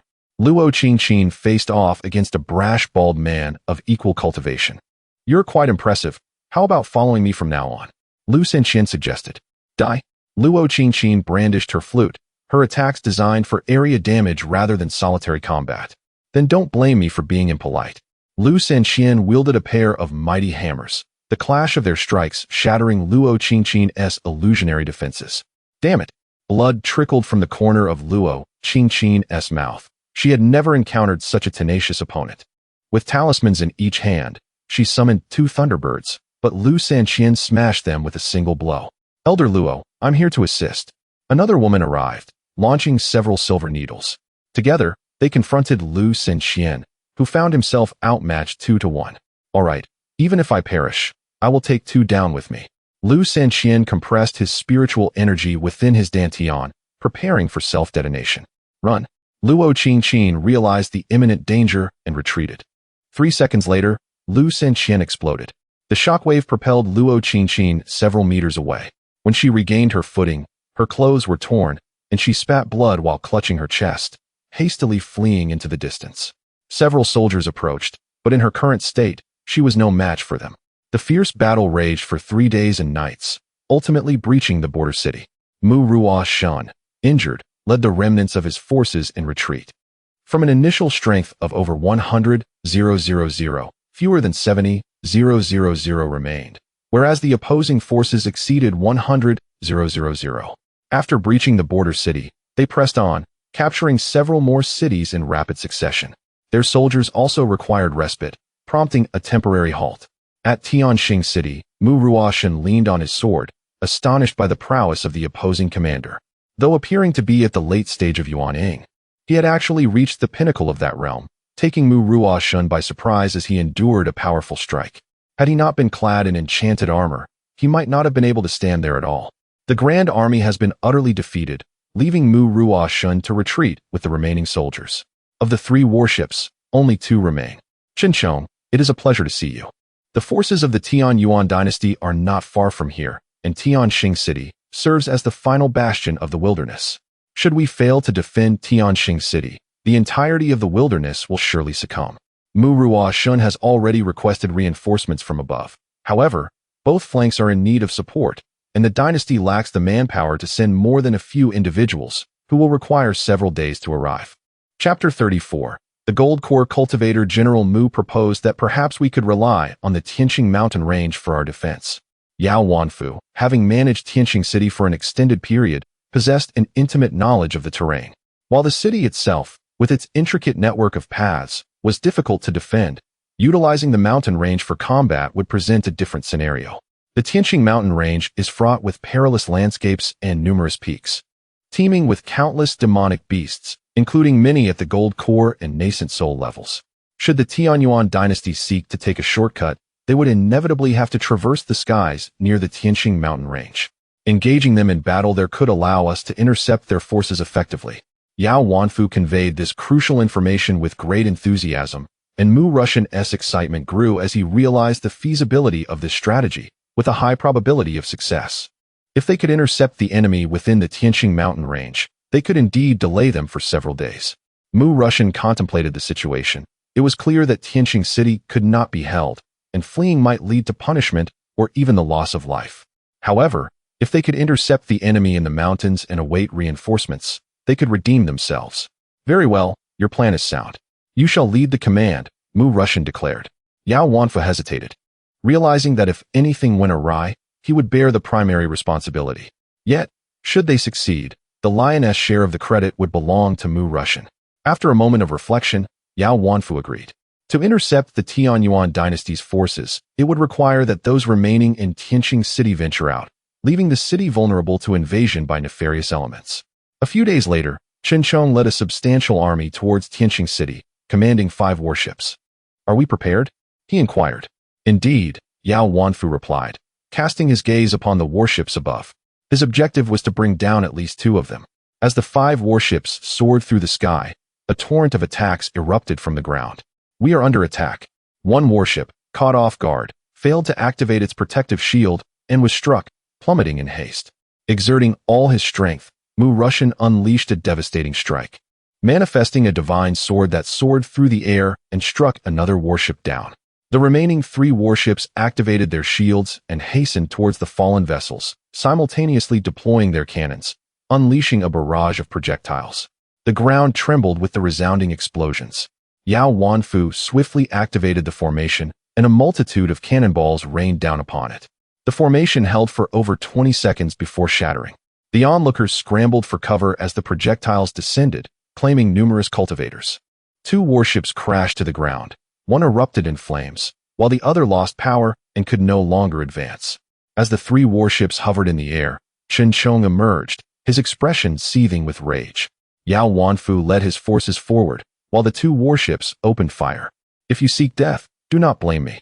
The second great battle commenced, this time in the Tianqing mountain range, where a multitude of demonic beasts converged, plunging everyone into chaos. In an inn room, Bai Xiaochun finally achieved a breakthrough. Engaging in intense meditation, he had expended 3 high-grade spirit stones and a plethora of medicinal pills to reach the pinnacle of foundation establishment. The gold core was within reach, but he needed to gather more medicinal materials. Upon attaining this new level, his Qingling sword technique became even more formidable and his movements more agile. Regrettably, he could only forge a mid-foundation establishment mechanism puppet. Desiring improvement, he found himself lacking several key materials, limiting him to a single puppet, yet it would suffice for aiding in battle. The mechanism puppet was outfitted with numerous concealed weapons, all coated with toxins. Its body, crafted from special materials, could withstand ordinary attacks. It was time to venture outside. Although Bai Xiaochun had been in seclusion, he had been attuned to the sounds of the outside world. The army had been engaged in combat against the enemy for 3 days in the Tianqing mountain range. Luo Qingqin had sustained severe injuries and had retreated deeper into the mountains, where she faced numerous formidable demonic beasts, rendering her situation perilous. With the defenders of Tianqing city absent, the lord's residence had been plundered, though it yielded little of value, having been stripped by the lord himself. After robbing the place, those brigands fled, fearing retribution from the lord. The Jinbao Pavilion continued its operations unaffected, as the powerful factions remained intact. The desperate rogues dared not provoke these forces, especially with gold core cultivators still present. Bai Xiaochun departed from Tianqing city, heading towards the Tianqing mountain range, hoping to hold out. The distance from Tianqing city to the mountain range was considerable, and with Luo Qingqin situated in the inner regions, he could only approximate her location. Upon arriving at the Tianqing mountain range, Bai Xiaochun deliberately circumvented the encampments of both armies, activating his Tianyin to ensure he would not encounter enemies or formidable demonic beasts. Luo Qingqin's location appeared to be near a vast lake, as indicated by the map. The Tianqing mountain range housed 2 lakes, and based on the descriptions, Bai Xiaochun ruled out the other. A gold core cultivator from the Tianyuan dynasty, gravely injured, was nearby. Bai Xiaochun concealed himself behind a thicket. The gold core cultivator was hiding behind a large rock. If he wished to reach the lake, he would have to take a detour.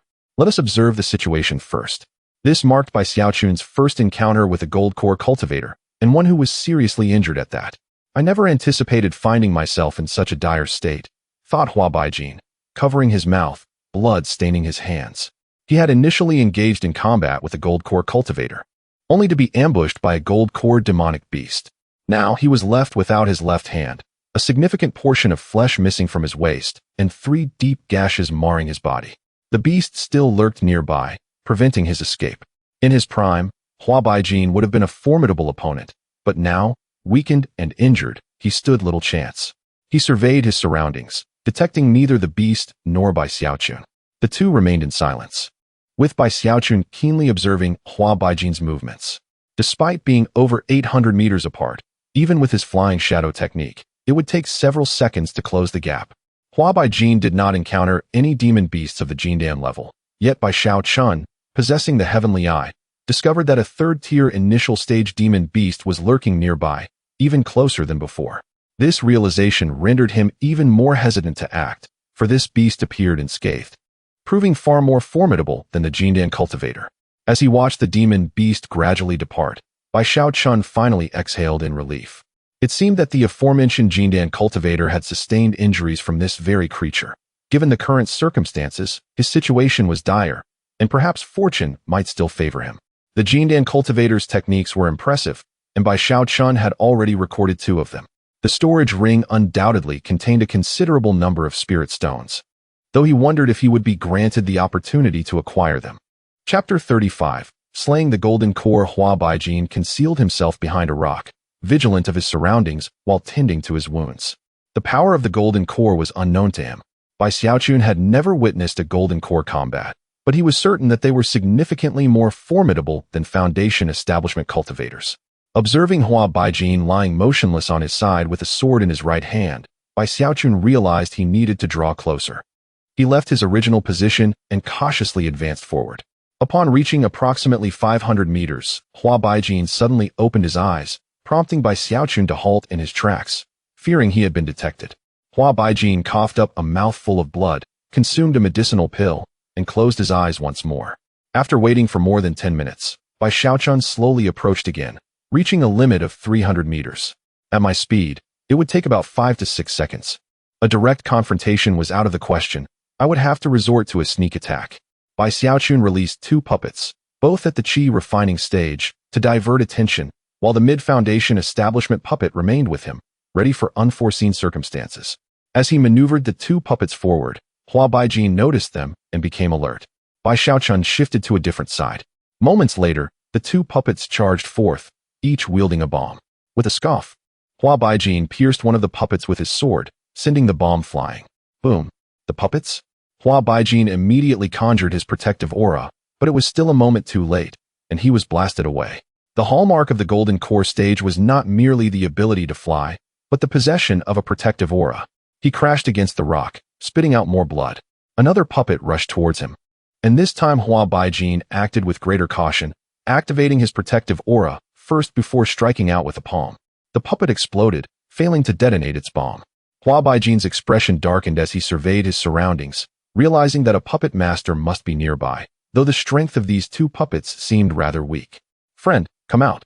Bai Xiaochun remained hidden. While the Golden Core had a protective aura, it required vast amounts of spiritual energy, which a severely wounded Golden Core could not sustain. This very fact compelled Hua Baijin to quickly retract his protective aura, coughing up yet another mouthful of blood. It appeared he would have to employ that puppet now. He released the mid-foundation establishment puppet, which swiftly soared into the air. Hua Baijin had discerned Bai Xiaochun's approximate location and immediately flew towards it. Bai Xiaochun continued to move, drawing forth his treasured sword. Hua Baijin activated his protective aura once more, as the puppet unleashed a barrage of poisonous needles, all of which were blocked by the protective aura. With a graceful flick of his sword, the puppet's chest was pierced, and its fist struck the protective aura, causing it to be violently repelled several meters away. The protective aura dissipated as Hua Baijin's spiritual energy supply dwindled. Another volley of poisonous needles shot forth, prompting Hua Baijin to evade to the right. Deflecting numerous needles with his sword, the puppet lunged forward, its hands transforming into sharp spikes that tightly grasped his left leg. Damn it! Hua Baijin struck down, causing the puppet's head to explode, although he lost a leg in the process. The headless puppet continued to advance, spewing forth a cloud of toxic smoke. Hua Baijin waved his hands to disperse the smoke, with the protective aura unable to activate. He had no choice but to consume an antidote pill. The toxic fumes filled his lungs, leaving Hua Baijin dizzy, exacerbated by the considerable expenditure of spiritual energy, worsening his injuries. Blood streamed from his left thigh, and his complexion turned pallid. He longed to escape at once. Bai Xiaochun, however, would not allow this prime target to flee, having already invested 3 puppets in the endeavor. Let us see. He brandished his sword, unleashing his first attack using a mid-tier Xian-level technique. Ice-shattering flying dragon. Observing the opponent approaching, Hua Baijin could hardly tolerate such an insignificant insect, a mere peak foundation establishment cultivator. All his spiritual energy converged upon his sword, a glimmer of cold light slicing through the air. An explosive sound rang out, and both combatants were hurled backward. Hua Baijin struggled to inspect his abdomen, where a gaping wound had formed. Damn it! My golden core is ruined. Even if I survive, I will be rendered a cripple. Bai Xiaochun, disheveled yet rising, sensed the threat posed by the opponent's retaliatory strike, having narrowly avoided disaster with the help of his puppet. Thus, he only sustained a portion of the impact, with the majority of the force absorbed by the puppet, which now lay in ruins, on the brink of destruction. With the golden core compromised, there was little left for Hua Baijin to do. Spiritual energy dwindled within his dantian, and the golden core was of utmost importance. Without it, most of his spiritual power would vanish rapidly. Hua Baijin collapsed to the ground, and Bai Xiaochun delivered the final blow, shattering his head. This sword is quite remarkable. Bai Xiaochun searched the remains, finding an identity token, 2 storage rings, and a sword. The commotion had been significant, prompting him to depart swiftly from this treacherous locale. Moments later, 2 beasts arrived, tearing the corpse apart for sustenance. In a relatively safe spot, Bai Xiaochun consumed 2 healing pills, forcefully erasing the mark Hua Baijin had inscribed on the storage ring. What a windfall! He had not anticipated Hua Baijin's wealth, discovering several superior-grade spiritual stones, a multitude of mid-grade spiritual stones, various vials, and an array of talismans. Among the small porcelain bottles were some low-tier Xian-level pills, and the most formidable weapon was of the yellow-grade pinnacle. Many of the talismans were of peak foundation establishment offensive capability. Regrettably, there were few items of golden core caliber, suggesting that acquiring low-tier Xian-level weapons at the early golden core stage would be a challenge. After transferring these items, Bai Xiaochun continued his journey after more than an hour of recuperation. Though he had sustained some minor injuries, they were not severe. His priority was to locate Luo Qingqin.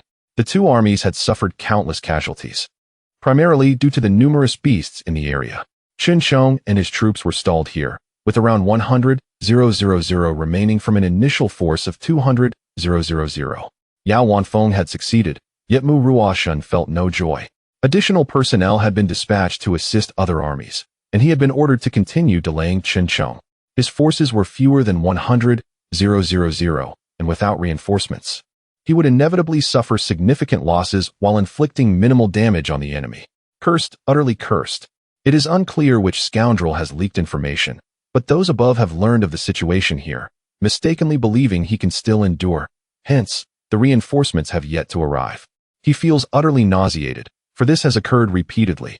If this continues, his subordinates will be left decimated. The other 2 regions have already fallen, while his desolate territory still struggles. The Yang dynasty is no match for the Tianyuan dynasty, and the young emperor continues to wreak havoc. The subsequent supplies have failed to arrive. Mu Ruoshan can only submit 3 consecutive requests. Even if elite reinforcements cannot be dispatched, the supply of medicinal pills must be ensured. Despite the emperor allocating substantial funds, none have reached him, leaving him to wonder how this battle can persist. After such a prolonged engagement, the spiritual stones and medicinal pills of all have been depleted by over half. Chapter 36. Finding Luo Qingqin, there was less than half a day's journey remaining. Bai Xiaochun had already ventured deep into the Tianxing mountain range, and had to remain vigilant at all times. He needed to guard against both the people lurking on either side and the ferocious beasts residing within. A mid-stage Destined beast was in the vicinity, prompting him to take a detour. However, upon changing direction, he encountered an early-stage Destined beast, forcing him to alter his course yet again. The Tianxing mountain range was teeming with Destined beasts, and it took Bai Xiaochun nearly an entire day to arrive near a lake. Following the intel provided, Bai Xiaochun searched along the route and finally discovered a clue at a secluded cliff. Luo Qingqin was hiding beneath the cliff, where there was conveniently a cave. After using a token to contact Luo Qingqin, he managed to open the cave. Bai Xiaochun slowly descended from the cliff, and the two met at the cave entrance. Upon entering, they sealed the entrance behind them. "Xiaochun, I am so sorry," Luo Qingqin said. "What are we even talking about?" The long separation had made her unable to restrain herself, and she embraced Bai Xiaochun tightly. Bai Xiaochun examined her condition and noted that she had sustained severe injuries. Having exhausted her supply of medicinal pills, her wounds had not healed. "This is a top-grade Huang level by Gudan. It will aid in your recovery." "This is too precious," she replied. "I still have plenty, so do not worry." Luo Qingqin did not refuse and consumed the medicinal pill, sitting down to recover. Bai Xiaochun took out a storage ring containing numerous medicinal pills and spirit stones, more than enough to assist Luo Qingqin. Having not seen each other for a long time, their feelings rekindled. "Qingqin, given your current state, you are not planning to leave, are you?" Bai Xiaochun asked, wrapping his arms around her waist. Luo Qingqin nestled closer into Bai Xiaochun's embrace. She had already grown fond of the Miaoyin sect, and there was nothing left to hold her there. "Xiaochun, I will follow your lead." Given that Luo Qingqin was still injured, it was unwise to depart immediately. This place was extremely remote, and Bai Xiaochun decided they should stay for a while longer. Days passed, and the two seemed like celestial lovers, practicing their cultivation in the mornings and embracing each other during the nights. Bai Xiaochun had not yet gathered all the necessary materials, making it difficult for him to condense his Jindan. However, with the resources Bai Xiaochun provided, Luo Qingqin showed signs of a potential breakthrough. 3 days later, Luo Qingqin reached the critical point for her breakthrough. Surrounding her were 3 high-grade spirit stones as she exerted all her strength to absorb the surrounding spiritual energy. With Bai Xiaochun's assistance, she easily broke through the barrier, advancing to the late stage of foundation establishment. "My dear, thank you," she said. "We are already like an old married couple, no need for such formalities." They had shared many intimate moments, and such words were unnecessary. Luo Qingqin consumed 2 more pills to stabilize her realm, and after half an hour, her condition was thoroughly stabilized. The spiritual energy stored in her dantian increased, and her own spiritual power became significantly stronger. Having achieved her breakthrough, Luo Qingqin was filled with joy. She glanced at Bai Xiaochun, her eyes sparkling. Bai Xiaochun could hardly resist the allure of the little sprite and swept her into his arms, leading her to bed, where they resumed their unabashedly passionate life together. Meanwhile, Mu Russian had completely run out of medicinal pills, and no supplies had arrived to support him. On the other hand, Chen Chang's situation was much better.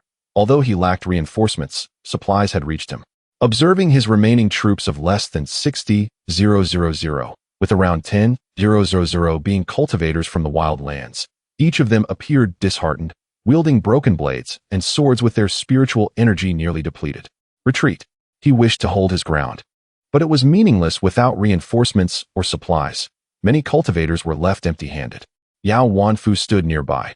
He still had some resources left, but with over 50,000 people, he was no philanthropist. After days of battle, the warships had been destroyed, and even if any remained, they lacked energy to take off. The troops abandoned their ships, retreating towards Tianxing City. Chen Chong received the news and ordered his forces to pursue relentlessly. The war horn sounded, and Mu Russian could only flee desperately. 5 days later, Tianxing City fell, and Mu Russian led the remnants back to the wild lands. 10 days later, the entire wild land was completely lost. After the fall of the wild lands, Chen Chong did not resort to pillaging. Instead, he stationed troops in Tianxing City, and the Tianyuan dynasty sent reinforcements to secure the wild lands. Luo Qingqin had fully recovered from her injuries, and the two departed from the Tianxing mountain range. "Xiaochun, where shall we go?" "The wild lands have already been occupied by the enemy. The 4 major sects have relocated to the interior. Yunxi and Lu Xiyu are currently safe. Let us head to the Xiaoyao city. They are waiting for us there." Um, Luo Qingqin had no objections. It was too difficult for her to be alone. Although she had been happy in the first few days, the following days were a torment. It was better to be with more sisters. Given the current situation, leaving the wild lands was indeed the best choice. The outside world was even more perilous. Bai Xiaochun had heard from Lu Xiu that many cultivators like her, who had reached the early stage of foundation establishment at the age of 18, were not uncommon. There were even many in their 20s at the late stage of foundation establishment, and some had reached the peak of foundation establishment in their 30s. The two disguised themselves to appear as low-level qi refining cultivators, with pockmarks dotting Luo Qingqin's face. To leave the wild lands, the first option was to utilize the teleportation array in Tianxing City, now occupied by the Tianyuan dynasty, which was highly unlikely to succeed. The second option was to traverse the mountain ranges, which was relatively safer. The third option was to take a main road. But there were many bandits along that route.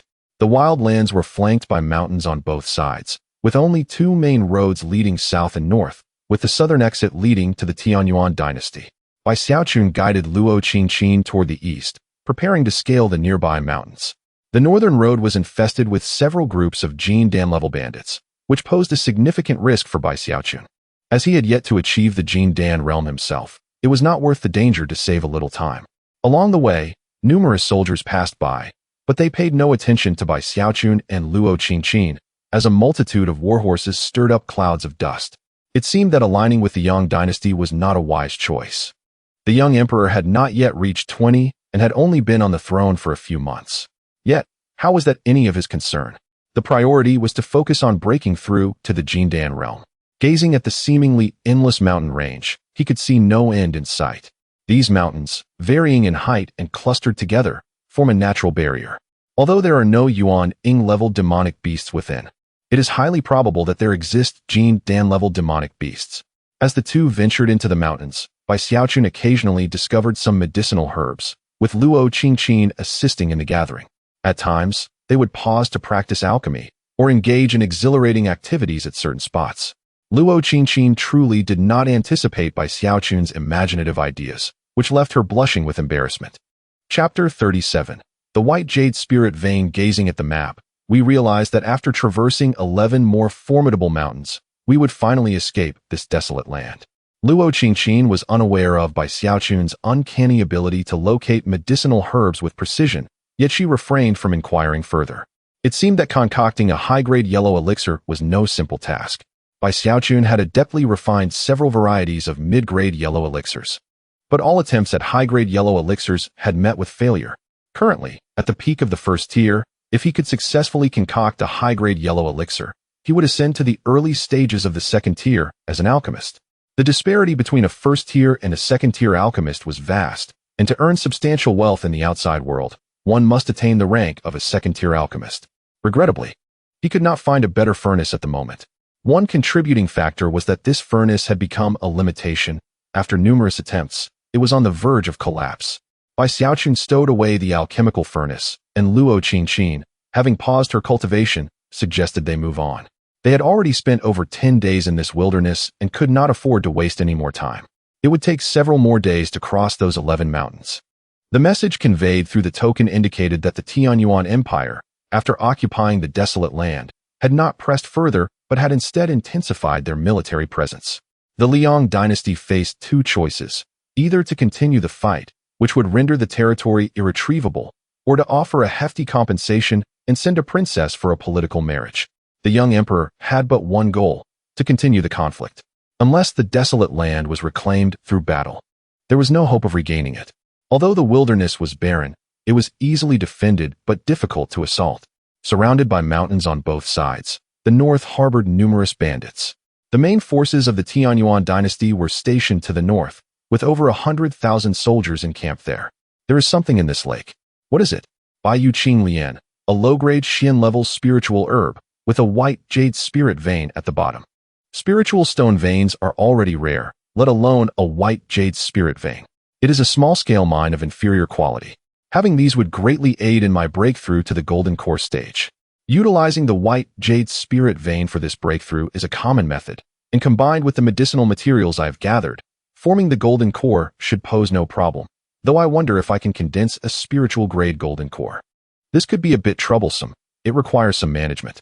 Beneath the surface resided a Heishui Kuei snake, a creature just shy of the golden core stage. Xiaochun, can you handle it? Let's give it a try. Bai Xiaochun had already slain golden core cultivators. He had no fear of this half-step golden core Heishui Kuei snake.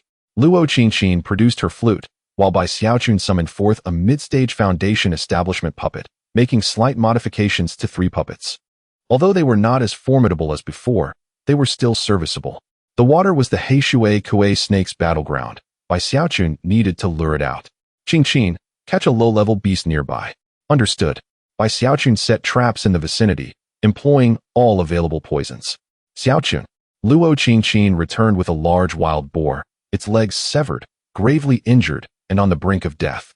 Bai Xiaochun used a specially crafted thread to ensnare the boar. Having already excavated a pit at a certain spot, pouring toxins into its body, he scattered some meat chunks on the shore, using a beast-attracting pill to entice the Heishui Kuei snake. Before long, the Heishui Kuei snake, sensing the scent of blood from a large hole beneath the water, swiftly emerged. Exceeding 10 meters in length, it bore 2 black fangs beneath its head, resembling a massive python. Upon surfacing, it wasted no time devouring the scattered meat. After a moment's hesitation at the sight of the large boar in the pit, it lunged forward. Most low-level beasts lacked intelligence, relying solely on instinct. They would eat when hungry and flee when sensing danger. The Heishui Kuei snake was incredibly swift, reaching the edge of the pit in less than 3 seconds. It sank its teeth into the large boar, drawing it into its maw. Now's the chance. The sturdy thread ensnared the Heishui Kuei snake, causing the toxins in the boar to erupt within it, rendering the snake momentarily dazed. Luo Qingqin began to play her flute, while Bai Xiaochun leaped from a nearby tree, thrusting a sword forward. The scales of the Heishui Kuei snake were extraordinarily tough. Even with his superior yellow-grade sword, Bai Xiaochun could not sever its vital point. The sword pierced flesh, becoming lodged within the bones. The Heishui Kuei snake, in agony, briefly regained consciousness, thrashing its tail violently, attempting to constrict Bai Xiaochun. The sturdy thread anchored on the other side prevented the snake from biting. Unable to extract the sword, Bai Xiaochun leaped away, drawing another sword. The Heishui Kuei snake spat venom at Bai Xiaochun, who deftly avoided the attack with a swift turn, producing a talisman in hand. A massive ice spear shot forth, shattering the snake's jaw and drawing forth its blood. The mechanical puppet leapt onto its head, furiously thrusting with its poisoned needles, but the scales were too thick to penetrate. Enraged, the Heishui Kuei snake violently shook its head, finally snapping the thread that held it. The mechanical puppet was flung aside as the snake opened its enormous mouth and swallowed the puppet whole. Now, the mechanical puppet detonated within the snake's mouth, releasing a torrent of potent toxins. Half of the Heishui Kuei snake's head was obliterated in the explosion. Luo Qingqin produced a fireball talisman, activating it to launch an attack. The fireball struck the Heishui Kuei snake, propelling it through the air, its tail thrashing violently, uprooting trees and sending stones flying. Die! Bai Xiaochun infused a large portion of his spiritual energy and unleashed a powerful strike, watching as his sword pierced the snake's head, emerging from the other eye. After accomplishing this, he quickly distanced himself. The Heishui Kuei snake writhed in pain, its tail coiling tightly. It struggled for over half an hour before finally succumbing. Phew, that was quite the ordeal. Bai Xiaochun and Luo Qingqin were nearly drained of their spiritual energy, having utilized 2 talismans of peak foundation establishment grade, lost their puppets, and exhausted nearly all the poisons in their storage rings. The Heishui Kuei snake proved far more troublesome than he had anticipated, yet in the end, it lay defeated.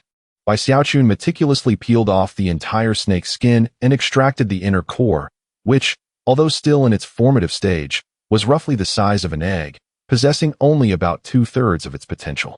If it were to completely attain the golden core, I would undoubtedly be no match for it. The flesh of the half-step golden core snake is immensely nourishing. Bai Xiaochun collected the entire corpse. The 2 sought a secure location to recuperate. And after restoring nearly half of their spiritual energy, Bai Xiaochun finally submerged himself to pluck the Baiyu Qing Lian. This Baiyu Qing Lian had reached maturity, and Bai Xiaochun uprooted it entirely. The Heishui Kuei snake had likely refrained from consuming it, perhaps intending to wait until it was on the verge of breaking through to the golden core, aiming for a singular, momentous advancement. Unfortunately, This turned out to be a boon for Bai Xiaochun, as not only was the Bai Yuqing Lian lost, but so was the snake itself. Chapter 38. Jidan Luo Qingqin stood vigilant on the shore, while Bai Xiaochun excavated the Bai Yushui veins at the bottom of the lake. The soil here was exceedingly hard, and Bai Xiaochun spent half a day to unearth only a few dozen pieces of Bai Yushui. The spiritual energy was remarkably dense. Even while mining, his cultivation progressed at an accelerated pace. After 3 days and nights, he still had a considerable amount of Bai Yushui left. He decided to cultivate right here. Luo Qingqin remained on guard outside, while Bai Xiaochun buried himself within the Bai Yushui veins, channeling his techniques as the nearby spiritual energy converged towards him. He could not remain submerged indefinitely for foundation building, so he fashioned a pipe that extended to the lake's surface. He practiced underwater in the morning and emerged at night, and another 7 days slipped by without reaching his goal. 3 more days passed before the spiritual energy in his dantian was finally filled. Bai Xiaochun attempted to compress this energy, aiming to condense it into a size comparable to that of an egg, as the spiritual energy from the Bai Yushui veins surged towards him. Within his dantian, the energy gradually transformed from a small point into a small stone. Typically, the larger the golden core, the greater its power. The more vibrant its color and intricate its patterns, the more formidable its might. 2 days later, the energy in his dantian all coalesced into a fist-sized golden core. This was merely the first step. The second step, forming patterns on the golden core, was the most crucial. Having consumed 2/3 of the Bai Yushui, the remaining pieces turned into ordinary stones. Bai Xiaochun directly ingested several low-grade Xian-class medicinal herbs, as his internal spiritual energy was severely lacking, leaving him with little recourse. With the addition of 3 low-grade Xian-class spiritual herbs, 2 patterns gradually took shape. Bai Xiaochun was not satisfied with this. He released all his spiritual stones, amplifying his absorption of the Bai Yushui veins. The spiritual energy from the entire lake swirled towards him, flooding into his body. Not only was the energy from the lake being drawn in, but the surrounding spiritual energy also converged towards the lake's edge. Not enough, not enough. Bai Xiaochun underestimated the golden core. He did not anticipate that the more patterns he formed, the greater the demand for spiritual energy. He was on the brink of collapse. As the 4th pattern slowly began to form, the insufficient supply of spiritual energy threatened to retract it. Open. Bai Xiaochun could not bear it any longer. He stuffed high-grade spiritual stones into his mouth, consuming large quantities of low and mid-grade Huang-class elixirs. He had abandoned all caution, his body feeling as though it were about to burst. The 4th pattern solidified, and soon the 5th pattern began to emerge. Open. He crammed all the elixirs into his mouth, finding himself with no other options as his body seemed to threaten to consume him entirely. A soft glow emanated from his body, bringing him a measure of comfort. It appeared that the pure yang sacred body was coming into play as the 5th pattern gradually formed. Bai Xiaochun entertained a wild thought. If he could condense a sacred-grade golden core, would that not be? However, he ultimately suppressed this reckless notion, recognizing that his body had reached its limit. If he forced the issue further, his life would indeed be in jeopardy. Shaking his head, he focused intently on solidifying the 5th pattern, though the pure yang sacred body seemed to falter, dimming. His body experienced another backlash, having long since depleted the Bai Yushui veins. No, Bai Xiaochun exerted every ounce of his strength to open his heavenly eye, drawing upon his last reserves. Boom! A sound erupted from his abdomen, and upon inspecting his dantian, he discovered that his golden core had exploded. What the hell? Where's my golden core? Where has it gone? He had painstakingly formed a golden core with 5 patterns, only to see it detonate due to insufficient supply. Something was very wrong. His golden core was gone, yet he found that his spiritual energy could still be stored in his dantian, and he noticed that his dantian had expanded significantly. His entire meridian system had been enhanced, and his spiritual power had multiplied several times over. He could now sense an overwhelming strength, far surpassing that of the half-step golden core Heishui Kuei snake. How could this be? Bai Xiaochun was utterly bewildered. He had become a golden core cultivator, yet his golden core had exploded. He now possessed no golden core, with spiritual energy stored in his dantian. This meant he had become a golden core cultivator without a golden core. How would he break through in the future? How would he cultivate to the mid and late stages of golden core? Bai Xiaochun was filled with regret. Had he known, he would not have formed so many patterns. For patterns would have sufficed. Even a low-grade spiritual golden core would have been adequate. Now that the deed was done, Bai Xiaochun shook his head helplessly and departed from the site. Xiaochun, what's wrong? Did you succeed? I have become a golden core cultivator, but my golden core has exploded. I can now wield the power of a golden core, but my spiritual energy is stored in my dantian. Luo Qingqin was equally perplexed, unsure how to address the situation. Bai Xiaochun sighed, realizing a profound truth. One should not be overly greedy and must know when to withdraw. The silver lining was that even though Bai Xiaochun had inadvertently revealed his cultivation level, Luo Qingqin could not discern that he was a golden core cultivator. He appeared to be an ordinary foundation-building cultivator. With a thought, a protective barrier of spiritual energy formed around him, a capability that only those in the golden core realm could possess. This spiritual barrier could serve not only as a shield, but also as a means of offense. Bai Xiaochun tested it. The barrier transformed into a blade, sharp enough to kill without a trace. His current limit was about 5 meters, while a typical early-stage golden core cultivator could project their barrier 3 meters outward. By using the spiritual barrier to support himself, he could hover or fly through the air. However, the energy consumption was substantial, which explained why golden core cultivators rarely flew. Let us go. Bai Xiaochun lifted Luo Qingqin into his arms and soared into the distance. Now that he had become a golden core cultivator, his speed was several times greater than before, drastically reducing their travel time. After crossing the final mountain range, the two finally exited the wilderness. Bai Xiaochun had now mastered the use of his spiritual barrier and had slain 2 early-stage third-tier beasts.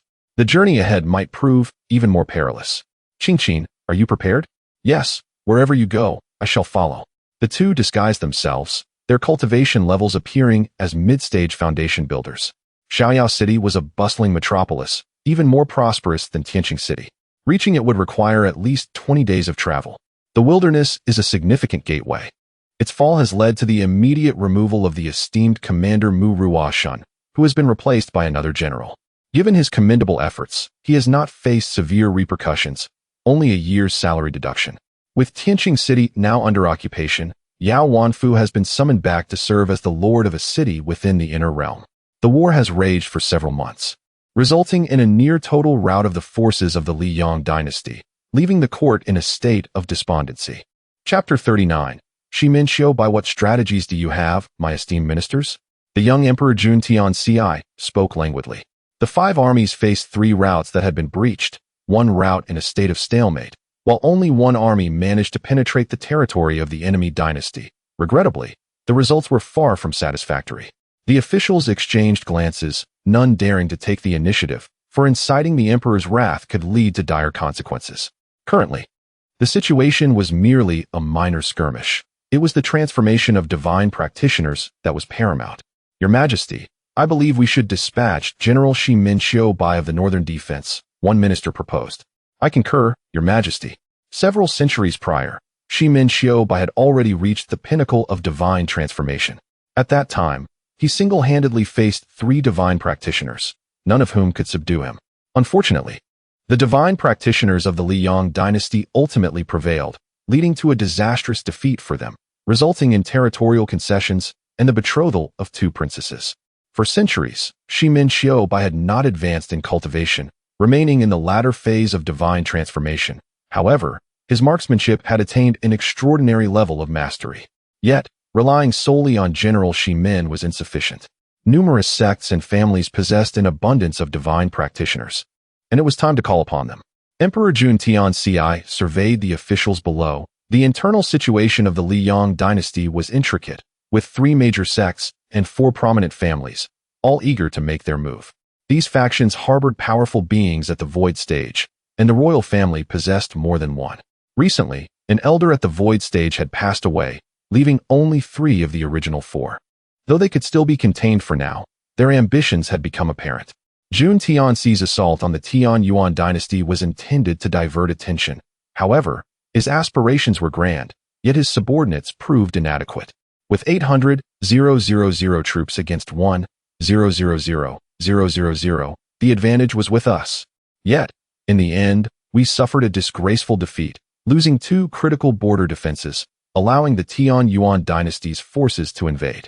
Convey my decree, Tianyi sect, Divine Mountain sect, Qingguan Temple, Guai Gu sect, Zhang family, Wang family, Qin family, must each dispatch at least 2 divine practitioners and 5 infant transformation practitioners.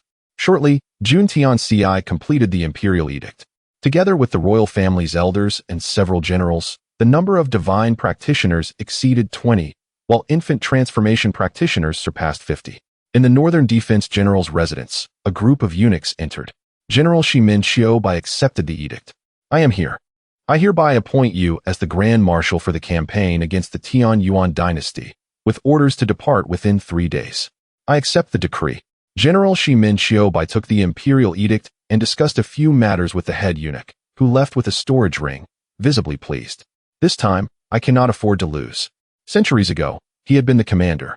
Unfortunately, the disparity in strength was too great, even though he fought valiantly. Victory eluded him. In the ensuing centuries, the Liang dynasty paid reparations and offered princesses in marriage. Due to the treaty with the Tian Yuan dynasty, he retained only the title of Northern Defense General, stripped of real power, rendered ineffective. The title of Northern Defense General became merely an honorary position, and Shimin Xiaobai exited the court. Following this incident, Shimin Xiaobai lost any chance of further advancement, remaining stagnant in the latter phase of divine transformation. Nevertheless, after 10 years of honing his skills, his marksmanship became even sharper, reaching an unparalleled level of excellence. Now, centuries later, he had been reinstated and appointed as the Grand Marshal for the campaign. I, General Shimin Xiaobai of the Northern Defense, will undoubtedly breach the gates of the Tian Yuan dynasty. Should any void stage experts intervene, others would surely restrain them. He need only lead his troops forward. The 4 major sects and 3 prominent families received the imperial decree. Despite their grand ambitions, they had no choice but to comply and send their representatives. The numbers were crucial, as was the selection of personnel. Such battles were fraught with danger, with a significant risk of death. Whether divine or infant transformation practitioners, the loss of even one would require the sect to invest more resources for training. After careful deliberation, they dispatched the required personnel, with some even sending an additional divine practitioner. Days later, General Shimin Xiaobai donned heavy armor, wielding a golden spear adorned with twin dragons. He regarded this battle with utmost seriousness, summoning many of his subordinates, who had lost their military power due to his past misfortunes. Now, united once more, they were determined to reclaim the glory of centuries past. The soldiers stood in perfect formation, a formidable force unlike ordinary fighters. Upon seeing everyone gathered, Shimin Xiaobai raised his spear. Let us depart. The grand army set forth from the imperial capital, destined either for death in battle or triumphant return. Bai Xiaochun and Luo Qingqin found themselves in a small town, where many had already fled. The situation grew increasingly dire, as fear of collateral damage from potential conflict loomed large. Above them, enormous warships soared swiftly through the skies. The onlookers gazed upward, recognizing that the war had escalated to a fierce stage.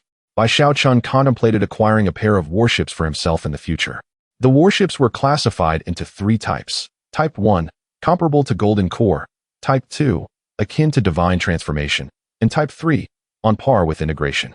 The southern region lacked Type 3 warships, and the 3 vessels they had just seen were undoubtedly Type 2, likely crewed by Divine Transformation practitioners. Divine Transformation speculating was futile. He needed to search for relevant examples. The Dantian could store spiritual energy, which could then be transformed into protective chi. But without a golden core, what was the next step? Bai Xiaochun attempted once more to condense a golden core, yet failed. This path seemed unfeasible. Ancient texts mentioned a second golden core, yet it appeared to differ from his. Without the golden core, conventional cultivation methods became invalid. Bai Xiaochun was at a loss for how to break through, unable to identify the barrier of that realm. Was it possible to bypass the golden core entirely and expand his consciousness see, condensing his infant transformation? Bai Xiaochun was uncertain. However, he believed there must be a method to continue his training. The two lingered in the small town for a brief moment before resuming their journey. The area was not particularly safe. Should conflict erupt in the wilderness, it would likely affect this place.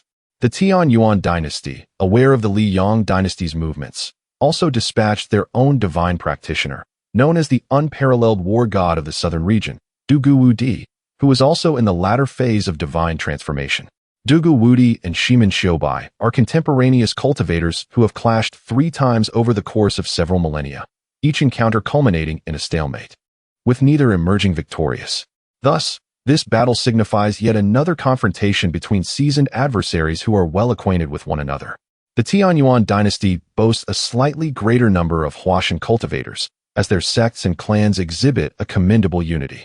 As warships set sail, the grand battle of Huashan is on the brink of commencing, and the clash between the two great dynasties is entering an intensely heated phase.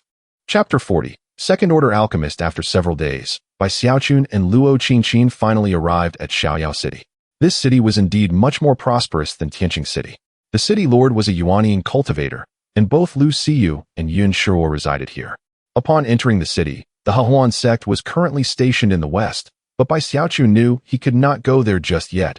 It would be wiser to visit Yun Shuo first. Yun Shuo's father, having sustained serious injuries, was in another city. The reason Yun Shuo was in Xiaoyao City was due to its significance, as the city lord was formidable. Moreover, her uncle resided here, and the Yun family was a prestigious clan with numerous enterprises in Xiaoyao City. After more than an hour, Bai Xiaochun and Luo Qingqin finally arrived at an opulent residence, surrounded by two bustling commercial streets. Shuo, I have arrived. At the back door of the residence, a maid opened a small gate, ushering them inside. They were led deep into the premises, reaching the innermost room. Upon entering, the maid shut the door behind them, waiting outside. Xiaochun, Shuo. The two embraced, with Yun Shuo shifting from a sorrowful expression to one of pure joy in an instant. It had been several months since they last met, and Yun Shuo immediately bestowed a kiss upon him, allowing herself to be held in his arms as they sat in a chair. She wrapped her arms around Bai Xiaochun's neck, resting against his chest. You must be Luo Qingqin. Indeed, you are Yun Shuo, correct? They exchanged pleasantries, both being at the late stage of foundation establishment, one being 28 years old and the other in her 30s. Since you are older, I shall call you sister. Yun Shuo did not delve deeper into this matter, as she knew she could not claim the status of the main wife. Xiaochun, I heard you have reached the golden core stage? Yes, but my golden core has exploded, and I am unsure why.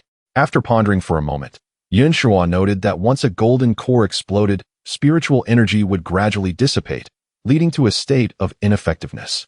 However, Bai Xiaochun's situation was unique. After the explosion, his spiritual energy remained stored in his dantian. I found a reference in ancient texts to a cultivator whose golden core also exploded, yet their spiritual energy did not vanish. It seemed they eventually became a body cultivator and broke through to the Yuaniing stage, but there were no further records. Body cultivator. Bai Xiaochun diligently examined his dantian, even utilizing his heavenly eye to glimpse the trajectory of his future. His golden core had not entirely vanished. Numerous fragments were embedded near his dantian, nearly fused with it, capable of storing spiritual energy. Let us explore other methods. It appears I can still advance. He discovered that this condition allowed him to absorb several times more spiritual energy, effectively making his dantian akin to a colossal golden core, rendering him considerably stronger than others at the same golden core stage. Yun Shuo resided in a place arranged by her uncle, who owned several shops in the vicinity. She had two uncles, the second of whom also possessed golden core cultivation. Luo Qingqin, being perceptive, discreetly departed, guided by a maid to another room. Bai Xiaochun would temporarily stay here, intending to visit Lu Xiyu and Qing'er when time permitted. With no one else around, Yun Shuo immediately cast a sultry glance. Understanding her intent, Bai Xiaochun embraced her tightly and led her into the inner chamber, where they fell onto the bed and began to kiss. Discarding her white dress and tossing aside her light purple undergarment. Xiaochun, love me. The two guards would typically not intrude, and Yun Shuo's uncle was very busy, rarely visiting. Within the residence, there were 3 maids, all brought by her. Aside from the initial unfamiliar one, the other 2 were Yun Shuo's personal maids, having previously engaged with Bai Xiaochun, thus considered minor concubines. The 2 maids were named Jin He and Yun Xiu, both at the late stage of qi refinement. In this precarious world, with Lu Xiyu's mother forbidding her from venturing out, Bai Xiaochun could only offer her comfort, assuring her that time would come, and this moment was not crucial. The city where Yun Shuo's father was located felt relatively safe. Although injured, he was clearly not in immediate danger. With Bai Xiaokun's company, Yun Ziruo felt less anxious. While Bai Xiaochun was unable to find a method for breakthrough, he continuously absorbed spiritual energy into his danshin and occasionally refined some elixirs. He replaced his previous alchemy furnace with a superior quality yellow tier furnace, a feat he had worked hard to achieve, as his resources were nearly depleted. With fire flower, stargrass, and the skin of the Mo-gu lizard, Bai Xiaochun tossed in the ingredients, condensing them into essence before merging them. Upon reaching the golden core stage, his spiritual power surged, making elixir refinement a breeze. However, his first attempt ended in failure. Once more, Bai Xiaochun followed the original sequence for his next attempt, but, predictably, the second furnace also failed. With the experience of the previous two attempts, Bai Xiaochun approached the third furnace with greater caution, slowing his pace and carefully controlling the heat. After nearly 2 hours, a faint sound emanated from the furnace, which opened to release a cloud of white smoke. Inside lay a pale red elixir. A yellow-tier upper-grade elixir, success. Although it was merely an ordinary yellow-tier upper-grade elixir of inferior quality, the fact that he had successfully crafted it indicated his status as a second-order alchemist had been achieved. After a brief rest, he continued refining elixirs, spending over 2 days to produce 3 distinct elixirs, with the highest yield being 3 pills from one furnace, 2 of medium quality, and 1 of inferior quality. Being a second-order alchemist at this early stage could spare him considerable trouble. Yellow-tier upper-grade elixirs corresponded to the early and mid-stages of foundation establishment, and their market value was significant. Husband, you are truly remarkable. Yun Shira observed him refine numerous elixirs, knowing his alchemical experience was still brief. She was astonished that he had ascended to the rank of second-order alchemist in such a short span, as most individuals lingered at the first order for their entire lives, with many failing to reach the second order even after decades. It is merely luck. Alchemy required a vast amount of spiritual energy, thus linking an alchemist's prowess to their cultivation level. With insufficient cultivation, one shall forever remain incapable of becoming a high-level alchemist. Achieving the golden core at the age of 30 is already a mark of genius. Likewise, a second-tier initial stage alchemist at the same age is also regarded as extraordinary. The combination of both accomplishments is nothing short of a prodigy among prodigies. Bai Xiaochun did not allow himself to bask in arrogance, for there were many who surpassed him. The Liang dynasty was not devoid of talents. Some reached the golden core in their teenage years, while others ascended to the rank of second-tier alchemist at a similarly young age. He resolved to first register at the Alchemy Association to update his token and attire. Chapter 41 Alchemy Association. Luo Qingqin and her companions chose to remain behind, while Bai Xiaochun ventured alone to the Alchemy Association. Regardless of the circumstances, the Alchemy Association was bustling with activity. The demand for elixirs was ever present, especially in times of war when vast quantities were required. Upon arriving at the entrance, Bai Xiaochun encountered 2 Foundation establishment cultivators stationed there. This is my identification, Bai Xiaochun presented his alchemist identity token, a universally accepted proof of his credentials. You may enter. This establishment was significantly larger than that in Yunyang City, with a steady stream of individuals coming and going. He occasionally spotted a few elderly figures in motion. Mo Fuzi, a third-tier early-stage alchemist, practices the Tian Dan Canon. Chen Fuji, a third-tier early-stage alchemist, practices the Bao Dao Pharmacopoeia. Bai Xiaochun diligently recorded their cultivation methods, as the alchemical techniques of third-tier alchemists were of great significance to him. With the knowledge he gained from these 2 individuals, he could refine his Tianyin and effortlessly ascend to the rank of third-tier alchemist. His mind brimmed with dozens of elixir formulas, many of which were of the profound grade. It seemed this excursion had yielded unexpected rewards. Esteemed elder, I wish to advance my rank. Bai Xiaochun approached another area and produced his identity token. Oh, late-stage first tier. Do you wish to elevate to the pinnacle of the first tier? I wish to attempt the early-stage second tier. Very well. Bai Xiaochun had applied a touch of makeup, though it was evident he appeared quite youthful, not yet 40. The Alchemy Association had several young second-tier alchemists, the youngest being merely 27, so the elder exhibited little surprise at Bai Xiaochun's ambition. Those seeking to change their rank could rely on the Alchemy Association to provide basic materials, with the first batch of elixirs being complimentary and subsequent batches incurring a fee. Alternatively, one could bring their own materials, retaining ownership of the resulting elixirs. The association provided furnaces, though one could also bring their own.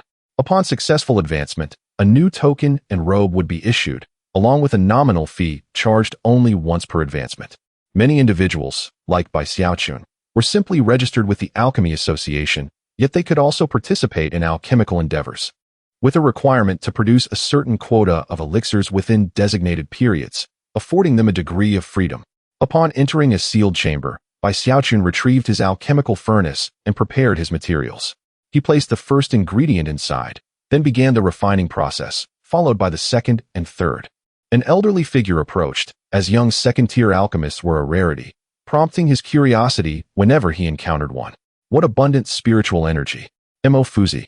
A golden core cultivator, certainly sensed the potent energy emanating from Bai Xiaochun's endeavor, yet upon closer inspection realized he was merely a foundation establishment cultivator. It seems I misjudged. Bai Xiaochun's alchemical techniques were fairly conventional, lacking any extraordinary flair. After nearly 2 hours, he reached the final step. Congeal. Several materials fused together, and with a soft sound, the elixir was successfully produced. Bai Xiaochun opened the furnace, releasing a plume of gas. A perfectly round elixir nestled within. The elder entered, examining the elixir. Indeed, a high-quality yellow-grade elixir, of moderate quality. Well done. I shall register this for you, and you may proceed to change your rank. Thank you, esteemed elder. Bai Xiaochun discreetly slipped a few items into the elder's sleeve. The elder glanced around before quietly accepting the offering. You are quite impressive. I shall attend to this immediately. Bai Xiaochun understood the principle that money could facilitate expedience. Having offered a bribe, matters would be swiftly resolved, whereas without it, he might wait for hours. After collecting his elixir and furnace, Bai Xiaochun exited the chamber. Young friend, are you interested in joining the Alchemy Association? Mo Fuzi casually inquired. No, I prefer my freedom. Very well, very well. However, you appear unfamiliar.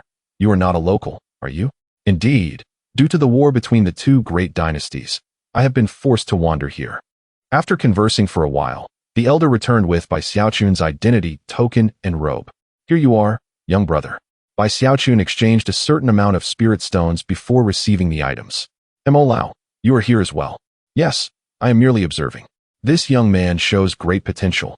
At such a young age, achieving the rank of third-tier alchemist is certainly within reach, Mo Lao praised. In the Liang dynasty, there were many second-tier alchemists. Yet the number of third-tier alchemists dwindled significantly, becoming increasingly rare at higher tiers. The pinnacle of the Liang dynasty boasted only one sixth-tier alchemist, serving as the royal pharmacist in the palace. Fewer than 25th-tier alchemists existed, and they were treated as esteemed guests wherever they went. Fourth-tier alchemists enjoyed respectable treatment, while third-tier alchemists were already considered top-tier in such cities. After observing Bai Xiaochun for a moment, Mo Fuzi departed. Recognizing his talent, but not perceiving him as a threat worthy of competition, his two disciples exhibited greater aptitude, far surpassing Bai Xiaochun's. Unbeknownst to him, Bai Xiaochun was merely around 30 years of age and had only recently begun his alchemical journey. Bai Xiaochun did not encounter any ostentatious displays of prowess or confrontations with young alchemical prodigies. Just as he stepped outside, a figure clad in fiery red collided with him. Huolinger, adorned in a flowing crimson gown, crashed into Bai Xiaochun's embrace, rebounding backward and nearly tumbling to the ground. Be careful. Bai Xiaochun swiftly stepped forward, wrapping his arms around her delicate waist, spinning them both to prevent her fall. You. Huolinger felt the warmth of his hands at her waist, and, upon gazing at his unremarkable face, momentarily forgot to break free. For reasons unknown, being near him felt incredibly comforting, as if an inexplicable allure held her captive. Miss, are you all right? Two guards approached, witnessing a young man holding their lady, and they were astonished to see her blushing. Something is amiss. The notorious little sorceress is actually blushing. Is this truly Our Lady? Huolinger snapped back to reality upon hearing the guards' voices, realizing she had been taken advantage of, her waist touched by another. As a little sorceress, she had numerous admirers. Yet none had ever dared to touch her. How dare you take liberties with me? Huolinger swiftly extricated herself, producing a diminutive whip that she deftly brandished. Bai Xiaochun had not anticipated that this feisty young woman would be so spirited. After all, it was she who had recklessly charged towards him. He had acted out of kindness, seeking to prevent her from falling, yet she repaid his goodwill with hostility. Huolinger, at the age of 23, had reached the latter stage of foundation establishment and was an apprentice alchemist of the second tier. Chapter 42. Huolinger, this petite whip possesses a remarkable rank, classified as a premium yellow-grade weapon. If an ordinary person were to be struck by it, they would either perish or sustain grievous injuries. their skin torn and flesh mangled. Bai Xiaochun seized the whip and pulled it towards him, and Huolinger felt an overwhelming force drawing her closer.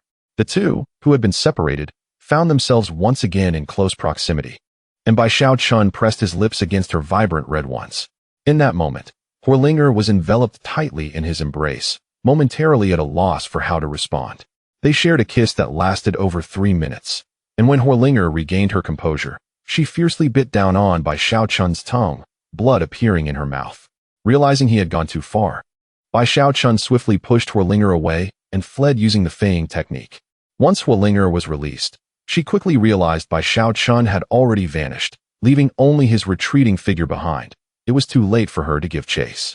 Infuriated, she kicked her legs in frustration, feeling both violated and robbed of her first kiss by this audacious fellow who had dared to extend his tongue. The two guards stood at a distance, too intimidated to approach. "Humph, let me not encounter you again."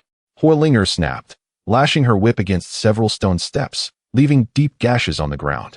Not only the guards, but several others nearby witnessed the incident, astonished that Bai Xiaochun had dared to act so brazenly towards the daughter of the sect leader. Yi Fan, a newly promoted second-tier alchemist at the mid-foundation stage. How could this be? With his skills, he must surely be more than just mid-foundation. He is at least at the late foundation stage, if not at the pinnacle. Huolinger harbored a grudge against Bai Xiaochun. She had never been so humiliated before. Should they cross paths again, she vowed to make Yi Fan experience her formidable prowess. "Linger, who has offended you?" "Grandpa Mo, that newly promoted second-tier alchemist just acted inappropriately towards me." "Oh, that lad dared to provoke you?" Everyone knew Huolinger's temper. She would lash out at anyone who displeased her. Many had suffered broken bones and worse. You can't possibly be jealous of him, can you? He is a second-tier alchemist in the early stage, just like you. "Impossible, Grandpa Mo, you know me best." "Indeed, I have watched you grow. I know your temperament well." Huolinger looked at the peculiar expression on his face, feeling a surge of injustice. It was clear that the rogue had bullied her, yet even her beloved grandfather did not believe her. The embarrassment was compounded by the presence of so many witnesses. Her scandal would surely spread like wildfire.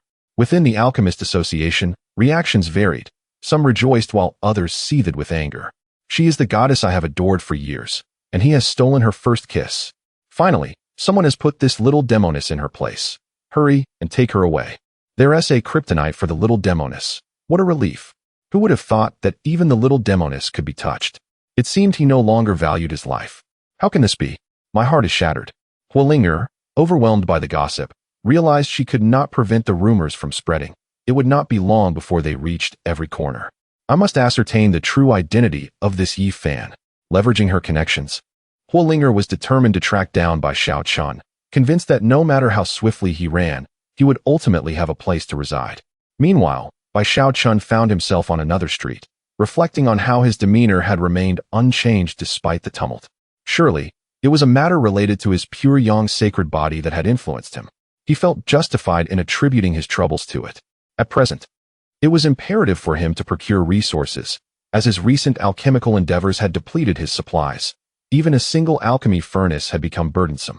Moreover, he was not the only one in need. Luo Qingqin required resources as well.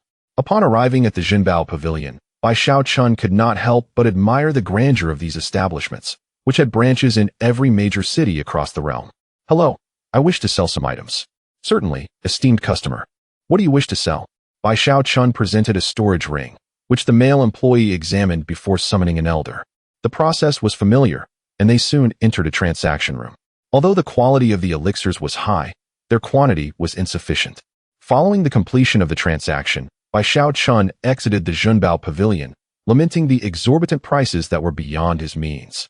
It seemed he would have to scour the local antique market for bargains. "Boss, how much for this stone?" Bai Xiaochun inquired, pointing to a watermelon-sized red stone. "Ah, that would be 50 mid-grade spirit stones. Such a steep price." Bai Xiaochun shook his head and turned to leave. "Please, don't go. I can offer it for 30 mid-grade spirit stones." Ignoring the vendor's pleas, Bai Xiaochun moved to another stall. The red stone was known as bloodstone, a material for forging. "What about this black stone?" 3 mid-grade spirit stones. Bai Xiaochun examined the fist-sized stone, then handed over the 3 mid-grade spirit stones. "And this scrap metal?" 10 mid-grade spirit stones. 5. 8 mid-grade spirit stones. Take it or leave it. Bai Xiao Chun tossed out 8 mid-grade spirit stones and pocketed the sizable chunk of iron, which he intended to use for crafting mechanical puppets. The prices were reasonable enough. Having observed the market for some time, he realized that what was labeled as an antique market was merely a collection of roadside stalls, lacking any true treasures. Suddenly, Bai Xiao Chun's gaze was drawn to a distant painting that captivated him. It resembled a nested doll, for within the artwork, another painting lay concealed, and therein resided true value. Approaching the vendor, a middle-aged woman in her 50s with late foundation cultivation, he inquired, "How much for this piece?" 8 mid-grade spirit stones. And this one? 2 mid-grade spirit stones. I'll take all of these. Bai Xiao Chun was primarily interested in the painting, while the others were merely supplementary. He feared being seen by others. Producing 35 mid-grade spirit stones, he prepared to receive the artwork. Just then, Huolinger rushed in from the distance, having gathered ample information and learning of Bai Xiao Chun's location. "I'll buy these items for 100 mid-grade spirit stones." The middle-aged woman hesitated. This offer was a threefold increase. Just as she was about to accept the spirit stones, she hesitated. The highest bidder wins. Miss Huolinger offers 100 mid-grade spirit stones. What say you? The middle-aged woman, engaged in business, naturally aspired to amass considerable wealth. Moreover, she could not afford to offend Huolinger, the mischievous young sorceress who roamed freely, her father being the president of the local alchemy association, a position that rendered her untouchable. 101 mid-grade spirit stones. 200 mid-grade spirit stones. 201 mid-grade spirit stones. 300 mid-grade spirit stones. Very well, I concede. Bai Xiaochun realized that further contention would yield him nothing. This young lady was evidently affluent, a veritable little heiress. Huolinger approached the stall, her delight evident as she observed Bai Xiaochun's predicament. The man's capabilities were shrouded in mystery, and Huolinger chose not to engage him physically. A small pile of spirit stones was placed upon the ground, and swiftly, Huolinger stowed the collection of calligraphy and paintings into her storage ring. Bai Xiaochun shook his head and sighed. The artwork was worth far more than this paltry sum. Crafted by a renowned artist, it could easily fetch dozens of high-grade spirit stones. Chapter 43. The bashful Huolinger little girl, what do you wish to do? Humph, you think you can bully me? Today, you shall not have your way. Dressed in a flowing gown of vibrant red, her figure alluringly curvaceous, with a beautiful visage, she wielded a small whip and wore a fragrant pouch at her waist. If one were to overlook her temperament, this young lady was indeed quite enchanting. Otherwise, Bai Xiao Chun would not have impulsively seized her first kiss in a moment of folly. Do as you please. Bai Xiao Chun approached another stall and had barely picked up an item when Huolinger, without uttering a word, purchased it outright. With an air of triumph, she regarded Bai Xiao Chun, as if to imply that this was the consequence of offending her. The surrounding stall owners became increasingly enthusiastic, eager for Bai Xiao Chun to handle their wares, for they knew Huolinger would buy everything, allowing them to close shop early. Young brother, come here, I have treasures. Over here, I offer discounts, 20 off. I have a bargain for you. Bai Xiao Chun realized that it was futile to escape Huolinger today. This young heiress must possess an abundance of spirit stones, likely enough to acquire all the goods on this street without a hitch. What do you want? I desire nothing. Huolinger crossed her arms defiantly, following Bai Xiao Chun wherever he went. As he turned down a narrow alley, she trailed behind, seemingly alone, without any companions. Observing her persistence, Bai Xiao Chun resolved to teach this little girl a lesson. As Huolinger followed, Bai Xiao Chun circled back, blocking the alley's exit. What do you intend to do? Fear crept into Huolinger. She regretted not bringing assistance. She shielded her chest with her hands, retreating until her back met the wall of the alley. What do you think I am doing? Bai Xiao Chun advanced swiftly, and though Huolinger prepared to strike with her whip, her hands were seized and pinned firmly against the wall. She found herself cornered, gazing up at Bai Xiao Chun's approaching figure, fear enveloping her. Bai Xiao Chun pressed his lips against hers. Caught off guard. Huolinger never anticipated that in a single day, she would be kissed by the same individual twice. Struggling fiercely, her efforts proved futile. She attempted to lift her leg, but found herself firmly held in place by Bai Xiao Chun's body. After a brief moment, their lips parted. Release me, or else. Or else what? Bai Xiao Chun thrived on conquering fiery spirits like her, leaning in once more to capture Huolinger's lips. It was not until 2 minutes later that he finally released her. You, what weapon do you use against me? Horlinger felt utterly disoriented. My apologies. You scoundrel. In that instant, Horlinger comprehended the implication, her face paling. How could she endure such a situation? After all, she was still a maiden, and this encounter tarnished her innocence. Wah, you only know how to bully me. Horlinger sank to the ground. Her head cradled in her arms as she wept. I am truly sorry, it was unintentional. You are simply too beautiful, and I found it hard to resist. Upon hearing his words, Horlinger felt even more aggrieved, a mixture of shame and anger coursing through her. Why, you villain! How could she bear such humiliation? Her cries grew louder. Bai Xiaochun had not anticipated this fiery girl would have such a vulnerable side. He could not bear to see her in tears. All right, it was not my intention. You truly are a crybaby. He had already taken out a recording stone to capture the moment. Horlinger lifted her gaze and realized the severity of the situation. If others learned of this, her reputation as a little enchantress would be irreparably damaged. You despicable! Horlinger sniffed, leaping up to snatch the recording stone. Bai Xiaochun swiftly tucked it away. And as she jumped toward him, he enveloped her in his embrace. Horlinger struggled fiercely but could not break free, held tightly in his arms. Linner, I like you. Will you be my woman? Horlinger was taken aback by his boldness. They had only just met, and he had stolen her first kiss. Just moments ago, he was so forward, yet now he wished for her to be his. She hesitated, initially wanting to refuse. But the warmth of his embrace was undeniably magnetic. Horlinger raised her head, but before she could articulate her thoughts, she was kissed once more, marking the fourth occasion. This time, she did not resist. Her arms draped around Bai Xiaochun's neck, and they shared a kiss that lasted over 5 minutes. Horlinger's cheeks flushed, her ears ablaze with warmth. Consider my proposal. Bai Xiaochun kissed her again. Her lips were irresistibly sweet. Gently, he tugged at the fragrant pouch at her waist, claiming it as his own. I await your response. Within that stack of paintings lies one of snow plum blossoms, and within that painting is another, which I shall offer as compensation. Your fragrant pouch is now mine. I am Bai Xiaochun. By the time Horlinger regained her senses and glanced around, he had already vanished. Despicable. Horlinger stamped her foot, feeling her flushed cheeks, and picked up the small whip lying nearby.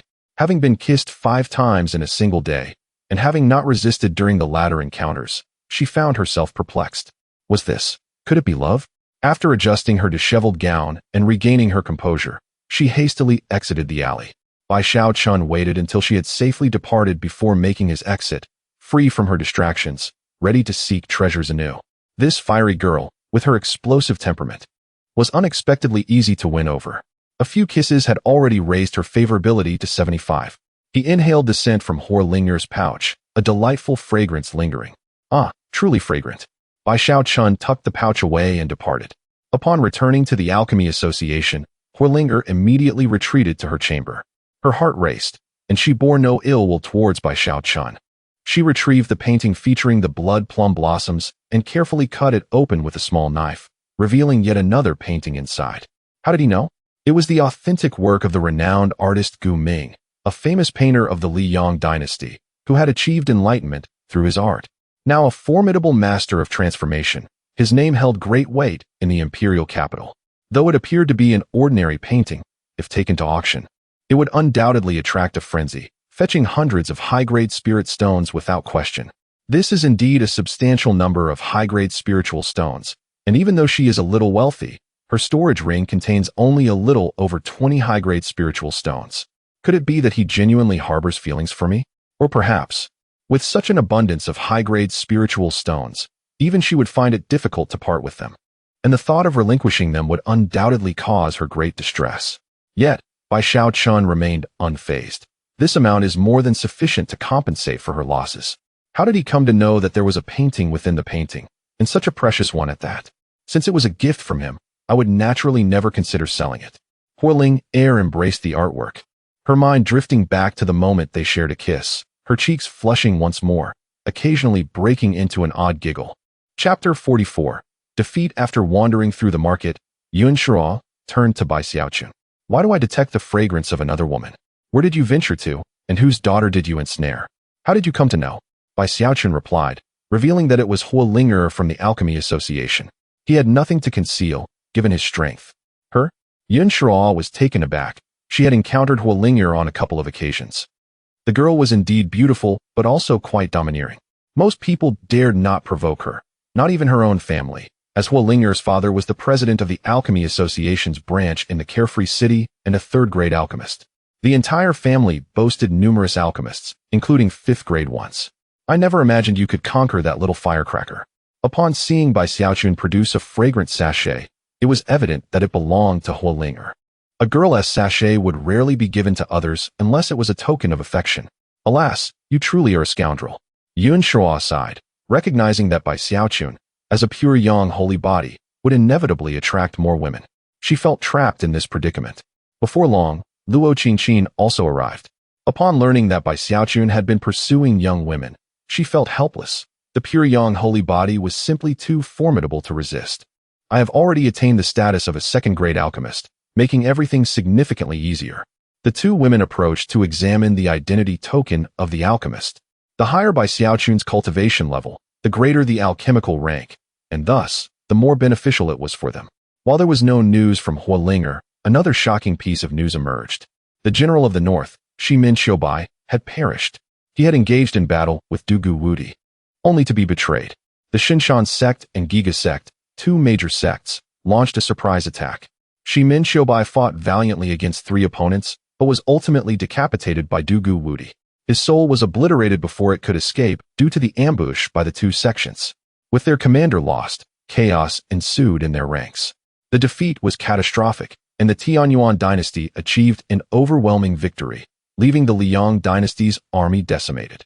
In the court, Jun Tianzi was furious, nearly beside himself with rage.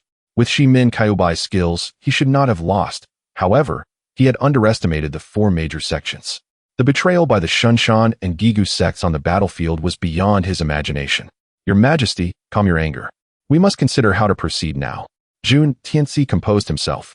With Shimin Qiubai dead, most of his generals had also perished on the battlefield.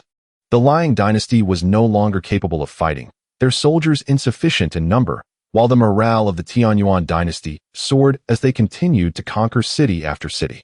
I shall settle the score with you two sects eventually. He received news that the two sects had relocated overnight to the Tianyuan dynasty. The remaining prominent families were likely filled with ambition, and now, beset by both internal strife and external threats. Jun Tianzi sought to divert attention from internal issues through warfare, only to find that reality had slapped him in the face. The national treasury was already depleted due to this conflict, leaving no resources to continue fighting. Noble officials, what shall we do? Your Majesty, cede territory, pay reparations, arrange a marriage alliance. An elder stepped forward. He was a senior statesman, ranking among the three ministers, and was the only one bold enough to say such things. Jun Tianzi pondered momentarily. Where are the Minister of Rights and the Minister of Revenue? Here, Your Majesty. Here, Your Majesty. Contact those from the Tianyuan dynasty and negotiate territorial concessions and reparations. As for the marriage alliance and candidates, I shall consider them further. Additionally, ensure the families of General Shimin and the others are comforted. Yes, Your Majesty. This minister shall carry out your orders. I am weary. The court is dismissed. Yes. Jun Tianzi dejectedly left the dragon throne, lamenting the current situation he had not wished to see, but he felt powerless. The defeat had been sealed. If he did not act, his subordinates might rebel. Those who supported him shared the same sentiment. As long as the Green Mountains remained, one need not fear a lack of firewood. Soon, the two ministers contacted the Tianyuan dynasty, and its forces halted. The two nations then entered negotiations regarding reparations. How much and when would be paid? The body of Shimin Qiubai was returned, which was a tremendous loss. After thousands of years, a rare defeat had occurred, and he had the potential to reach the Dongxi realm. Had it not been for the sneak attack from the two sects, the outcome could have been different. The Liang dynasty sank into despondency. They had initiated the war, but ended in utter defeat. Not only would they have to cede territory, but they would also have to pay substantial reparations and send a princess for marriage. This was nothing short of a humiliation. The hawkish factions lowered their heads, rendered speechless for the time being. My lord, have you heard? Yes, the Liang dynasty has fallen. Alas, what a pity. Luo Qingqin merely sighed. Winning or losing was of little concern to her. Yuan Shuo, however, took the matter seriously. Given the current situation, the war had concluded. Her father was still severely injured, but at least he had survived. Luo Qingqin had a deep understanding of that battle. Merely surviving was a stroke of immense luck. The young emperor is still too inexperienced. He faces cunning old foxes who will not allow him to have his way. The major sects and families certainly did not wish for the Liang dynasty to emerge victorious. Only by fostering chaos could they potentially overthrow the imperial family. Thus, the two major sects betrayed them, while several prominent families withheld military supplies, leaving the troops largely without provisions. This defeat had been entirely anticipated. The crisis was profound, and shifting the crisis was no simple feat. By Xiaochun shook his head, dismissing such thoughts. Regardless of victory or defeat, it bore no relevance to him. His primary focus was to comprehend how to break through. Strength was of utmost importance. The defeat had become an established fact, and the danger had subsided. It seemed he should find an opportunity to visit Siyu and Qing'er. The two women had long been eagerly awaiting him, and he feared they would transform into fierce tigers if he delayed any longer. Huolinger, on the other hand, seemed to be in a quandary, having not ventured outside for 2 consecutive days. Bai Xiaochun could not enter her boudoir. Otherwise, he would have to confront her directly. By the way, Huolinger's favorability rating had reached 77. Inside the Alchemy Association, Huolinger remained sequestered in her room. She yearned for love, yet felt a sense of trepidation. Despite her fiery temperament, when confronted with someone she liked, she found herself awkward and lacking in boldness. What troubled her most was that her family had arranged a marriage for her. Her betrothed was the saint of Yaowang Valley, the son of the Valley Master. Yao Wanggu, a formidable force within the Tianyuan dynasty, is home to a multitude of adept alchemists. Among them resides the dynasty's sole 6th-tier alchemist.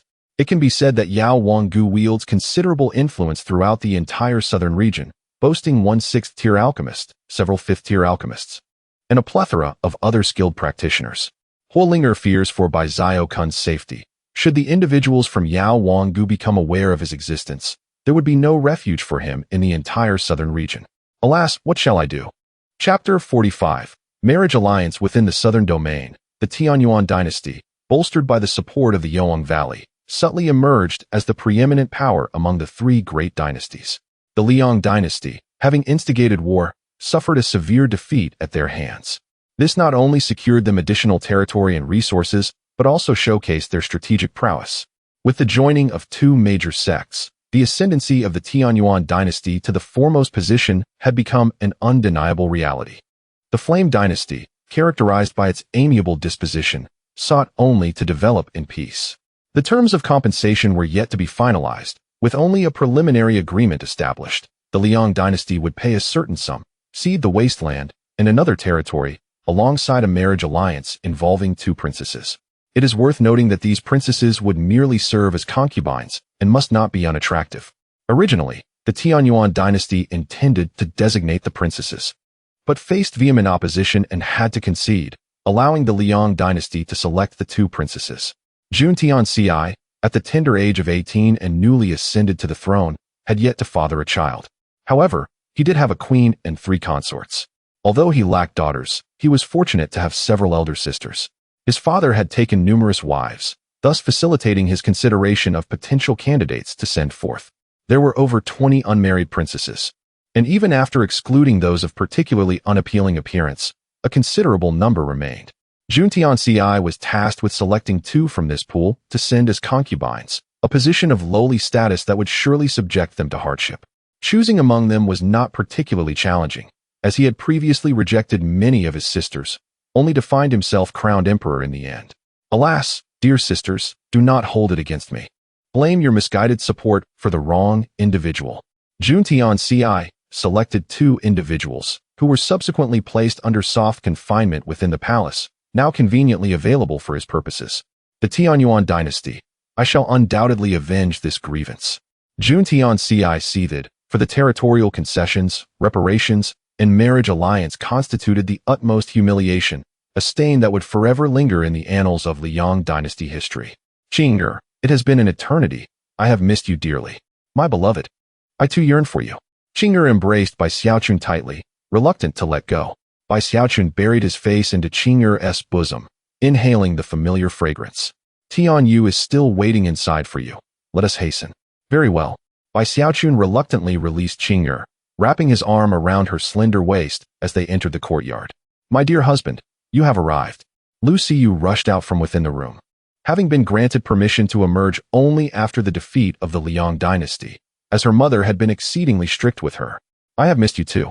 Bai Xiaochun scooped up Lu Xiyu, noting that she seemed considerably lighter. I have heard you have reached the golden course stage. I must test just how formidable you have become. Prepare to weep. I shall take on 10. As Bai Xiaochun carried Lu Xiyu into the room, soon. Inappropriate sounds echoed from within. Qing'er stood at the door for a moment before shyly retreating. Of course, Qing'er was not one to be overlooked, and Bai Xiaochun would never allow her to escape so easily. They lingered for 3 days and nights before Lu Xiyu reluctantly took Qing'er away. She could not remain out too long, lest her mother grow suspicious. After all, the enchanting women of the Huan sect were not well received, particularly by the female cultivators. Discovery would be disastrous. Bai Xiaochun escorted them to the vicinity of the Huan sect before swiftly departing. That fiery girl, Horlinger, remained unresponsive, confined within her chambers. Such a beautiful little firecracker, Bai Xiaochun found himself reluctant to part with her, especially since success was imminent. Her soft, sultry red lips were truly enticing, leaving Bai Xiaochun in a state of reminiscence. I refuse to marry. I refuse to marry, Jun Shilian shouted. As a princess of the dynasty, how could she be sent as a concubine? Enough. It is already a stroke of luck that the emperor hasn't executed you. Humph, you wretched servant. Dressed in a flowing white gown, Jun Shilian was breathtakingly beautiful, though her hands and feet were bound in shackles made of a special material that suppressed her cultivation and spiritual power. Though she was at the early golden course stage, she was now no different from an ordinary person. Even wishing for death was futile, as she was constantly under surveillance. Jun Shilian, the 9th princess of the Liang dynasty, regrettably supported the wrong faction and found herself imprisoned in the royal dungeon. Do not fret. The 7th princess will accompany you, so you shall not be lonely. Go away, you wretched servant. Just leave. Very well, I shall take my leave. Meanwhile, the 7th princess, Jun Wuming, remained calm. This marriage alliance with the Tianyuan dynasty represented her only chance of escape from the dungeon. The royal prison was guarded by powerful transformation experts, rendering escape impossible for her or anyone else. She and her 9th sister were to be married off, and news of their plight would surely reach others. She hoped that those tasked with escorting them would not be overly formidable, as she harbored thoughts of vengeance. Jun Tianci had garnered the support of several elders and many ministers. Yet, just months prior, his voice had not been the loudest. He was not the crown prince. The emperor's mysterious death should have paved the way for the crown princess ascendance, but with the crown prince inexplicably missing, Jun Tianci vanquished several powerful rivals and ultimately claimed the throne. No one knew the fate of the crown prince, but it was highly likely he had met his demise, possibly at the hands of Jun Tianci. The crown prince was a proponent of peace, averse to conflict. Jun Tianci, I shall surely usurp your position in due time. The Liang dynasty had a precedent for female emperors, and Jun Wuming was a formidable contender, originally aligned with the crown prince's faction. I wonder which transformation expert will come to my rescue. Jun Wuming observed her hands. Her tendons had been severed, rendering her situation far worse than that of Jun Shilian. The candidates had been determined, and the terms of territorial concession and reparations had been agreed upon. The Liang dynasty was to prepare the compensation within a month, withdraw from the 2 territories, and deliver the 2 princesses to the imperial city of the Tianyuan dynasty. Days passed, yet Horlinger remained unprepared psychologically. Miss, someone has delivered a letter for you. Leave it be. As you wish. Horlinger glanced at the letter, noting it was addressed from the little firecracker. Only that man would dare to be so audacious. After some contemplation, she decided to open the letter. Inside was a piece of paper and a token. Little girl, if you fancy me, just admit it. Why fret over the Yaowang Valley?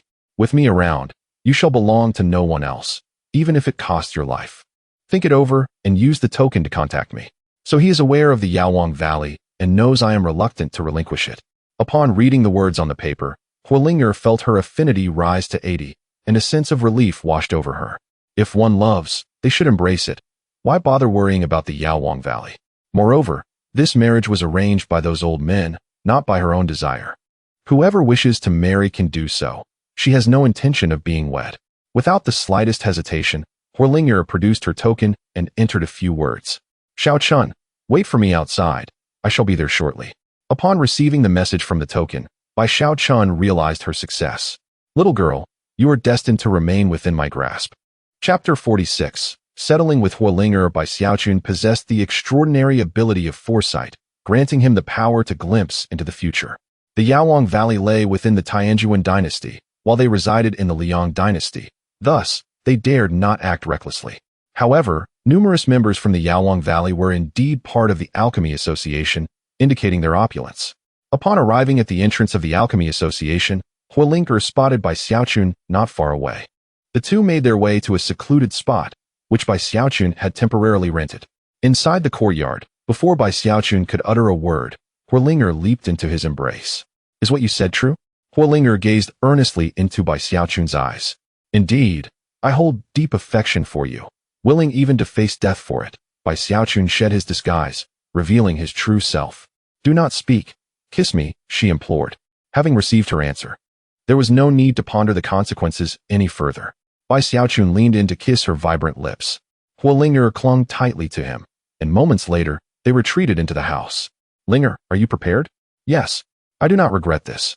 Bai Xiaochun gently removed Huolinger's flowing gown and pulled down her intricately embroidered pink undergarment. He pressed kisses against her fair skin, while Huolinger closed her eyes, her delicate arms wrapping around his neck. Time seemed to blur, and eventually, Huolinger found tears streaming down her cheeks. Bai Xiaochun tenderly wiped away the tears from the corners of her eyes, softly caring for her. My husband, encountering you is such a blessing, Huolinger mused, unaware of how her feelings for Bai Xiaochun had blossomed so unexpectedly. Now, she finally comprehended the reasons behind her affections. The pure Yang's sacred body, how intriguing, she thought. After spending 2 days and nights away, Huolinger returned, her cheeks flushed and her legs trembling. She had discovered the exquisite joy of womanhood, indeed a delightful experience. The pure Yang's sacred body was formidable. At such a young age, Huolinger had already reached the late stage of foundation establishment, attributed to her possessing the Huoling body, which allowed her to sense an abundance of fire elements, rendering her naturally adept at alchemy. Her name derived from her Huoling body, with the potential to become a 5th or even 6th-tier alchemist in the future. The Yaolang Valley sought a union with her because of her Huoling body, aspiring to produce even more powerful descendants. The scion of the Yaolang Valley also possessed a spiritual body, making him highly sought after by his clan. However, with her Huoling body now compromised, the scion's aspirations would not come to fruition. Unexpectedly, Bai Xiaochun turned out to possess the pure Yang sacred body and had already reached the golden core stage. Though he currently lacked a golden core, the reason for which remained unclear. Bai Xiaochun sensed an increase in spiritual energy within his dantian, now enriched with fire elements, leading him to consider new possibilities. Although my golden core has shattered, its essence is dispersed throughout my dantian. It seems I can cultivate through my pure Yang sacred body, he reflected. With the Huoling body enhancing his spiritual power by 1/10, he believed that acquiring a few more special physiques would enable him to break through. As time passed, over 20 days slipped away. Bai Xiaochun occasionally visited Lu Xiyu and Qing'er, spent time with Huolinger, and other moments with Luo Qingqin and Yun Shihua. Upon learning that Bai Xiaochun had several women, Huolinger initially contemplated resistance, but after experiencing the family's disciplinary measures, she acquiesced. Now aboard the metaphorical ship of betrayal, she found herself unable to disembark. The illustrious Huolinger, endowed with the Huoling body, was now compelled to share a single man with others. In the skies above, 3 warships soared swiftly, 2 first-tier battleships and 1 second-tier battleship. Within the confines of the ships, Jun Shilian and Jun Wuming were imprisoned, guarded by 2 transformation stage cultivators. They exchanged glances in silence. Jun Shilian bore no visible injuries, while Jun Wuming had her tendons restored, though her golden core remained sealed. They should be arriving soon. Jun Wuming calculated the passage of time silently, realizing they must have approached the border, a suitable location to strike. Elsewhere, a considerable gathering had formed. Part of it comprised the former subordinates of the Crown Prince, alongside Jun Wuming's followers, as well as a faction of rebels. Is everyone assembled? Yes. The scene included 3 transformation stage cultivators, 7 nascent soul cultivators, and over 10 golden core cultivators, while foundation establishment novices were deemed unworthy of participation. Let us proceed. The 3 warships activated their barriers while the 2 transformation stage cultivators remained vigilant. Suddenly, a colossal axe descended from the heavens, shattering the warship's barrier. Attack! The other two transformation stage cultivators launched a powerful strike, damaging the warship's cannons as a wave of over 20 individuals surged forth. The two additional warships halted, their occupants rushing to support the second-tier battleship. Impudent fools. This is a marriage convoy. How dare you rob us? The two transformation stage cultivators within the warship armed themselves and engaged in combat with the three transformation stage adversaries. The warship trembled under the immense force, resulting in localized explosions as some individuals hastily entered the vessel to search for the two princesses. Not a chance. One transformation stage cultivator single-handedly faced over 100 cultivators, while the adjacent first-tier battleship erupted in flames. The power core of the second-tier warship was compromised, causing it to plummet. The protective barrier collapsed, prompting everyone to flee as the people of the Liang dynasty converged on the remaining warship. Woman princess, I have come to rescue you. A burly man severed the special black iron restraints, freeing Jun Wuming. Shortly thereafter, Jun Shilian was also released, albeit as a secondary concern. The warship is descending. We have no time. The trio dashed toward the ship's exterior, where a fierce battle continued to rage. The princess is here. As they approached the ground, the combatants were forced to take flight. With both princesses' golden cores sealed, they were unable to ascend. The burly man activated two treasures, enveloping the princesses in protective barriers. Go! With all his might, he hurled them away. The two princesses soared toward opposite directions while he leaped upward with all his strength. Boom! The warship collided with the ground, erupting in a tremendous explosion, the force rivaling that of a mid-level transformation stage cultivator. Both princesses were hurled away by the explosive shockwave, akin to cannonballs, while the burly man, caught too close to the blast, lost his legs in an instant. The transformation stage cultivators remained vigilant, and at a critical moment, one of them caught Jun Wuming, swiftly carrying her away. As for Jun Shilian, no one paid attention to her whereabouts, leaving her fate unknown. With the disappearance of both princesses, Jun Tianzi was engulfed in fury. His immediate course of action was to dispatch search teams, followed by negotiations with the Tianyuan dynasty. Ultimately, the decision reached was to transform the two betrothed princesses into three, granting the Liang dynasty a month to comply. It was imperative to locate Jun Wuming, for this elder sister posed a significant threat. He could not allow any potential power to exist. Regarding the other elder sister, he also sent out search parties, but the situation was not as grave. Jun Zillian lacked substantial support, alleviating concerns. Chapter 47. The secret realm. Jun Shilian found herself in an unfamiliar location, presently ensconced within a dense forest. Although her shackles had been removed, her cultivation was sealed, rendering her as powerless as an ordinary mortal, incapable of wielding spiritual energy. Ideally, she wished to avoid marriage altogether. Gritting her teeth against the revulsion, she smeared mud across her visage, disguising her appearance. Lacking any weaponry, she sought refuge in a secluded cave, having been pampered since childhood. She was utterly unprepared for survival in this wilderness.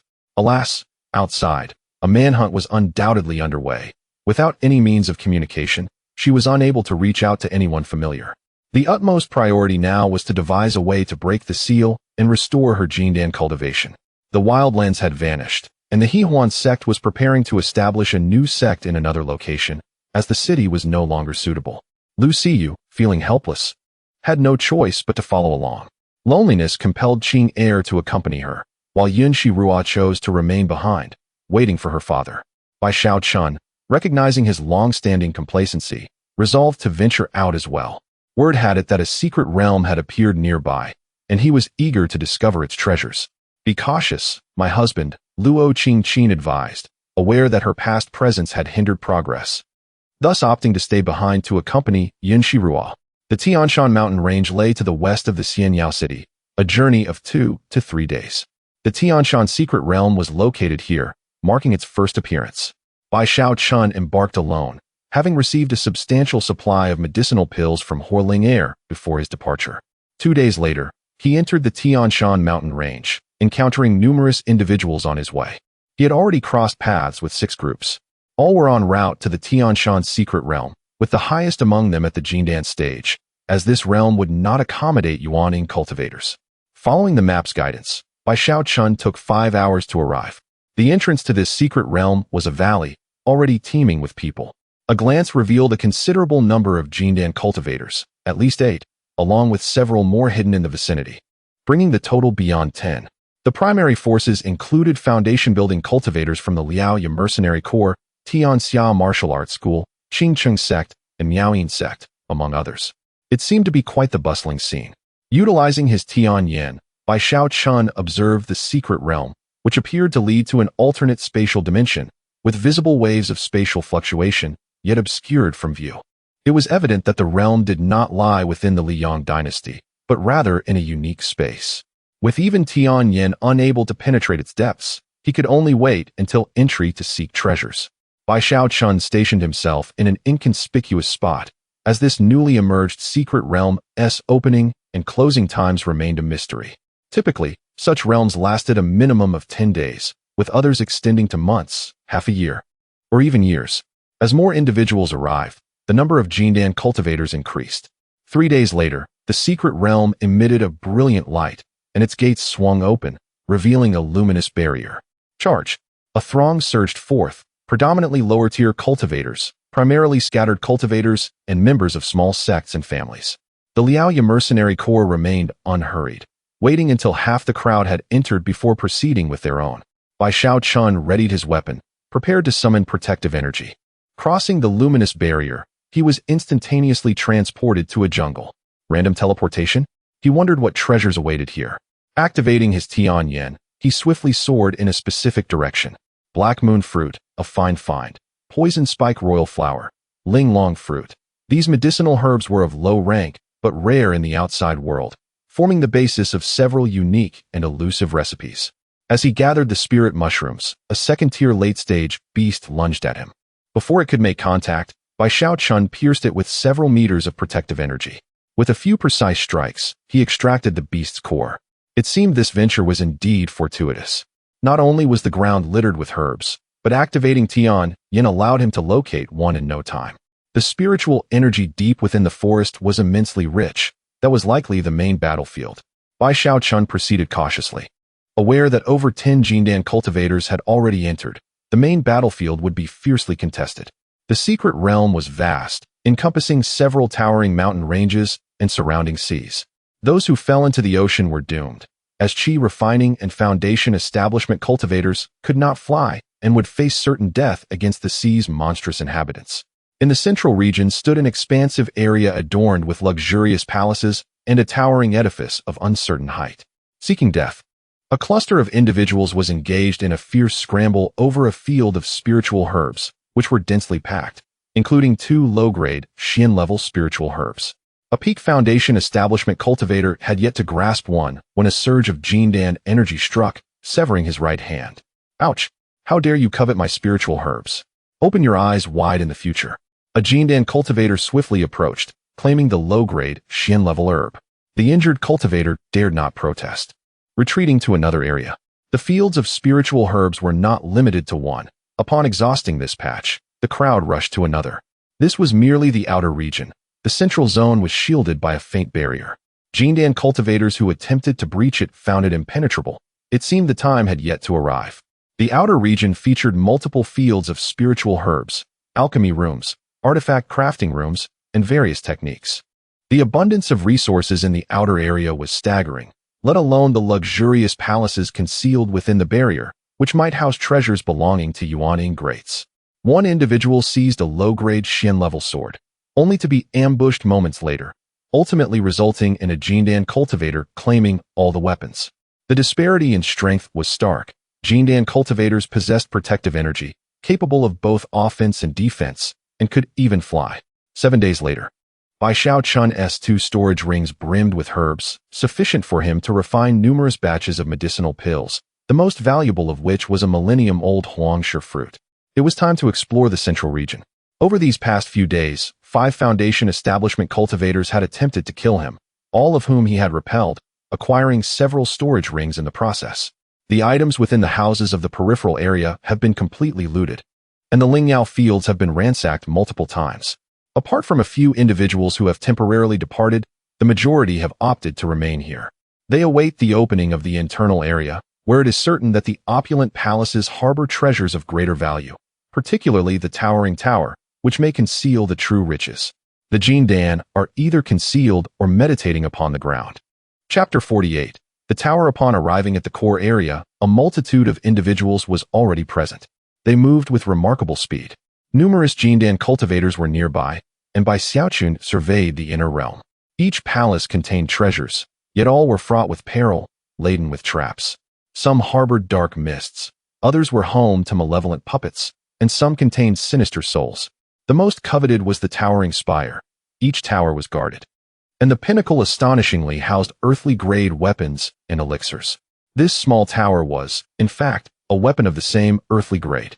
However, the presence of yuanying monsters rendered reaching the top quite challenging.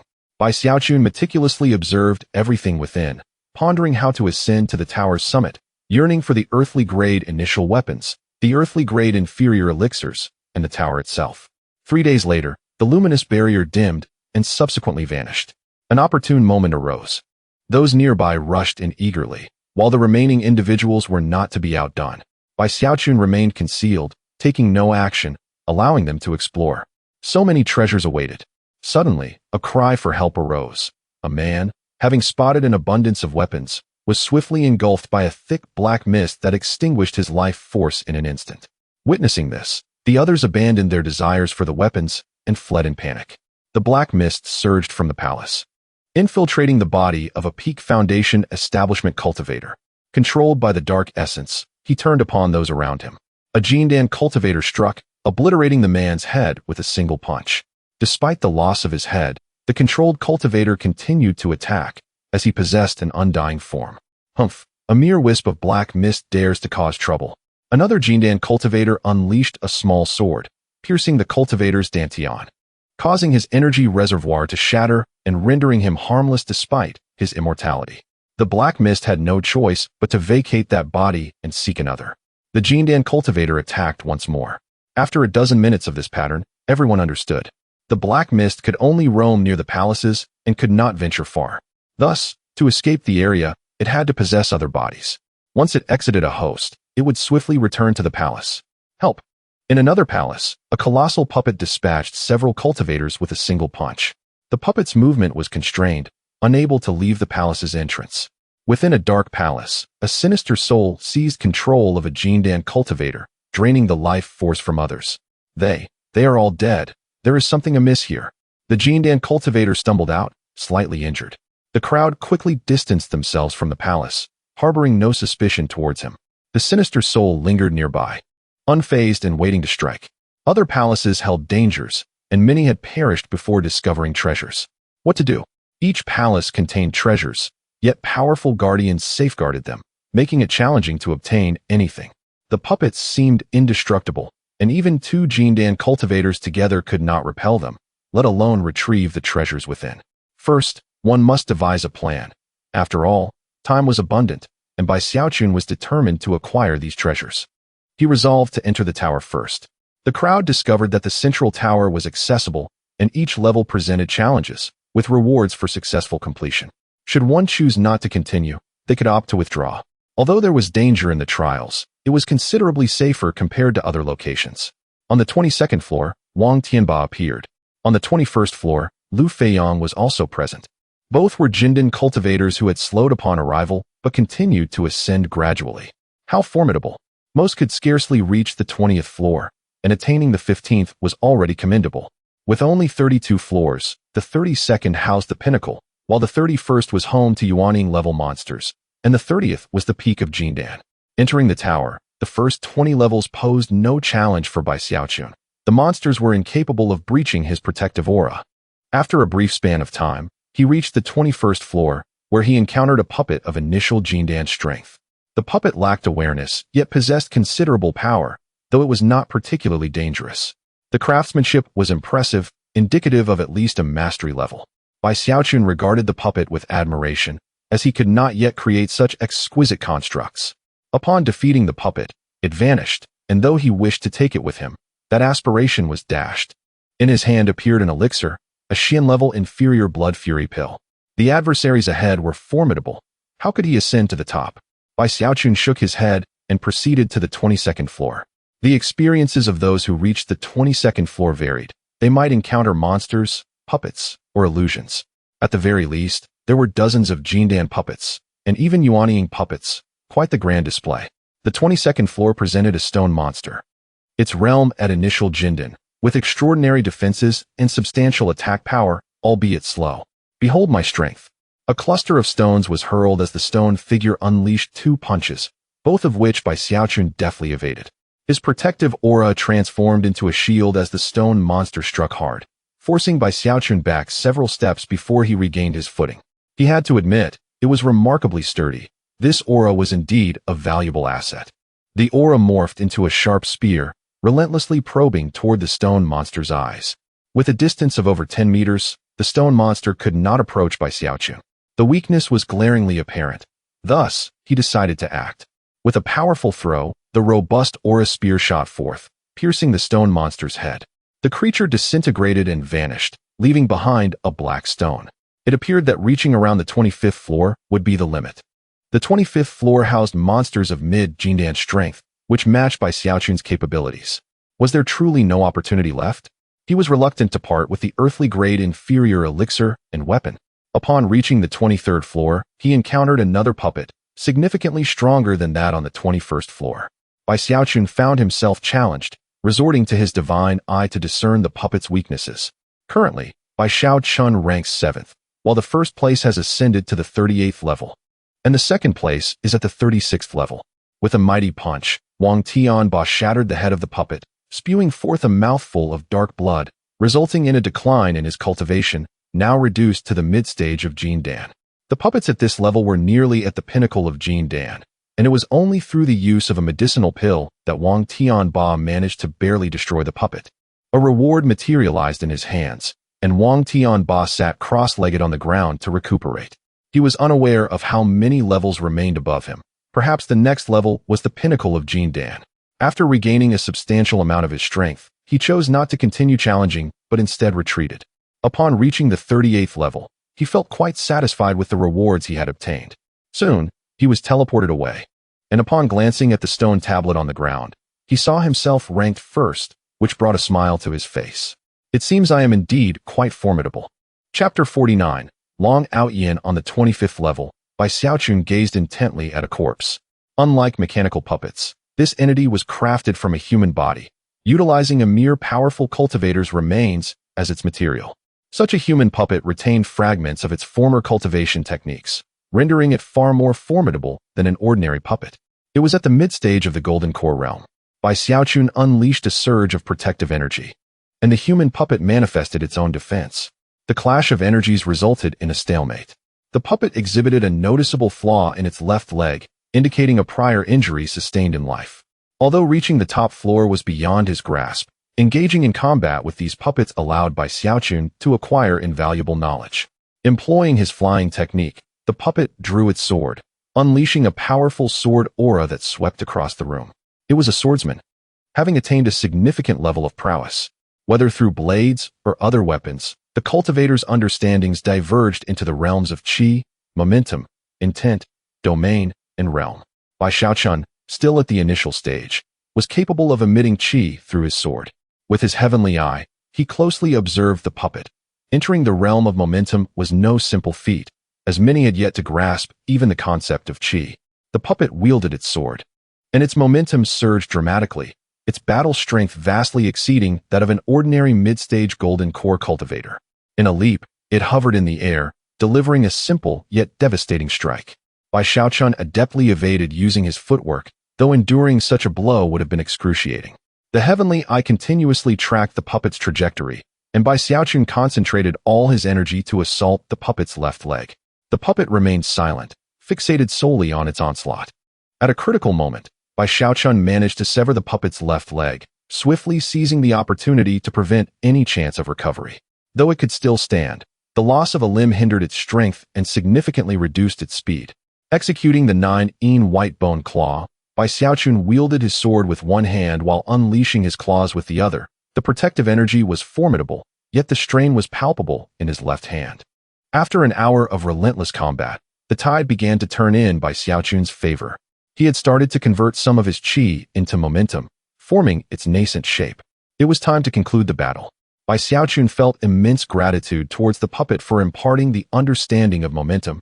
It was time to send it on its way. A vast amount of spiritual energy coalesced in his sword, augmented by the newly acquired sword momentum. The puppet hesitated for a moment before unleashing its most potent strike, the Overlord Slash.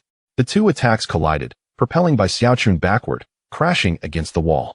Fortunately, his protective energy mitigated much of the impact. Seizing the advantage, Bai Xiaochun launched a follow-up assault, piercing the puppet's vital area with his sword. The puppet collapsed to the ground and subsequently vanished. In his hand appeared the reward for this challenge, a low-grade Xian-level sword technique. One sword opens the heavens. The technique consisted of a single move and was merely a few pages long. Upon completion of his reading, the sword technique spontaneously ignited. Taking out 2 medicinal pills, Bai Xiaochun sat cross-legged on the ground to recuperate. Having just grasped the concept of momentum, he prepared to absorb the energy. This was likely his last chance. He wondered if there would be another opportunity to enter. Bai Xiaochun gazed at the reward above him, unable to claim it, feeling a deep sense of frustration. After recovering for more than an hour, Bai Xiaochun decided to exit the small tower, finding his name positioned 4th, tied with 2 others. The first place belonged to Long Outyin, who had reached the 39th level. Bai Xiaochun glanced at the 39th level, where Long Outyin had effortlessly obliterated the puppets with a single punch. Was Long Outyin truly the protagonist? He was utterly bewildered as news of Long Outyin reached him. Long Outyin, aged 25, mid-stage golden core, possessing the divine dragon body, dominant body, 9 yang divine art, and the death scripture. Upon seeing the extensive list, Bai Xiaochun was astonished. A plethora of heavenly grade techniques, including several saint-level techniques, and even some divine-level techniques. Both the divine dragon body and the dominant body were esteemed divine physiques, ranking highly among their kind, overwhelming and formidable. It appeared that this secret realm was not intended for him. Bai Xiaochun sighed, realizing that without comparison, one cannot appreciate the disparity. Nonetheless, he was not without merit, as he possessed the pure yang sacred body and the all-seeing heavenly eye. Utilizing the heavenly eye, he recorded the 9 yang divine art, a saint-level technique highly compatible with his pure yang sacred body. 9 yang divine art, a saint-level technique, epitomizing the utmost yang and rigidity. Upon cultivation, one generates 9 yang true fire within, bestowing tremendous offensive and defensive capabilities, alongside remarkable healing abilities. When reaching the pinnacle of mastery, one embodies the essence of 9 yang, wielding the power to scorch the heavens and boil the seas with a mere gesture.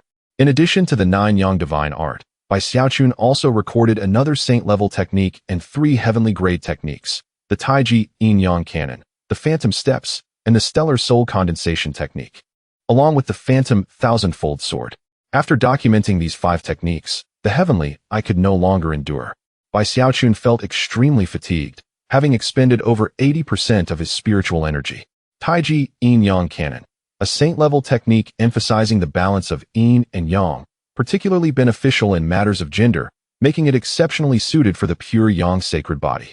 The other techniques included one for soul condensation, one for movement, and one for swordplay.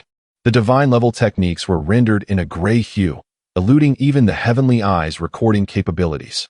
Hence, Bai Xiaochun opted to record 2 saint-level techniques and 3 heavenly grade techniques instead.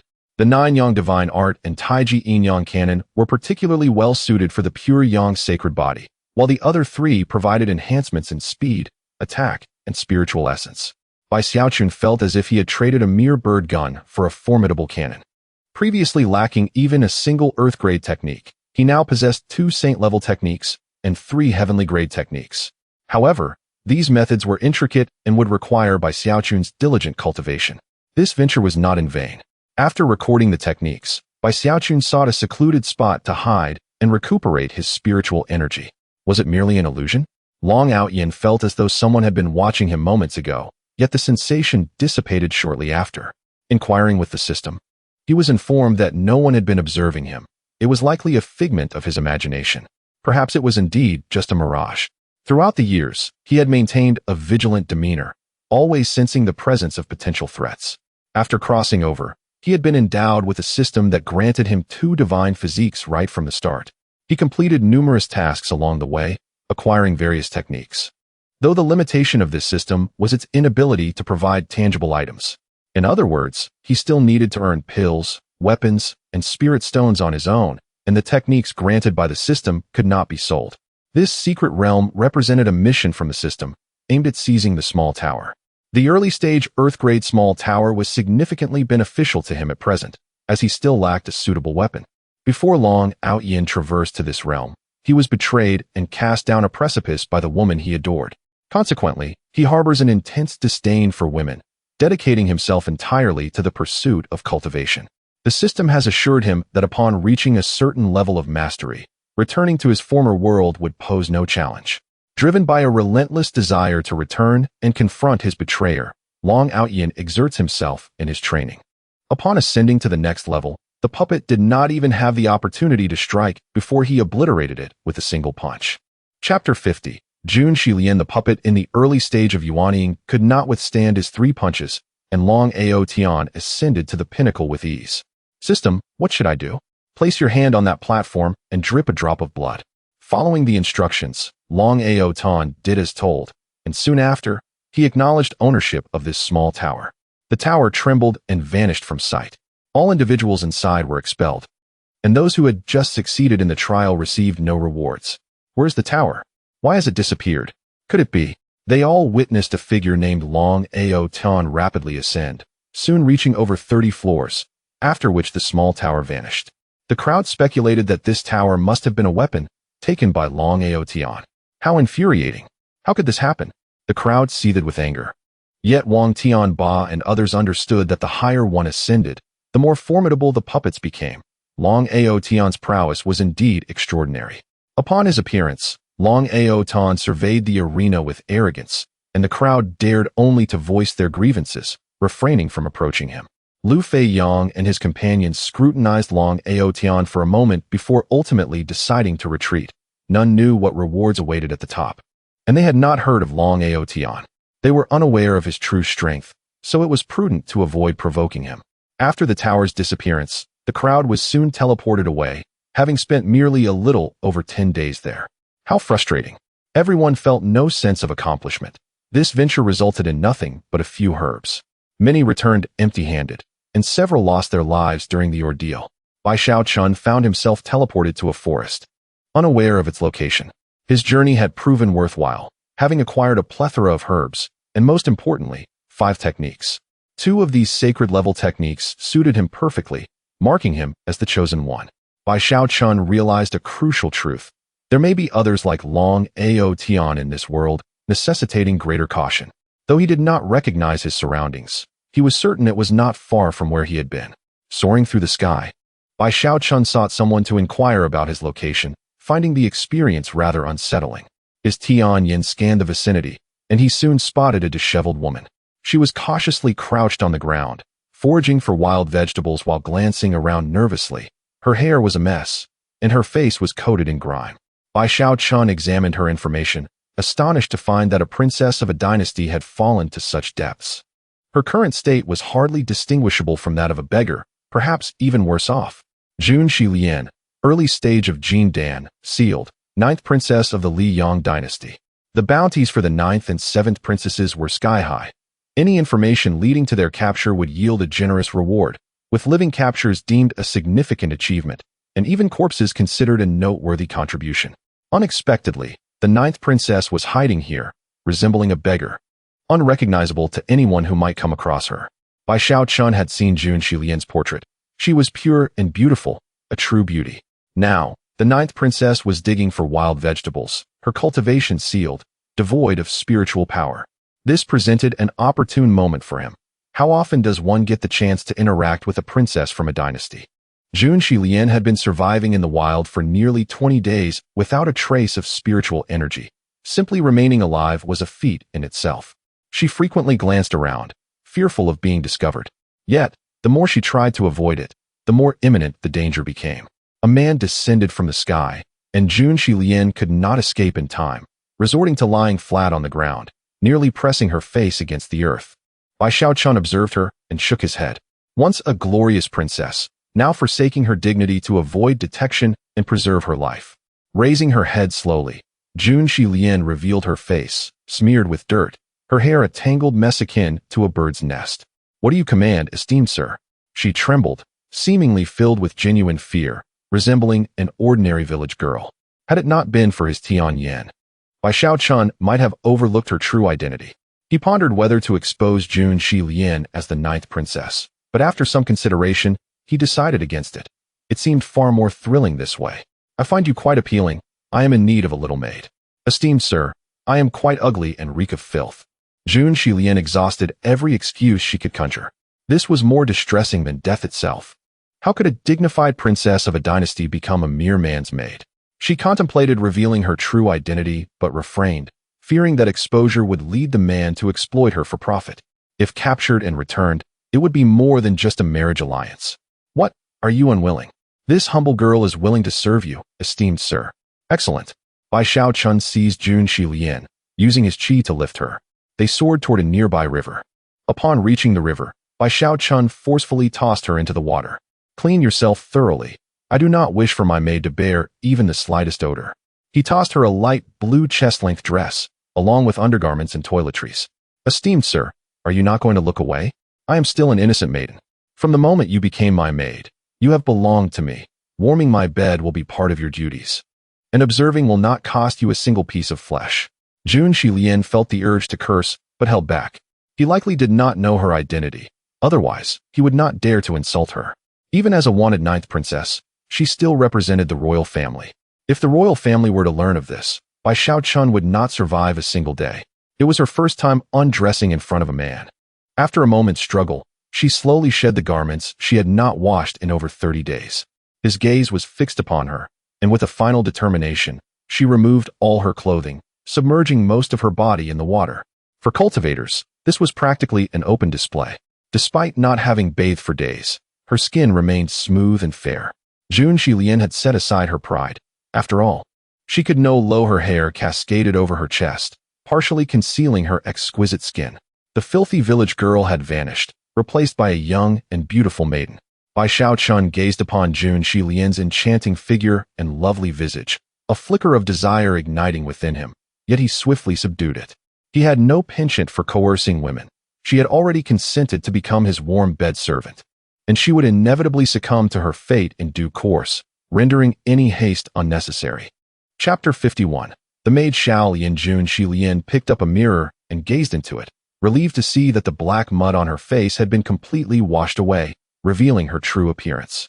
She glanced at Bai Xiaochun on the shore. He continued to stare at her, yet showed no other reaction.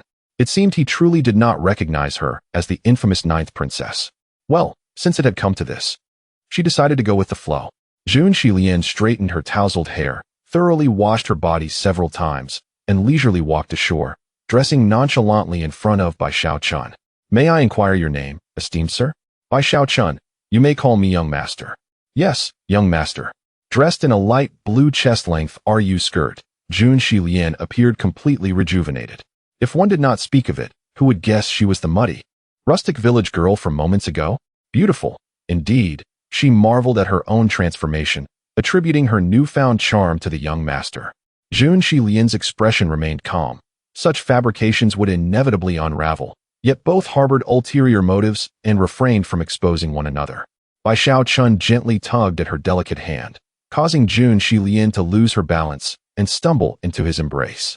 She trembled, clearly flustered. This was her first experience being held by a man. Bai Xiaochun inhaled the subtle, delightful fragrance emanating from her, reminiscent of floral tea. What shall I call you? You may refer to me as Xiao Yan, young master. You are too beautiful. This might be a concern. Bai Xiaochun produced his tools and began to apply makeup on Jun Xilian. Before long, a different visage emerged, a pretty girl, though in this realm of cultivation, her beauty was hardly remarkable. All done. Jun Xilian looked into the mirror, her appearance completely transformed. She could now wander the city freely, as long as she did not attract the attention of formidable cultivators. She regarded Bai Xiaochun with a complex expression, questioning whether he truly knew her identity.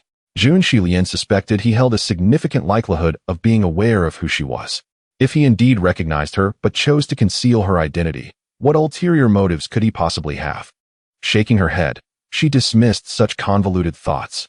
Whether he knew or not had become irrelevant. She merely wished to live as Xiao Yan, free from the treacherous struggles of the dynasty. Bai Xiaochun carried Jun Shi Lian away from that place, seeking another individual to inquire about their whereabouts. Jun Shi Lian herself was unaware of her location, rendering her unable to respond. After considerable time, they finally encountered a low-level cultivator nearby, who revealed that they were at the border of two kingdoms, approximately 10 days from the city of Xiaoyao. Well, there's no rush to return, Bai Xiaochun decided, intending to cultivate a relationship with Jun Shi Lian before heading back. At merely 26, she had already reached the initial stage of the Golden Core, a testament to her considerable talent.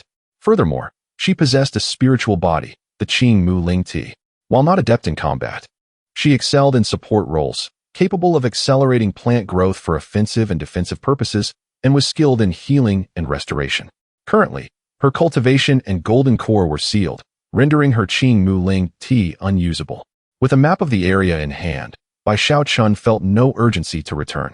Young master, do you also practice alchemy? Of course, I am a second-grade alchemist. Bai Xiaochun placed an herb into the alchemy furnace, refining it before adding another ingredient. After nearly 2 hours, the furnace opened, releasing a plume of smoke.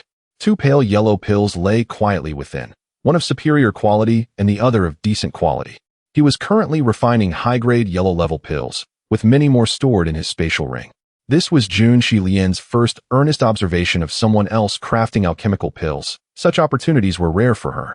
With a mere wave, a plethora of profound-level pills could be summoned, and even earth-level pills were easily obtainable.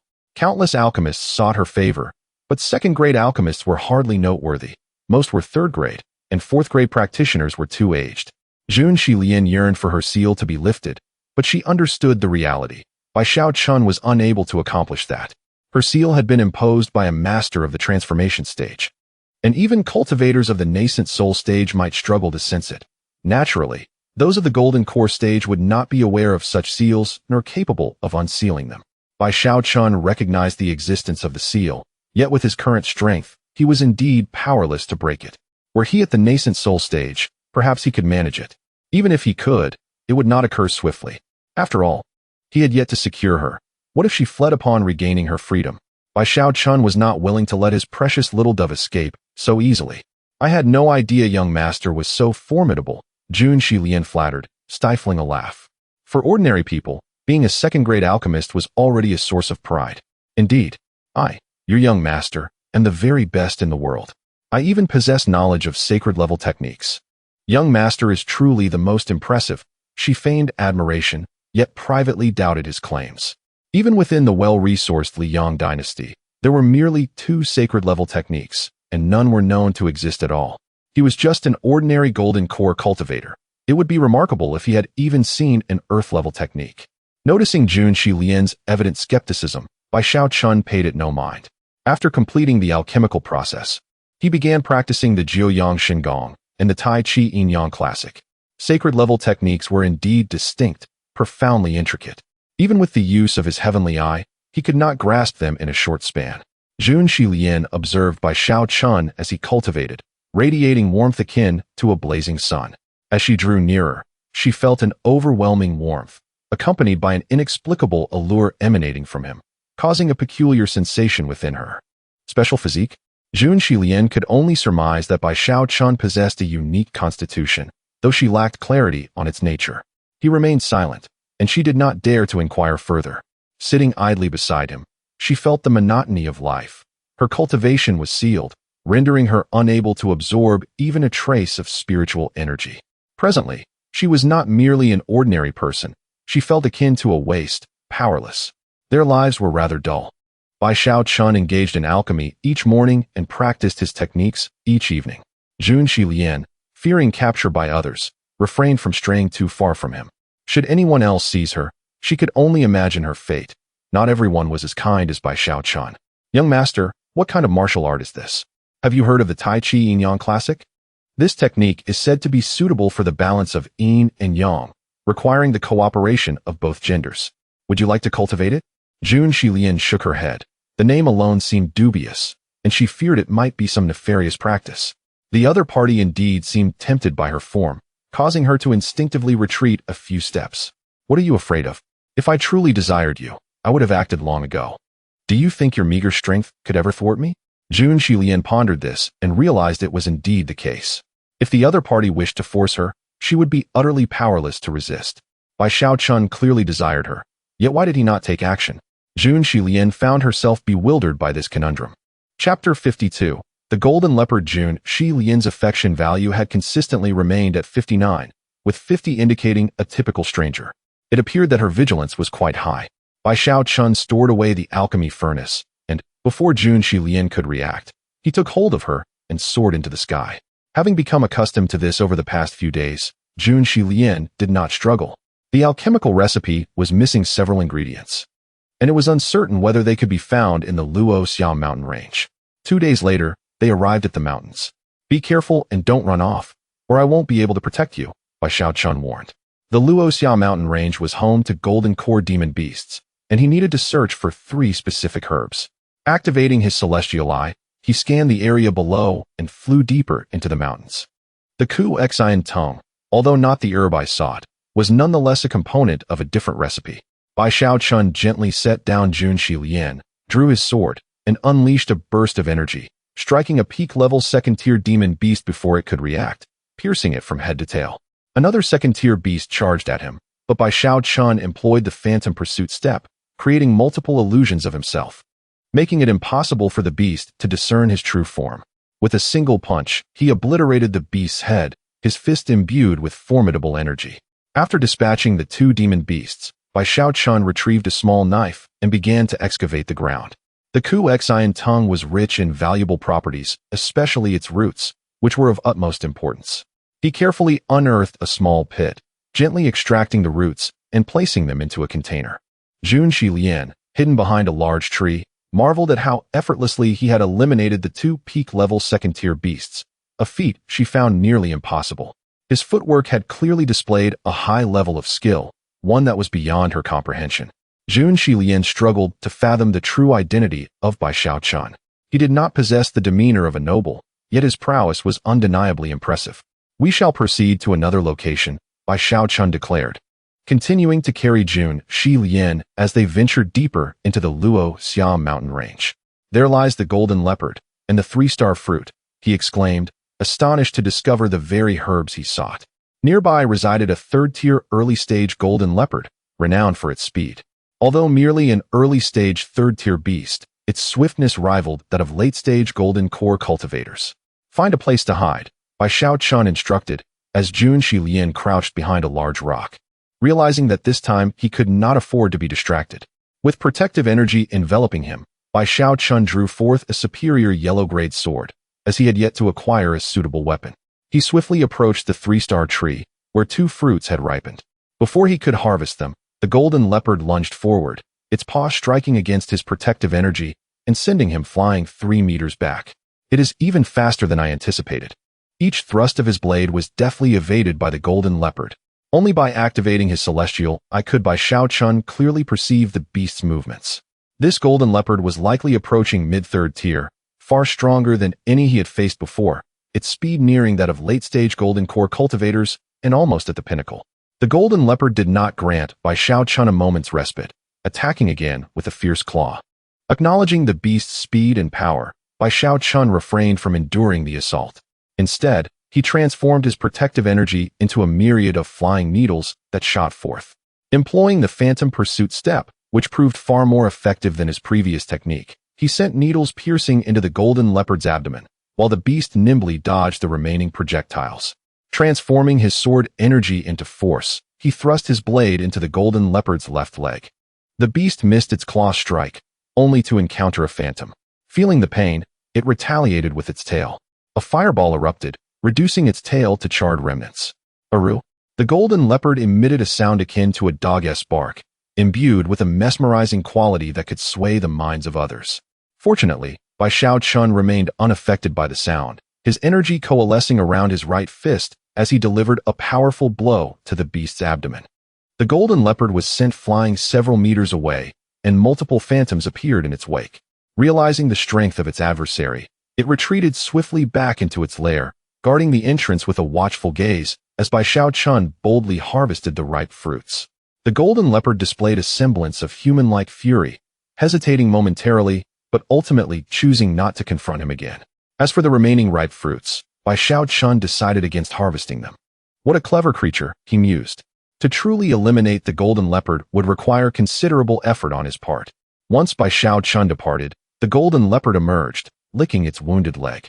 It had guarded this fruit tree for an extensive period, refraining from consuming the ripe fruits, only to have them taken by an adversary who had also inflicted injury. What a detestable fellow, it mused. Bai Xiaochun returned to where Jun Xilian was watching intently from behind a rock.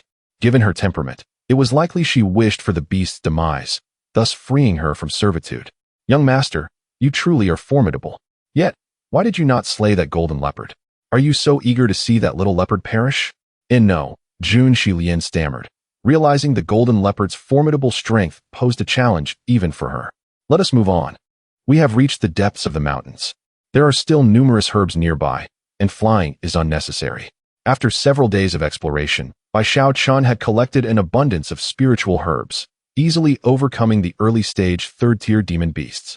Jun Xilian's affection value rose to 63, suggesting that for these princesses of the dynasty, the pure yang sacred body had some effect, albeit limited. Well then, it is best to return for now, Bai Xiaochun sighed. Having not achieved the anticipated results, after shaking his head, he decided to head back. Leaving the border region, Bai Xiaochun ceased flying, concealing his cultivation at the mid-foundation stage. The two of them shared a carriage, driven by a puppet outside. Bai Xiaochun rested his head on Jun Xilian's lap, as she occasionally fed him grapes. Over the course of several days, Jun Xilian had come to understand Bai Xiaochun's character, sometimes thoughtful, sometimes brash, and always teasing her. The carriage was filled with a subtle fragrance, and Bai Xiaochun found his spirits lifted. Xiaolian, what do you think of me? The young master is remarkably impressive, having attained the Jindan stage at such a tender age, and moreover, he is a second-tier alchemist. So, do you harbor any affection for me, the young master? Naturally I do. If upon our return I were to offer you warmth in bed, would you be amenable to it? I, Xiaolian, would gladly accept, for I am devoted to the young master. This is your own declaration, is it not? I have certainly not coerced you. Jun Xilian fell silent, regretting her earlier response. If only I had known, I would have refrained from answering. Bai Xiaochun rested his head upon her soft, fragrant thigh, closing his eyes. Jun Xilian gazed at that face, pondering what thoughts occupied her mind. If only I were an ordinary person, not the ninth princess, how delightful that would be. Chapter 53. Confession. As the carriage entered Xiaoyao City, a multitude of events had transpired over the past month. Youngster O's father had been appointed as the lord of another city, and she had been relocated by her uncle. Hualing had also departed, returning only briefly to visit her father. Her master was a renowned fourth-tier alchemist within the Liang dynasty and an elder of the Tianyi sect, while Hualing was a disciple in the inner circle of the same sect. Now, only Luo Qingqin remained in Xiaoyao City. After spending an extended period at Miaoying Gate, she had been dispatched to the battlefield as mere cannon fodder, severing ties with Miaoying Gate and repaying years of kindness. Furthermore, staying by Xiaochun's side was quite agreeable. Luo Qingqin had become increasingly reliant on him. Upon arriving at a courtyard, Luo Qingqin engaged in her cultivation within her chamber. The carriage halted outside, while the automaton remained in the courtyard. Bai Xiaochun entered the courtyard with Jun Xilian and opened the door. Darling, you have returned. Yes, this is my newly acquired maid, Xiaolian. Greetings, Xiaolian. Hello, young mistress. Jun Xilian curtsied slightly, fully embracing her role as a maid. Bai Xiaochun did not disclose her true identity to Luo Qingqin for fear of exposing the truth. Luo Qingqin regarded Jun Xilian thoughtfully. She sensed no cultivation within her, merely a hint of beauty, likely enhanced by makeup. Given Bai Xiaochun's character, it was improbable that he would settle for only a simple maid. She would surely become one of his confidants. Just call me Qingqinjia. Consider this place your home, and do not stand on ceremony. Luo Qingqin grasped her delicate hands, the fingers long and the skin fairer and more tender than her own. Initially apprehensive, Jun Xilian found solace in their interaction, realizing that she would likely not face mistreatment. She yearned for an ordinary life, even as a maid, but her identity as the ninth princess would eventually be revealed. Thus, she needed to find her own allies to assist in breaking her seal. The three entered the room, whereby Xiaochun presented a considerable amount of elixirs to Luo Qingqin. He then sat down to contemplate future plans, with Hualing, Youngseruo, and Lu Xiu all having departed, his continued presence in Xiaoyao City seemed futile, as the resources here were limited. Where might be the most suitable destination? Bai Xiaochun examined a map, noting that the nearby areas were lacking. Young master, I believe Tianhong Island would be quite promising. Juan Shilian, braving potential danger, expressed her desire to go there, citing an uncle who had previously supported her. Bai Xiaochun glanced at her and agreed. Then we shall go there. That evening, Juan Shilian did not warm the bed but instead stayed in the adjacent room. Listening to the sounds from next door, her cheeks flushed with embarrassment. Luo Qingqin was quite lively, seemingly unperturbed by the situation, while Juan Shilian felt a sense of shyness. For 2 consecutive days, the adjacent room remained closed. Juan Shilian was astonished by the prowess of the two and began to feel a tinge of fear. Days passed in this manner. Xiao Lian, tonight you shall warm my bed. I will sleep in your room. Luo Qingqin could no longer bear it, and pushed Bai Xiaochun out, who could only sneak in to inquire. While Bai Xiaochun was concocting pills in another room, Juan Shilian stealthily approached Luo Qingqin and asked, Qingqin Jia, what does it feel like? Oh, you little rascal, you will inevitably share a bed with your husband. I can assure you, the feeling is quite delightful. Juan Shilian, still a young girl, was easily discerned by Luo Qingqin. She had seen Juan Shilian's beauty, which surpassed her own considerably. Bai Xiaochun had yet to fully win over Juan Shilian, which suggested he had ulterior motives. Luo Qingqin handed a book to Juan Shilian, who, upon seeing the cover depicting 2 naked figures embracing, turned crimson. After flipping through a few pages filled with scandalous content, she hastily tucked it away. That night, Juan Shilian had already bathed and lay in bed, her heart brimming with apprehension. The door creaked open, and Bai Xiaochun slipped inside, pulling back the covers to join her. The bed felt rather cramped with 2 bodies, and Bai Xiaochun tightly embraced her soft form, the blanket infused with a faint floral fragrance. Xiao Lian, do you wish to be my woman? I. Juan Shilian hesitated, unable to define her feelings for Bai Xiaochun. Did she like him? It seemed not quite right. Was it love? That was hard to say. Observing her affection level at 70, they were close friends, but not yet lovers. Bai Xiaochun, unwilling to delay further, sought to take decisive action. Juan Shilian fell silent as her lips were captured by his, their kiss lingering for several minutes while Bai Xiaochun's hands roamed. No, stop. When a woman says no, it often means yes. Bai Xiaochun removed her delicate nightgown and untied the bow of her belly wrap. Juan Shilian froze, feeling warm hands upon her body. Young master, Closing her eyes, tears streamed down her cheeks. Bai Xiaochun gently wiped away her tears and kissed her smooth skin. He was now at a point of no return. Even her tears could not deter him. After a few gentle pushes from Jun Zillian, she ceased to resist. As the candlelight flickered out, only the small bed swayed gently. Luo Qingqin, eavesdropping from next door, smiled. It seemed another sister would soon join the fold, and with a confidant to share burdens, life felt considerably lighter. Little piglet, rise and shine. Juan Shilian lazily opened her eyes, her expression a mix of complexity as she pondered what to say. Her innocence had been lost. She had yielded to Bai Xiaochun last night, and she was left wondering what to do now in the face of him. Bai Xiaochun caressed her milk-like skin, finding Juan Shilian the softest and fairest he had ever encountered. Xiaochun, I am actually the 9th princess of the dynasty, Juan Shilian. I know. You truly knew? You are so wicked. Juan Shilian felt a surge of anger. He knew her royal identity, yet still insisted she become a maid, serving him for so long. To win you over, I would do anything. You have likely figured it out. I am the pure yang sacred body. Juan Shilian playfully punched Bai Xiaochun's chest, who gently tugged her small fist and toppled her once more. Days later, the two emerged from their room, with Juan Shilian completely conquered, her innocence forever lost, leaving her with no words to express her situation. One can only say that Bai Xiaochun is quite nefarious. In his relentless pursuit of her, he has even compelled her to serve as a warming bedmaid. Qingqin, allow me to formally introduce her. Her name is Jun Shilian, the 9th princess of the Li Yang dynasty. Luo Qingqin was taken aback. This indeed is a sensational revelation, and it is intertwined with her own fate.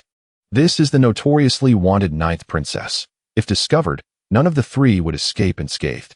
She had not anticipated that Xiaochun would be so audacious as to abduct even a princess to serve as a maid, and he had already succeeded. Sighing softly, she acknowledged that the die had been cast, and there was no way to alter the course of events. Chapter 54. The Sea Demon Interception. With the revelation of her identity, Jun Shi Lian was no longer merely a maid. You sought out the individuals on Tianhong Island, did you not? However, I suspect the reliability of this endeavor is rather low. How could that be? That esteemed uncle is indeed one of her most trusted confidants. Having reached the pinnacle of the Yuaning stage, he is likely capable of breaking the seal upon her. Yet, you are still being hunted, and people do change. The current you holds little worth. Jun Shi Lian fell silent, contemplating her situation. Indeed, her value had diminished significantly, rendering any assurance uncertain. I wish to confirm this once more. Very well, but once we arrive there, you must heed my every instruction. Understood.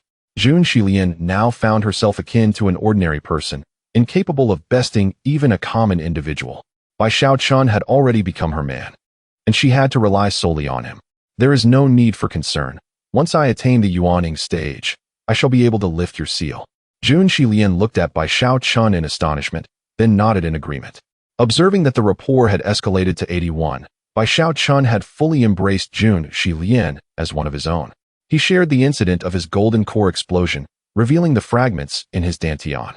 As a princess, Jun Shi Lian had encountered various instances of such occurrences. Can you recondense the fragments? It seems that is not feasible. Then we must utilize the entirety of the dantian as the golden core, filling it with spiritual energy and employing a forceful method to break through. With your pure yang sacred body's prowess, your physique can undoubtedly withstand it.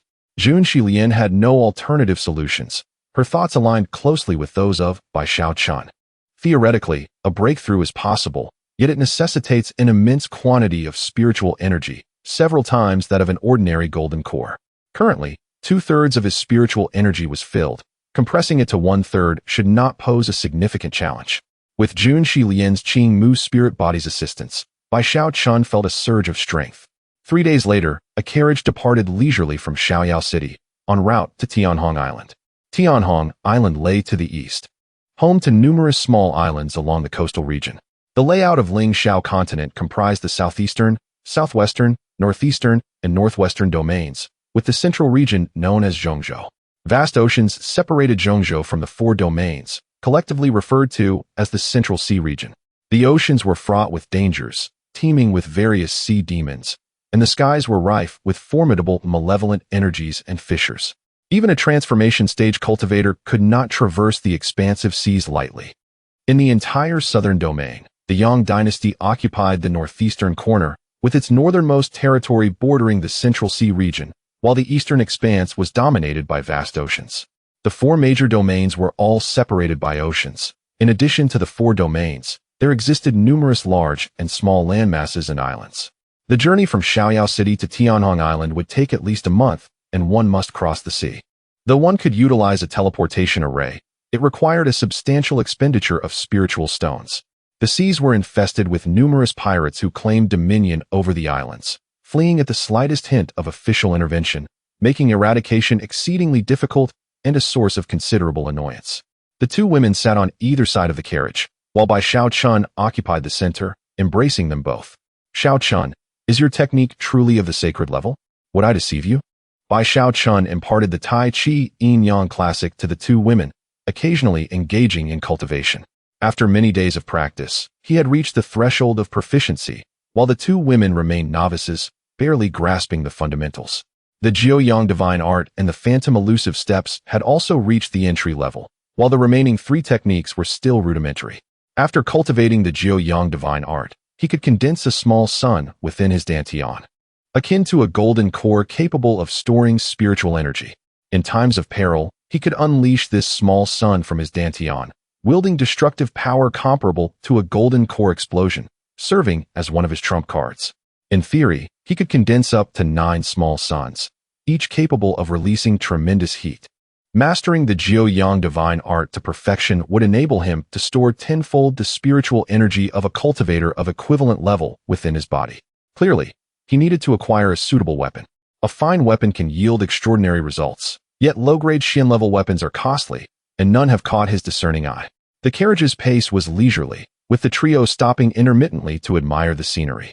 It nearly took 2 months to reach the coastal vicinity. during which Bai Xiaochun crafted a late-stage Foundation Establishment puppet and 2 early-stage Foundation Establishment puppets. These puppets bore a striking resemblance to humans. Should Jun Xilian encounter danger, they would serve to protect her. 2 months is neither long nor short.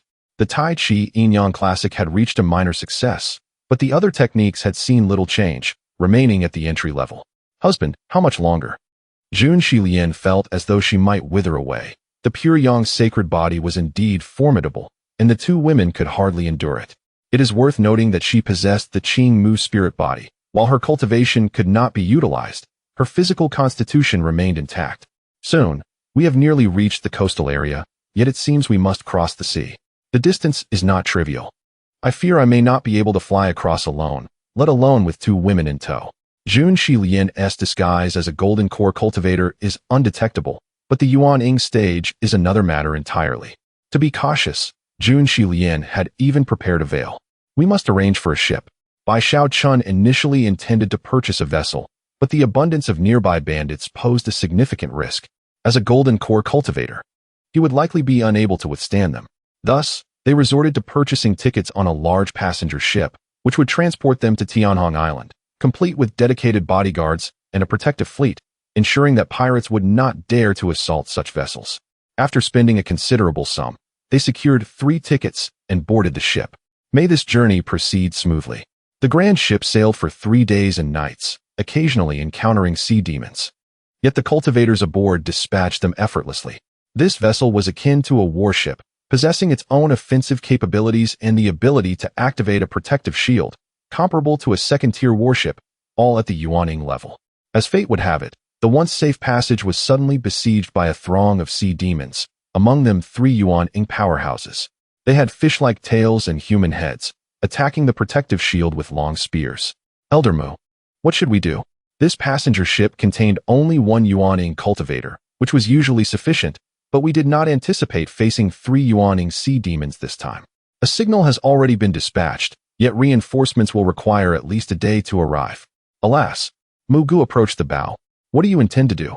He was a mid-stage Yuan-Ing cultivator, while the sea demons included 1 mid-stage and 2 early-stage Yuan-Ing cultivators. Humans, if you relinquish all your goods, we shall allow you to depart. Such audacity. Mu Ji's countenance darkened, for he was perplexed as to how the information had leaked. The authorities had entrusted a shipment to this vessel, utilizing a passenger ship for the transport of cargo. Should this shipment be lost, the consequence would be grave for him. Since you choose not to comply, we cannot be held responsible. The sea monsters continued their relentless assault, as the ship's cannons unleashed volley after volley, detonating upon the surface of the sea. Mere minutes later, the protective barrier was breached, and the hull of the ship was pierced. Mu Gu was on the verge of acquiescing, but it was already too late. The horde of sea monsters had boarded the ship, no longer content with mere cargo, but intent on seizing the entire vessel. Chapter 55. Drifting within the confines of the cabin, Bai Xiaochun, endowed with the celestial eye, observed everything around him. The 2 women were right beside him. A multitude of sea demons had surged aboard the ship, and caution was imperative. Luo Qingqin produced her flute, while Bai Xiaochun unleashed his puppets. Assessing the situation, it became evident that the group of bodyguards was incapable of repelling the sea demons, and no islands were in sight nearby. Trouble was brewing. The sea demons engaged in combat with the cultivators aboard, while others in the water hurled weapons with reckless abandon. Mu Gu faced 2 adversaries, while the remaining sea demon, in its early 4th stage, relentlessly hunted down the Jindan cultivators. The disparity between Jindan and Yuan-Ing was insurmountable, leaving them defenseless. In the blink of an eye, several Jindan cultivators had perished. Caught off guard, Mu Gu was pierced through the abdomen by a spear. Injured, he paid no heed to those around him, soaring into the sky in a desperate bid to escape. The captain of the mid-4th stage sea demons pursued him, while the rest of the sea demons continued their slaughter aboard the ship. Let us go, Bai Xiaochun exclaimed as he dispatched 2 sea demons and hastily led the 2 women towards the lower deck, where several boats awaited. The oncoming sea demons had yet to close in when they were obliterated by the protective aura, allowing them to reach the safety compartment filled with numerous small vessels. He produced a talisman and detonated a substantial hole in the ship's bottom, causing water to rush in violently. Bai Xiaochun propelled several small boats outward to distract the sea demons, utilizing his celestial eye to ascertain the weakest points among them. Only then did the trio set sail. Employing a few semi-finished puppets as decoys, the sea demons noticed the boats and charged towards the puppets. Bai Xiaochun exerted all his strength, maximizing the small boat's energy, propelling them towards the seabed like rockets. Stop them! The captain of the sea demons, witnessing the attempt to flee, dispatched a mid-third stage sea demon, confident that a mere early Jindan would pose no challenge. Half an hour passed, and the small boat had traversed a significant distance. The pursuing sea demons were closing in on them. Alas, I must go out to confront them. Bai Xiaochun handed a storage ring to Luo Qingqian, containing both her and the foundation-building puppets, sufficient to withstand any encounters with Jindan cultivators. Be cautious, my husband. Dear husband, if Bai Xiaochun did not intervene, the three of them might not escape. Half an hour was not an extensive distance, adequate for the sea demon captain to catch up. He flung open the door of the boat and charged out, the small vessel retreating swiftly. You will face me. Bai Xiaochun, enveloped in protective aura, brandished his sword and dashed forth. However, being in the water against a mid-third stage sea demon severely limited his capabilities. 2 days later, Bai Xiaochun gradually regained consciousness, discovering himself on a beach, half buried in sand. He had not anticipated such an intense confrontation. He had expended all his strength to slay that sea demon, utilizing the small sun within his dantian, yet he had sustained grave injuries and lost consciousness. It seemed the waves had carried him here. Immediately, he consumed 2 healing pills and crawled out from the sand. His right leg was injured, a small hole punctured his waist, and 3 ribs were fractured. After tending to his wounds, he bandaged himself with gauze. Checking the message on the token, he learned that Luo Qingqian and the others were unharmed, having been rescued by a passing large ship and were now in the coastal city of Luan. Stay there for the time being, especially you, Shilian. We will devise a plan upon my return. Do not act recklessly. I understand, my husband. Jun Shilian grasped that if they were discovered, they would surely be captured, suffering not only themselves, but also implicating Luo Qingqian. Let us proceed this way for now. Find a place to cultivate. Remember to inform me of any news. Bai Xiaochun stowed away the token and surveyed his surroundings. The area was surrounded by ocean, indicating that he was on a small island. He could only wait until his injuries healed before attempting to leave. He made his way towards the island, which was desolate and devoid of human presence. Finding a secluded spot, he broke through a small opening and entered to rest. After diligently cultivating for 7 days, his injuries had largely mended. He could move normally, and the wounds on his waist had scabbed over. With protective aura enveloping him, he soared into the sky. After flying for half a day, he spotted a ship. As he descended, he was met with an assault, but his protective aura deflected all incoming attacks, revealing that this was a pirate ship. He had intended to inquire for directions, but fate had other plans. Bai Xiaochun landed on the ship, dispatching 8 pirates with a single stroke of his sword, their heads rolling.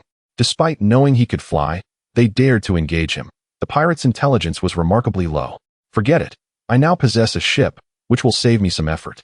Bai Xiaochun gathered the storage rings and discarded the pirates' corpses into the water. What a bunch of paupers. Such a waste of my energy. Activating his celestial eye, he set course northeast, towards a massive island. The closer he approached, the more he realized he had stumbled into a den of bandits. The island featured several forts and pirate flags. A dozen pirates awaited on the shore, dressed similarly to those he had just slain. How fortuitous. This was a small pirate lair, with the most formidable among them in the Midjindan stage, Bai Xiaochun. Still nursing injuries, hastily steered his vessel in another direction. Where do you think you're going? The pirates recognized their ship. With their comrades lost, they realized what had transpired. 3 small boats pursued him, one carrying an early Jindan. As they chased, Bai Xiaochun's small boat was soon encircled. A mere mid-foundation cultivator dares to slay our brothers? You shall pay. A barrage of arrows rained down, prompting Bai Xiaochun to cease his concealment. His protective aura flared to life, absorbing all the arrows as he charged toward the lone early Jindan. 3 leaders, take him down. Zhu Laosen ascended into the air, brandishing a long spear. The 2 engaged in aerial combat, while the pirates aboard the ship laughed and jeered, believing Bai Xiaochun was no match for the 3 leaders. Zhu Laosen wielded his spear with extraordinary skill, having previously slain an early Jindan sea demon. Zhu Laosen gripped the spear tightly, his hands trembling as he faced the overwhelming strength of his opponent. Shadows flickered around him, making it impossible to discern the true form of Bai Xiaochun. An onslaught of flying swords surged toward him. He could only thrust in one direction, and the sword pierced through the protective aura, penetrating Zhu Laosan's shoulder. Bai Xiaochun exerted force to pull downward, severing half of Zhu Laosan's body. Death! Several phantom figures moved simultaneously, their long swords piercing through Zhu Laosan's throat. You despicable! Zhu Laosan's head fell to the ground, his ferocious eyes still wide open, the skull splashing into the water and stirring up waves. Flee! The watching pirates finally snapped back to reality. Their third leader was gone, his body and head separated. 3 small boats desperately rowed in different directions, but where could they escape? Bai Xiaochun acted with swift precision, sending dozens of pirates to their watery graves. Chapter 56. The soul-devouring pearl. These pirates are indeed affluent. Bai Xiaochun brandished his long spear, a fine weapon of the low-grade Xian level. The combined resources from dozens of pirate storage rings amounted to a substantial fortune. Particularly, the third leader resembled a plump pig. Within several storage rings lay an abundance of resources, including multiple vials of low-grade Xian level elixirs, 3 stalks of low-grade Xian level spiritual herbs, and a modest pile of high-grade spirit stones. Given the pirates' wealth, Bai Xiaochun contemplated eliminating them all. On the island, there were over 100 individuals, yet only 2 posed a significant threat. One at the mid-golden core stage, and the other at the early golden core stage, presumably the big and second leaders. Bai Xiaochun felt a degree of apprehension towards the mid-golden core big leader. The rest were merely insignificant figures not worthy of his concern. After recuperating for 2 days at sea, Bai Xiaochun refrained from rushing back to the small island. With the death of the third officer and the presence of so many pirates, their vigilance would undoubtedly increase, making it challenging to lure them out again. The long spear was commendable, yet it was not the weapon he desired. Once sufficiently restored, he stealthily approached the small island. His priority was to eliminate the early Golden Core's second leader to prevent any interference. Bai Xiaochun dispatched a pirate and disguised himself in the pirate's likeness. The third leader, accompanied by numerous pirates, had not returned for days, and there was no news of them. It was widely believed that they had likely perished, leading the island's inhabitants to heighten their alertness. In the central part of the island, within a colossal house, a conversation unfolded. "What do you think, second leader?" one pirate inquired. "The third leader seems to have disappeared. No news has reached us. His marksmanship is quite formidable. It's rare for anyone to defeat him. It appears he has encountered a tough opponent. Our location is remote. There shouldn't be any Yuanian cultivators around. Regardless, we must intensify our security measures," another agreed. This region's largest entity is Tianhong Island, where the city lord is at the pinnacle of the Yuanian stage, alongside several other powerful Yuanian experts. A golden core cultivator here is merely a minor player. Typically, Yuanian cultivators do not concern themselves with them. Longda shook his head, expressing concern over their declining business. The absence of a golden core cultivator would only increase their burden.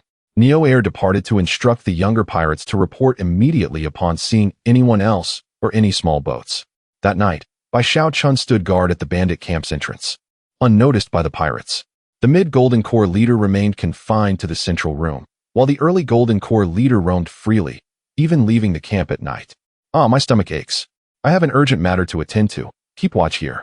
Someone called for me," he feigned. "Perhaps you ate something bad." "Go on. Hurry," replied another pirate. Bai Xiaochun's disguise, merely that of a chi refining cultivator, hastily exited, fading into the night. Neo Air arrived at a secluded spot, confirming his location before beginning to dig. After several minutes, he unearthed a small chest containing a storage ring filled with significant items. It seemed that the fool had indeed perished. He had been too occupied to retrieve this before, as it was something he had hidden with Zhu Laosan, unknown to their superior. He had initially suspected that Laosan had fled with their valuables, yet that was not the case. Longda, being the most powerful, always received the most resources. Whatever they brought back was first enjoyed by him, with the remainder split between the other two.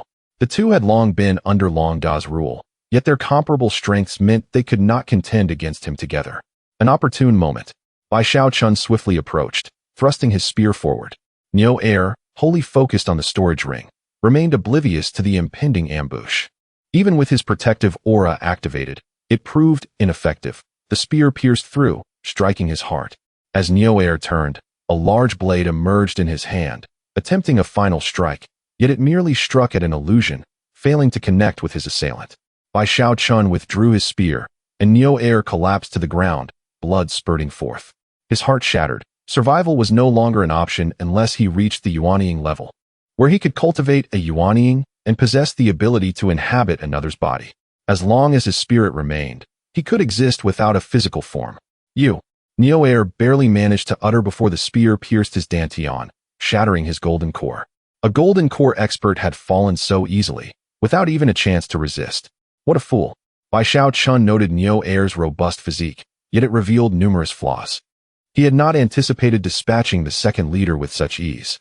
He stowed the large blade, a valuable item, and severed a finger to retrieve the storage ring. Inspecting the storage ring with his heavenly eye, he confirmed the absence of others nearby before probing its contents with his spiritual sense. A low-grade earth-level soul-devouring pearl, and a vast quantity of blue crystal stones. Within the ring were 3 chests. One contained a pearl, while the other 2 held stones. This was indeed a tremendous windfall. Bai Xiaochun extracted the soul-devouring pearl, dripped a drop of blood to recognize it, and the pearl radiated with light before swirling and entering his mind. In the depths of his sea of consciousness, a pearl revolved, and a palm-sized transparent figure sat upon a mat. Due to his cultivation of the star-condensing soul technique, Bai Xiaochun had already begun to form a miniature spirit before reaching the Yuanying realm. Once this transparent figure acquired features identical to his own and absorbed sufficient spiritual energy to become corporeal, he would attain the Yuanying stage. With the addition of the soul-devouring pearl, the rate of absorption for the transparent figure accelerated, and his sea of consciousness expanded slightly. It appeared that even if he faced obstacles at the golden core stage, he could still reach the Yuanying realm. The soul-devouring pearl, capable of devouring others' Yuanying to nourish the host, it contains a space to nurture the spirit, safeguarding it from harm. The blue crystal stones held substantial spiritual energy, primarily serving as forging materials. They were quite rare and more precious than high-grade spirit stones. After securing the storage ring, Bai Xiaochun resolved to familiarize himself with the soul-devouring pearl before confronting the group of bandits. The spirits of those bandits should not be wasted. He subsequently sought a suitable location for cultivation. Neo Air had not returned for 2 days, causing Longda to grow increasingly anxious. 2 young disciples have mysteriously vanished, which undoubtedly heralds a grave predicament. Who could be behind this? Longda, filled with trepidation at the prospect of becoming the next victim, commands his band of pirates to patrol ceaselessly, instructing them to alert him immediately should any developments arise. With only one cultivator remaining in the mid-stage of Jindan, Bai Xiaochun once again disguises himself as an ordinary pirate. It would be ideal to launch a successful ambush. However, if that proves unattainable, he remains undeterred. Longda exercises utmost caution, permitting no one to approach within a 3-meter radius. Bai Xiaochun finds himself without the opportunity to draw near, rendering any attempt at ambush utterly futile. Chapter 57. Bloodbath at the Bandit Den. Without hesitation, Bai Xiaochun abandoned his pretense and lunged forward with his spear. It seems to be you. Longda narrowly evaded the strike as a throng of bandits surged into the fray. What if it is? What if it isn't? Bai Xiaochun brandished a gun in his left hand and a sword in his right. Make your move. Longda drew his weapon but allowed his subordinates to engage first. Bai Xiaochun released the aura of his Jindan, causing a moment of hesitation among the crowd before they charged at him. Yet, before they could advance, the bandits collapsed, rendered incapacitated by the potent poison he had infused into their drinking water. The toxic mist, carried by the wind, was sufficient to incapacitate most foundation-building cultivators. His protective chi surged forth, and within moments, over a dozen bandits lay lifeless, their resistance futile. Stop your cries. Those outside have likely fallen as well. You possess some skill, Longda remarked, aware that the poison was of little consequence to him as a Jindan cultivator. In a swift motion, he lunged forward, sword aimed directly at Bai Xiaochun's dantian. His speed, however, paled in comparison to that of a cheetah, and Bai Xiaochun deftly deflected the sword with his spear. The force sent Longda staggering backward. In that initial exchange, both combatants gauged each other's strength. Dragon-elephant power.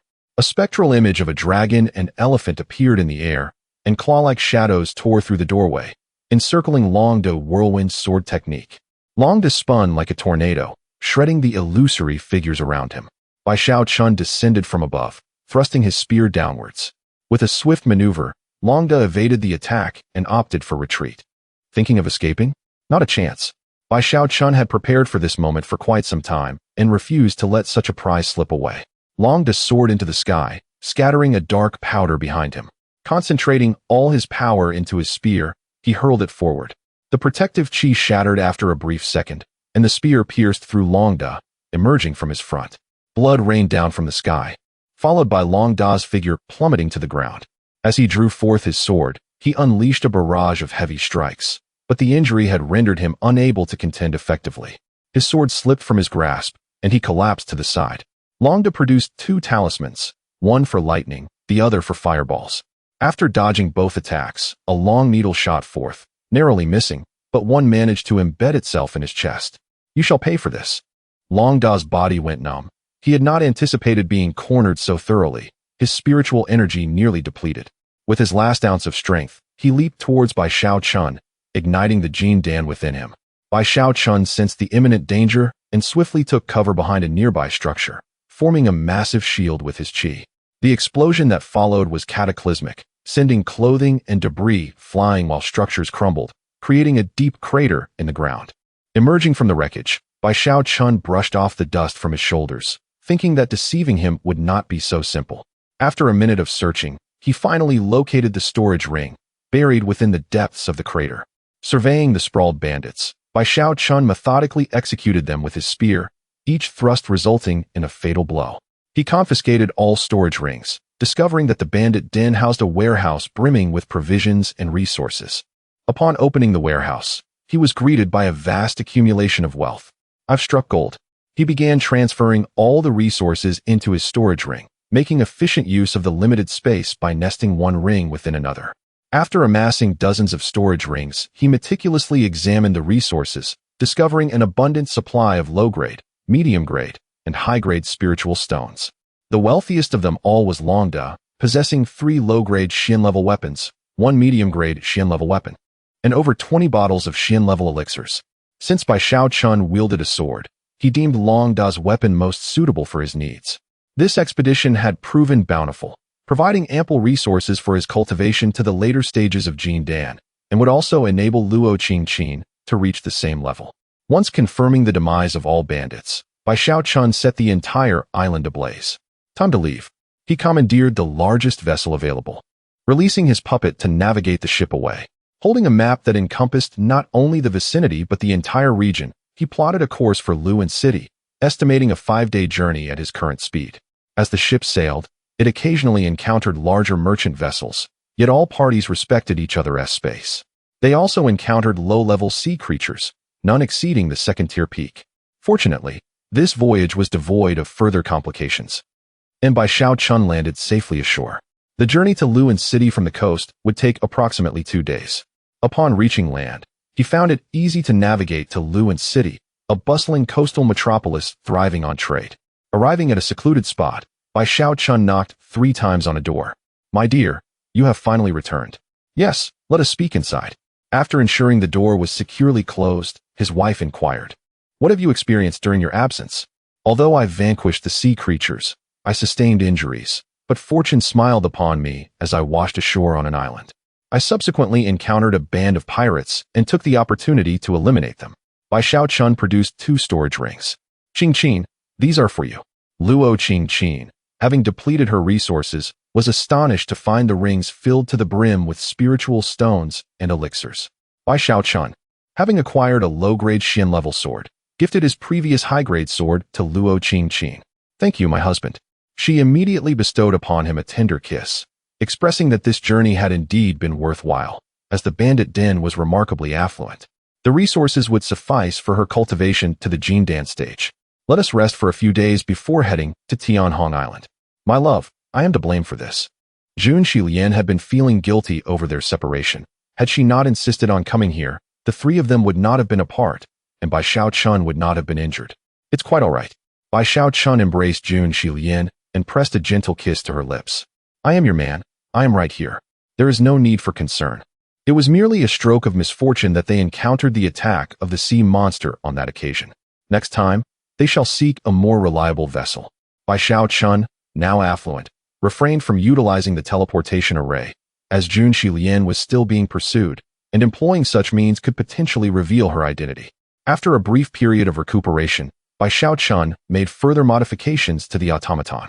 As the two women, accompanied by the automaton, prepared to depart, a minor issue arose with the mechanism. This time, it should pose no problem, for I have procured a larger passenger ship. Should any further complications arise, we can only resign ourselves to fate. At worst, the three of us can journey by boat together. After all, Bai Xiaochun possesses a map indicating the locations of sea monster clusters and pirate hideouts. Chapter 58, Jun Zitan. This time, they encountered no obstacles, and Bai Xiaochun and his companions arrived at Tianhong Island without incident. Upon reaching the shore, they observed the bustling activity of horse-drawn carriages transporting goods, and followed the crowd into Tianhong City.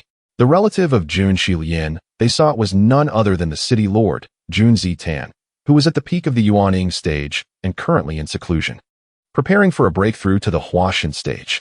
As they entered the city, it became evident that it was even more magnificent than Xiaoyao City, with a continuous stream of vehicles and trade bustling throughout. The group first visited a tavern to gather information, learning that a new deputy city lord had been appointed, and that Jun Zitan was not available for an audience at this time. Given the circumstances, it was not an opportune moment for Jun Shilian to approach her uncle, as doing so would be akin to walking into a trap. They decided to find a place to settle in and observe the situation. After a meal, they located a secluded area and purchased a courtyard. Shilian, do you know anyone here? Bai Xiaochun inquired. Jun Shilian shook her head. She had never been to this place before and only had a relatively good relationship with her uncle. Among her companions, many had perished, while others had betrayed her and sided with the emperor. Most of her siblings could not be trusted, as Jun Shilian feared they would sell her out. Thus, they resolved to wait. Bai Xiaochun sat down to meditate and continued his cultivation, currently focused on condensing his second small son. Luo Qingqin was striving to reach the peak of the foundation establishment stage, while Jun Shilian busily studied the map, unable to cultivate until her powers were unsealed. Days passed, with the two women remaining in their refuge, while Bai Xiaochun occasionally ventured out to trade in medicinal pills. I still fall short, Jun Shilian remarked, shaking her head, her impatience evident as she had yet to achieve a breakthrough. Eventually, I will succeed. Normally, advancing a small realm would take her several years, but with abundant resources and the assistance of Bai Xiaochun's pure yang sacred body, she ought to be able to overcome her current challenges. Bai Xiaochun embraced Luo Qingqin and led her into a room. Jun Shilian shook her head, accustomed to such sights during the day, finding it somewhat amusing to reflect on how many talented individuals had pursued her in the past, only to have her refuse them. Now, she found herself serving another man alongside other women. At the city lord's mansion, Jun Zitan emerged triumphantly from the secret chamber. In the Liang dynasty, only by reaching the Huashan stage could one truly enter the center of power. Although Tianhong Island was rich in resources, it felt akin to being exiled to the borderlands, far from the seat of authority. This was the power of Huashan. If Yuanying represented a petty person, then Huashan was akin to an adult, capable of sensing and harnessing the essence of the heavens and earth, wielding formidable divine abilities. Jun Zitan felt confident that he could easily defeat 5 Yuanying peak practitioners, thanks to the transformation brought about by his advancement. His divine ability was of the offensive type, allowing him to summon a colossal fire dragon. A commendable feat among divine techniques. He wondered how Shilian was faring. As a member of the royal family, he held a significant status and had been appointed as a prince, covertly supporting the crown prince, who had suddenly gone missing. Rumors circulated that Shilian had been placed under house arrest in the imperial palace, with plans for her to be married off, but she had been rescued by a group and was now being hunted. Jun Wuming had contacted him, confirming that Jun Shilian was not with them. With Jun Tianci having ascended to the throne as emperor, the only chance for a turnaround lay in locating the crown prince. Jun Zitan concealed his own identity. Even if exposed, the current situation posed no significant danger. The royal Huashan could not be dealt with casually and required a convening of the assembly. Now that he had broken through to Huashan, it seemed he would soon be recalled, and he pondered the fates of the old-timers. After stabilizing his powers, Jun Zitan exited the secret chamber, his laughter echoing throughout the city lord's mansion. 3 days later, Bai Xiaochun successfully condensed his second small son, achieving the mid-stage of the golden core level. He gazed into his dantian, noting that its hue had deepened, with the spiritual energy stored therein enhanced. He was now ready to begin condensing the third small sun. Presently, his combat prowess was equivalent to that of a mid-stage golden core practitioner, 3 times his previous strength. Thank you, my husband, Luo Qin expressed her gratitude, having successfully reached the peak of the foundation establishment stage with Bai Xiaochun's assistance, consuming some of the blue stones in the process. Though Jun Xilian could not cultivate, her Qing Mu's spiritual body had developed significantly. If her seal were to be lifted, she would likely break through to the mid-stage of the golden core in one fell swoop. Your uncle has broken through and is now a Huashan, Bai Xiaochun informed her. Is that true? Jun Xilian exclaimed with delight. With her uncle's advancement to Huashan, her foundation solidified. She was certain he could help lift the seal within her. I will check the situation. You stay here, Bai Xiaochun instructed, making his way to the vicinity of the city lord's mansion to assess the circumstances using his celestial eye. Jun Zitan, in high spirits after his breakthrough, had invited several deputy city lords and key generals to celebrate with drinks. Drink. Let us enjoy ourselves. They cheered, expressing their admiration for Jun Zitan's achievement in reaching Huashan. Bai Xiaochun scrutinized their information and noted that Jun Zitan had not betrayed his allegiance. He remained loyal to the crown prince. However, the newly appointed deputy city lord was aligned with the young emperor, and among the attendees, many were spies. It appeared the situation here was indeed quite complicated. After gathering sufficient intelligence, Bai Xiaochun quickly departed, planning to inform Jun Xilian to contact her uncle without drawing the attention of others. Upon returning to the courtyard, he was met with an anxious inquiry from Jun Xilian. What did you find? She asked. Your uncle is trustworthy, but there are many spies surrounding him, indicating that his position is not secure, Bai Xiaochun replied. What should we do? First, have him lift your seal. Afterward, we can make our move without endangering your uncle, he suggested. Very well, I will follow your lead, Jun Xilian agreed. Unwilling to be a burden. Once her seal was unbound, she would possess the golden core cultivation, making it far easier for her to navigate her circumstances. This is the secret signal between my uncle and me. He will know I have arrived upon seeing it, she explained, writing down 4 characters for Bai Xiaochun to memorize. These characters bore no apparent connection, and an ordinary person would not draw any conclusions from them. Sending a message to the city lord would not be a simple task, as most methods of communication would be intercepted by the numerous spies on guard. I understand, Bai Xiaochun confirmed. Bai Xiaochun departed once more, contemplating a strategy to discreetly inform the city lord of the necessity to vacate without drawing the attention of subordinates. Should others discover that Jun Xilian resided within the city, it would undoubtedly lead to complications. Even if an escape were feasible, issues would still arise with Jun Zitan. Remaining within the city lord's residence was not an option. He must bide his time until the other party emerged. Bai Xiaochun returned to the vicinity of the city lord's mansion, patiently awaiting an opportunity, for Jun Zitan could not possibly remain within the city lord's estate indefinitely. Chapter 59. Restoration of cultivation. After finishing his drink in the city lord's mansion, Jun Zitan stepped outside to conduct an inspection. If all was well, he would depart shortly, having spent several decades here and developed a certain attachment. Alas, he wondered who the next occupant would be, hoping they would treat this place with care. Jun Zitan suspected it would likely be the new deputy city lord. He could not take many of his subordinates with him, as most had to remain behind. As he walked, he sensed something was amiss. Music emanated from a certain direction, and he discerned words within the melody. Following the sound, he approached a building. Who are you? A woman was playing the pipa. Upon noticing him, she produced an object. This is 313-217. She continued to play but switched to another tune. Jun Zitan descended the building, and Jun Xilian, that girl, approached him. He had personally shared this information with her, and only the 2 of them were privy to it. The numbers 313-217 represented coordinates, and Jun Zitan was well acquainted with his city. Entering a bustling marketplace, he deftly evaded those who were monitoring him. He hastened to the designated location, which turned out to be a ruin, where he discovered a letter before promptly making his way to another place. Bai Xiaochun confirmed that no one was nearby before returning to escort Jun Xilian to their destination. Lost. The deputy city lord, Mu Kongyue, sat in a chair, listening to his subordinates report. Yes. After hearing the music, the city lord ascended to the high tower and seemed to have encountered a pipa player. Then he came down. We have taken control of that people player. She knows nothing. Her memories have been erased. Very well. You may take your leave. Jun Zieten was among the Emperor's suspects, but without evidence, he was untouchable. It appeared that he indeed had significant suspicion cast upon him. Perhaps he needed to meet someone. Producing a token, he inputted a series of characters. Jun Zieten promptly arrived at a secluded location, and by Xiaochun, after confirming the absence of others, led a group to the site. Uncle, it is wonderful to see you. You are Lianu? Indeed. How did you come to be here? The situation is complex. Please help me remove the seals within my body. Jun Zieten examined her and confirmed the presence of seals, laid by a master of the transformation stage.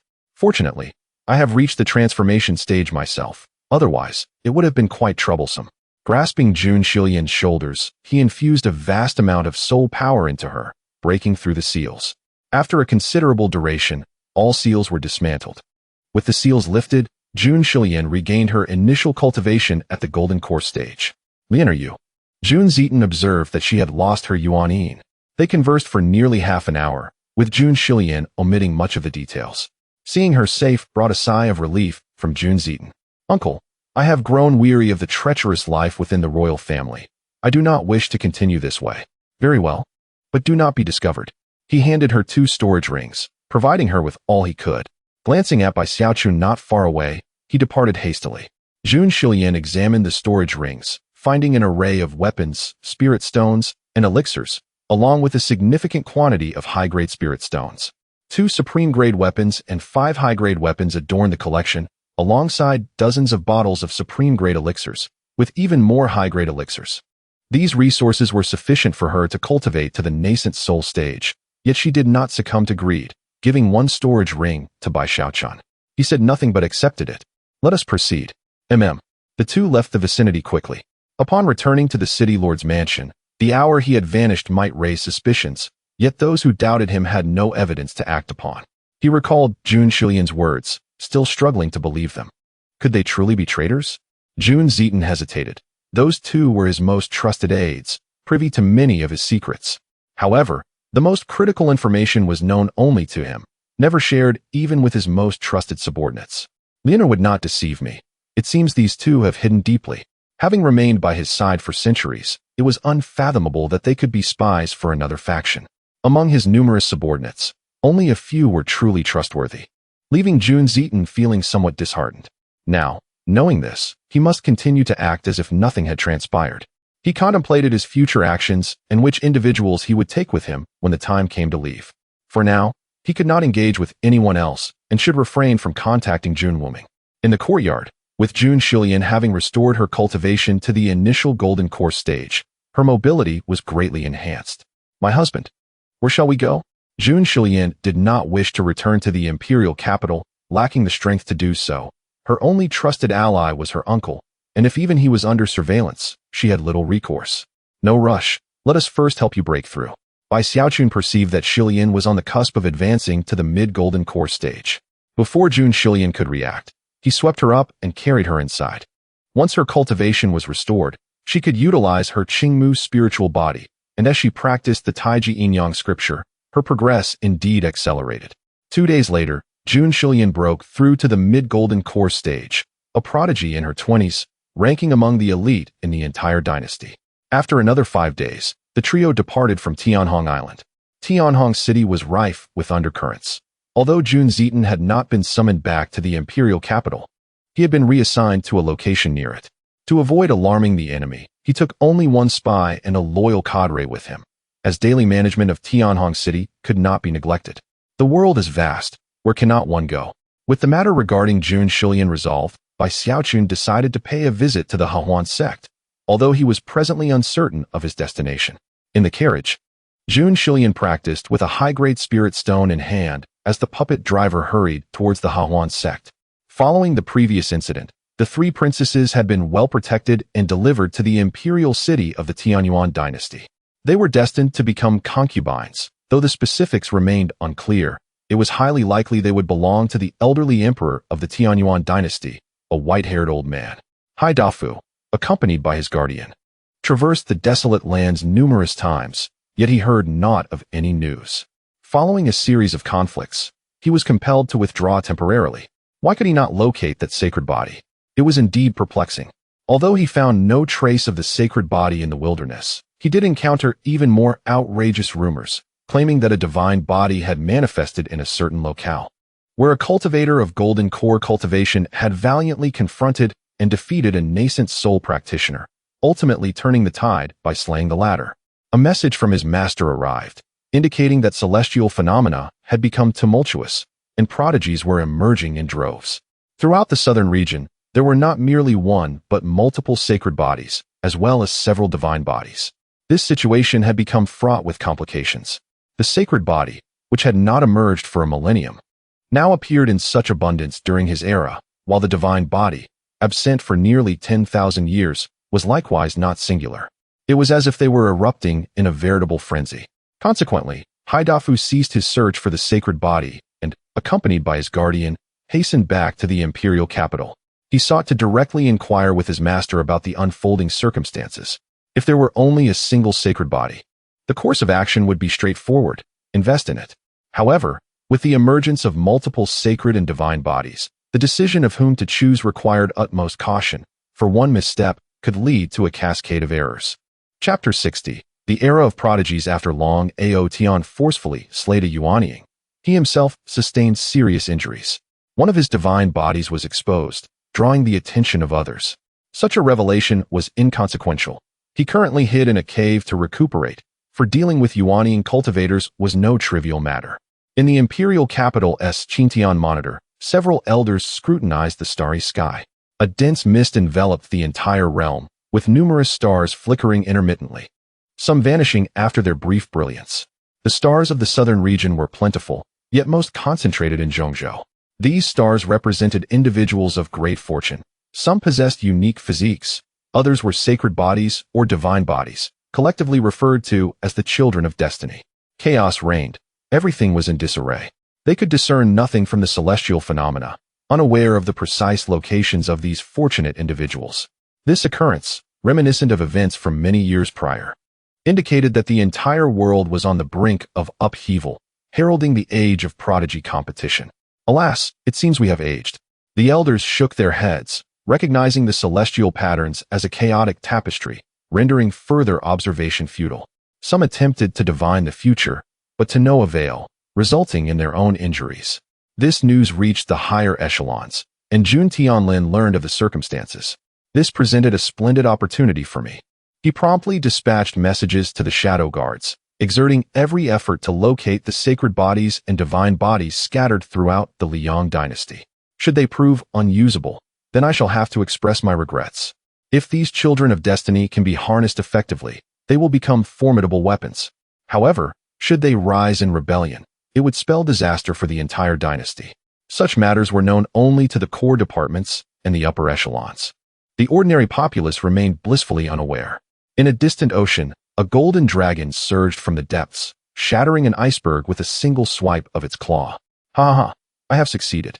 The golden dragon transformed into a young man clad in white. Su Mu Bai gazed upon his creation with great satisfaction. Achieving a corporeal form prior to reaching the transformation stage was a testament to the might of his bloodline. A Yuanying? Not nearly sufficient.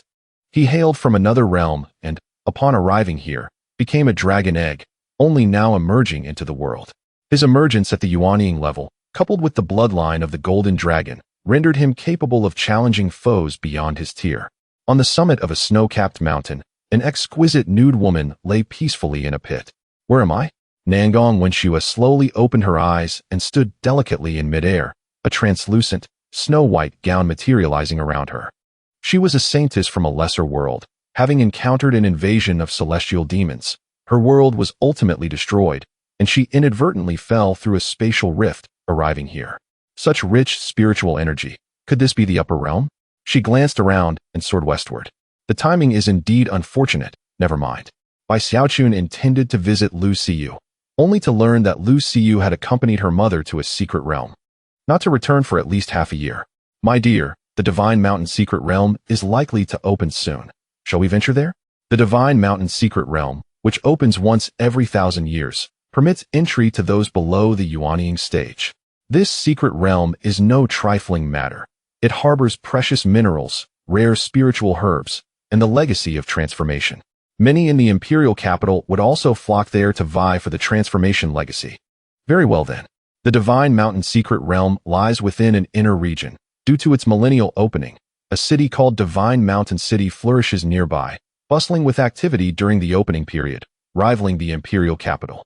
The carriage altered its course, heading toward Divine Mountain City. Even before reaching the city, the atmosphere was already vibrant, with countless carriages traversing and numerous warships soaring overhead. Upon entering Divine Mountain City, the opulence of the architecture was evident, with various towering edifices reaching for the clouds. The majority of passers-by were Foundation establishment cultivators, with occasional glimpses of Jindan practitioners. Bai Xiaochun quickly found an inn to stay at. The innkeeper gazed enviously at Bai Xiaochun, a Foundation establishment cultivator accompanied by two attractive women. After completing the registration, the trio retreated to their room. Bai Xiaochun opted for a single room, which explained the innkeeper's envy. Jun Shilian possessed little knowledge of the Divine Mountain secret realm, only a vague understanding. Bai Xiaochun needed to procure a map to familiarize himself with the internal conditions. After some inquiries, he learned that 1/3 of the secret realm remained unchanged, while 2/3 would alter.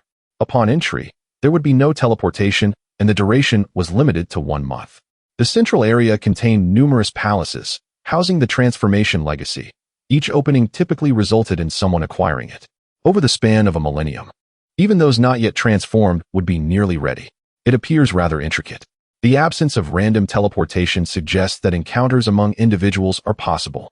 With many present, the risks would naturally be minimized, yet one might still face attacks from peak Jindan cultivators. All three intended to enter, though Luo Qingqin's strength was somewhat lacking. The journey from Divine Mountain City to the secret realm would take approximately 3 hours, with 5 days remaining until its opening. The final day would see even more individuals, intensifying competition, and perhaps hindering their chances of obtaining valuable treasures. The trio diligently practiced. Bai Xiaochun focused on crafting mechanical puppets, utilizing the abundant materials provided by Jun Shilian's storage ring to forge puppets of peak Foundation establishment caliber.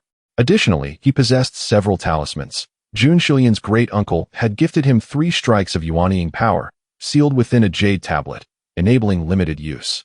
Even when encountering Yuanying cultivators, they would possess the strength to fight back. With Bai Xiaochun present, they would likely avoid encounters with formidable beasts and cultivators, allowing for timely evasion. Excellent indeed. Bai Xiaochun retrieved a high-quality sword of the Xian grade, alongside a top-tier knife and gun, though these were ill-suited for him and would not yield optimal results. Jun Shilian also wielded a high-quality sword, while Luo Qingqin clutched her flute, excelling in support rather than offense. As time drew near, the city became increasingly crowded, with glimpses of Jindan cultivators appearing intermittently, and occasionally leading Yuanying cultivators could be spotted. Fortunately, these Yuanying beings could not enter the secret realm. Otherwise, acquiring treasures would prove exceedingly challenging. A puppet of peak Foundation establishment, 2 puppets of mid-Foundation establishment, and several chi refining puppets were prepared. Although the Blackshaw puppet refining method was commendable, it had its flaws, allowing only for the crafting of Jindan puppets, lacking the methods for Yuanying grade puppets. It is time to set forth. The 3 disguised themselves, concealing their auras, with both women donning veils. The carriage departed towards the mysterious realm of Shenshan, journeying beyond the city limits. Numerous cultivators soared through the skies, while several warships traversed the heavens. However, the majority were still making their way along the ground, with a multitude of carriages in tow. The vicinity of the Shenshan secret realm was already teeming with people, with the nobles from the imperial capital claiming the front rows, while many warships loomed above. Bai Xiaochun and his companions waited 3 kilometers away, anticipating the opening of the secret realm. Indeed, the crowd was substantial, and there were quite a few at the pinnacle of the Jindan stage. Chapter 61. The Secret Realm of the Divine Mountain. As the secret realm unfolded, a throng of individuals surged into its depths, predominantly comprising wandering cultivators. The members of esteemed families followed suit, entering at a more leisurely pace. Meanwhile, the aristocrats from the imperial city adorned themselves with an array of equipment, encircled by a retinue of attendants. For them, the Divine Mountain's secret realm posed little peril, with a cadre of several golden core cultivators launching an assault. Even Yuanying demonic beasts would find themselves beleaguered. The realm imposed restrictions solely on those below the Yuaning stage, unperturbed by age, thus allowing noble science to bring along seasoned golden core practitioners. Once the majority had ventured inside, Bai Xiaochun led the two women into the realm. The interior diverged dramatically from the exterior, revealing an alternate expanse where the sky was shrouded in a dull gray. According to prior accounts from other cultivators, the most formidable entities within were Yuan-ing cultivators, with a particularly troublesome breed of insect populating the inner regions in vast numbers. The secret realm was immense. Amidst such a crowd, it was unlikely anyone would secure any treasures. Bai Xiaochun guided the two women toward a different direction, deliberately avoiding the main throng. They soared through the air for over 3 hours before finding themselves alone. Bai Xiaochun's golden core cultivation was now apparent, and those he encountered had grown accustomed to his presence. Qing, stay close, he instructed. I understand, replied Jun Shilian, who had regained her cultivation and acquired commendable techniques, along with resources bestowed by her great-uncle, alleviating Bai Xiaochun's concerns regarding her. The purpose of entering this secret realm was to seize resources. Bai Xiaochun held no interest in the transformation of the divine. As the possessor of the pure yang sacred body, such aspirations were not his aim. In the northeastern direction, he spotted a patch of colorful grass. A second-tier frog lay concealed nearby, which he swiftly dispatched with a single sword thrust, cleaving it in two. Aware of Bai Xiaochun's unique abilities, Jun Shilian produced a jar and collected the colorful grass within. Every few minutes, or sometimes a little longer, they stumbled upon a medicinal herb, with none being of lesser quality than yellow-grade medium. Not far ahead, 3 individuals were hiding. Behold my frog fist. A punch was thrown, yet the stone figure remained unscathed. Hey, what are you doing, Lu Feng? That stone figure is rather formidable. A young man posed awkwardly, flanked by 6 others, all of whom were at the golden core stage, with the highest among them reaching the late golden core phase. Despite their youth, the youngest was nearly 40. Can you manage? If not, let me take over. I refuse to believe it. Lu Feng declared, his frog fist being a family heirloom, an earth-level technique. Frog Fury. His belly swelled as his hands grew larger. With a leap, he launched an assault, sending the stone figure's head flying. However, the head soon returned, and Lu Feng opened his mouth, causing his belly to churn as flames erupted forth. The stone figure was ignited, its exterior disintegrating to reveal its internal structure. What a disgrace! With a mighty strike, the stone figure exploded, and Lu Feng retrieved its core. Not bad, you have some talent. Just barely, he replied. Among the 7, Lu Feng was not the youngest, yet he was among the least experienced. It took him considerable time to slay a golden core stone figure. He pondered whether he could continue to survive in the imperial city. They wandered nearby, finding nothing of note, and eventually departed. Once Bai Xiaochun confirmed their absence, he emerged, seizing their storage rings and weapons. The spoils from 2 golden core cultivators proved quite satisfying. The spirit-eating insects, capable of devouring flesh and spiritual energy, appeared in swarms. A third-tier initial spirit-eating insect had led the charge, accompanied by a multitude of first- and second-tier insects. Even a single third-tier insect could overwhelm 2 golden core cultivators. The mid-golden core cultivator's self-detonation had been insufficient to eradicate the third-tier spirit-eating insect. It seems prudent to keep our distance from these insects, Bai Xiaochun mused. But weren't they only present in the inner regions? Jun Shilian inquired. We are still in the outer area and have yet to reach the interior. The Divine Mountain's secret realm is vast, and we have only traversed a quarter of the distance. Perhaps some disturbance within has caused such a multitude of insects to emerge. Lacking answers, Bai Xiaochun pressed on in search of medicinal materials. With the assistance of the 2 women, the gathering of resources proceeded at a swifter pace than if he were alone. As a multitude of devouring spirit insects erupted from within, many cultivators met their unfortunate fate. Those at the mid-stage of Jindan and below could hardly escape, all succumbing to their demise. Along the way, Bai Xiaochun had already collected over a dozen storage rings, 1/3 of which belonged to Jindan cultivators, while the remainder were from foundational cultivators. Perhaps, following this swarm of insects was indeed more lucrative. Bai Xiaochun's thoughts expanded. Instead of slowly foraging for spiritual herbs, it would be far more efficient to gather storage rings. This method proved remarkably swift, yielding not only spiritual herbs, but also pills, spiritual stones, and weapons. However, a degree of risk accompanied this endeavor. He must avoid detection by the insects, for if they caught sight of him, escape would become exceedingly difficult. Chapter 62. The blood pool by Xiaochun trailed behind a swarm of insects, their strongest members merely at the initial stage of the third tier. The Juyang divine art proved remarkably effective against these creatures. Below the late stage of the golden core realm, anyone encircled by the insects had little chance of escape unless they possessed certain life-saving techniques. For instance, some individuals wielded formidable weapons that allowed them to retreat within, while others, particularly the wealthy, utilized minor teleportation talismans to be whisked away to random locations. How delightful! As Bai Xiaochun followed closely behind, he collected several storage rings along the way. Brother, it seems we share a common path. A golden core cultivator in the late stage lingered behind, eager to seize opportunities, moving with incredible speed that the insects could not match. Who is your brother? Scram. You won't find any camaraderie with the other insects. Bai Xiaochun scoffed at the absurdity. Hand over everything you have, and I might spare your life. Otherwise, the two ladies beside you will be mine. Tian Pagwan leered hungrily at the two women, rubbing his hands together. Don't let him escape. Bai Xiaochun and Jun Shilian closed in on Tian Pagwan. It was acceptable for him to be interested in them, but not for him to covet their women. Let's see how capable you truly are. Though Tian Pagwan's strength was unimpressive, his speed was extraordinary. He had once stumbled upon a relic and acquired a mid-grade Earth-level technique, which he had since mastered, earning him the title of Flying Speedster. The swarm of insects fled far, and Bai Xiaochun wished not to squander time. They both launched their attacks simultaneously, but Tian Pagwan deftly evaded them. Just as he began to revel in his success, a long sword thrust from behind him. With his surroundings sealed by a barrier of qi, shadows materialized before him. Utilizing his extraordinary speed to veer in unexpected directions, he narrowly avoided a fatal strike. However, Bai Xiaochun had already anticipated his trajectory with his heavenly eye. Employing a talisman, he unleashed a peak golden core assault that sent Tian Pagwan flying, leaving him without a lower half. Brother, let us speak amicably. Tian Pagwan was merely stalling for time, secretly preparing to activate a teleportation talisman.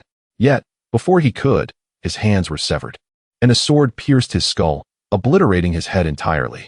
Once Bai Xiaochun confirmed Tian Pagwan's demise, he consumed a medicinal pill to restore his energy. Activating the talisman had drained 60% of his spiritual power, yet every bit was worth it. He collected the minor teleportation talisman from the ground, retrieved storage rings from the severed hands, and discovered two more concealed on his person. He also noted the white silver armor adorning his chest, which he regrettably stripped off, an exquisite mid-grade Xian-level soft armor. Without hesitation, he donned it. It fit him perfectly.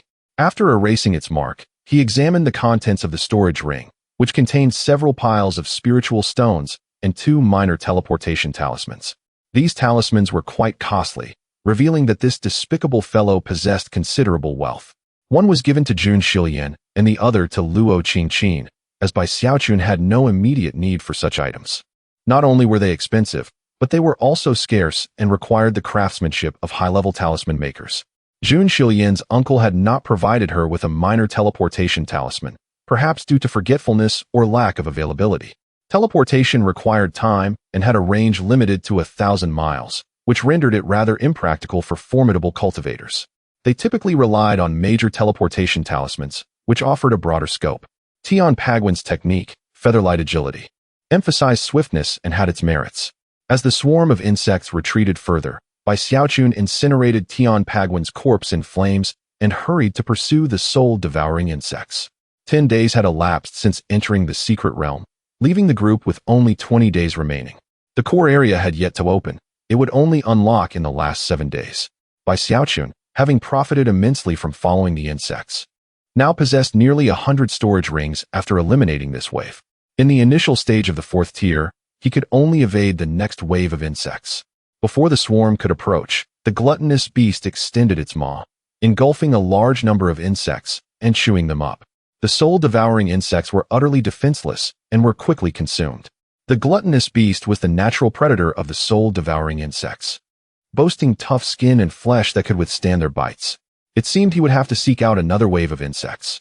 The gluttonous beast sniffed the air and soared in a different direction. After several more days of searching, the soul-devouring insects mysteriously vanished, and Bai Xiaochun could not locate them despite extensive searching. As time dwindled, He reluctantly abandoned this lucrative path and headed towards the center. Outside the barrier of the central region, over 300 peak golden core cultivators awaited. Everyone coveted the Transcendence inheritance. Even the noble offspring of the imperial capital were no exception. Having a Transcendence cultivator in their family did not guarantee them access to the inheritance. Once one acquired the Transcendence inheritance, they would be heavily nurtured, and even if they could not achieve Transcendence, becoming a Yuan Ing was sufficient. In large families, a Yuan Ing was already a pillar of strength. 7 good brothers arrived at this location, where many familiar faces could be seen. No royal family members were present. They deemed this inheritance beneath their notice. As the last 7 days approached, the barrier would finally open. Hundreds surged forward, entering the realm. According to descriptions provided by previous cultivators, most of the palaces contained medicinal pills and weapons, with only a few holding true inheritances. The most significant treasure lay in the blood pool at the rear of the mountain, where a palace housed multiple Transcendence inheritances.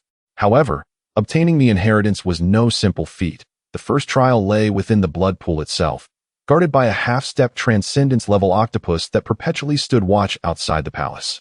The peak golden core cultivators paid no mind to the palace, instead flying directly towards the blood pool. Others rushed into the palace to seize treasures. The precious sword is mine. What nonsense, it belongs to me. All of you, get lost. So many medicinal pills. This is my chance. What are you staring at? It's not yours. The crowd erupted into chaos, blood flowing freely. Those who could reach this place were all golden core cultivators. Who among them lacked skill? Dozens of corpses lay strewn across the ground, their weapons and storage rings stripped away, blood surging rapidly into a certain location. Yet, the crowd remained oblivious, consumed by their greed. Near the blood pool, dozens of individuals stood, none daring to be the first to descend. 1,000 years ago, it had been a half-step Transcendence-level octopus. Who could say what it might have become after a millennium? You go? On what basis? A golden core cultivator in the initial stage was pushed forward. Several individuals at the pinnacle of the Jindan stage simultaneously drew their weapons, causing the middle-aged man to instantly falter. Clad in protective chi, he leapt down with his great blade in hand. Beneath the surface, there indeed lay a vast palace. However, the middle-aged man failed to detect the presence of the octopus monster. He swam desperately to the entrance of the palace, exerting all his strength, yet he could not force the door open. Subsequently, he resurfaced. Not having encountered the octopus monster, he perceived no imminent danger. The entrance was exceedingly robust, and he could not open it alone. 2 more individuals then descended into the water, still without sighting the octopus monster. The others, emboldened, began to jump into the water one after another. Together, they launched an assault on the grand entrance of the underground palace, which began to tremble, seemingly on the verge of being breached. Chapter 63 Conspiracy. The door trembled violently, as if it were on the verge of opening. Everyone, exert yourselves, do not hold back any longer. 100 attacks were unleashed, and a small breach was created in the door, wide enough to accommodate only a few individuals at a time. Just as the crowd prepared to continue their assault to widen the gap, darkness enveloped them as a colossal octopus obscured the entire blood pool. The octopus had not yet reached the transformation stage and could not assume a human form. Its numerous tentacles swiftly pierced through the closest cultivators. Panic ensued, and the urgency to escape took precedence over the attack on the door, as they rushed toward the breach with all their might. The octopus monster surged forward, claiming the lives of over a dozen Jindan cultivators in the blink of an eye. More than 20 had already rushed through the gap, while others remained jostling to enter. Only a small number of cultivators chose not to rush through, but instead flew sideways, emerging from the water's surface and hastily making their way to the shore. Minutes passed, and the octopus monster guarded the entrance, with less than half of those who had ventured in making it through. The rest had essentially become prey within the creature's belly. Something was amiss, very much so. Bai Xiaochun did not enter the central area. His celestial eye clearly revealed torrents of blood flowing like veins into the depths below. Deep underground was a black chamber housing a massive coffin, within which lay a skeleton. At the peak of the transformation stage, it appeared that this secret realm was no ordinary place. It was prepared by this skeleton for its breakthrough into the Dongxi realm. The flesh and blood of the skeleton had coalesced significantly, and the heartbeat was still visible. It was time to leave. What? Bai Xiaochun relayed his observations to the 2 women, who were both taken aback. It seemed he was nearing completion. Indeed, It was time for them to depart. Jun Shilian counted and noted that there had been 8 openings of the secret realm prior to this, making it the 9th. The number 9 holds profound significance. If his conjecture was correct, then in 7 days, that skeleton would achieve its breakthrough into Dongxiu, and the entire secret realm would become its sustenance. Bai Xiaochun led the 2 women away. The fate of the others was of no concern to him. Remaining would only invite danger, as this was beyond their capacity to handle. Jun Shilian remained silent. If she were still a princess, these people would be considered her subjects, but now, as a wanted fugitive, their lives bore no relevance to her. The secret realm permitted entry and exit, only to close after 1 month. Bai Xiaochun took 3 days to exit with the 2 women. Many others accompanied them, some having merely entered to observe and then exited shortly thereafter. It seemed that Shinshan City was not a safe haven. Bai Xiaochun yearned to distance himself from this place, as the most formidable beings in the southern domain were merely at the Dongxiu level. Jun Shilian disclosed the secret that among the royal family's 3 ancestors, one resided in the palace, another in the royal tomb, while the whereabouts of the last remained unknown, but certainly not in this vicinity. The ancestors of the 3 great families would not easily intervene. It would take at least 3 days for the royal ancestor to arrive here. 3 days would be ample time for that skeleton to slaughter everyone in Shinshan City. Bai Xiaochun fled desperately, yet many continued to surge into the secret realm. Those who had entered the palace beneath the blood pool were progressing through trials. Each successful passage yielded rewards, and after overcoming 7 trials, they would reach a designated location. You all have arrived, quite swiftly. We just got here. There were already 5 pinnacle Jindan cultivators present, and multiple transformation inheritances awaited, but they had to pass through trials to obtain them. Such legacies were not easily acquired. Has it not begun yet? Indeed. 10 individuals must enter for it to commence. Everyone could only continue waiting, as it was not difficult to gather 10 individuals given the number that had entered. They waited nearly an hour before the last of the 10 arrived. Once the requisite number was reached, the entire room underwent a transformation. 5 cushions appeared on the ground, and after half an hour, those seated upon them would receive the inheritance, and this was merely the beginning. Once seated, they would need to endure a 3-hour trial involving the illusions of the 7 emotions and 6 desires, as well as confront their inner demons. Only upon successfully navigating these challenges could they obtain the inheritance. Among the 10, 8 were pinnacle Jindan cultivators, and 2 were late-stage Jindan. None were willing to concede, brandishing their weapons and engaging in combat. Some Jindan cultivators were sent flying before they could even sit down. Naturally, everyone here sought the inheritance, and having reached this stage, none could afford to retreat. Soon, the 2 late-stage Jindan cultivators were swiftly defeated, and 1 pinnacle Jindan sustained severe injuries. Alas, I shall withdraw.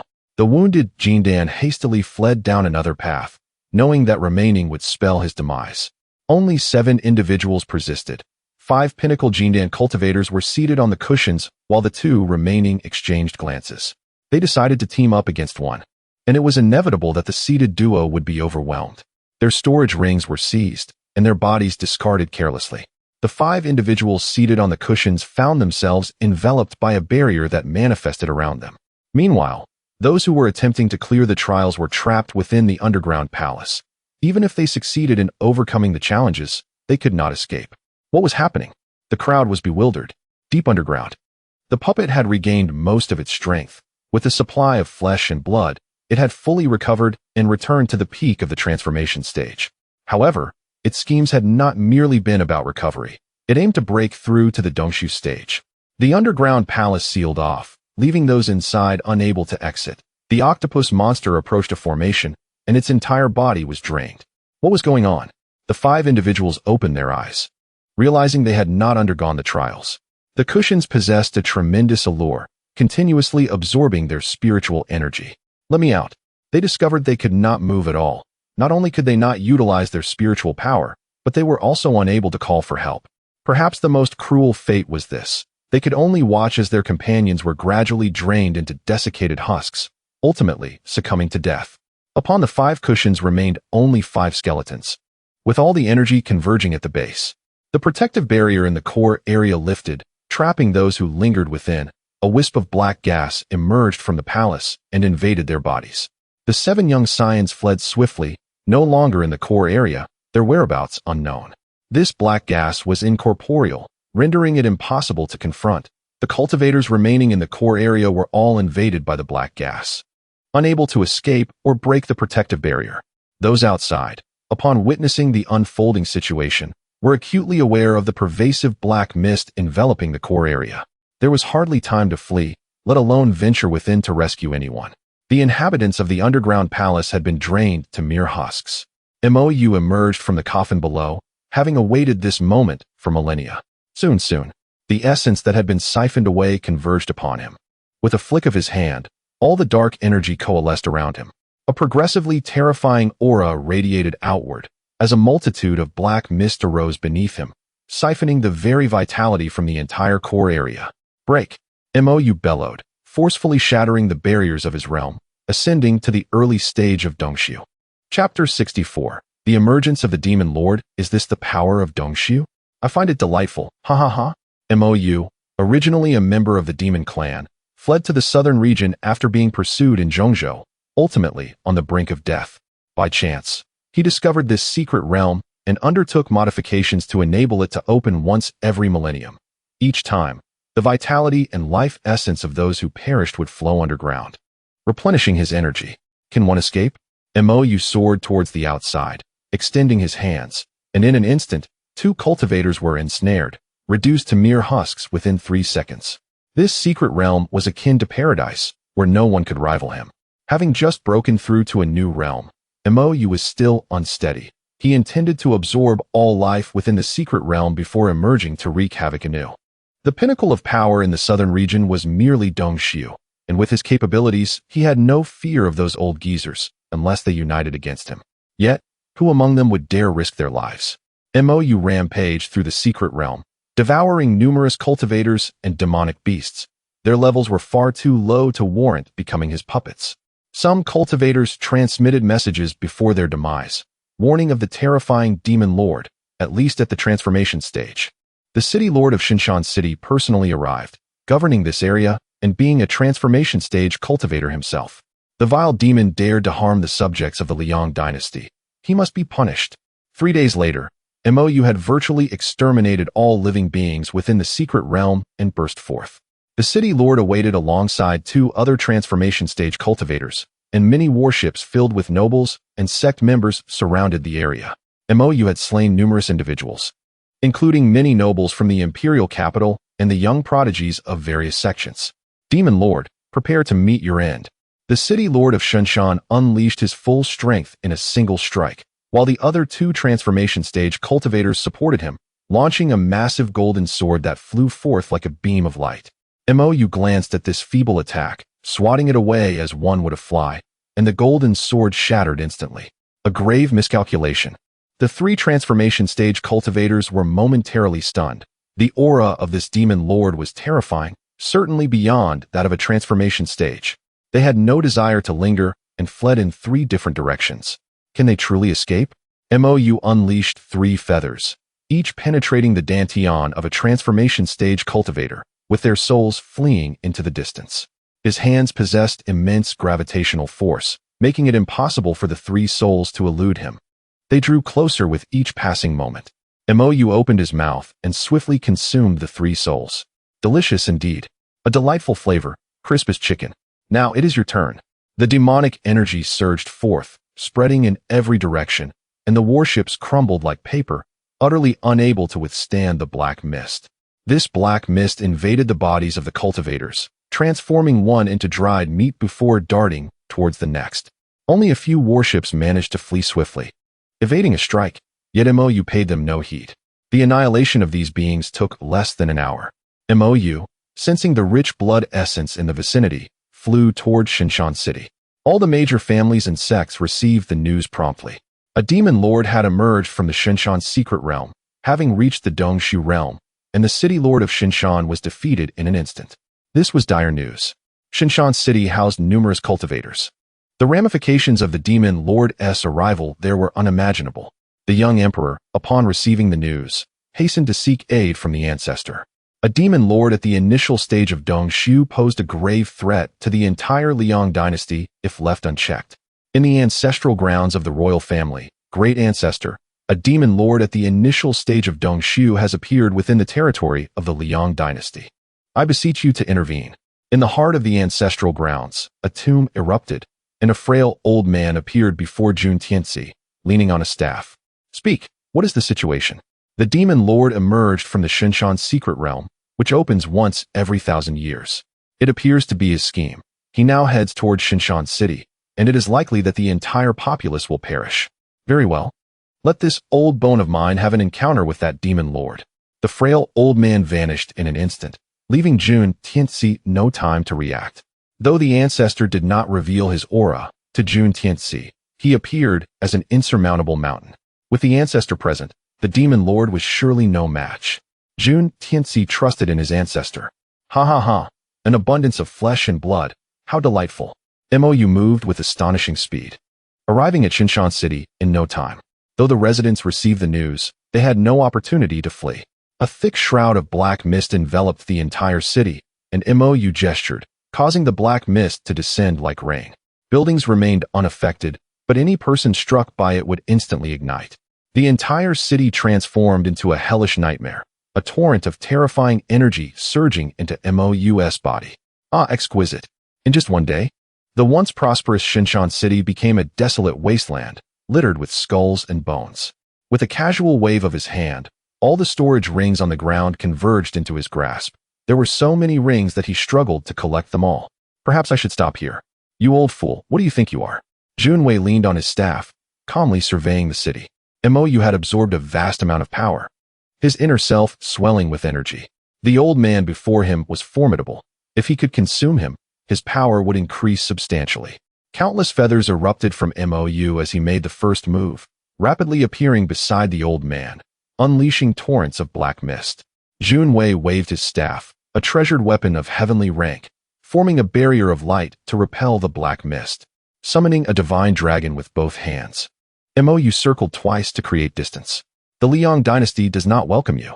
You old relic, you are half buried in the ground, yet you still struggle so? Mou observed his hands, burned by the divine dragon, the black mist unable to heal the wounds. I concede, old man. I shall return one day. The old man wielded a powerful weapon, and Mou had only just broken through, rendering him no match. Transforming into countless black crows, he vanished from sight. Junwei shook his head, disappearing into the air. It was not that he did not wish to eliminate Mou. Rather, he found it impossible. Though he possessed a weapon, the other was young and brimming with vitality, having just devoured an entire city of cultivators. In a true confrontation, he would incur 1,000 losses to inflict 800 wounds on the enemy. Mou has been expelled, and it remains a mystery where he has fled to in order to recuperate his strength. Having consumed such an abundance of energy, it is imperative for him to thoroughly assimilate it. Next time, he shall not be so easily driven away. This matter has been classified as confidential, disseminated solely among the upper echelons, leaving the lower-ranking cultivators in ignorance. If they were to discover that a Dong Su demon lurks in the shadows, it would only incite further panic, serving no purpose. Chapter 65. The plunder of resources. Some individuals, emboldened by circumstance, returned to Shinshan City, collecting a plethora of storage rings and plundering the entire city lord's mansion. The rain posed no threat to the structures, yet every inhabitant of Shinshan City had perished, leaving behind numerous storage rings filled with a variety of items. Bai Xiaochun was the first to seize the opportunity. Not only did he rob the city lord's mansion, but he also raided several prominent families. Unfortunately, after only half a day's scavenging, he was joined by others of similar intent. To avoid drawing further attention, Bai Xiaochun decided to make a swift exit after a day of plundering. The most affluent treasure lay within the city lord's mansion, brimming with high-grade spirit stones, an array of weaponry, elixirs, and talismans. Bai Xiaochun's storage rings were filled to capacity, and he ultimately had to discard the less valuable, low-grade items. He had accumulated over a dozen storage rings filled with Xian-grade weapons, and dozens more with elixirs and spiritual herbs, along with an abundance of rare materials and spirit stones filling over 100 rings. Regrettably, there was a scarcity of earth-grade herbs, only 2 earth-grade weapons, and merely a few vials of earth-grade elixirs, which had likely been appropriated by the city lord. Nevertheless, with such a vast trove of resources, one could not only reach the Yuanying stage, but perhaps even ascend to the Huashan stage. 10 days later, 3 individuals arrived at Baiyun City, a modest settlement. I possess an abundance of resources. Diligent cultivation is all that is required. Jun Shilian held dozens of storage rings, as did Luo Qingqin. Should they encounter insurmountable odds, they could detonate several Xian-grade weapons, casting talismans in rapid succession. Bai Xiaochun possessed sufficient elixirs to satisfy his sweet tooth. He no longer needed to concoct elixirs for profit, focusing instead on honing his alchemical skills, currently at the mid-second tier. With resources in hand, the trio opted to remain indoors, cultivating diligently, practicing different techniques by day and mastering the Taiji Yin-Yang scripture by night. At the foot of the snowy mountain, an elderly man with a scraggly white beard set his sights on Nangong Wenxue. Despite her veiled visage, her unparalleled beauty was unmistakable. "Begone," she retorted, her fiery temperament evident. The golden elixir late-stage elder failed to discern her true cultivation level, mistaking her for a mere low-level practitioner. Having previously afforded him an opportunity, Nangong Wenxue found his lack of appreciation intolerable. With a flick of her wrist, several shards of ice materialized. The ice shards soared forth, and the elder hastily summoned his protective aura, which proved utterly ineffective. The ice pierced through his body, sending him crashing to the ground, where he transformed into a frozen statue, shattering upon impact. Shameless wretch. Nangong Wenxue, a saintess of her small world and a formidable combatant, possessed a powerful ice saint body along with considerable spatial mastery. For ordinary individuals, entering a spatial rift meant certain death. Infuriated, she clasped her chest as the icy essence surged, her raven locks turning white, frost forming even on her eyebrows. An aura of frigid cold radiated from her, instantly freezing nearby vegetation. While her ice saint body endowed her with tremendous strength, enabling her to challenge foes beyond her level, it also inflicted great suffering. Periodically, the icy power would erupt, intensifying with her growing cultivation. Despite scouring every ancient tome in her small world, she had found no curative solutions, only suppressive remedies. Upon arriving in this realm, she found the necessary herbs elusive, and her supplies had run dry. Lying flat on the ground, her very presence conjured snowflakes from the sky, transforming the surrounding kilometers into a frozen wasteland. This world, known as Lingxiao Continent, comprised 4 primary domains and the central continent. Currently, she resided in the southern domain, near the Yang dynasty, hoping to discover something that could alleviate her icy affliction. In her previous world, reaching the Yuanying stage signified peak power, yet here, it was merely the beginning, with higher realms such as Dongshu and Huashan looming above. After lying for approximately 3 hours, the icy power finally receded back into her body. Struggling to rise, Nangong Wenxue took to the skies, pondering what actions to take next. "Master, what shall we do now? The divination has become chaotic, and the celestial signs are obscured. We must wait for the right moment and avoid recklessness." Hai Dafu sat quietly, aware that with so many divine and saintly bodies emerging, only one would likely emerge victorious. Their task was to heed the divine guidance and select the correct individual. In the bustling central continent, thoughts of visiting stirred within him. To those residing in the central continent, the 4 major domains appeared as wild and untamed territories. Within this realm, the Huashan and Dongshu cultivators were considered peerless experts, yet in the central continent, they were hardly notable. The realms of Heti and Decheng were far beyond. And were it not for regulations preventing interference with the balance of the 4 major domains, even a single Heti cultivator could obliterate an entire dynasty. Who wouldn't yearn for the splendor of the central continent? Rumor had it that treasures abounded, with even the most ordinary grass serving as a precious herb. Hai Dafu's ancestors hailed from the central continent, but were exiled to the southern domain. Before passing, his ancestor imparted a single piece of wisdom. Descendants must strive doubly hard to return to the central continent. "Master, how can we discern who the truly correct individual is? I am uncertain. Among the celestial bodies, countless stars shine, yet the brightest remain in the central continent. We must select the star within the southern domain destined for victory, offering timely assistance rather than mere embellishment. Thus, we must take a calculated risk at the crucial moment." "Very well." Meanwhile, Bai Xiaochun continued his cultivation, though the recent breakthroughs of his companions had limited effects on his progress.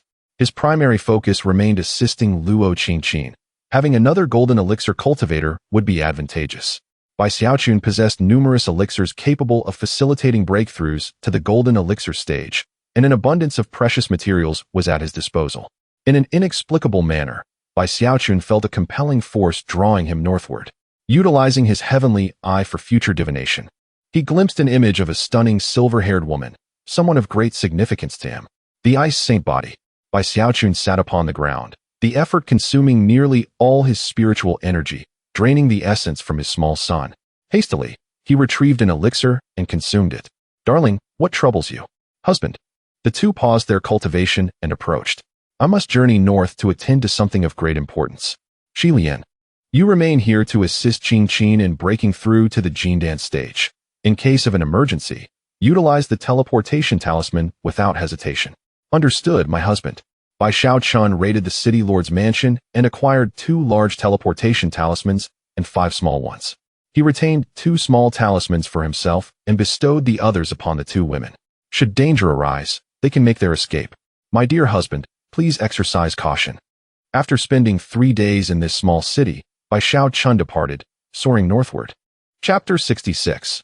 Nangong Wenxue. The future foresight of the future can no longer be utilized for a short period, leaving Bai Xiaochun with no choice but to rely on visual confirmation of his location. Behind the silver-haired woman looms a towering snow-capped mountain, renowned as Lingwu Xiefeng, the tallest peak in the southern domain. The thought of merging with the Hanbing Xingti sends shivers down Bai Xiaochun's spine. The Taiji Inyang Jing would operate at an explosive speed. Even with all his strength, it would still take him 18 days to traverse this distance. Is this Lingwu Xiefeng? Even before reaching it, he can see the majestic mountain rising into the clouds. Though he is unaware of her exact whereabouts, her distinctive features should make her easy to locate. The silver-haired masked woman is clad in a flowing white dress. Bai Xiaochun first arrives at a small city at the foot of the mountain. Xuecheng, a necessary stop for those entering the snow-capped range, is bustling with visitors despite its modest size. Before venturing into the mountain, travelers replenish their supplies here. Lingwu Xiefeng houses a plethora of rare materials, among which the Tian Shan Xuelian, Bing Shan Jing, and Shueshan Lingquan are particularly prized. Merchant caravans frequent this city, purchasing and transporting goods in bulk, making it a paradise for practitioners of the cold ice system. Lingwu Xiefeng has existed for many years, and many areas are perilously dangerous, housing ancient ruins. Numerous golden core practitioners gather here, typically entering the mountain in groups, with a significant presence of mercenary bands and guilds. Bai Xiaochun inquires about the silver-haired woman but finds no leads, sighing in frustration. The Tianyin can only deduce that she remains somewhere within Lingwu Xiefeng, with no precise location indicated. Locating her is one aspect. However, given her possession of the Hanbing Xingti and her formidable strength, augmented by the snow peak, Bai Xiaochun knows he is not a match for her. After restocking some supplies, Bai Xiaochun enters Lingwu Xiefeng alone. The mountain is suffused with a chilling aura, and a thin layer of frost coats his protective aura. Hovering in midair, he surveys the surroundings with his Tianyin. Something is amiss. Bai Xiaochun flies behind a snow peak, where he observes 2 groups engaged in combat. Ji Wuming, we were the first to spot these. One side protests. Isn't it unethical to act this way? Humph, so what if you saw them first? You haven't harvested them yet. The strongest prevails. Ji Wuming retorts defiantly.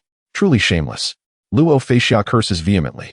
They were the first to discover several clusters of Shui Lingji, and after dispatching a few second-tier Shui Yaos, Ji Wuming leads his team into the fray. Glaring at Ji Wuming, Bai Xiaochun notes that the latter has 8 members, while his own team consists of only 6. Both sides have 2 golden core practitioners, with the others at the foundation establishment stage. You must have expended considerable effort to eliminate those Shui Yaos. Do you still wish to fight us? Ji Wuming boasts. Bring it on, who fears whom? Even with 2 fewer members, Luo Feixiao refuses to relinquish the precious Shui Lingji. There are 3 of them, and encountering even one is a rare feat. The skirmish intensifies, particularly between Luo Feixiao and Ji Wuming, the strongest in their respective teams. Whichever side claims victory will tilt the scales in their favor. Unfortunately, neither can gain the upper hand, and the conflict remains stalemated. 3 individuals swiftly surround one, leading to a quick defeat for the isolated member. As time passes, casualties mount on both sides, 2 from Ji Wuming's team and 3 from Luo Feixiao's. With their numbers dwindling, they become increasingly outmatched. Quite the predicament. Luo Feixiao consumes a blood-exploding pill, rapidly elevating his cultivation to the mid-golden core stage. Did you think you were the only one with such resources? Ji Wuming also consumes a blood-exploding pill, mirroring Luo Feixiao's ascent to mid-golden core. This pill enhances cultivation temporarily, but leads to a prolonged period of weakness once its effects wear off. Both begin to fight desperately. Luo Feixiao thrusts his sword into Ji Wuming's side, while Ji Wuming retaliates by severing Luo Feixiao's left hand. They exchange injuries in a fierce contest. As their battle rages, a silver-white snow eagle descends from the sky. This is bad. The third-tier, mid-level silver-white snow eagle swoops down swiftly, its claws crushing the skulls of two practitioners. Woo-woo-woo. The snow eagle emits a piercing cry, causing the combatants to cover their ears. One is caught off guard and collapses to the ground. After circling, the eagle dives again, claiming 2 more lives with its claws. As they remain locked in combat, the two fighters realize they are no match for the silver-white snow eagle. Let us first deal with the snow eagle, and then continue our fight, Ji Wuming suggests, a hint of fear in his voice. However, Luo Feixia is too engrossed in battle to heed him, continuing his relentless assault. In less than 3 minutes, all but the two of them have perished. How infuriating. Truly madman, Ji Wuming exclaims as he watches the approaching snow eagle and decides to retreat. Run, can you escape?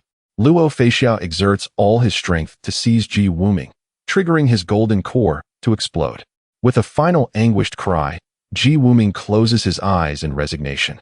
Boom. The sky is filled with a cloud of blood mist, flesh, and tattered clothing raining down. The silver-white snow eagle plummets, its chest punctured, one claw rendered useless. A mutual destruction, demonstrating loyalty and camaraderie. Seizing the moment, Bai Xiaochun descends from above, multiple figures surrounding the snow eagle, delivering a fatal blow to its neck. The snow eagle releases a flurry of feathers, which are blocked by Bai Xiaochun's protective aura, yet its claws tear through. A lightning strike erupts from above, obliterating the eagle's head. How naive. Bai Xiaochun collects the snow eagle's remains, recognizing their significant value. The flesh is rich and delectable, while the feathers can be fashioned into exquisite garments. After gathering the weapons and storage rings of the fallen, Bai Xiaochun produces several vials and carefully excavates the clusters of Xuelingji. The commotion draws attention, and Bai Xiaochun swiftly departs. Before long, 2 men arrive on the scene. This sight bears the scars of a fierce battle, quite tragic indeed. Surrounded by headless corpses and bloodstains, they notice a small pit nearby, emanating the scent of Xuelingji. These should belong to mid-golden core practitioners. They are not particularly strong. We should pursue before they distance themselves. The 2 men, brothers in arms, one at mid-golden core, the other at late golden core, are determined not to miss out on the valuable treasure. After scouting the area, they return. It seems the individual is still nearby. Let us search separately. Agreed. Bai Xiaochun concealed himself within the snow, masking his presence. He had not anticipated that these 2 individuals were not foolish. They were aware that he was lurking nearby. The one in the mid-stage of the golden core slowly approached his location. Bai Xiaochun realized that he could not remain hidden here for long, and thus resolved to take the initiative, intending to eliminate one of them first. Stealthily, he retrieved his weapon, waiting for the moment they drew near, and then he suddenly launched his attack. The individual reacted swiftly, activating their protective barrier and thrusting their longsword forward. Regrettably, the strike met only with an illusion, as Bai Xiaochun's full-force assault shattered the protective barrier, utterly obliterating the entire golden core. Chapter 67. The relics of the snowy mountain. The opponent knelt down, spitting out a mouthful of blood. Despite being of the same realm, how could he be so formidable? He had defended himself at the first moment, yet the protective aura was effortlessly shattered. With his dantian destroyed, the spiritual energy within his body dissipated rapidly. Bai Xiaochuan refrained from delivering a finishing blow and instead swiftly increased the distance between them. He had ascertained that the dantian was irreparably damaged. There was no saving him. Upon hearing the commotion, a late-stage Jin Dan cultivator flew over. "I didn't expect you to be hiding here," he remarked, glancing at his incapacitated junior. Luo Kai wasted no time and severed his junior's head with a single stroke of his sword. Useless. He seized the weapon from his hand and stripped off all the storage rings. Quite a treasure trove here. But do you really think that ambushing my junior makes you my equal? Luo Kai wiped the blood from his weapon with his junior's clothing. Don't be hasty. You'll be next. Bai Xiaochuan did not take the initiative to attack. Instead, he utilized his heavenly eye to scrutinize Luo Kai's information, having discerned the flaws in all his techniques. Great might heavenly dragon. Luo Kai launched a grandiose attack, exuding impressive momentum, though the strike itself was mediocre. He hurled 3 treasured swords, and Bai Shaochuan detonated them instantly. After the explosion, 3 fingers from Luo Kai's left hand were blown off, leaving a gruesome mess. His weapon fell from his grasp. Had he not defended himself immediately, he would have likely lost his entire left hand. What a lunatic! Those were 3 low-grade Xian-level weapons, not mere trinkets. Bai Shaochuan still had a plethora of weapons within his storage ring. Detonating them required minimal spiritual energy, far more convenient than utilizing powerful talismans. Luo Kai understood he was dealing with someone financially affluent. Instead of retreating, he grew increasingly greedy. If I can kill him, all these treasures will be mine. Ha ha ha. I never expected to stumble upon a wealthy individual. This is my chance to prosper. The fallen sword returned to his hand, and Luo Kai resolved not to let this lucrative target escape. With a flick of his tail, Bai Shaochuan respected Luo Kai's prowess and escalated his efforts, launching 5 low-grade Xian-level weapons. Luo Kai was once again blasted away, this time losing his left hand. The power of the 5 weapons was formidable, equivalent to an explosion from a mid-stage Jindan cultivator.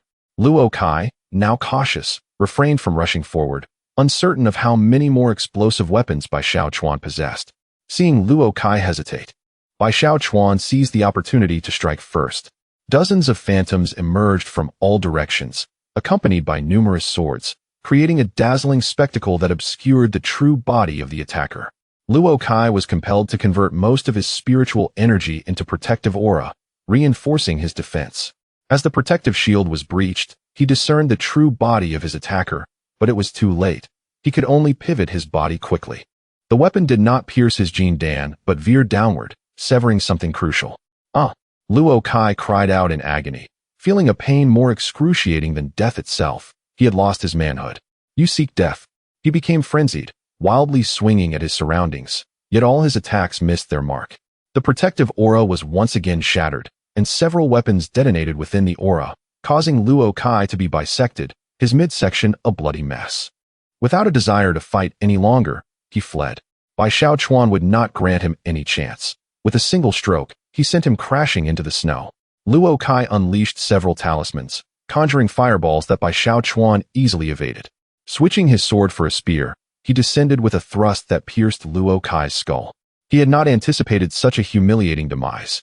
Bai Shaochuan collected the storage ring and incinerated Luo Kai's corpse. Having several times the combat strength of his equal and mastering 2 celestial-grade techniques, Bai Shaochuan found dealing with an ordinary late-stage Jindan cultivator to be a trivial matter. With no one else approaching, he continued his search for Nan Gongwen Shui. Nan Gongwen Shui was in an underground dark river, where it appeared there was a relic guarded by a Xianbing snake. With a thought, she slowly formed an ice sword with her hands and swung it forward, sending dozens of ice spikes flying. The Xianbing snake shattered these ice spikes with its tail, its cold white gaze fixed on the woman before it. Both were of the same level, in the early Yuanying stage. Hissing, the Xianbing snake soared into the air, spewing a dark green venom. An ice shield appeared before Nan Gongwen Shui, but upon contact, it quickly melted away. A massive ice ball coalesced in the air. The Xianbing snake swung its tail, shattering the ice ball. Nan Gongwen Shui emerged from behind the ice ball, delivering 2 strikes to the Xianbing snake. Scales flew as the cold ice sword shattered. Such hard scales. The Xianbing snake's back was frozen by the ice, but after a violent shake, the ice fragments fell to the ground. I refuse to believe I cannot breach your defenses. Nan Gongwen Shui conjured 2 even larger ice swords. As the gigantic tail approached, she crossed her swords to withstand the impact. Time passed, and the Xianbing snake was ultimately reduced to an ice sculpture. In the end, Nan Gongwen Shui resorted to her trump card, Absolute Zero.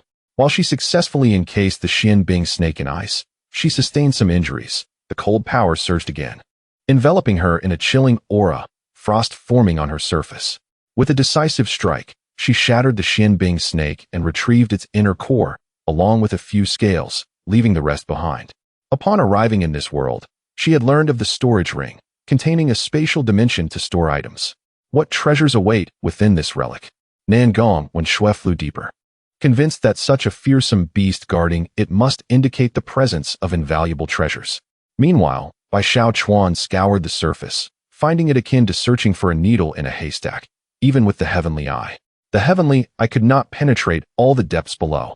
While he was unable to find Nangong Wenshui, he did discover several relics, including an entire ice mountain crystal vein, the Snow Mountain Spirit Spring, and a clear spring. The Snow Mountain Spirit Spring could cleanse the marrow and expel impurities, allowing the pores to absorb greater amounts of spiritual energy. The ice mountain crystal was rich in energy, perfectly suited for ice element practitioners. Where's the entrance?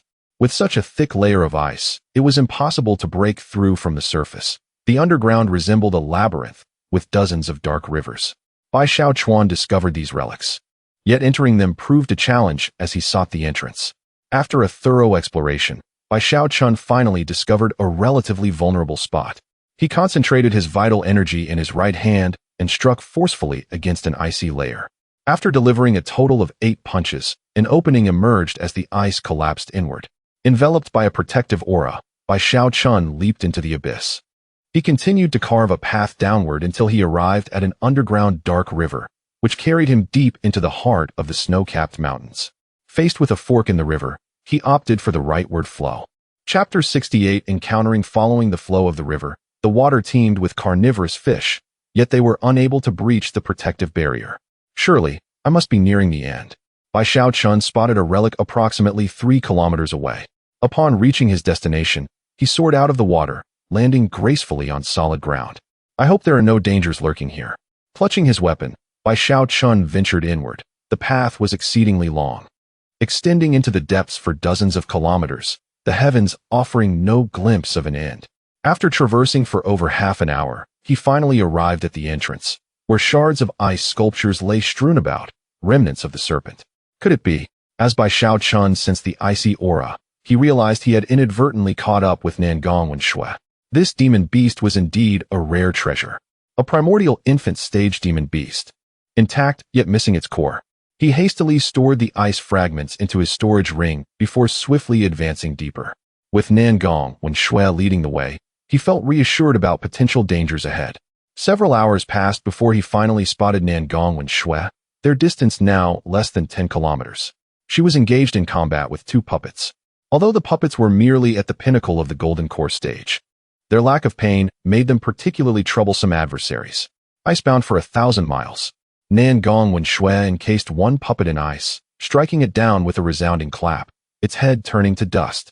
Ice spikes erupted from the ground, pinning the puppet firmly against the wall. The other puppet attempted a sneak attack, but Nangong Wenshui unleashed a frost sword that pierced through its chest, encasing it entirely in ice, transforming it into a massive ice block. Continuing forward, Bai Xiaochun entered the interior of the relic, where numerous ancient structures stood, some having collapsed over time. Only after his companion had fully entered did Bai Xiaochun cautiously approach. Such exquisite puppets. He attempted to capture the 2 golden core stage puppets into his storage ring. These puppets were programmed to attack anyone who approached. If Bai Xiaochun could not utilize them himself, he could always unleash them in times of peril. Once the ice thawed, they would spring to life. Nangong Wenshui remained unaware of Bai Xiaochun's presence as she explored the palatial ruins, the structures evidently ancient, their inscriptions faded beyond recognition. It seemed these edifices had stood for millennia. She crushed a piece of wood in her hand. What manner of place is this? Having only just arrived, she had yet to grasp the full history here, nor did she understand these buildings.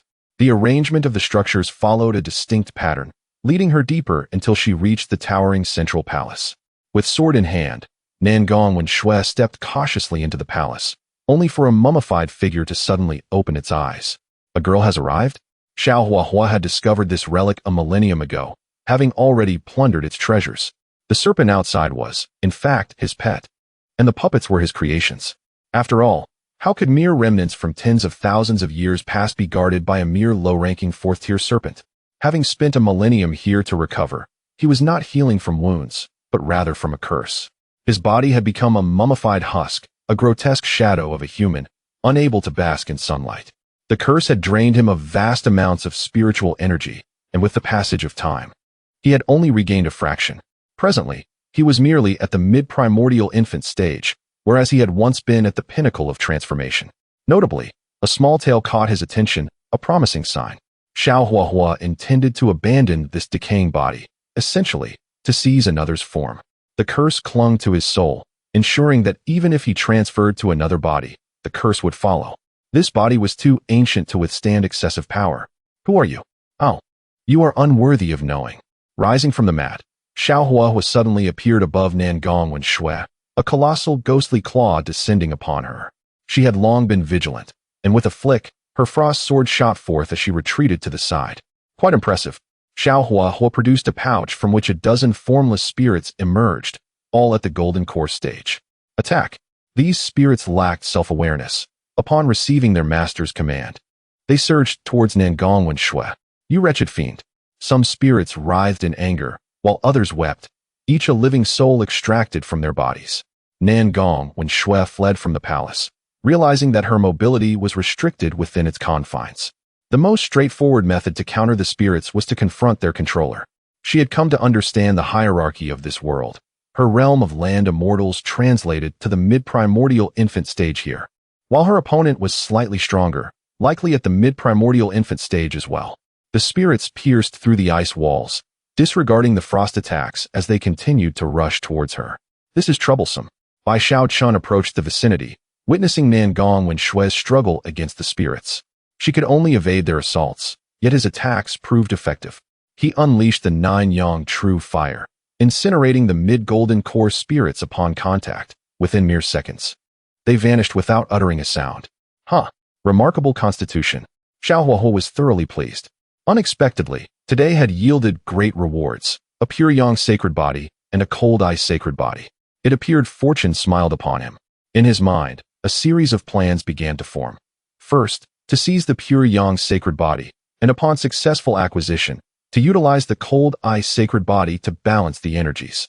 By leveraging the cold ice sacred body, he could extract its full worth, potentially propelling himself to the primordial infant stage. Dream on, you fool. Bai Xiaochun hurled 2 more blasts of 9-yang true fire, igniting several spirits that promptly disappeared. The pure yang sacred body radiated warmth akin to the sun, especially with the prowess of the 9-yang divine art. The spirits dared not approach, and Nangong Wenshui, sensing the warmth emanating from Bai Xiaochun, flew to his side. Upon nearing Bai Xiaochun, she felt her body warm, returning to a normal temperature. The pure yang sacred body, could it be? A realization dawned upon Nangong Wenshui. Perhaps Bai Xiaochun was the individual she had been seeking, the pure yang sacred body capable of healing her cold ice sacred body.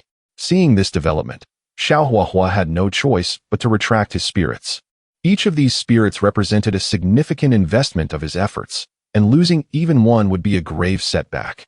A mid-golden core and a mid-primordial infant. He could easily handle them both. From the storage ring emerged a weapon, a large blade imbued with a sinister aura. The crimson blade appeared ominous and terrifying. Little one, submit to my possession, and I shall indulge in this exquisite maiden before your consciousness fades away. She seems to possess unparalleled beauty and figure, a veritable paragon of perfection. Begone. Nangong Wenshui, filled with ire, unleashed several ice spikes, which were effortlessly deflected by Xiao Huahua. Hee, just wait, you will soon regret this. You cur, what skill is there in bullying women? Bai Xiaochun produced a jade tablet, containing the force of a peak yuanying strike. Chapter 69. Xiao Huahua. Xiao Huahua's expression grew solemn.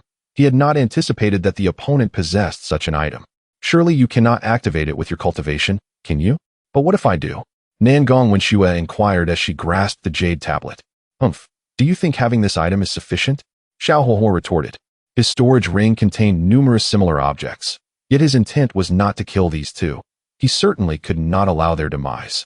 Xiao Huahua summoned a vast quantity of dark mist and launched a fierce assault.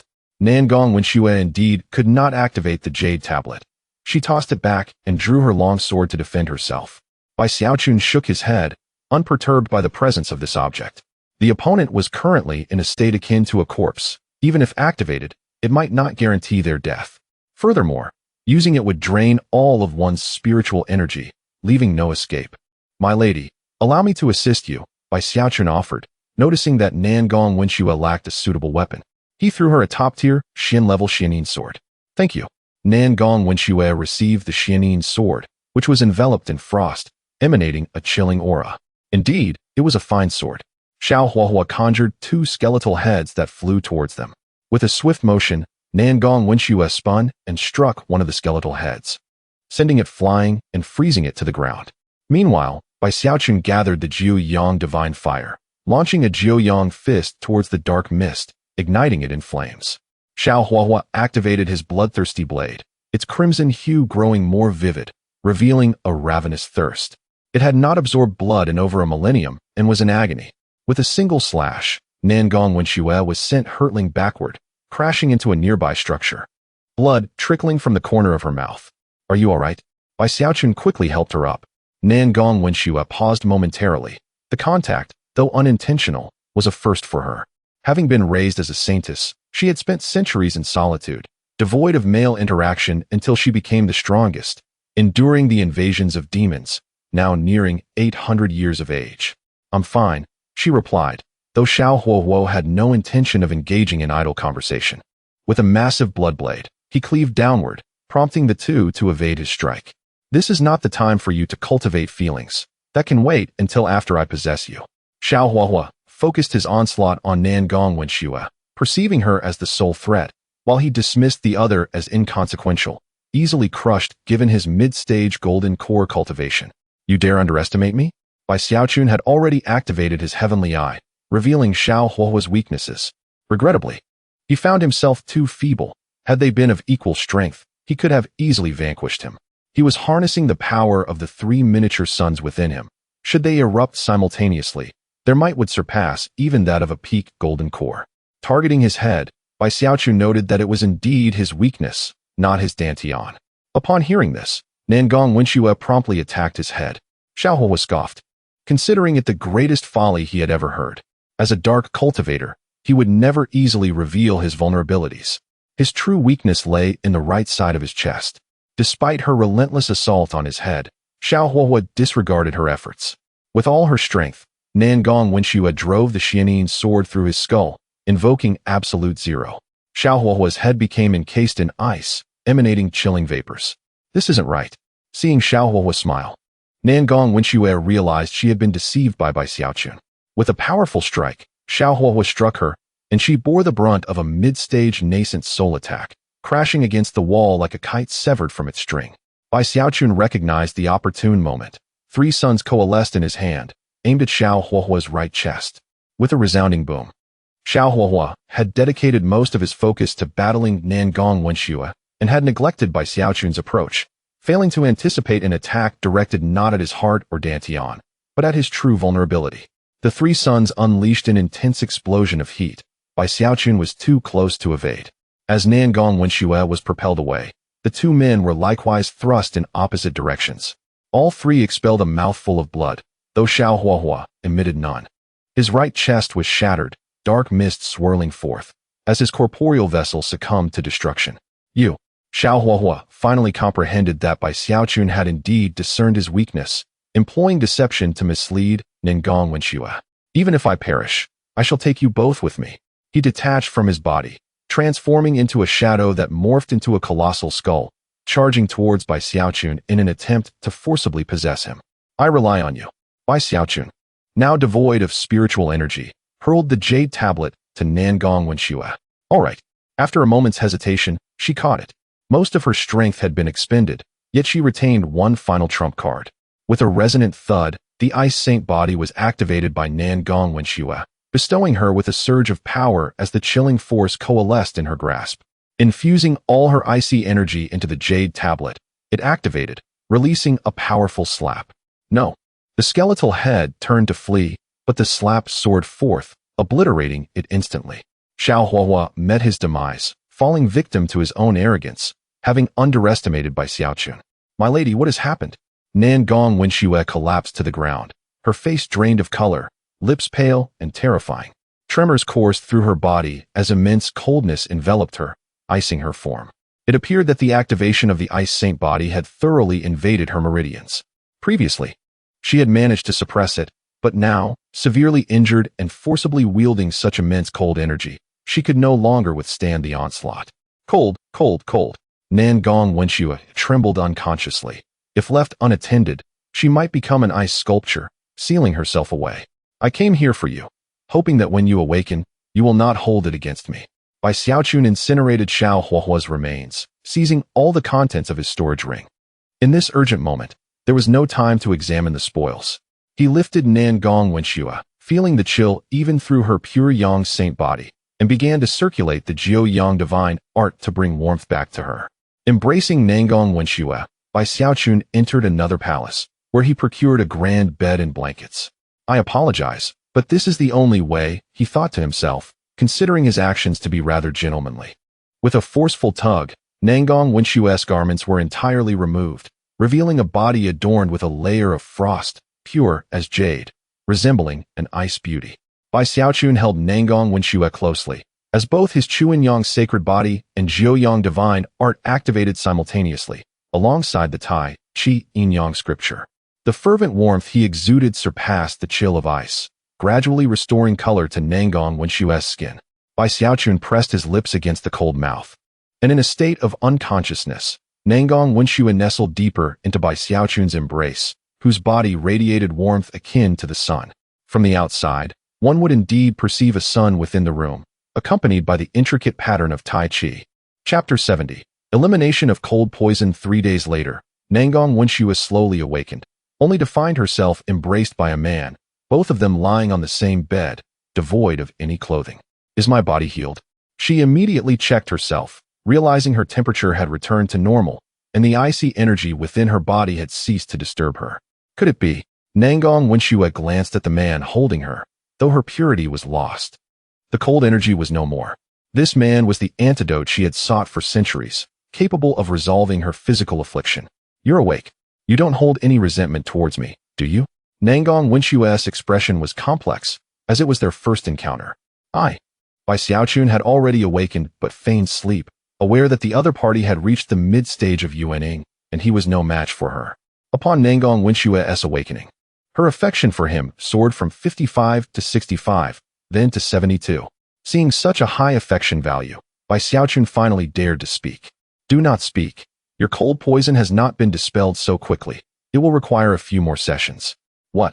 Nangong Wenxue had examined her body and found no trace of the icy energy, believing it to be resolved. Bai Xiaochun extended his arms, embracing Nangong Wenxue and toppling her gently. She did not resist, but closed her eyes. If the previous encounter had been forced, the current situation was entirely different. Observing Nangong Wenshue's shy demeanor, Bai Xiaochun continued to assist her in dispelling the cold poison. His words were not false. Although she found no icy energy within her, remnants still lingered, hidden away, making it challenging to eradicate them all at once. 3 days later, the cold energy had finally vanished completely. Now, no matter how she activated her ice saint body, there would be no disturbances from the cold energy, nor any pain. Thank you. Although their time together was brief, Nangong Wenxue had completely placed her trust in Bai Xiaochun. She even revealed that she had accidentally entered this realm through a spatial rift from another world. What a foolish child. You are my woman, and it is only right that I assist you. Bai Xiaochun also benefited, not only gaining a stunningly beautiful and powerful wife, but also advancing to the late stage of Jin Dawn, significantly increasing his strength. He eradicated Xiao Huahui's soul mark and examined several storage rings. These storage rings possessed vast spaces, while the items within were not numerous. Each was of exquisite quality. Most were of the Earth grade, including 7 Earth grade weapons, numerous Earth grade talismans, several puppets at the Jin Dawn level, and 2 semi-finished yuaning puppets. There were few spiritual herbs, pills, and spirit stones, likely all used up. It seemed that with his abilities, it was difficult to craft yuaning puppets. If they were truly complete yuaning puppets, Xiao Huahua would not have needed to act personally. Dark puppet technique. Bai Xiaochun combined the puppet methods he had previously acquired with this new technique, creating a novel cultivation method. He believed he could perfect the 2 semi-finished yuaning puppets. If successful, he would possess 2 formidable experts at the early stage of yuaning. Shower, let us depart. Xiaochun. There was nothing left here. Xiao Huahui's demonic blade was an Earth-grade upper-tier weapon, the highest level among his arsenal. This item was too sinister. Bai Xiaochun stored it in a separate ring, reluctant to discard it, yet wary of using it. What if someone else found it and became a demon lord? It was better to keep it himself. Xiaochun, where are we going? To meet your sisters. You won't be jealous, will you? How could I?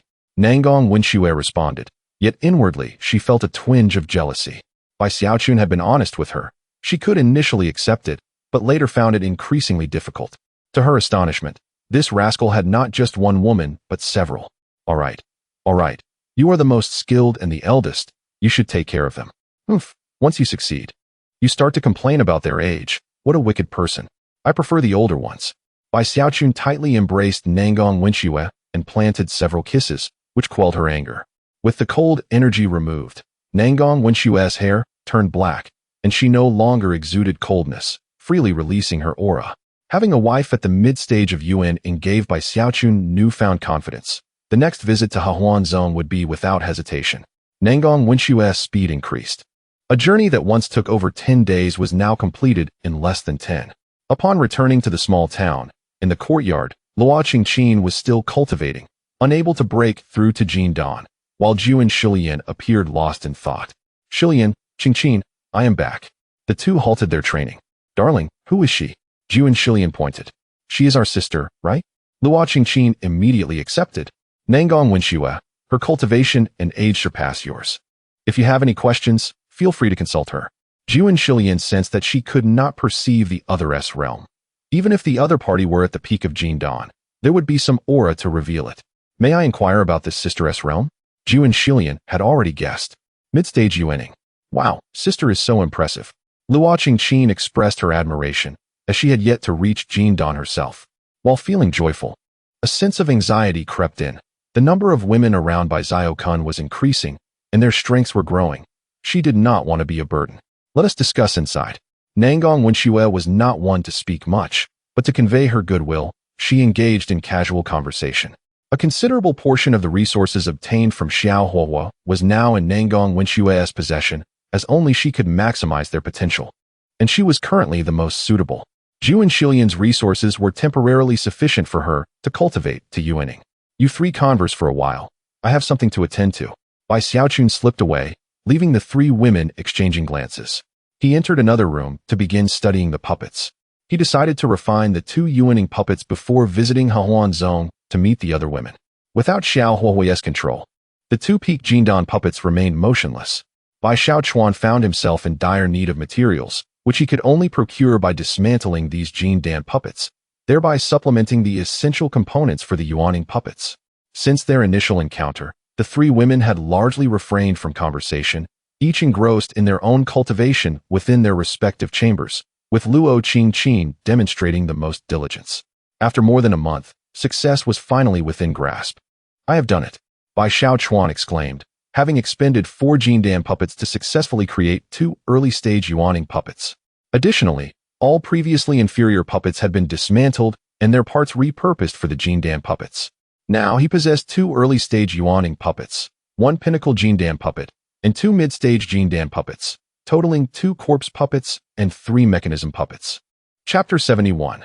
The crisis of Hehuanzong having been here for slightly over a year, Bai Xiaochun had progressed from the mid-stage of qi refinement to the late stage of golden core, and he had acquired numerous wives.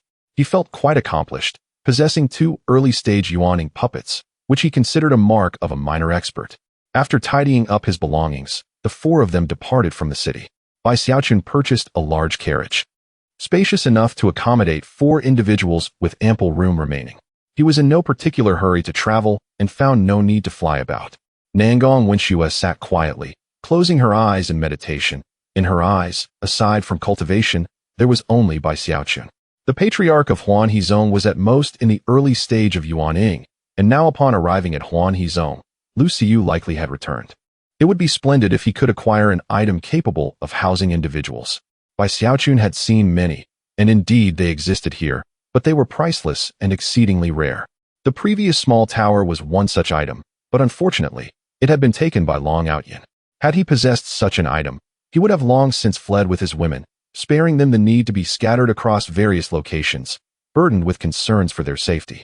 As the carriage journeyed, they occasionally encountered bandits or beast attacks, all of which were swiftly dealt with by the Yuaning puppets.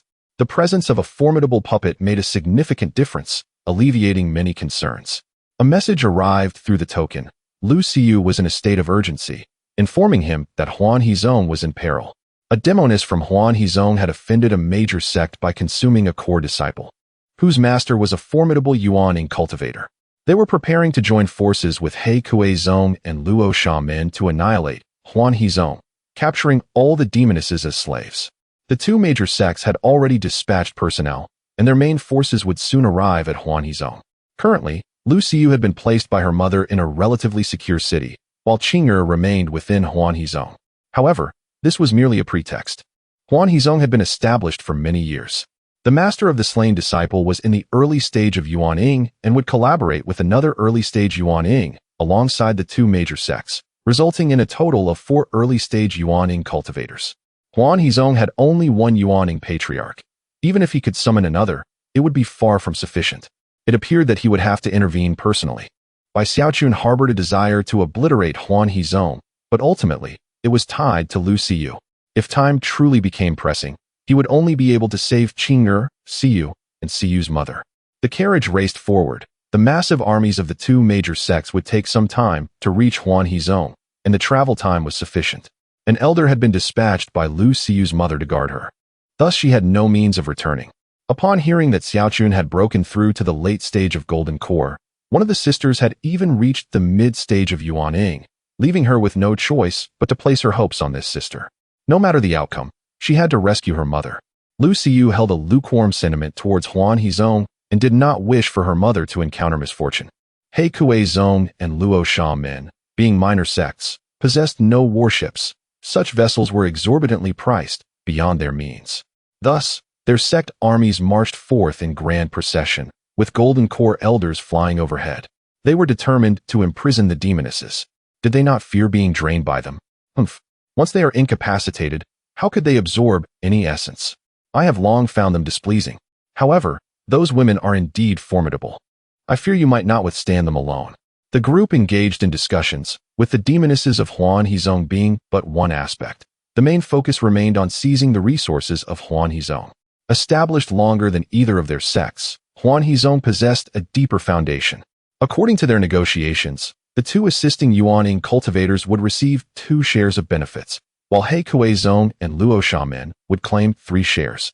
Although the two sects would not gain an enormous amount, they would divide the territory ruled by Huan He-zong and capture a multitude of demonesses. It was said that the sect leader was remarkably youthful and charming. Indeed, many years ago, she had been deceived in love and, in a fit of rage, had slain the man. Apparently, she had not taken a male consort since. That would be delightful. I have a penchant for married women. Naturally, after capturing the sect leader, the esteemed one would enjoy her first. All belonged to the esteemed one. I misspoke. These two elders were both revered elders of major sects, wielding considerable influence, compelling the leaders of He Kuei-zong and Luo Sha-min to ingratiate themselves. For a minor sect, 3 shares of benefits were substantial, and they were not required to exert much effort, for early-stage Yuan-ing could easily overcome one. The grand army advanced. While within Huan He-zong, the demonesses had only recently established their sect and now faced such calamity. Many had already fled, leaving less than 1/3 behind, unwilling to depart, resolved to die fighting within the sect. Sect leader, you must leave. I will remain. I will not leave. This has been the culmination of the patriarch's efforts for many years. I refuse to see it destroyed in my hands. Someone had to stay behind to stall the attackers. Otherwise, the others would not escape. The Golden Core elders could flee, but what of the Qi refinement and foundation establishment cultivators? Even if it meant death, I shall die here. Lu Sueki contemplated her daughter. Her daughter had been arranged to be outside, under the watchful eye of an elder. As long as her daughter was safe, what did her own life matter? There were 5 Golden Core elders, 1 Yuan-ing patriarch, several foundation establishment elders, and a multitude of disciples left. These constituted their final line of defense. Facing the assault of 4 Yuan-ing cultivators, they would likely not withstand even a single encounter. I am glad that you have chosen to stay rather than flee, Lu Sueki addressed the others. Huan He-zong's practices of yang cultivation to nourish Yin are not inherently wrong. The cultivation world is one of the survival of the fittest. Our status as women is lowly. And why should we accept that? Yes, why should we? Throughout history, powerful male cultivators have always outnumbered their female counterparts. Even within various sects and families, men invariably received more resources than women. Why must women bear children while men frolic freely? Men are all worthless. Indeed, Lu Sueki delivered an impassioned speech, and the others began to prepare. The He Huan sect possesses a protective formation, and even in the face of death, one must strive to drag a few more individuals down with them. Qing'er returned to her chamber and promptly relayed the news to Bai Xiaochun. It appeared that the sect master was indeed on the brink of madness, which instilled a sense of fear within her. As a practitioner in the late stage of qi refinement, she dared not flee. What if others apprehended her? Thus, she remained in place, awaiting Bai Xiaochun's arrival. It seems she truly embodies the essence of a feminist leader, living up to her role as the sect master of He Huan sect. Bai Xiaochun found himself somewhat in awe of Lu Xueqi. Had she existed in his original world, she would undoubtedly have been a formidable contender, standing invincible in her domain. Chapter 72. Annihilation of the army. Several days later, the combined forces of He Kuei Zong and Luo Sha men surrounded Hehuan Zong. Lu Xueqi, you little wench, come out. The leaders of He Kuei Zong and Luo Shaman shouted outside the gates of Hehuan Zong, while 3 old men and an elderly woman hovered in the air, watching intently. Oof, 2 old fools. Don't think that just because you have set up a protective formation, you can withstand us. Surrender obediently, and I might spare your corpse. Such a grand jest. If you wish to fight, then let us engage. Enough with the incessant chatter. The 4 Yuanying cultivators ceased their idle talk and launched their attack simultaneously. The protective formation crumbled as easily as paper, shattering within mere seconds. The 4 Yuanying surrounded Hehuan Zong's sole Yuanying elder, and the mighty army surged forth. Kill. Qing'er, guided by an unseen force, arrived at another location and encountered several individuals. My dear, you have finally arrived. Indeed. See you. You stay here and take care of Qing'er. We shall be back shortly. Understood, my husband. The 3 women remained behind, while Bai Xiaochun left a Yuanying puppet with them and took Nangong Wenxue to the battlefield. The number of combatants was staggering. Nangong Wenxue waved her hands, unleashing countless ice blades that decimated the surrounding men. There was no need to differentiate. All males were to be slain. The Yuanying elder of Hehuan Zong exploded. 2 of the Yuanying suffered grave injuries, while the other 2 managed to escape just in time, sustaining no significant harm. Xuanbing Feihua. Nangong Wenxue unleashed her full might, delivering a terrifying assault that split the 2 injured Yuanying in half.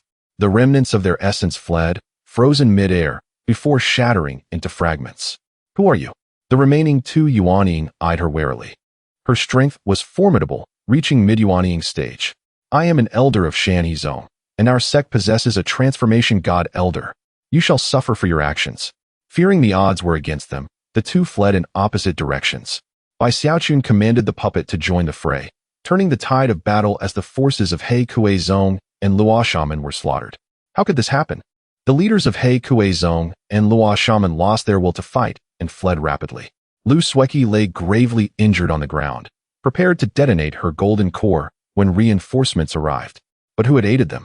A man and a woman. Hehuan Zong had not the capacity to recruit such mid-Yuanying powers. The Yuanying puppet had decimated the opposing forces. Within an hour, the majority lay slain. Hehuan Zong was left with merely 30 survivors, surrounded by a sea of corpses. Thank you, esteemed cultivator. You are welcome. Soon, Nangong Wenxue returned, carrying 2 severed heads. Both have been dealt with. They were elders of Shanhe Zong, and they will surely send others in pursuit.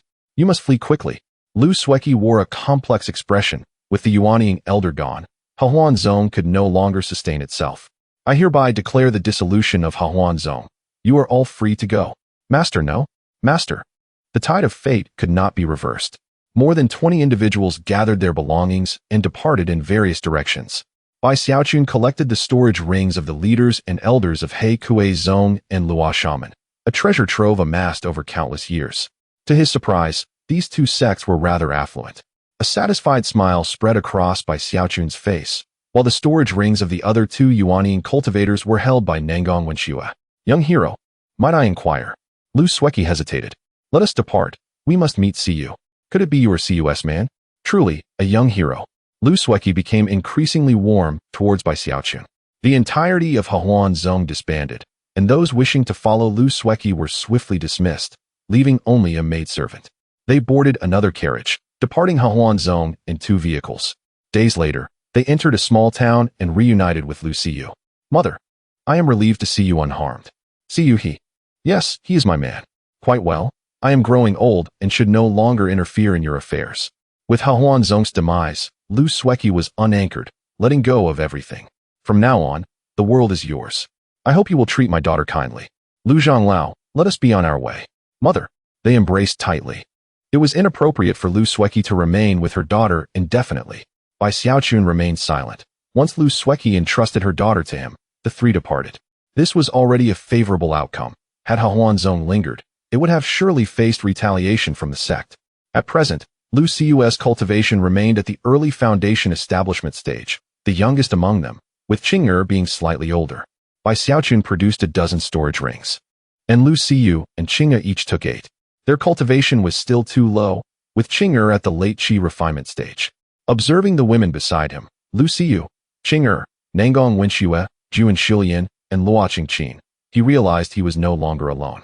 Additionally, there were 2 others, Hualing'er at Tianizong, one of the strongest sects in Liang Wangchao, home to Dongshu cultivators. Yun Shiruo was with her father, who served as the lord of a small town on the outskirts. Resources were ample, and there was no immediate concern over resource shortages. The resources from He Kue Zong and Luo Shaman were sufficient to cultivate 2 yuanying. Bai Xiaochun and his companions settled in the small town for a time, weary from their travels. Shanhe Zong, considered a second-tier sect in Liang Wangchao, had an elder at the initial transformation god stage. Losing 2 early yuanying elders in one fell swoop was a significant blow, as high-ranking yuanying cultivators were scarce. We must investigate. We must uncover who is responsible.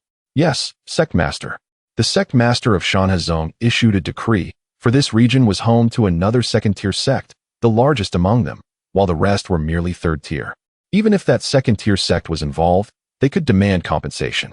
Rumor had it that the 2 elders had allied with 2 minor sects to target Huanzong, which had but a single early yuanying. It was unlikely both would perish. A mid-yuanying elder was dispatched and, after several days, arrived at Huanzong, which now lay in ruins, devoid of life. In the vicinity, several individuals were apprehended for questioning, and subsequently, visits were made to 2 other sects, the He Kue Zong and the Luocha Men, both of which have also been disbanded. Through relentless efforts, a surviving demoness was finally captured. Under the harsh interrogation, a conclusion was drawn. The 2 elders had been slain by a woman, presumably in the mid-stage of yuaning. How dare one take the lives of our sect's elders? The demoness sketched a rough likeness, revealing the appearances of several individuals, including that of the sect leader, Lu Sueki. The demoness knelt in supplication. Yet her life was swiftly extinguished with a brutal twist of her neck. Humph, did you truly believe I would grant you a reprieve? Such naive thoughts. Bai Xiaochun and Nangong Wenxue had both disguised themselves, making them impossible to track. However, Lu Sueki remains a different matter altogether. Chapter 73. The uprising. More than a month had passed.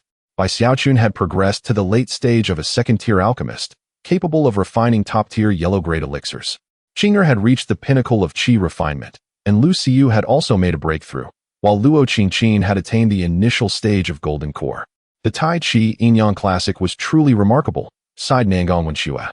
Indeed, when combined with our physiques, it proves to be quite effective. Although neither of them had achieved a breakthrough, their internal spiritual energy had significantly increased.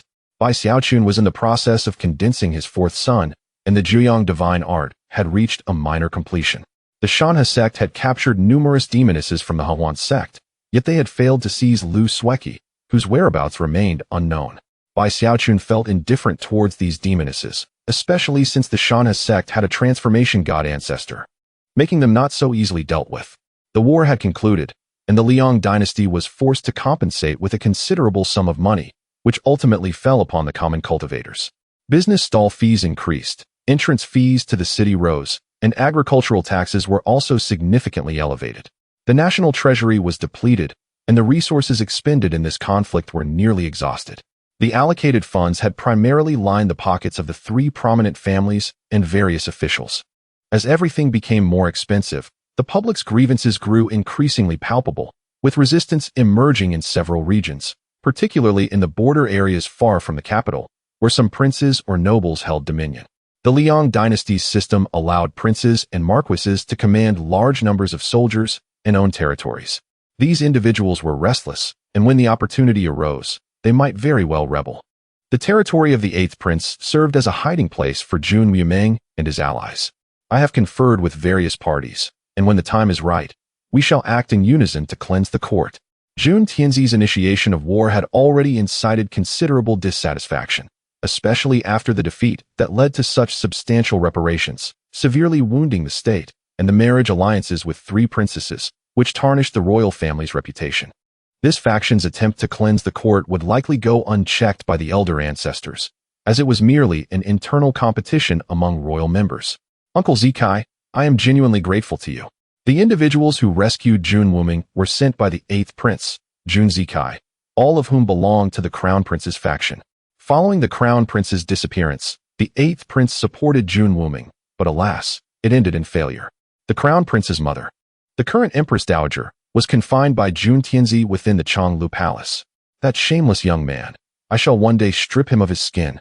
His days of revelry are numbered. What is the situation on your end? Uncle has been transferred to the inner city, and he is currently under suspicion, unwilling to contact me. Jun Zitan is Jun Zikai's uncle, and both belong to the Crown Prince's faction. The 8th prince, possessing remarkable talent, had already reached the transformation god stage, while Jun Zitan only recently attained it. Gaining victory in this matter is crucial, as his support is vital. The old ancestor of Dongshu will not intervene. The royal family's internal strife hinges upon high combat power, namely the experts in transformation god. There are numerous supporters around the young emperor, winning favor from several old ancestors, whereas our side has fewer transformation god experts. Once the storm passes, I will reach out to Uncle again. Indeed, with the 2 major sects in rebellion and the 3 prominent families stirring restlessly, regardless of the royal family's internal conflicts, vigilance against the 3 prominent families and the other 2 major sects remains essential. These 3 families are deeply entrenched, perpetually siphoning the lifeblood of the Liang dynasty. The Zhang family, Wang family, and Qin family are all ambitious wolves. Long ago, these 3 families fought alongside the Jun family, ultimately founding the Liang dynasty, with the Jun family ascending to the throne. As time passed, the 3 families grew increasingly greedy, dissatisfied with their originally allocated benefits. Observing the ever-expanding sects, the royal family ultimately resorted to nurturing 4 major sects to restrain the 3 prominent families, but by the later stages, they could no longer maintain control. Initially, it was just the 3 families, but later the 4 major sects were added. Their interests became intricately intertwined, and the royal family no longer dared to act rashly. For instance, with the betrayal of the Shinshan sect and the Gigu sect, the royal family could only issue condemnations, unable to take action against the 2 sects that had already allied with the Tianyuan dynasty. Both sects possessed experts in Dongshu, leaving the royal family powerless. Yes, those 3 families must eventually be eradicated. In the royal palace, Jun Tianzi radiated golden light. As a divine dragon descended from the heavens into his body, causing ripples as he advanced to the late stage of golden core. A young man under 20 years of age reaching the late stage of golden core is exceedingly rare in the entire southern region's history. Jun Tianzi had not been particularly remarkable, but long ago, he had acquired a treasure, the imperial seal. This was not a product of the Liang dynasty. Upon acquiring it, he manifested dragon energy, allowing him to connect with the auspicious golden dragon of the imperial capital, which corresponds to the underground dragon veins. He also obtained a cultivation method known as the Divine Dragon Emperor Scripture, enabling him to harness dragon energy to enhance himself, fortifying both his spiritual strength and vitality. Utilizing the auspicious golden dragon and the dragon veins of the imperial capital, he rapidly ascended to the golden core realm. It was also due to the dragon energy on him that he garnered the admiration of those elder figures. The crown prince had not merely disappeared. He was suppressed deep beneath the imperial capital's dragon veins. Below, there existed a golden locking platform, with 9 golden chains piercing through the crown prince's limbs and other parts of his body, leaving him in ragged attire, his consciousness muddled. Through various means, he eventually secured extensive support and ascended to the throne, marrying several beautiful wives. However, those supporters were excessively greedy, and Jun Tianzi lacked absolute authority, ultimately falling short of possessing absolute power. The royal family maintained 2 mysterious forces, one comprised of dark guards and the other of shadow guards. Jun Tianzi commanded the dark guards, while the elders supervised the shadow guards, who were even more formidable. The 3 prominent families were restless, along with my several uncles.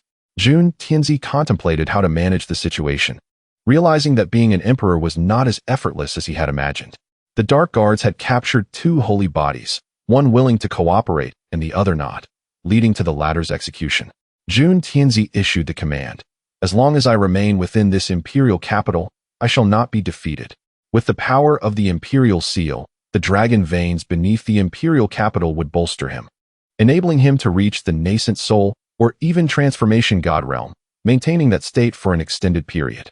Meanwhile, turmoil erupted in the border regions, with some seizing the opportunity to initiate uprisings, donning red cloths and forming the Red Scarf Army, proclaiming, "The heavens are dead, the emperor is incompetent, my fate is mine to determine, not dictated by heaven." At the forefront stands a middle-aged man named Zhang Yi, in the early stages of yuanying. On the very first day, he breached two cities, their walls adorned with crimson banners. This phenomenon is not isolated to this region. It is echoed in other areas as well. Within a span of 3 days, more than a dozen small cities along the border have succumbed. These individuals have garnered support from prominent families, covertly backed by two other great dynasties. Their intent is to sow discord within the Liang dynasty and diminish its strength. Chapter 74. Saro Zhang. He was originally a history teacher, unmarried in his 30s. After enduring a dozen matchmaking attempts in his hometown, he reluctantly married a woman nearing 40. Unfortunately, he fell victim to a marriage fraud scheme, resulting in significant financial loss and causing his elderly mother to faint at the revelation. The bride vanished without a trace, and while he was reporting the incident, a steel bar fell from the sky, piercing through his head and body, leading to his instantaneous demise. He felt no pain at all. Upon opening his eyes again, he found himself in a different realm, filled with regret for not being able to care for his unconscious mother. Upon his arrival, he discovered that he was in a world of cultivation, specifically in the southern region, which housed 3 grand dynasties. The political systems bore a slight resemblance to the history he had studied, yet they were utterly distinct. The cultivators in this world were immensely powerful, capable of achieving feats beyond imagination. Zhang Yi's new body was that of an ordinary middle-aged man, with only the meager cultivation of an initial qi refinement stage. Just as he was preparing to lead an unremarkable life, a rebellion system emerged. This system issued tasks, rewarding him with substantial rebellion points upon completion, and he could also earn points through his rebellious actions. Zhang Yi, emulating historical figures, placed a certain item in the belly of a fish, declaring it a divine decree, inciting the villagers to revolt. He ventured into the slums of the city and, through passionate speeches, questioning the exorbitant prices of steamed buns and highlighting the indifference of the wealthy, successfully galvanized the impoverished populace. He secretly contacted individuals from 2 major dynasties, acquiring resources, and after conquering one city, he swiftly took several more. Utilizing his rebellion points, Zhang Yi advanced his cultivation from a mere qi refinement practitioner to the yuan-ing stage within a few short months. However, further breakthroughs would require a significant accumulation of rebellion points. He proclaimed, "Why should they enjoy such prosperity? The rich indulge while the poor perish in the streets. Brothers, let us overthrow their tyranny. Charge." Amidst the chaos at the borders, Zhang Yi relaxed with a cup of tea while the impoverished masses stormed the cities. Perhaps the notion of ascending to the throne was not beyond his grasp. Initially yearning for a simple life, upon acquiring the rebellion system, he aspired to transform the entire world. As a history teacher well-versed in historical texts and Sunzi's art of war, who wouldn't dream of becoming a timeless emperor? Meanwhile, Bai Xiaochun shook his head in resignation, observing the growing number of rebel forces at the borders, noting that many cities had already fallen. They swarmed like locusts, leaving nothing in their wake except for the strongholds of the powerful. The Red Turban Army dared not touch the Jinbao Pavilion or the Alchemy Association. The first targets were the local lordess residents and the prominent families. It seemed that the unrest would not subside anytime soon. Bai Xiaochun had gathered considerable intelligence, revealing that numerous factions were fanning the flames of this uprising. The Liang dynasty had recently suffered significant military losses, leaving it weakened. However, it appeared that the leader of this rebellion was likely another traveler, having altered his name slightly while essentially replicating a past insurrection. They were all madmen. Bai Xiaochun simply wished to develop quietly, knowing that despite the rebels' overwhelming numbers, they would surely falter in direct confrontation against the formidable experts of the Dongxi realm. He resolved to head towards Yun Zeruo's location, fearing for her safety. A larger carriage set off, and Bai Xiaochun even contemplated acquiring a battleship for amusement. Father, let us go? I cannot leave. What will happen to them if I do? Yun Shua looked at her father with despair, aware that the rebels would soon reach their location. Her father, a mere Jindan cultivator, could hardly stand against them. My daughter, you must go with the steward. I refuse. Before Yun Shirua could protest further, her father struck her, rendering her unconscious. Shirua, I do this for your own good. I am truly sorry. Uncle Wang, I entrust her to you. Alas, Steward Wang shook his head and swiftly took Yun Shirua away, the carriage hastily departing the city. 2 days later, Yun Shirua gradually regained consciousness. Where am I? Miss, we have left and are now in Lushan City. How can this be? I must return. Alas, it is too late. Tears streamed down Yun Shirua's face as she wept bitterly, questioning why her father had not accompanied her. Foolish girl, he only wishes the best for you. The steward consoled her. It is but a small city. If lost, so be it. Why must you grieve so? Yun Shirua felt profound sorrow. Her father dedicated most of his time managing the city, striving tirelessly to ensure its prosperity. Moreover, he sought to prove himself, as he was an outsider. Having married into the family after her mother passed away during childbirth, he aspired to return to the main lineage through hard work, seeking validation. Why must you always do this? Yun Shirua lamented. What does proving yourself matter? What significance does returning to the main family hold? Could you not spend more time with me? Foolish girl. Steward Wang was from her mother's side and had cared for Yun Shirua since childhood. There is still hope. There is still hope. Yun Shirua immediately produced a token and relayed the news to Bai Xiaochun. However, she received even more devastating tidings. The city where her father resided had fallen, and Bai Xiaochun had found only his lifeless body. Meanwhile, Bai Xiaochun sighed in resignation as he gazed upon his father-in-law's corpse. He had come too late. By the time he arrived, the body was already cold. Nevertheless, he avenged his father-in-law by annihilating those responsible and set the entire lord's residence ablaze before swiftly departing. Upon reaching the outskirts, he reunited with the women, and the carriage sped away. Damn it! Who has slain my trusted aides? Zhang Yi, delayed by certain matters, arrived at the lord's residence only to find a pile of ruins. His 3 Jindan subordinates lay liff upon returning. Zhang Yi immediately sought a substitute, while he himself concealed in the shadows, orchestrating all events. Upon arriving in Lushan City, Yun Shiru could no longer withstand her emotions upon encountering Bai Xiaochun. My husband, my father. Bai Xiaochun presented a lifeless body, which was none other than Yun Shiru's father, his form severed in two, having perished in a valiant struggle. Overwhelmed by such anguish, Yun Shiru fainted instantly. Bai Xiaochun, cradling the unconscious Yun Shiru, found himself at a loss for words. I hope you will care for my lady well. Steward Wang retrieved the body, preparing to return to the imperial capital, where he would inter both remains side by side, thus fulfilling his final duty. I implore you. Bai Xiaochun comprehended Steward Wang's intentions and handed him a storage ring, pressing it into his palm. Steward Wang had been at the peak of Foundation establishment for many years. If he did not break through soon, he would meet his end within a decade or so. Acknowledging the other's goodwill, Steward Wang accepted the gift without inspecting the storage ring, bowing to Bai Xiaochun before he departed. Chapter 75. The Land of Darkness. Yun Shiruo slowly awakened to find herself inside a carriage. Husband, where are the prince and my father? Butler Wang has taken your father's body back to the capital so that your parents can be buried together. Then, that's good. Yun Shiruo's face was filled with sorrow as she collapsed into Bai Xiaochun's embrace, weeping uncontrollably.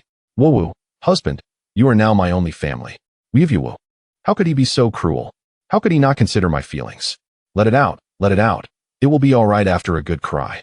Bai Xiaochun held Yun Shiruo tightly, knowing that at such a moment, words of comfort were unnecessary. A heartfelt release was the best remedy. After weeping for over half an hour, Yun Shiruo, overwhelmed by her grief, fell asleep in Bai Xiaochun's arms. One carriage was no longer sufficient. Thus, 2 carriages were now in motion. Apart from Huo Ling at Tianyi Zone, the other women were gone. Yun Shiruo's 2 maidservants, Jin He and Yun Xiao, were in the rear vehicle. Bai Xiaochun had not managed to save his father-in-law, but fortunately, the 2 maids had remained hidden in their room when he went to check on them. Huo Ling was the daughter of the vice president of the Alchemy Association, and her master was a 4th-tier alchemist, so there was no immediate cause for concern. The marriage proposal from Yao Wanggu would not be due for another 5 years, giving Bai Xiaochun ample time. The vicinity had become increasingly unsafe, prompting Bai Xiaochun to lead them towards the inner regions. En route, Butler Wang opened his storage ring and was taken aback. He had not anticipated that Bai Xiaochun would provide him with such abundant resources, including pills sufficient for a breakthrough to the golden core stage. Miss, I hope you live well. If the master were aware, he would be at peace. All a bunch of useless fools. Jun Tianci was nearly beside himself with rage. They were merely a motley crew of unremarkable rebels, and the ministers were merely pushing responsibility back and forth, none willing to take action. Each of them lamented their lack of funds, their only desire being to extort money. Where could he find any funds now? The treasury had been depleted, particularly those two chancellors, who merely flattered each other with empty praise while offering no solutions. It was only after Jun Tianci made a promise that the two generals finally took action. Two transformation stage cultivators were more than enough to deal with the rebel forces. These rebels were inconsequential. The true threat lay with the 8th prince and the 3 prominent families. Jun Tianci was well informed. The royal shadow guards were no trifling matter, and news traveled fast. Whatever occurred, it would reach him promptly. My dear sister Jun Wuming, I should have eliminated you back then. It seems my mercy has been misplaced. Jun Wuming held a significant position, and the old-timers had intervened to prevent Jun Tianci from dealing with his 2 sisters. Mou arrived at the Land of Darkness, the intersection of the 3 great dynasties and the very heart of the southern region. Each of the 3 dynasties possessed mid-stage Dongshu cultivators, and he was not foolish enough to confront them head-on. This was a prime location. A millennium ago, he had buried something of great importance here, utilizing the malevolent energy of the Land of Darkness to nurture his treasure. Now was the time for it to emerge. After a millennium, the Land of Darkness had transformed significantly, concealing terrifying dark creatures within its depths. Even Mou had to tread carefully. Following his markers, he arrived beneath a towering black mountain, near a dark river 100 meters wide. This must be the place. Mou tirelessly dug downwards, but upon reaching the bottom, he found nothing. How could this be? It should be here. After several hours of digging around, he finally discovered the gathering array he had set up a millennium ago. Where's my blade? A millennium prior, he had buried his weapon, the evil spirit blade, here, intending to elevate it through the dark energy of this place. It had previously achieved the status of an earth-grade treasure. It should now have ascended to the heaven grade. Who could have taken my blade? Mou employed various methods to track the thief, but could only ascertain that they were likely a golden core cultivator. Cursed be whoever you are, you will not escape. He had become familiar with this aura. He could sense it within 100 miles. However, it was now beyond that range. After a millennium of preparation, he had not anticipated someone else would reap the rewards. Mou concentrated dark energy into a sphere and obliterated the entire mountain, venting his frustration at the surroundings. Hachu, who the hell is thinking of me? Long Aotian picked his nose and flicked a chunk of black matter away. This was a fine item, just the right fit for him. The blade that Mou had once possessed now lay quietly in his hands, as if it had found its true master. The Mou of a millennium ago had long been forgotten by it. Such a weapon had developed its own consciousness. Long Tianci, using the hand that had just been in his nose, scraped the blade, which showed no signs of disdain, but instead trembled as if blessed. What shall I call you? I shall name you Mo Dao Qianren. The Mo Dao Qianren nodded gently, seemingly pleased with its name. This was the most formidable weapon in Long Aotian's possession, the first heaven-grade weapon. Not long ago, it had sustained significant damage and fled to the Land of Darkness. Coincidentally, a new task had been issued by the system, prompting him to come here and retrieve the blade. Who buried it here? He did not care. He only knew that the blade was now his. By sheer coincidence, he found himself at the late Golden Core stage. That old man was fortunate to have died. Otherwise, his entire family would have been slaughtered by him. Long Aotian remained quite irate.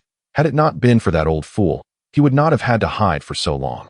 That group of pursuers was truly intolerable. His divine body had been exposed, drawing a horde of pursuers. Otherwise, he would not have retreated to this Land of Darkness. Here, everyone's divine sense was hindered by various dark creatures, and even Yuaning cultivators dared not venture in carelessly, while he, a golden core cultivator, could roam freely. It seemed my great blade was eager for action. The Mo Dao Qianren thirsted for blood and sought to slay. He had fully recovered from his injuries and had broken through. It was time to emerge and vanquish those who pursued him. Long Aotian hefted the great blade and vanished, soaring towards the outskirts of the Land of Darkness. Mou continued his search in the realm of darkness. for it appeared that the individual who had taken the great sword had not been gone for long, and was likely still within this shadowy domain. By chance, he encountered a dark creature in the initial stages of transformation, which unwittingly found itself in Mou's line of fire. He swiftly charged forward, delivering a flurry of punches and kicks to the creature. It was an arduous task, akin to battling with clay. The creature was impervious to most physical assaults and could absorb dark energy, forcing Mou to unleash his ultimate technique to vanquish this foe. What a stroke of misfortune! Mou delivered a powerful kick that sent the creature's lifeless body flying. The creature was replete with toxins, rendering it of little use. Chapter 76. Fierce Battle, Where Do You Hail From? Long Ao Tian thrust his blade into the chest of the masked man, who remained silent as he triggered his own Jin Dan to explode, leaving only tattered fragments in the air. He had already slain several foes, and now only one Yuanying stage opponent remained. This too was a masked man, with a green face and sharp fangs, adept at lurking in the shadows. Striking like a wraith with astonishing speed. Our master holds you in high regard. If you are willing to join us, a life of luxury and wealth awaits you. Enough. Long Ao Tian, lacking the patience for the masked man's prattle, swung his magic blade, Qian Run. The masked man vanished in an instant, concealing himself in the darkness. This abyss suited them well. They were born to thrive in such environments. Darts flew from above, and before long Ao Tian could evade, they detonated, leaving him covered in soot but otherwise unharmed. Poison? Futile. Long Ao Tian was impervious to toxins. Nothing could affect him. Here. Long Ao Tian's figure multiplied into dozens, a divine dragon bursting forth, causing an explosion at the sight. The masked man's attire was torn, and he once again slipped into the shadows. The magic blade sensed a new direction, transforming into a flurry of great swords. Long Ao Tian wasted no time, gathering an immense black energy sphere in his left hand. Boom! The masked man was forced out, a wall of flames several meters high conjured by a series of talismans, as a thunderous dragon appeared in the sky. Such trivial tricks. Do you think you can take me? Long Ao Tian activated his dominance body, his aura surging violently. With a single stroke, he shattered the oncoming thunder dragon. Even the wall of flames crumbling beneath his might. Truly a divine physique. Realizing he was outmatched, the masked man enveloped himself in a thick cloud of smoke and utilized a teleportation talisman to vanish. Fleeing? What a pity. I was just getting started. Long Ao Tian dispelled his dominance body, unfazed by the exertion. A bunch of paupers. He seized the storage rings of these individuals, discovering they contained scant resources but an abundance of poisons. Each bore a token inscribed with the character in. Who is targeting me? Long Ao Tian pondered, suspecting it to be someone from the Imperial City, for one could not easily cultivate a Yuanying-level assassin. Boy, hand over your blade, and I may consider sparing your life. Mou sensed the commotion from afar and approached rapidly, catching a whiff of the atmosphere and spotting Long Ao Tian wielding the massive blade. The blade had betrayed him, choosing Long Ao Tian over its original master. Infuriated at the blade's defiance, Missouri thought to scold it. Was it really necessary to bury you for 10,000 years? It was for your own good. Without finding such a prime location and setting up formations, would you have reached the initial stage of heavenly level? Warning! Warning! The enemy is too powerful to contend with. Please evacuate immediately. Long Ao Tian's expression turned grave. This was the first time the system had issued a warning, and it did so thrice in succession. He had nearly lost his life against that Yuanying late-stage elder, let alone this Dongshu initial-stage foe. Who are you? Despite the system's caution, he could not allow his momentum to falter. Interesting boy. Have you considered becoming my slave? Mou admired Long Ao Tian, particularly his divine physique. Sorry, not interested. Do you even know who you were speaking to? Mou's countenance darkened. A mere Jindan dared to refuse him, truly audacious. Long Ao Tian hurled several earth explosion stars, a type of bomb that contained stored spiritual energy and poison stingers. Mou had expected a grand display of skills, only to find that these bombs didn't even breach his protective shield. Begone. Long Ao Tian was pleased with the magic blade Qian Run, but knew he could not retain it now. With all his strength, he threw Qian Ren at Mou. Master, no? The spirit of Qian Ren cried internally, trembling in fear, but powerless to alter its fate. It truly felt desolate. It swiftly oiled its feet and fled backward. Blood escape. Only a mist of blood remained at the sight. Can you truly escape? Mou seized Qian Run, incensed that it dared to submit to another man before him. Long Ao Tian utilized blood escape to conceal himself behind a stone and immediately employed a great teleportation talisman. He arrived at a different location, hidden within a patch of grass. Now you cannot find me. Mou scoured the vicinity, surprised that the boy had indeed managed to escape. Had I known, I would have exploded his head at the first opportunity. Qian Rin was now suspended, its spirit disobedient. Thus it was time to find a new spirit. Master, please. It's all my fault. I was blinded by ignorance. I beg you for another chance. I am so sorry I was wrong. The spirit of Qian Rin pleaded, even groveling before Mou, who ignored it and continued searching for Long Ao Tian. The great teleportation talisman had a vast range, but certainly did not lead him out of the abyss. That fellow must still be hiding within. Next time, he would seal the surrounding space to prevent escape. Long Ao Tian found a cave to hide in. Had his newly acquired heavenly-level weapon truly slipped away? What a disheartening experience. Moreover, he had drawn the ire of a Dongshu strongman. Using blood escape had drained a significant portion of his vitality, and he would not recover in less than a few dozen days. Where did this dog come from? Long Ao Tian recalled that there were very few Dongshu realm experts in the entire southern domain, no more than 10 in a dynasty. To encounter one was indeed unfortunate. Perhaps he should have checked the omens before venturing out today. Meanwhile, Zhang Yi received word that 2 Huashan generals were approaching with their troops. Against his ragtag rebel forces, he stood no chance.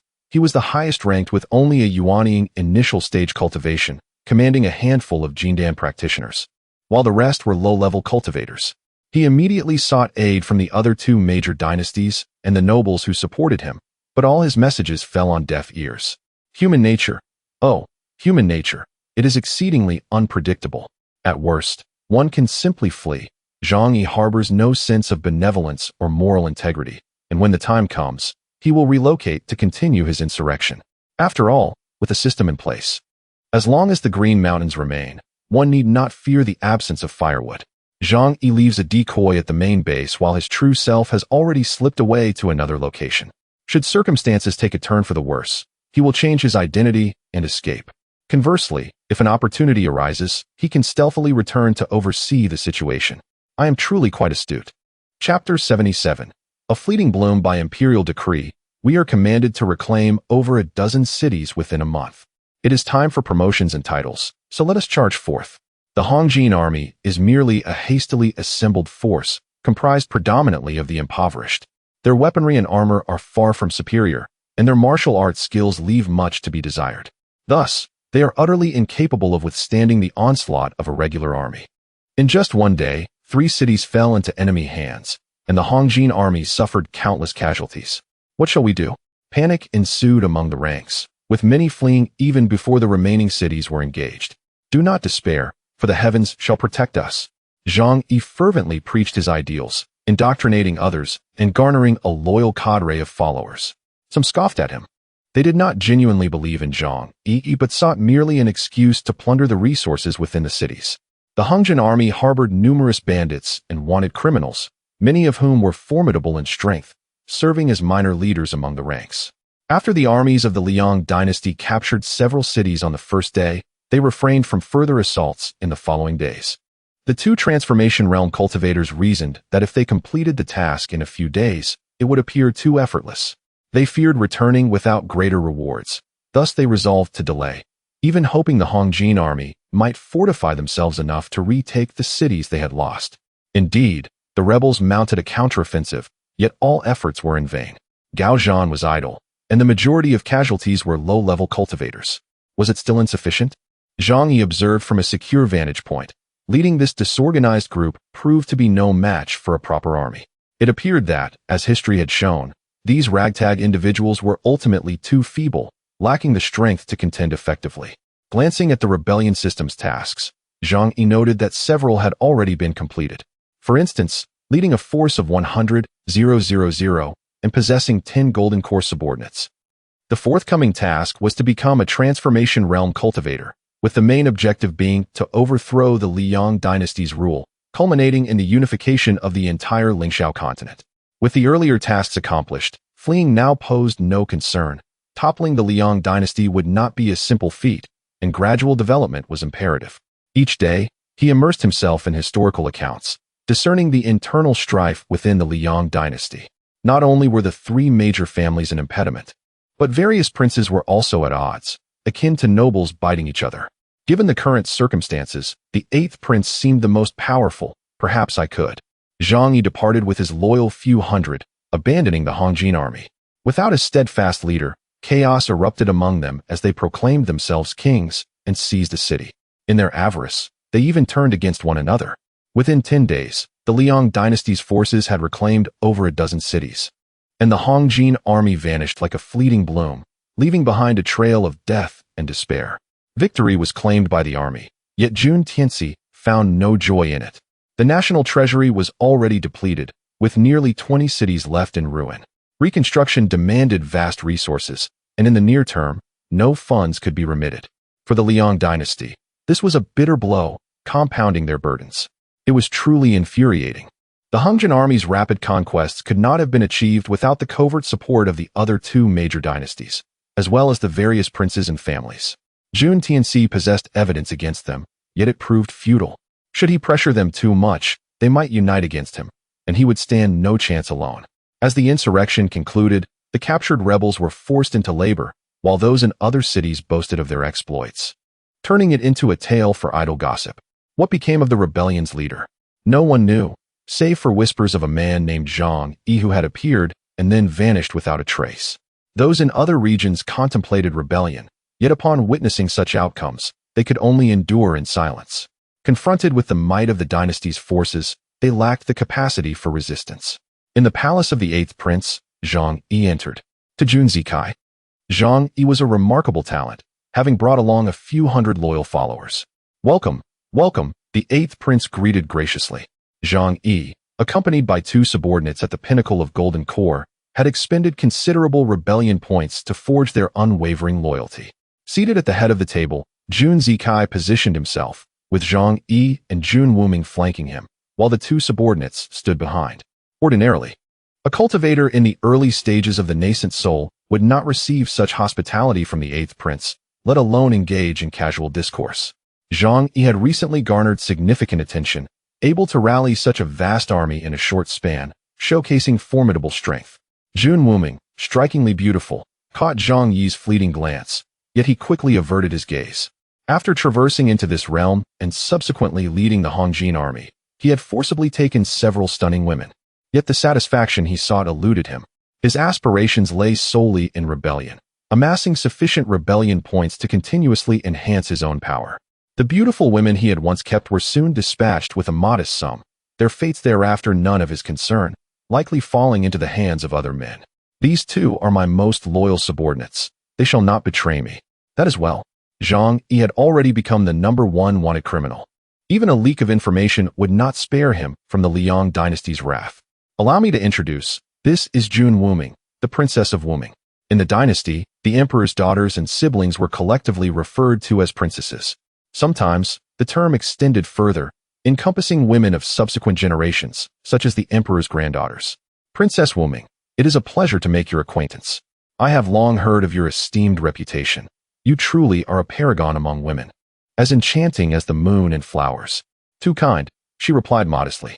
With pleasantries concluded, the conversation turned to more pressing matters. Zhang Yi's mere few hundred followers would surely be insufficient without discussing other achievements and strategies. As a history teacher, strategy was Zhang Yi's forte.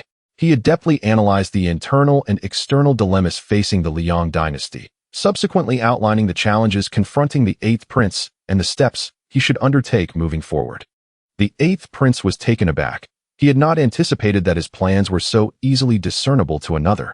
Zhang Yi further supplemented the arrangements made by the eighth prince, rendering the plan even more meticulous and comprehensive. What a remarkable talent, indeed. The eighth prince exclaimed repeatedly, the two men sharing a mutual admiration. Had it not been for the slight disparity in their cultivation levels and the significant age difference, they would have aspired to pledge brotherhood. Brother Zhang Yi, please allow you and your companions to stay here with me. Xiao, the prince is here. Please escort them to their accommodations and also arrange quarters for the several hundred individuals. Your Highness, I shall take my leave now, Zhang Yi said as he departed with his companions. After their exit, Jun Wuming glanced at the eighth prince. Chapter 78. Clearing the ranks, Your Highness. Zhang Yi is indeed formidable.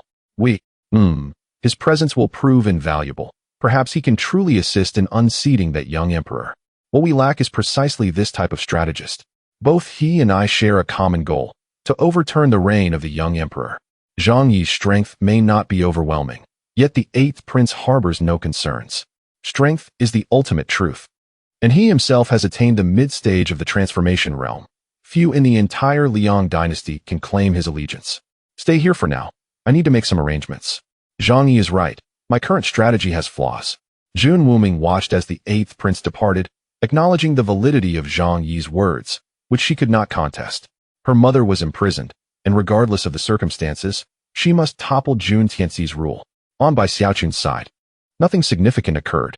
After a few days of mourning, Yin Shiru gradually emerged from her sorrow. After all, her father wished for her to live well. Should she continue to languish, her parents would surely not find peace in the afterlife. The resources Bai Xiaochun possessed were sufficient for everyone to cultivate to the Yuaning realm. He led the women to the internal region of Yunnan City, purchasing a grand estate to the west of the city, complete with lotus flowers and a pond.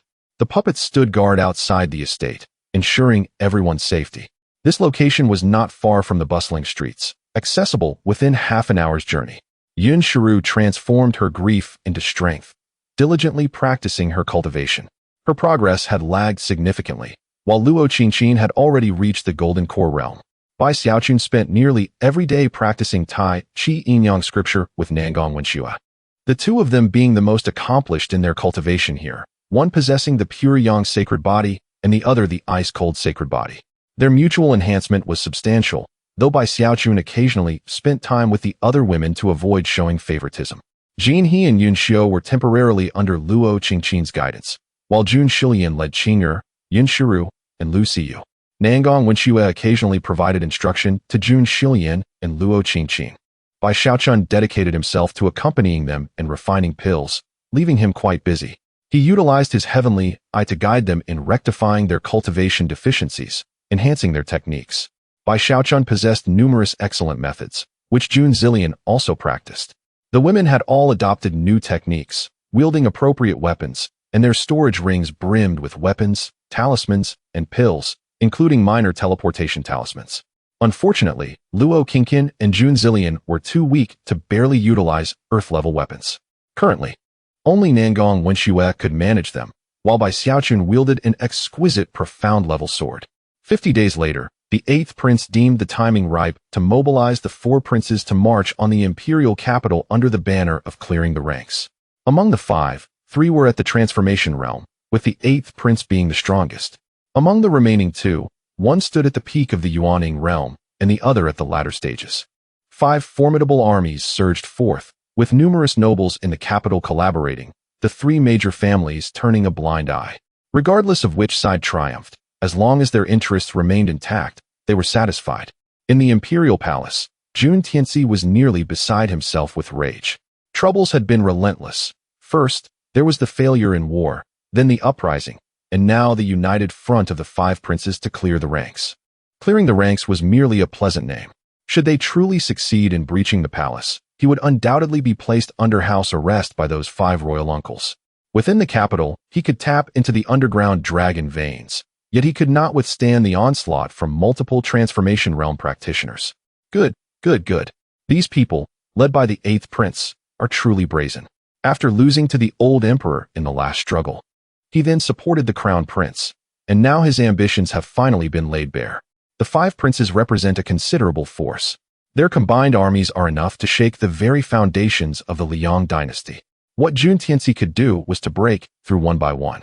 The 5 princes split into 3 factions, all ultimately aiming for the imperial capital. Among these, the 8th prince's army was the largest and most powerful.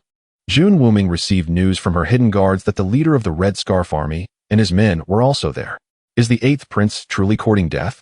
At the mid-stage of the transformation realm, those old fellows surely do not wish to see him perish. It seemed a plan was necessary. Jun Tianxi could imprison the crown prince within the underground dragon veins, and he must possess some means to accomplish this quietly. In the court, esteemed ministers, what do you propose we do? Your Majesty, I believe we should dispatch General Xiaolong, General Cheki, and General Jinghua. I am willing to fight. I am willing to fight. Very well, the three generals will lead, while the Zhendong, Zhennan, Zhenxi, and Zhenbei generals will assist.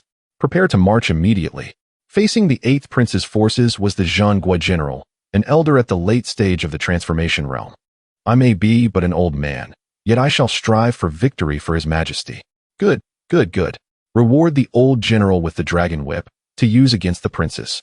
The earth-level dragon whip was presented, eliciting envy from others. It was not merely a weapon, but a symbol of status. Thank you, your majesty. Zhenghua General Yuan Tuo rose from his seat, accepting the dragon whip. He was the pillar of the Liang dynasty. The chancellors exchanged glances, remaining silent. Dismissed. A dozen generals returned home, bidding farewell to their families, donning armor to rally their soldiers. Yuan Tuo returned to the general's residence, scarcely remembering how many generations of veterans he had led. The Zhenbei general, Shimen Qiubai, was one he had trained himself, yet it was a pity. Grandfather, this battle.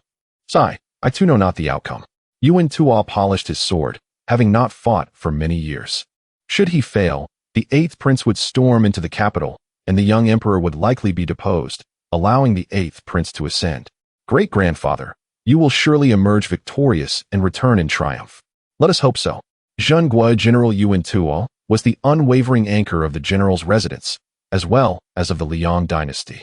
The hundreds within the general's residence relied upon Yuan Tuo's support, for his presence allowed future generations to serve as 3rd, 4th, and 6th grade officials in the court. 3 days later, 3 grand armies set forth from the imperial capital, with Jun Tianxi personally attending to see them off. This is the wine bestowed by the emperor. Thank you for your majesty's grace. Yuan Tuo grasped the bowl and consumed its contents in one swift motion, forcefully shattering it upon the ground, before raising his sword aloft. The next time I return, it shall be the moment of my triumph. Within the estate of the 8th prince, news of their adversary had spread amongst all. Yuan Tuo, the grand general of the state, a legendary figure of the Liang dynasty, known for his unwavering integrity and unparalleled mastery of the Xianyuan sword. All of this was foreseen by me. The 8th prince had secured the allegiance of numerous individuals, even managing to win over several generals. Chapter 79, the ambition of the Liyan dynasty finally reaching the pinnacle of the golden core stage was no easy feat. By Xiaochun embraced the smooth and delicate shoulder of Nangong Wenxue. It is all thanks to your efforts. Nangong Wenxue opened her eyes and found a comfortable position. Humph, you only enjoy teasing me, she remarked, swatting away the inappropriate hand. Hee, you are simply too beautiful. How could I resist? Nangong Wenxue rolled her eyes, acknowledging that she had also benefited, having progressed to the late Yuaning stage. Now, Bai Xiaochun needed to contemplate how to break through to Yuaning. Nangong Wenxue's method was not suited for him. Within Bai Xiaochun's consciousness, the little figure representing his Yuaning had fully coalesced, with his consciousness breadth comparable to that of the early Yuaning stage, all thanks to that pearl. It seemed that before long, he would be able to condense a complete Yuaning and become a Yuaning cultivator. This marked a watershed moment. Golden core practitioners possess the ability to wield qi and fly with the wind, while Yuaning practitioners, even without a physical body, could seize others' bodies, effectively granting them an additional life. In recent months, both Yunqi Ruo and Juan Shilian had achieved breakthroughs.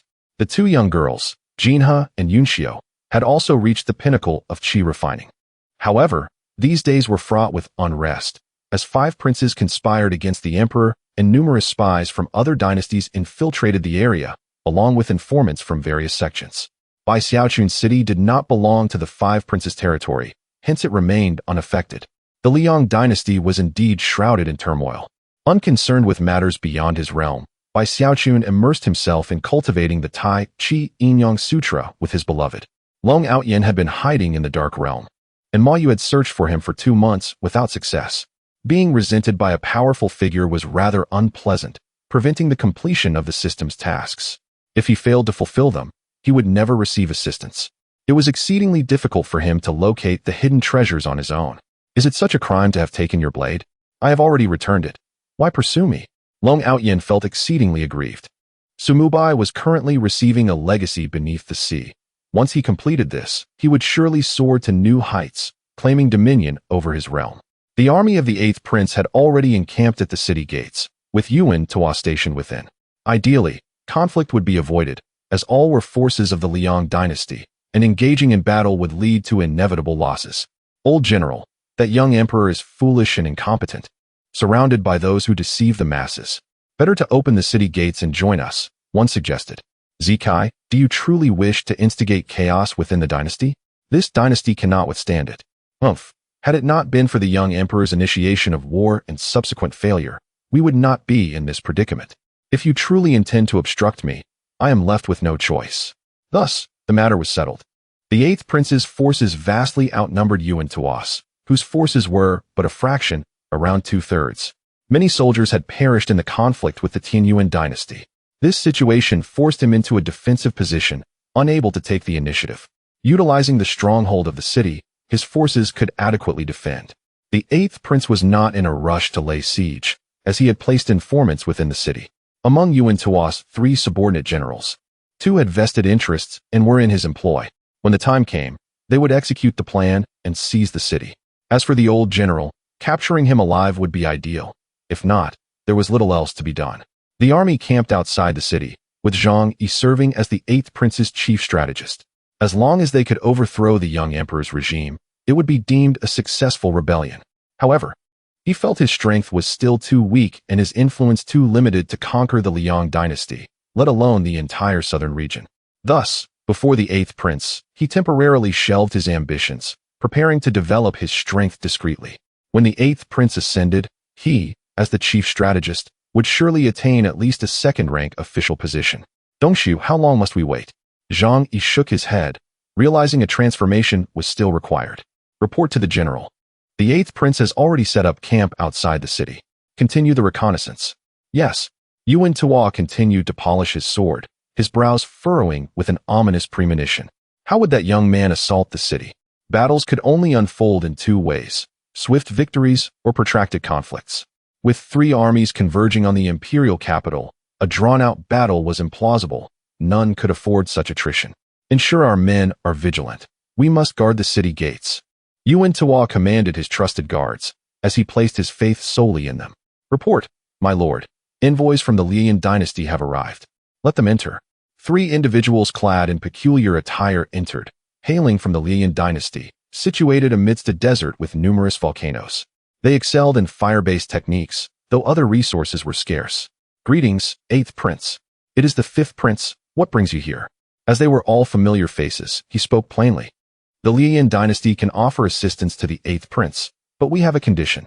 A 50 reduction in customs duties on goods exported from the Liang dynasty to the Liang dynasty.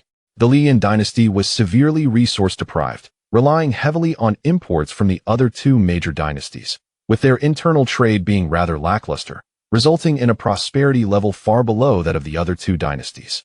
Following a series of setbacks, the treasury of the Liang dynasty had been depleted, having expended considerable military resources.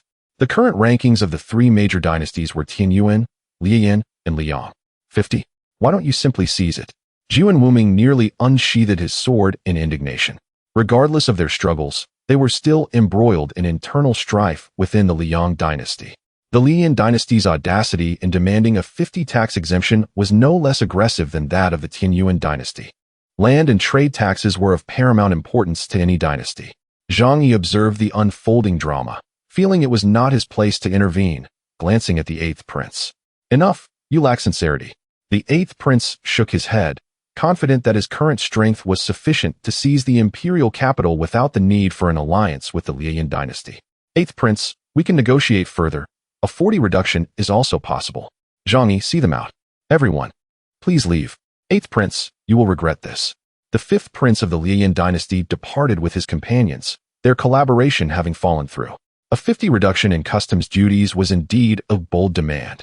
The 8th prince shook his head. Should the young emperor march towards the Liang dynasty, success might still be within reach. Alas, much of the land along the borders of the Liang dynasty is barren, rendering any occupation of little value.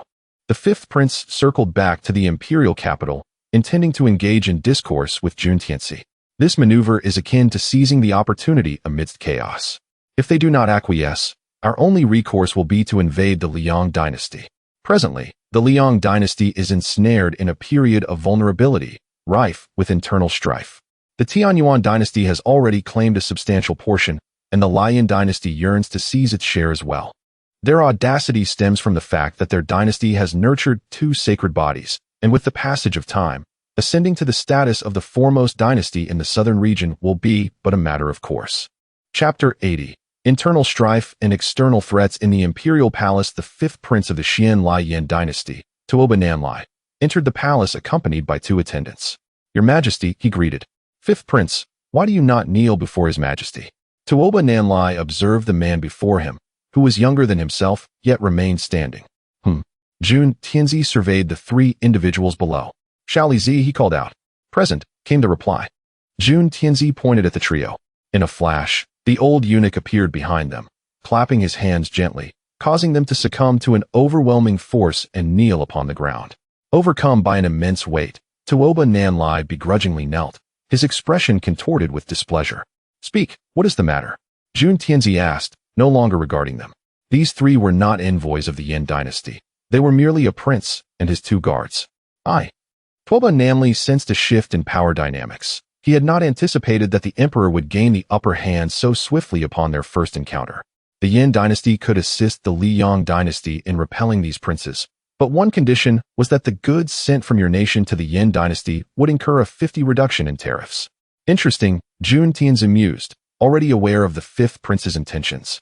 It was evident that these individuals had previously approached the eighth prince, only to be rebuffed. At least the eighth prince possessed some self-awareness. Regardless, the interference of the other two major dynasties in this internal conflict was unacceptable. The three individuals, seeing him refuse to kneel and now making such audacious demands, prompted Jun Tianzi to wipe his hands with a handkerchief. "Shali Zi, expel them," he commanded. "Yes." Before the three could react, they were unceremoniously thrown out of the palace, landing in a heap at the entrance. Passers-by witnessed the scene, some recognizing the fifth prince. Even those unfamiliar could discern from their attire that they were from the Yan dynasty. Who would have thought the fifth prince could find himself in such a predicament? "Quite amusing, indeed," Zhang Heng remarked as he approached to mock them. Let us depart." Tuoba Nanlai ignored Zhang Heng, who was the young master of the Zhang family, a peer in status. The three retreated in disgrace, their requests denied by both sides. Tuoba Nanlai found a secluded alley and adjusted his garments. He resolved that upon his return, he would urge his father to send troops to the Liyang dynasty. Before he could exit the alley, a flash of blades swept through the air. Despite being at the mid-stage of the Golden Core realm and possessing considerable talent, Tuoba Nanlai failed to notice the impending danger. In an instant, his head fell to the ground, his two guards silenced before they could utter a sound. The task was complete. The assassin was sent by the Wang family, authorized by their patriarch. With the fifth prince of the Yan dynasty dead, they stood a better chance of launching an attack. This provided a legitimate pretext, as the Wang family had already conspired with the Yan dynasty. Tuoba Nanlai was merely a pawn in this game. To the emperor of the Yan dynasty, he lacked the need for another exceptionally gifted son. A few hours later, Tuoba Nanlai's corpse lay exposed on the bustling streets. The entire imperial capital was aware of the inexplicable demise of the fifth prince, who had recently been expelled from the palace, suffering great humiliation. Chaos ensued. The Liyang dynasty was on the brink of turmoil. On the following day, the Yan dynasty dispatched envoys to demand justice for the fifth prince and the identification of the true murderer. Failure to comply would result in military action against the Liyang dynasty, threatening to raze the entire capital. The Yan dynasty employed a strategy of diplomacy before warfare, their armies having already assembled and darkly looming at the borders. This was dire news. On the dragon throne, Jun Tianzi rubbed his temples. The armies of the five princes had already breached the inner city, yet the Yan dynasty had encountered further complications. The death of the fifth prince was of no concern to him. He was not foolish enough to eliminate a prince in such a manner. The Dark Guards conveyed intelligence that the Wang family had colluded with the Yan dynasty. This was a cunning stratagem. The envoys from the Yan dynasty would undoubtedly make exorbitant demands. If agreed upon, they would gain tremendous benefits without shedding a drop of blood, merely the sacrifice of a prince. If refused, the Yan dynasty's forces would invade the Liyang dynasty, whose military strength was already stretched thin by the five princes. It appeared this tactic was indeed masterful. As Jun Tianzi surveyed this chaotic situation, he contemplated abandoning his responsibilities, considering fleeing with the imperial seal in hand. What course of action should he take? The five princes would certainly not agree to unite against the Yin dynasty. They would relish the arrival of the Yin military. His head throbbed painfully. Perhaps it was time to escape? Jun Tianzi found little satisfaction in his role as emperor, burdened daily by a plethora of administrative duties, with most court officials lacking loyalty. He had scarcely any time left for cultivation. He inquired of his supporters, yet received no response. Very well, if the emperor must step down, let it be. Whoever wishes to handle this hot potato may do so. 3 days later, momentous news emanated from the palace. Jun Tianzi announced his intention to abdicate the throne in favor of one more capable and summoned the five princes to the palace for discussions. What was this all about? The five princes received the news, while 3 armies, aside from the 8th princes, had already engaged in combat. The urgency of war was palpable. Not only the 5 princes, but even the generals were left bewildered. The ministers of the capital and several prominent families were equally perplexed. Was this a trap, or was the young emperor genuinely prepared to relinquish his throne and flee? The 5 princes were uncertain. The timing of Jun Tianzi's announcement was too tight. The envoys from the Yin dynasty were soon to arrive in the capital. Zhang Yi, what is your opinion? 8th prince, the information is scant. Both scenarios are plausible. However, I lean towards it being a trap. Throughout history, there have been numerous instances of capturing or even assassinating significant figures during meetings. Many dynasties have such examples. As for abdication, while it has occurred, it is rare, typically only among virtuous rulers like Yao and Shun, as recorded in history. Yuan Tuo received a secret order and helplessly shook his head, commanding his personal guards to open the city gates. The 8th prince was ordered to enter the palace for an audience, permitted to bring 800 personal guards. The 8th prince accepted the decree, gazing into the distance as the city gates swung open, revealing no ambush within. Should he deploy his forces now, he could effortlessly breach the city gates and reach the imperial capital in no time. However, given the emperor's current stratagem, he could no longer proceed in such a manner. Otherwise, even if he ascended to the throne, he would be forever tarnished by infamy. What should be done? Is this a trap or something else? Your Highness, I believe you ought to consider. What do you say? The 8th prince turned his gaze towards Zhang Yi. Chapter 81. Abdication with 5 princes, each permitted to bring along 800 loyal soldiers, a total of 4,000 troops gathered. Given your esteemed reputation, the young emperor would likely not dare to take action against you, especially since we have our informants within the imperial city. Should any incident arise, you will be the first to disseminate the news, and our forces shall undoubtedly breach the city gates and march straight to the imperial capital. Indeed, that is a valid point. Jun Wuming intended to voice her objections, but swallowed her words upon observing the attitude of the 8th prince. She sensed that the young emperor harbored ulterior motives. It could not possibly be so simple as relinquishing the throne. Come with me into the palace. I will follow you to the death, my lord. Zhang Yi had no choice but to comply. The 8th prince selected 800 elite guards from the army, each a formidable warrior, while Jun Wuming remained behind, awaiting his news. As the 800 soldiers approached the city gates, Yuan Tuo stood atop the battlements. Let us proceed, 8th prince. Yuan Tuo himself was returning to the imperial capital, perplexed by the unfolding events. The 8th prince brought 800 men, while Yuan Tuo had only 300. They utilized the city's teleportation array to leave, arriving at the imperial capital after 2 transfer stations. The 8th prince had arrived, accompanied by 3 of the other 4 princes, while one had sent a representative, his son. The atmosphere in the imperial capital was fraught with anxiety. No one was certain what the night would bring. Would it be a bloody coup in the palace, or would they bear the burden of abdication? Jun Tianzi had committed numerous nefarious acts to ascend to the throne. Many of his siblings lay incapacitated or were still under house arrest, while the Empress Dowager and favored consorts remained trapped within the palace walls. Would a heartless individual willingly relinquish the throne? In familiar surroundings, the 8th prince gazed upon the bustling imperial capital, struggling to recall how many years had passed since his last visit. The last time he had returned was during his father's abdication. Old 10, 13, 17, you are here as well. Yes, 8th brother. Still as robust as ever, while we are but models of weakness. The personal guards were left outside the palace. Only a few could accompany them within. They had not received any news from inside the palace. The imperial guard remained motionless, and the elder statesmen of the royal family had not stirred. If danger truly lurked, It lay solely with the secret guards under the young emperor's command. Let us go? I wish to see what schemes that young fellow is concocting. As darkness enveloped the sky, they entered the palace. Jun Tianxi donned a brand new dragon robe, attended by a dozen palace maids who adorned him. Your Majesty, the time has come. They have arrived at Weiyang Palace. Very well. Jun Tianxi settled into the dragon carriage, which was hoisted by several eunuchs, flanked by palace maids and guards. In Weiyang Palace, a banquet had already been prepared. Among the 5 princes, some appeared at ease, while others were visibly tense, particularly Zhang Yi. As the leader of the rebel army, he felt an undeniable sense of danger, despite his disguise. In addition to the 5 princes, various other nobles, the left and right chancellors, and ministers from the Ministry of Rights and the Ministry of Works gathered. Officials of the 3rd rank and above were present. The dragon carriage came to a halt, and Jun Tianxi leisurely made his way inside, ascending step by step until he finally seated himself upon the dragon throne. 2 palace maids stood behind him, fanning him, while eunuchs stood nearby. This evening is of great significance. It seems that all who could have gathered are present. Jun Tianxi surveyed the assembly, feeling devoid of any conspiracies. He was weary of the burdens of being emperor. Since the time has come, let the banquet commence. A variety of dishes were presented, and performers took center stage.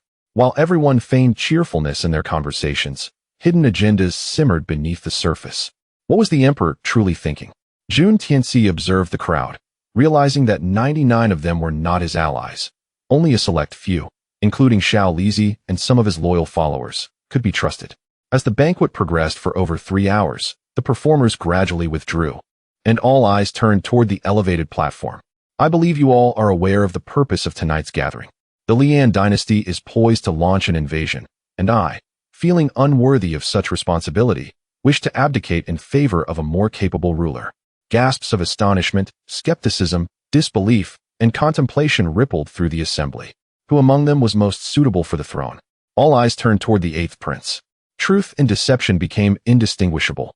The 8th prince found himself the target of scrutiny. With frequent warfare in recent years, the populace had suffered greatly. If the emperor were willing to step down, it would be for the best. The 8th prince stood slowly. Zhang Yi scrutinized the emperor's expression, finding it inscrutable. Did he wish to remove the 8th prince with the assistance of others? We are willing to nominate the 8th prince. We are willing to nominate the 8th prince. We are willing. Jun Tianxi witnessed the assembly. After a moment's reflection, the left and right chancellors also rose. Only a handful remained seated in silence. The tide had turned, indeed. 8th uncle, I must trouble you. As the banquet concluded, Jun Tianxi departed with a languid gait, his figure fading into the stillness. 1 day later, Jun Tianxi officially announced his abdication to the 8th prince in the court. The officials below buzzed with excitement, their attitudes varying. Many belonged to the 3 prominent families. Jun Tianxi was young and inexperienced, easily manipulated, yet the 8th prince was a cunning old fox in the mid-stage of transformation. The 3 families would not find him so easily swayed. After Jun Tianxi's abdication, he vanished without a trace. The empress and several consorts also disappeared, leaving the treasury barren. The palace had become a realm of shadows, reminiscent of the former crown prince's fate. Due to the agreement between Jun Tianxi and the 8th prince, his supporters either remained in their positions or retired to their hometowns. The 8th prince did not eliminate them. The empress dowager and royal consorts were liberated, and all imprisoned princes and princesses were set free, with numerous officials vindicated and reinstated. Was it truly so effortless to overthrow Jun Tianxi's regime? Such simplicity? Jun Wuming felt as if she were ensnared in a dream. Her mother had been freed, and her siblings were also released from confinement. Yet, the matter was far from over. Where had the crown prince gone? What had become of Jun Tianxi? How would the envoys from the Lian dynasty be received? 3 days later, the 8th prince, Jun Zikai, has officially ascended the throne, heralding a new era under the reign title of Xian. Jun Wuming and Jun Xilian have restored their status as princesses. While Jun Zikai is celebrated as the Sage Emperor, and Jun Tianxi is referred to as the Qin Emperor. During his approximately 2-year reign, he accomplished little of note, yet ultimately abdicated the throne, retaining his title, much to the admiration of the people. However, he left behind a considerable mess, causing Jun Zikai great distress. Chapter 82. The ascension of the new emperor. Beneath the imperial capital lies the convergence of the dragon veins. The crown prince remains suspended here, while Jun Tianxi arrives at this place. How fate plays its tricks. Had I not intervened, he would have ascended the throne. However, with the current outcome, Jun Tianxi cannot allow him to leave. Within the imperial seal lies a hidden space, where several of his wives reside. And the remaining resources of the national treasury have been taken away by him, sufficient for his cultivation. Sitting cross-legged on the ground, Jun Tianxi cultivates with the imperial seal, surrounded by dragon energy, harnessing the power of the dragon vein. Perhaps when he next departs from this place, he will have attained the realm of transformation. Without the burden of the imperial throne, he finds himself much more at ease, able to concentrate on his cultivation. In the imperial court, this marks the first morning assembly of the Sage Emperor, whose subordinates have largely risen to significant positions. The prime ministers on either side remain unchanged, wielding considerable power deeply entrenched with the three great families, making it difficult for Jun Zikai to act against them. Zhang Yi has transformed into the vice minister of personnel, a high-ranking official of the second tier. He feels somewhat dissatisfied, as his victory came too easily. His strategies had limited impact. Becoming the vice minister was a concession from the eighth prince, recognizing his cleverness. It is commendable for a leader of the rebel army to hold an official position in the court. During this first morning assembly, the two great dynasties have sent gifts of congratulations, and their sects also extend their well wishes. The remaining two sects and the three great families have also presented their tributes. The court now features many new faces. With nearly one-third of the military officials replaced and a quarter of the civil officials also changed. Were it not for a shortage of personnel, the eighth prince would have initiated a complete overhaul. The envoys from the Xian Lai Yan dynasty soon arrive. Jun Zikai's foremost task is to address the conflict with the Yan dynasty. Only after that can he deal with the matters concerning the three great families. Your Majesty, our fifth prince has met his demise in the streets of your imperial capital. We demand an explanation. What sort of explanation do you seek? Compensate the Yan dynasty for our losses and reduce the export tariffs by 50%. Otherwise, our armies will march through your lands. Oh, the fifth prince of your dynasty has perished here. We sincerely apologize. We have already apprehended the culprit. Bring him forth. Two imperial guards drag a black-clad man before them, barely clinging to life. This is our explanation. Are you implying you refuse to offer compensation? In that case, let us go to war. The envoys stand arrogantly, entirely dismissing their authority. How audaciously you speak. Do you truly believe we fear you? At the emperor's signal, a general unsheathes his sword, and the three envoys lose their heads on the spot. Blood spills across the court. This marks the first morning assembly.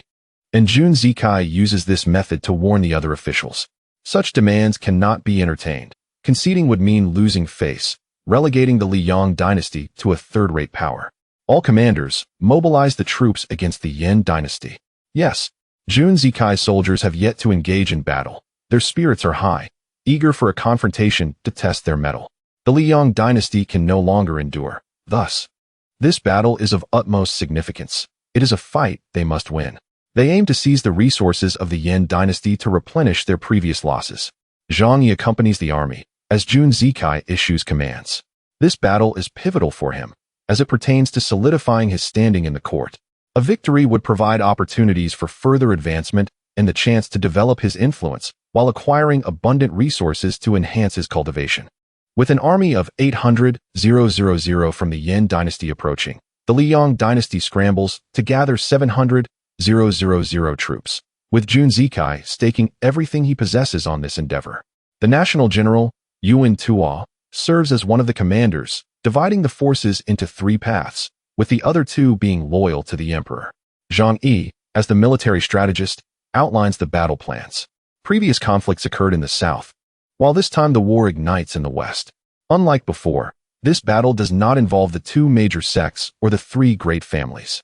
Although the Yan dynasty boasts greater numbers, their supplies are woefully inadequate. Swift resolution is essential, for if they prolong the conflict, defeat is inevitable. Zhang Yi dispatches personnel to secure critical choke points, organizing troops to sever the Yan dynasty's supply lines. General Yuan Tu need only defend the most vital gate. If they can hold for a month, the Yan dynasty's forces will crumble completely. Heroes emerge in youth. Yuan Tuo gazes at Zhang Yi with admiration, unaware that Zhang Yi was once the leader of the rebel army, or else he would have been infuriated. The Liang dynasty's troops do not initiate an attack. The main battlefield remains on their borders. The Yin dynasty's forces continually attempt to besiege the city, just as they capture it. It is swiftly retaken. This tug-of-war continues, with supplies burned in the rear, leaving 1/3 of the soldiers without sustenance. Did the Liang dynasty not lack an army? How do they still possess such formidable fighting power?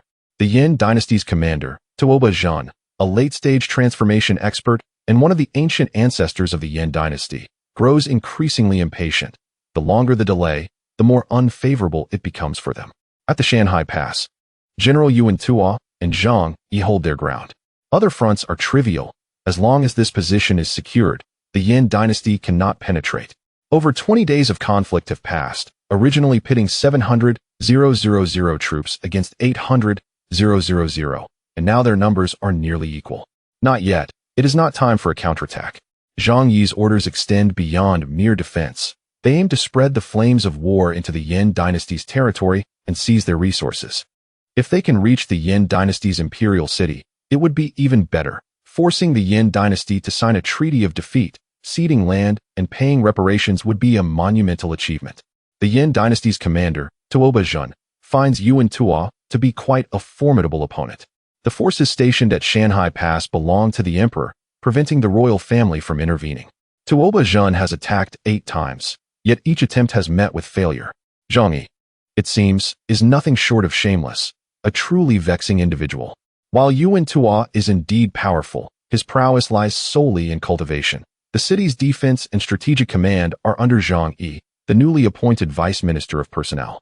The individual in question is rather enigmatic, with little known about their origins. They appeared suddenly in the vicinity of Yi, subsequently making their way to the imperial capital, where they ascended to the position of minister of personnel. Neither wealth nor beauty could sway them. They are as unyielding as a stone in a latrine. General, our provisions are dwindling, allowing us to sustain ourselves for only about 7 days. Therefore, let us permit everyone to rest this evening to prevent any surprise attacks. Within the confines of Shanhai Guan, Zhang Yi vigilantly monitors the battlefield. The primary mission of the rebellion system is to seize the entirety of the southern region, making the Lion dynasty a secondary objective. It is imperative that we dismantle it during this time frame, as it will facilitate easier subjugation thereafter. Chapter 83. The siege battle. It appears that their provisions are dwindling, and it is likely that a grand assault will ensue in the coming days. If we can withstand this impending onslaught, it shall be our moment to counterattack from the city. Zhang Yi's insights hold considerable merit, and I wholeheartedly concur. Yuan Tuo stroked his graying beard thoughtfully. Regrettably, the adversary seems disinterested in women.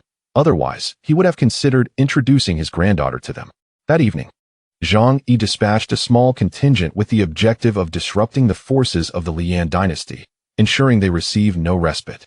This band comprised skilled ranged attackers who unleashed distant assaults, igniting the tents within the military encampment. Such relentless harassment forced Tuo Baijian to remain airborne, fending off these assaults. Should he pursue these troublemakers, they would evade him, darting towards the city gates with the swiftness of rabbits. Infuriatingly, it must be that mischievous Zhang Yi who sent them. On the morning of the second day, Tuo Baijian, unwilling to squander further time, anticipated the return of these harassers that night. Warriors, heed my command. Break through the Shanhai Pass, for our glory. Glory. Hundreds of thousands of soldiers assembled, bracing for the final offensive. Zhang Yi had foreseen this, and his forces were fully prepared. The entirety of the city's defenses was known only to him and Yuan Tuo. Charge. The warships in the rear unleashed cannon fire, while the foremost ranks consisted of foundational cultivators, with golden core and nascent soul practitioners soaring through the sky. Behind them, colossal siege engines ignited massive fireballs, launching them forth like cannonballs, accompanied by enormous crossbows releasing arrows skyward. Fire. Zhang Yi commanded the archers within the city to unleash a rain of arrows upon the Lian dynasty's forces. Each arrowhead bore specially crafted talismans that would detonate upon impact, generating tremendous shockwaves. Defend. The armored troops of the Lian dynasty raised their shields, forming a defensive formation on the ground. The battle commenced. Countless arrows struck the shields, exploding upon contact, with many shield bearers perishing in the chaos, creating several breaches in their defenses. Yuan Tuo brandished his golden sword, executing a cross-slash that obliterated dozens of fireballs. The protective formation of the Shanhai Pass emerged, countering the falling embers. Soon, the second wave of assaults arrived, a dense barrage of fireballs. Fire. Above the city walls, numerous spiritual cannons were positioned, their chambers stuffed with spirit stones. Dozens of spiritual projectiles soared forth, swiftly followed by another volley mere seconds later. The thunderous booms echoed. The third wave of attacks struck, breaching the Shanhai Pass's defenses, resulting in significant casualties among the Lian dynasty's ranks. Charge out to meet them. Yu Wentuo raised his sword, leading the forces into battle. The two armies clashed violently, as each soldier sought their foe, commoners against commoners, golden core against golden core, and nascent soul against nascent soul. Tuo Baijin, your opponent is I? Humph, old fool, perish. The two ascended into the heavens, engaging in fierce combat, each exerting their utmost strength. Zhang Yi stood atop the city gate when a young nascent soul commander flew towards him. Zhang Yi, where do you think you're running? Capturing this fellow would elevate his status, and slaying him would yield similar rewards. Are you certain? Zhang Yi had not fought for some time. Even as a nascent soul beginner, he was no ordinary practitioner to be trifled with. Then allow me to test your combat prowess. He leaped forth, brandishing the Luo Yu sword. The battle was intense, the ground littered with corpses as the soldiers of the Lian dynasty failed to breach the city gates despite their relentless assaults. Fireballs rained down from above, and even those who scaled the walls met their demise. Spiritual projectiles exploded upon impact, indiscriminately claiming both friend and foe alike. Soldiers from both dynasties fell to the blasts, a gruesome scene of blood and carnage. I want to go home. I want to find my mother. Who could have imagined the war would be so brutal? Many soldiers from the Lian dynasty retreated. Hours passed, yet the Shanhai Pass remained unbreached. The drums of war echoed 3 times in the rear, 1 drumbeat to rally, 2 to weaken, and 3 to exhaust. Boom. Tuo Baijin was struck down, his weapon flying from his grasp. Glancing around, he realized the dire nature of the situation. If you wish to continue fighting, then let it be. Yu Wentuo stood firm in the sky, sword in hand. The two battled for several hours. Ultimately, Yu Wentuo gained the upper hand. Cursed be this fate. As circumstances turned increasingly unfavorable, Tuo Baijin spat blood, clutching his chest, and hastily retreated with his subordinates. Regroup. The conditions for counterattack have been met. Zhang Yi instructed the Lord of Shanhai Pass to retrieve the fallen soldiers, wrapping their bodies in horse hides, allowing the deceased warriors to return home for burial. This gesture held profound significance for the soldiers. The morale of nearby troops surged, and Zhang Yi was exceedingly pleased. After several hours of rest, he commanded, "Let us set forth and counterattack the Lian dynasty." Orders were dispatched, and forces from other directions mobilized. Kill. Yu Wentuo led the charge, crossing the border into the territory of the Lian dynasty. With this momentum, they captured more than a dozen cities in merely 3 days. Cursed be this. The emperor of the Lian dynasty slammed his edict onto the ground. How could they suffer such losses against the Tianyuan dynasty after initially faring so well? The Lian dynasty's forces were now counterattacking, and they had already lost numerous cities. Panic ensued among the ministers, realizing their miscalculations. What shall we do, my loyal subjects? Your Majesty, perhaps we should consider surrendering. If we continue, our treasury shall not endure. We still have a chance. The Lian dynasty must have no reinforcements left. The two factions exchanged heated words, ultimately reaching no resolution. Meanwhile, the Lian dynasty rejoiced. Not only had they held their ground, but they had also launched a counteroffensive. They had seized over a dozen cities from the Lian dynasty, transporting vast quantities of fire resources back to the imperial capital, replenishing the treasury. Excellent, excellent. Junzi Kai expressed satisfaction with this achievement. These resources would temporarily alleviate the treasury's emptiness. The morale of the people in the Lian dynasty was restored. He issued 2 commands, one for Zhang Yi to continue the assault, capturing as much territory as possible. Another command was to dispatch envoys to persuade the Lians to surrender. The Lian dynasty could not be defeated. The longer the conflict persisted, the greater the devastation inflicted upon both sides. The Liang dynasty could not exhaust all its military strength, as it also needed to consider the 3 prominent clans. Upon receiving the orders, Zhang Yi continued his campaigns of conquest. Within 10 days, he had captured over a dozen cities. However, he encountered obstacles at the crucial Xia city. Once this stronghold was breached, they would be able to directly assault the imperial city of the Lian dynasty. This indicated that they had already advanced to the very doorstep of the Lian dynasty. Chapter 84. Titles and honors. The armies of the Liang dynasty have already reached Xia City. How could this be? A sense of fear enveloped the ministers, for if Xia City fell, the forces of the Liang dynasty would march directly to the imperial city. What to do? What to do? You must offer a solution. The emperor was genuinely anxious, having lost a promising son and many resources, as well as countless soldiers. Envoys from the Liang dynasty have arrived for an audience. Quickly, summon them.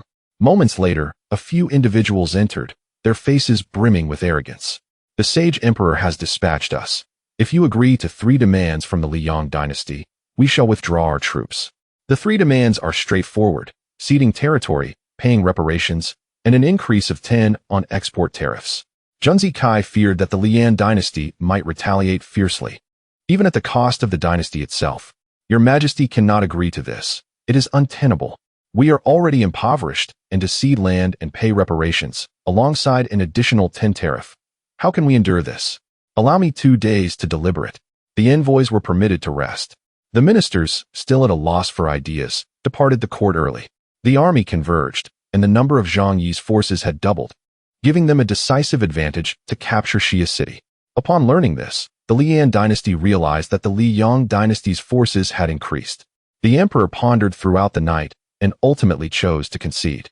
3 days later, the envoys returned to Xia City, where an agreement was signed. The Lian dynasty ceded 5 cities, paid a sum in reparations, and consented to a 10 increase in export tariffs to the Liang dynasty. In the end, Yuan Tua led his forces in retreat.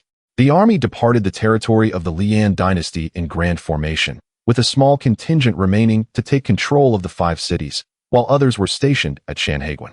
News spread, and the entire nation of the Liang dynasty rejoiced. They had not only repelled the invaders, but had also pushed into the territory of the Lian dynasty.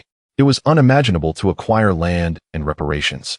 The territory ceded to the Tian Yuan dynasty was essentially offset by this new acquisition, albeit with slightly lesser reparations, yet with tariffs elevated by 10.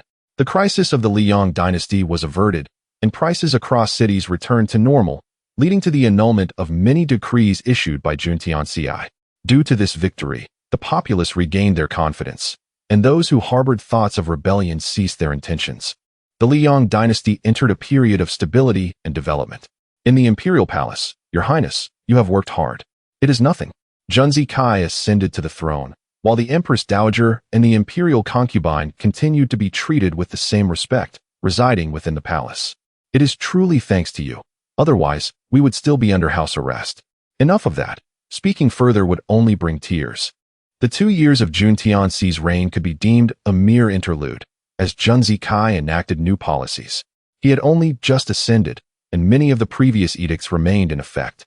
The 3 prominent families were deeply entrenched and could not be eradicated in a short period. With the war concluded, the foremost task was to restore the economy of the Liang dynasty. The capital was adorned with festive decorations. For today marked the return of the Grand General, Ban Shi. We owe much to General Yuan Tua. Were it not for him, we would have lost long ago. What envy! The Grand Army entered through the city gates, parading along the main thoroughfare, flanked by bustling streets filled with people. The Grand General Yuan Tua rode at the forefront, flanked by Zhang Yi and several other generals, arriving at the gates of the imperial city. Junzi Kai awaited them there, accompanied by the court officials. I have fulfilled my duty. Yuan Tua knelt on one knee. Who could have imagined that these 2, once adversaries ready for battle, now stood as ruler and subject? Rise, esteemed general, rise. Junzi Kai assisted Yuan Tua to his feet, providing him a chair beside him. The following day was filled with celebrations, featuring countless delicacies to reward the returning soldiers. 3 days later, Grand General Yuan Tua was appointed as Taiwei, with a salary increase of 1,000 shi. Zhang Yi was conferred the title of Duke of Loyalty and Valor, with a palace and 100 acres of fertile land. Yuan Tua, already a duke, received the honorary title of Taiwei, albeit largely ceremonial, representing the highest accolade. Zhang Yi knelt to accept his reward. Though his official rank remained unchanged, he was granted a new title of Viscount. A palace in the capital, 100 acres of land, and the ability to command 500 private soldiers. Had he not possessed a rebellion system, he would have been exceedingly pleased. However, with the system, this was merely an embellishment, a foundation for his aspirations. Everyone gazed upon him with envy, for titles were not bestowed upon everyone, categorized into dukes, marquises, earls, viscounts, and barons. The viscount title was already quite esteemed, especially for a minister of the interior. This round of rewards was substantial, with many soldiers returning from battle receiving honors. Is this truly my palace? It is quite satisfactory. Zhang Yi stepped inside, his subordinates having already relocated here, accompanied by a dozen maidservants. What should be his next course of action? Zhang Yi contemplated the system's tasks, determined to ascend step by step to the pinnacle of power. Shilian, will you return? No. Jun Shilian shook her head. She was no longer a fugitive, but had regained her status as a princess. What would returning accomplish? The royal family was merciless, ultimately victims of sacrificial unions. Princesses often found themselves at the mercy of others, unable to select their own suitors. Indeed, much had transpired during this time. The young emperor abdicated, and a new emperor ascended the throne. Then came the invasion of the Lian dynasty, which ultimately withstood the onslaught, even striking back at the imperial city of the Lian dynasty. The Lian dynasty surrendered, ceding land and paying reparations, while cities of the Liang dynasty returned to normalcy. However, this bore little significance for Bai Xiaochun, for Jun Shilian chose not to return, relinquishing her identity as a princess. He was presently focused on coalescing his Yuan-Ying, seeking a breakthrough into the Yuan-Ying realm. Qing Er, Jin He, and Yun Xiu were the three women with the lowest cultivation levels, each diligently working to advance their skills, hoping to soon reach the foundation establishment stage. News arrived from Butler Wang. Yun Shirua's parents were interred together. Butler Wang had successfully broken through to the Golden Core stage and found a relatively peaceful location. He hoped that the young lady would never return, for the Yun family were not virtuous people. Yet, Yun Shirua still wished to return once to pay her respects to her parents. As their daughter, she felt compelled to honor them at least once. In the Yun family resides the venerable ancestor of transformation, and if Yun Shiru were not so naive, she would not return now.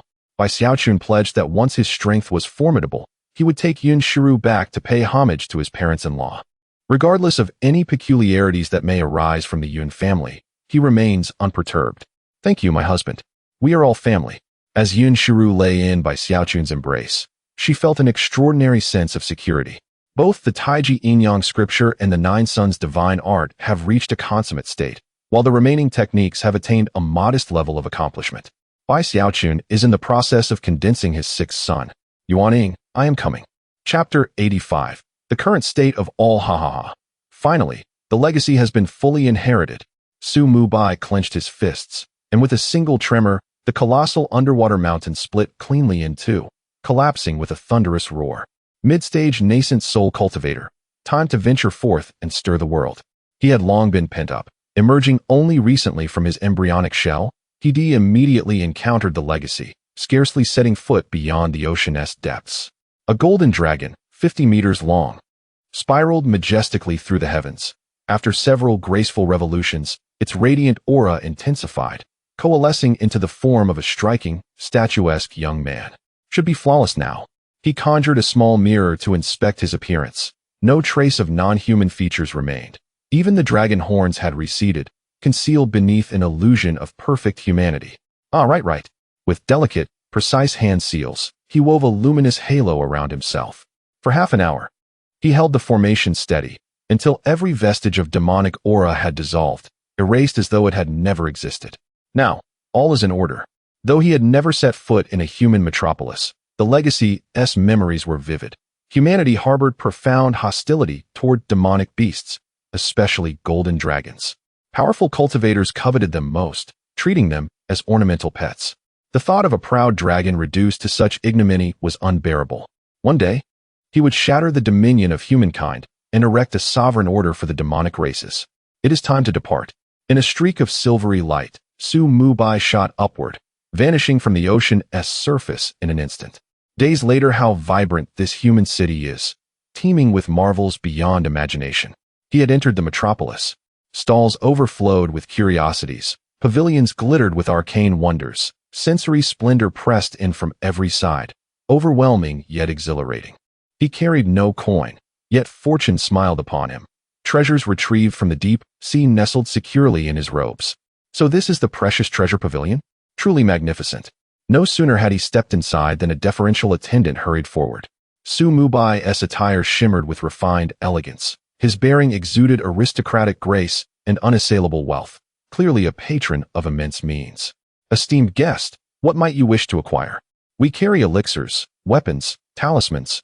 Nothing lies beyond our inventory. I confess my purse is rather slender at present. I wish instead to sell a few items.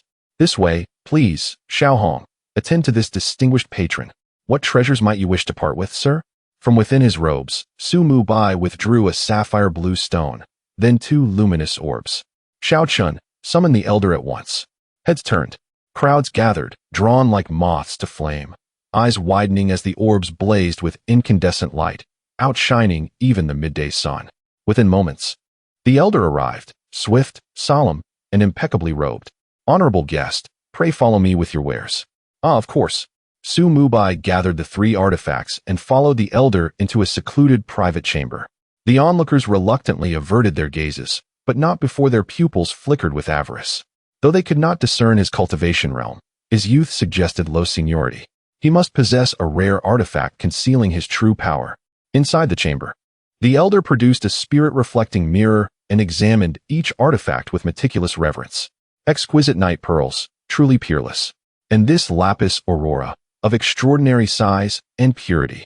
Any one of these would command an exorbitant price. Might we inquire your name, esteemed guest? Su Mubai.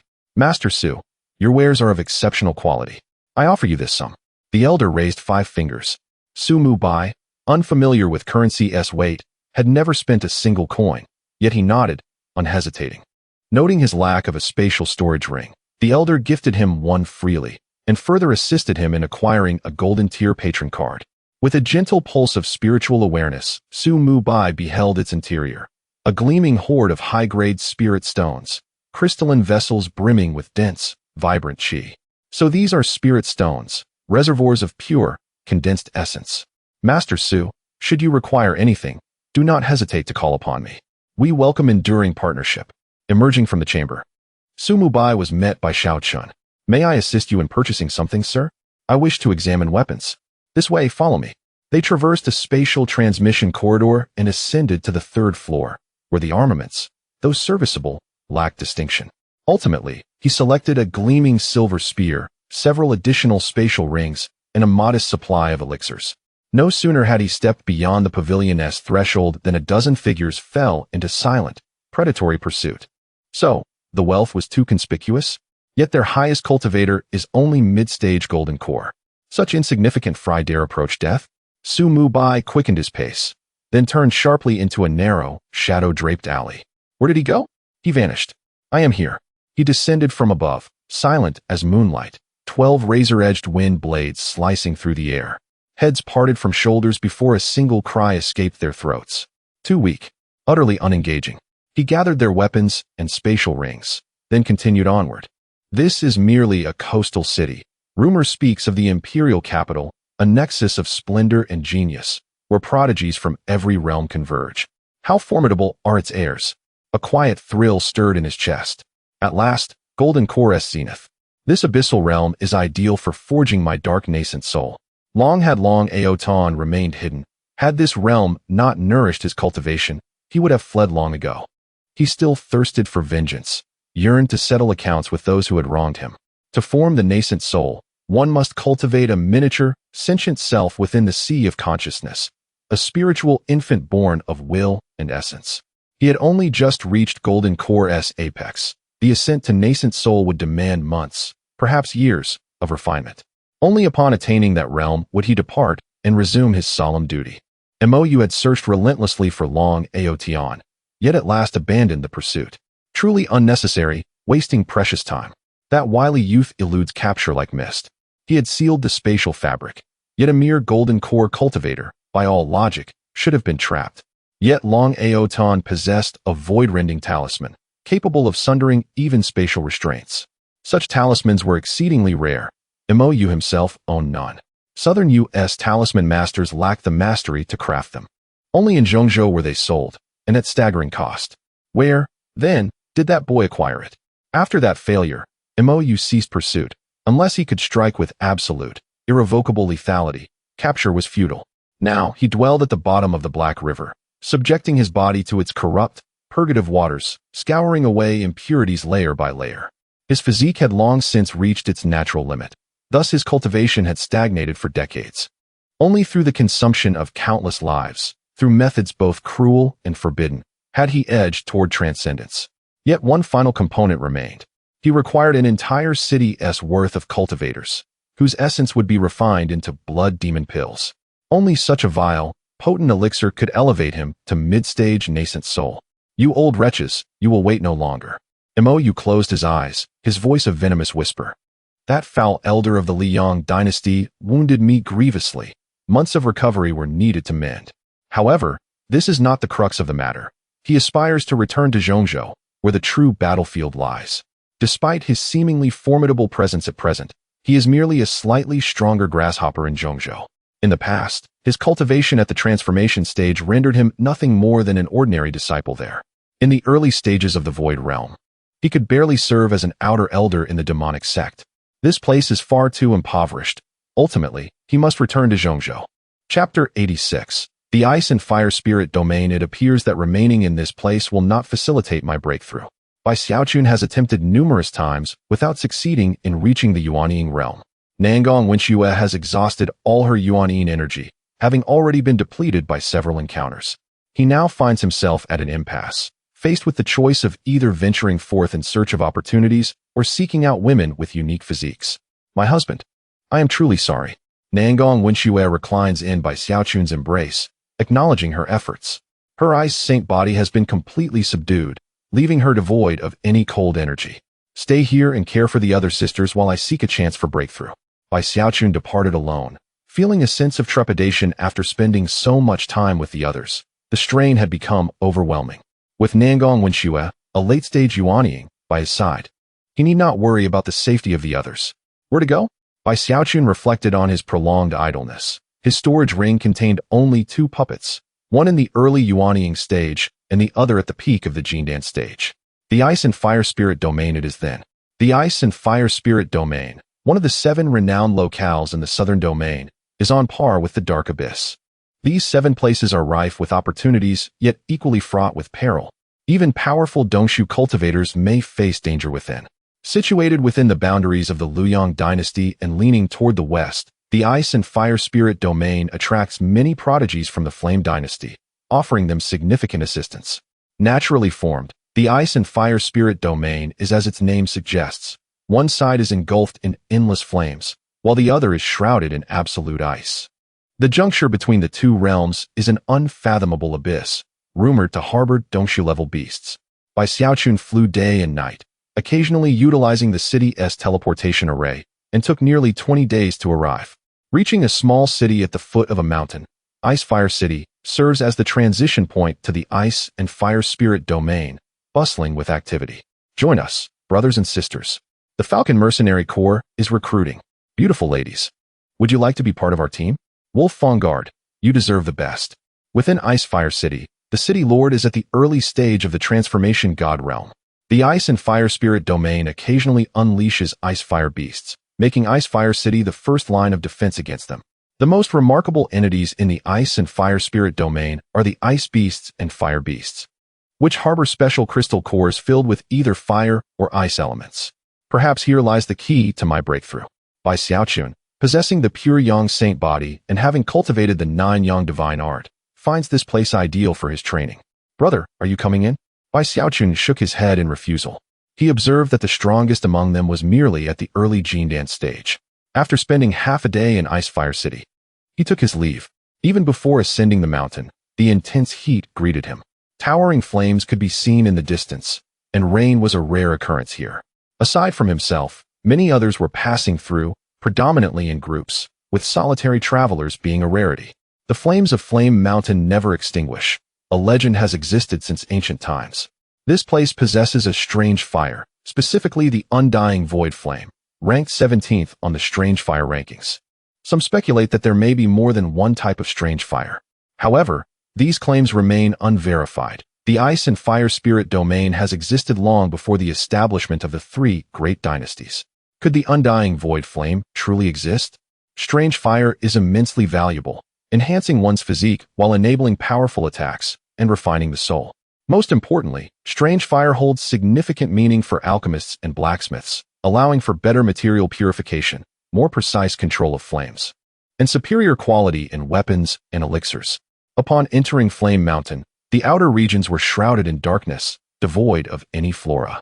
The inner areas, however, were predominantly filled with flames, ordinary flames that posed little danger to Jindan cultivators, as the intense heat could not penetrate their protective auras. Is this the beast spoken of? Bai Xiaochun beheld a fire beast, approximately 1.5 meters tall, its body ablaze and segmented like a stone golem.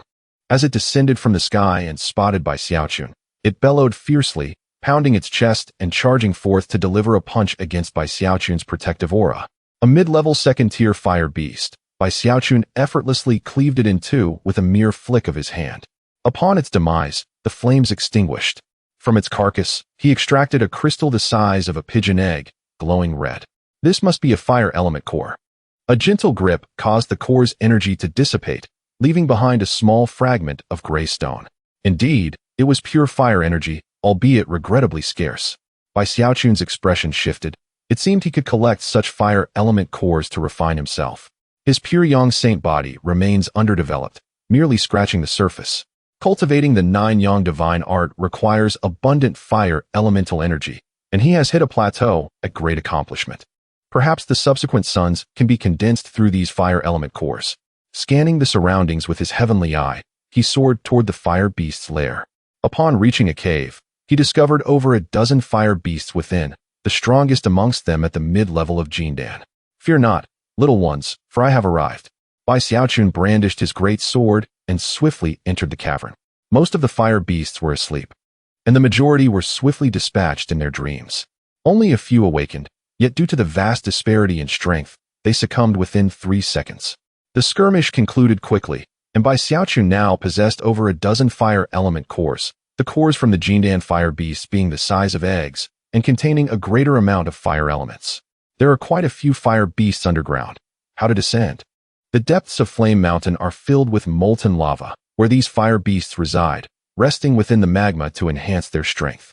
Bai Xiaochun observed numerous fire beasts slumbering in the magma. If he could descend to the depths and eliminate them, he would undoubtedly obtain a wealth of fire element cores. Where is the entrance? After searching for over an hour without success, Bai Xiaochun could only contend with the fire beasts hiding on the surface, as most dwelled within their burrows. An unhinged fiend has emerged in the inner region, mercilessly slaughtering the fire beasts.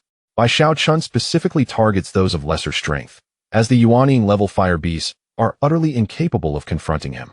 How infuriating it is that not a single fire beast remains. Indeed, who could be responsible for this? Several teams have encountered similar circumstances. They merely stumbled upon numerous carcasses of fire beasts, their cores long since extracted. After wandering for an extensive period, they failed to encounter a single fire beast. Those who did come across fire beasts have already met their demise, for ordinary teams are no match for the Yuanying-level fire beasts. Chapter 87. Following 7 days later, Bai Xiaochun had filled 2 storage rings to the brim. Despite his swift extermination of the fire beasts, the visible quantity remained woefully scant. It appeared he must venture deeper below. The depths were teeming with fire beasts, including numerous at the Yuanying level. Bai Xiaochun even glimpsed a fire beast nearly 3 meters tall, having attained the transformation stage. Such entities, even upon reaching transformation, would not assume a human form. They were inherently bound to this shape, perpetually engulfed in flames as long as they drew breath. The entrance lay ahead. Bai Xiaochun entered the cave, smashing through the formidable wall with a single punch, and leaped into the inky abyss. The descent was far from smooth. Bai Xiaochun had to continuously exert himself until he reached the subterranean level. It was evident that others had traversed this path, as the entrance bore signs of frequent visitors. Upon reaching the underground surface, he discovered several footprints, indicating at least 2 individuals, and the passage of time was recent. The Tianyan failed to detect these individuals, suggesting they were beyond its range. It seemed remnants of ancient structures lay hidden here. Bai Xiaochun did not hasten towards the magma, but chose instead to follow the footprints. The cave system branched in multiple directions, with limited height. Those traversing the ground were not necessarily foundation-building cultivators. Both Jindan and Yuanying practitioners were plausible. After an extensive journey, he finally encountered 5 individuals ahead, all at the Jindan level, 4 men and 1 woman. Among them, 1 was at the peak of Jindan, another in the late stage, 2 in the mid-stage, and 1 at the early stage. This group was formidable. The 5 halted before a stone wall. Surely, they had arrived at their destination? They began to explore. Yet no mechanism to open the wall was found. Did they need to force their way through? One individual tapped the stone wall, uncertain of what lay beyond, be it a fearsome beast or a trap, or perhaps nothing at all. What to do? One person pressed his ear against the wall, straining to listen.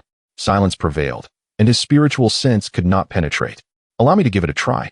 Another produced a pearl, closed his eyes, then shook his head. Let me open the door. You all keep watch.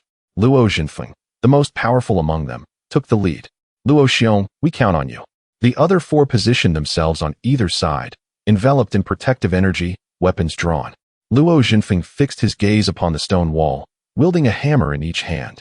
With the storm hammer technique, the air around him whirled violently as the hammers struck the wall with tremendous force, causing it to collapse in a cacophony of dust. No immediate danger lurked within, yet the darkness beyond was profound and impenetrable. Let us proceed. With the absence of peril, they sheathed their weapons and entered in single file. The space was confined, making weaponry cumbersome. As they walked, they arrived at a fork, one path broad and the other narrow. Which way to go? Both directions were uncertain. Prudently, the 5 decided to stick together. Yet those who dared to enter were naturally inclined towards adventure. Luo brothers, what shall we do? I will take the left path with him. You all take the right. Luo Jinfeng indicated the early stage Jindan man. Very well. The remaining 3 nodded in agreement, and the early stage cultivator had no choice but to acquiesce. With Luo Jinfeng's strength, there was little risk in his company. The trio, however, thought that without Luo Jinfeng, they could seize more resources. Thus, the 5 split into 2 teams, embarking simultaneously while marking their routes. Soon, Bai Xiaochun arrived at this juncture. Danger loomed on both sides. Which path to choose? He discerned the threat of a monstrous serpent on one side and some other creature on the other.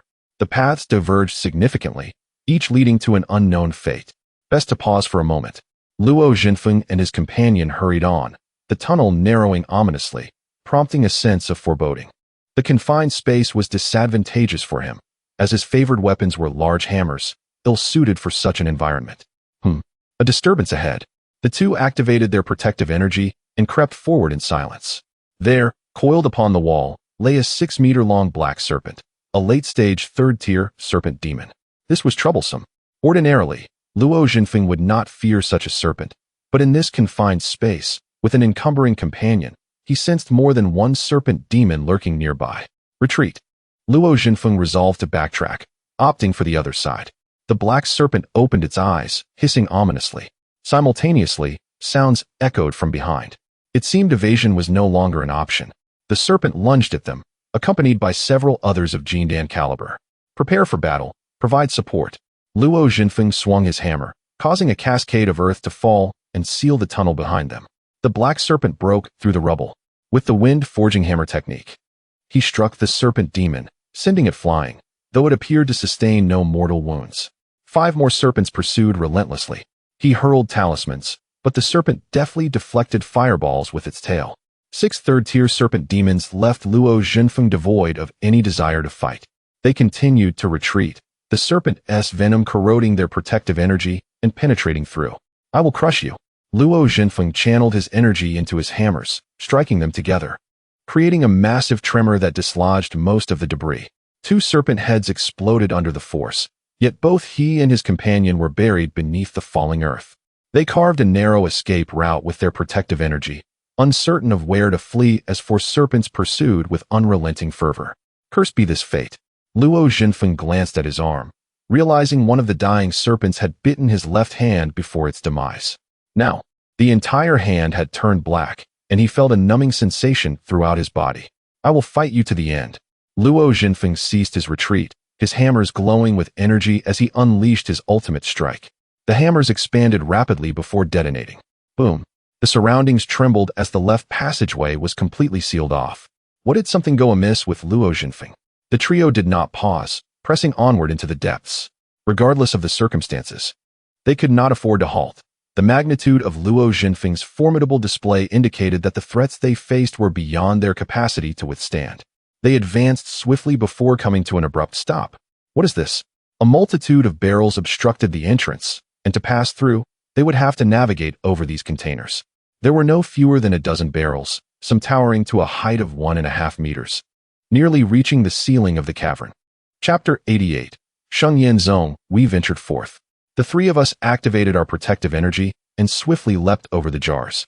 All the jars were opened, and a multitude of tentacles emerged. Save me. The sole woman among us had her feet ensnared, and these tentacles effortlessly penetrated our protective barriers. One of the men chose to evade the onslaught of tentacles and pressed on, while the other retreated to rescue the woman. With a mighty force, the mid-stage Jin Dan cultivator, Mu Chun, hurled a talisman that obliterated the approaching tentacles, allowing him to reach the other side. Without hesitation, he continued deeper into the fray. Brother Xiao, save me. Xiao Huaran wielded his sword, relentlessly severing the tentacles. By the time he reached the woman, her chest had already been pierced. The tentacles greedily siphoned her blood, aging her by decades in an instant. He cut through the tentacles and swept her up, retreating. A purple tentacle, like lightning, pierced his ankle. These tentacles not only possessed immense suction, but were also highly venomous. The purple tentacle was evidently superior to the others, tightly coiling around Xiao Huaran's foot and pulling with great force. Both were rapidly losing strength, plummeting onto the jars above, shattering several in the process. A rotund, dark head emerged from the wreckage, devoid of eyes, save for a gaping mouth. A horde of tentacles surrounded the two, and they were unwilling to succumb to death. I'll fight back. The woman had succumbed to unconsciousness, prompting Xiao Huaran to self-destruct his Jin Dan. With a thunderous explosion, several monsters within the jars were obliterated, spilling forth torrents of black blood. The remaining tentacles eagerly consumed the blood, and once everything had vanished, they retracted back into the jars. Remarkably, the tentacles gathered surrounding soil, and before long, the jars were restored. Even with a few missing, a row of over a dozen jars remained. Bai Xiaochun arrived at this location, recognizing that the jars contained Gui Shou Kuei, known for its appetite for flesh and ability to sprout numerous tentacles. All these jars were of Jin Dan caliber. This posed no challenge for him. He leapt into the air, conjuring dozens of phantoms around him. Tentacles surged from the jars, but missed entirely. By the time they realized, Bai Xiaochun had already distanced himself and reached the other side. He pressed on, believing that where danger lurked, opportunity awaited. Mu Chun continued deeper until he reached the cave's entrance, revealing a vast expanse of palatial structures, ancient in their design. Shengyan Zong. It seemed unfamiliar, yet the scale suggested it was significant. Mu Chun approached to inspect a colossal stone tablet, though the inscriptions were entirely foreign to him. Such strange characters. He searched within the palaces, finding nothing but simple tables, chairs, and beds that disintegrated into ash upon contact. After extensive exploration, he found no treasures. Had his journey been in vain? Originally a party of 5, he now stood alone. Unless he discovered another path, he would have to retrace his steps, uncertain whether he could navigate past the dreadful contents of the jars. In the core area stood a 5-story tower, ancient in appearance. Behind it loomed another palace. Mu Chun chose to enter the palace first. It was dilapidated, devoid of any remnants. Where's this place? Not a single corpse or artifact. It feels abandoned rather than a treasure trove. Only the tower remained. Upon entering, Mu Chun was abruptly transported to a different realm. Now, he stood upon a grassy plain. Was this an illusion or an entirely different world? He pricked his finger, feeling the sting of pain. Confused, he realized he had just been in the tower, yet he could not recall what lay within. Had he truly crossed into another world? In the distance rose majestic mountains, shrouded in mist and ethereal energy. Celestial cranes soared nearby, and magnificent palaces appeared to perch atop the peaks. Mu Chun took flight, hastening his approach. Shengyan Shan. At the mountain's entrance stood a stone tablet, the characters legible. Countless stone steps ascended toward the summit, seemingly reaching the heavens. After 3 hours of flight, Mu Chun finally reached the pinnacle. He found himself at the mountainside, where resplendent palaces gleamed. A grand gate bore the inscription Shengyan Zong. What is happening here? Mu Chun wondered. Who approaches? 2 disciples, both at the Jin Dan level, stood by the door. Is this Sheng Yinzong? Can't you read the characters? They regarded him as if he were a fool. I am a wandering cultivator seeking to join Sheng Yinzong. Mu Chun was determined to uncover the truth. He had witnessed the ruins of Sheng Yinzong, so its existence here could only imply two possibilities. Either he was trapped in an illusion or had returned to a time before the sect's demise. You? Mid-stage Jin Dan. Not bad. However, whether he could enter Sheng Yinzong depended on fate. Sheng Yinzong was the most powerful sect in the vicinity, with external disciples at least at the early Jin Dan stage. Mu Chun followed one disciple inside, only to find that even an ordinary outer elder was at the Huashan stage. Ah, your talent is passable, barely adequate. Since you sincerely wish to join Sheng Yinzong, from this day forth, you shall be a disciple of Sheng Yinzong. The elder tossed him a robe and a token, and Mu Chun transformed into a disciple of Sheng Yinzong. Thank you, elder. Having successfully entered Sheng Yinzong, Mu Chun began to explore the mysteries of this sect. Inquiries revealed that while the three great dynasties no longer existed, the four domains, east, south, west, and north, remained, along with the central continent. The might of Sheng Yinzong was formidable, with its leader having reached the Dongsu stage, and its ancestors achieving the terrifying He stage. How could such a prosperous and powerful sect as the Sheng Yinzong end up in such a state? Was it completely wiped out, or did they flee for some reason? The Bing Huolingyu was originally just the Sheng Yin mountain, with no trace of the rumors about the strange fire. Filled with questions, Mu Chun continued his investigation. Regardless, the level of cultivation techniques here was far too advanced. Step by step, he delved deeper, his strength progressing from the golden core stage to the nascent soul stage, and his status rising from an outer disciple to an inner disciple. Gradually, he forgot his original purpose. Unaware of how much time had passed, he had come to fully believe that he was a disciple of the Sheng Yinzong, a person of this era. He had become deeply immersed, assimilated by the sect and its surrounding environment, completely losing sight of his true self. Chapter 89. Linglong Tower by Xiaochun stood outside the towering edifice, observing through his Tianyin, where he discerned Mu Chunxing standing on the first level with his eyes closed. It appeared that this tower harbored mysteries. Although Mu Chin's presence lingered, his breath had vanished, and his soul was no longer, leaving behind an empty shell. The tower, comprised of 5 levels, revealed nothing on the first, yet the second level contained a black jar, sealed with a mass of dark energy. The third level housed a severed hand bone, while the fourth level revealed a coffin holding the remains of an exquisitely beautiful girl. The fifth level featured a pedestal supporting a sword, adorned with an intricate array of runes. Notably, the spirit of this tower resided therein. This was no mere artifact, but rather a prison. The black energy within the jar on the second level was of the Dongshu level, and the third and fourth levels were far more formidable, belonging to the He stage. Suddenly, Mu Chin's form shattered, dissipating within the tower. He had failed. It seemed that the first level served to prevent others from ascending to the subsequent layers, ensnaring Mu Chun in an illusion, leading to his demise. Here, there was nothing of value, save for the tower itself. Sacred artifact, Linglong Tower. Sacred artifact, 2mo sword. Such treasures were indeed tantalizing. This was by Xiaochun's first encounter with a sacred artifact. It was unlikely that the 3 great dynasties could present anything of equal stature. If Mu Chun had met such a fate, he too was in peril. How could he seize it? After surveying the towering structure, he realized he could not ascend directly to the 5th level. It appeared that to conquer this tower, he must first gain the spirit's acknowledgement. Utilizing his Tianyin, Bai Xiaochun attempted to glimpse the future. Suddenly, he coughed up a mouthful of blood. This divination bore both fortune and misfortune, indicating only a 50% chance of securing the spirit's approval and taking the tower. Alas, he resolved to take the risk. Fortune favors the bold. After meditating for 3 days to recover from his injuries, Bai Xiaochun resolutely entered the tower. He found himself in a grassy expanse, with distant mountains looming ahead. This appeared to be the place from which that individual had come. Bai Xiaochun seated himself upon the grass, refraining from hasty actions. He had now entered an illusion, where everything was orchestrated by the spirit. It seemed the Tianyin was rendered ineffective. In this secret realm, the Linglong Tower's spirit had obscured his corporeal existence. Beyond the inability to use the Tianyin, his cultivation remained at the pinnacle of the Jindan stage, and he could still employ other techniques. With his puppetry intact, having organized his thoughts, he surmised that to engage with this spirit, he must locate its true essence within the illusion and forge a contract with it. Essentially, he needed to acknowledge the Linglong Tower as his own, yet this was no trivial endeavor. It appeared he would have to rely on his own abilities. Bai Xiaochun rose and flew towards the distant mountains. Everything here was illusory, a virtual world crafted by the spirit. Xingyan Mountain. Stairs ascended towards the heavens, and Bai Xiaochun soared upward, reaching a platform halfway up the mountainside where two disciples were yawning. Who goes there? One inquired. I am Yi Fan, drawn here by reputation, seeking to join Shengyan's sect. Ah, another one. Come, step inside. As long as the elder approves, you shall be a disciple of Shengyan's sect.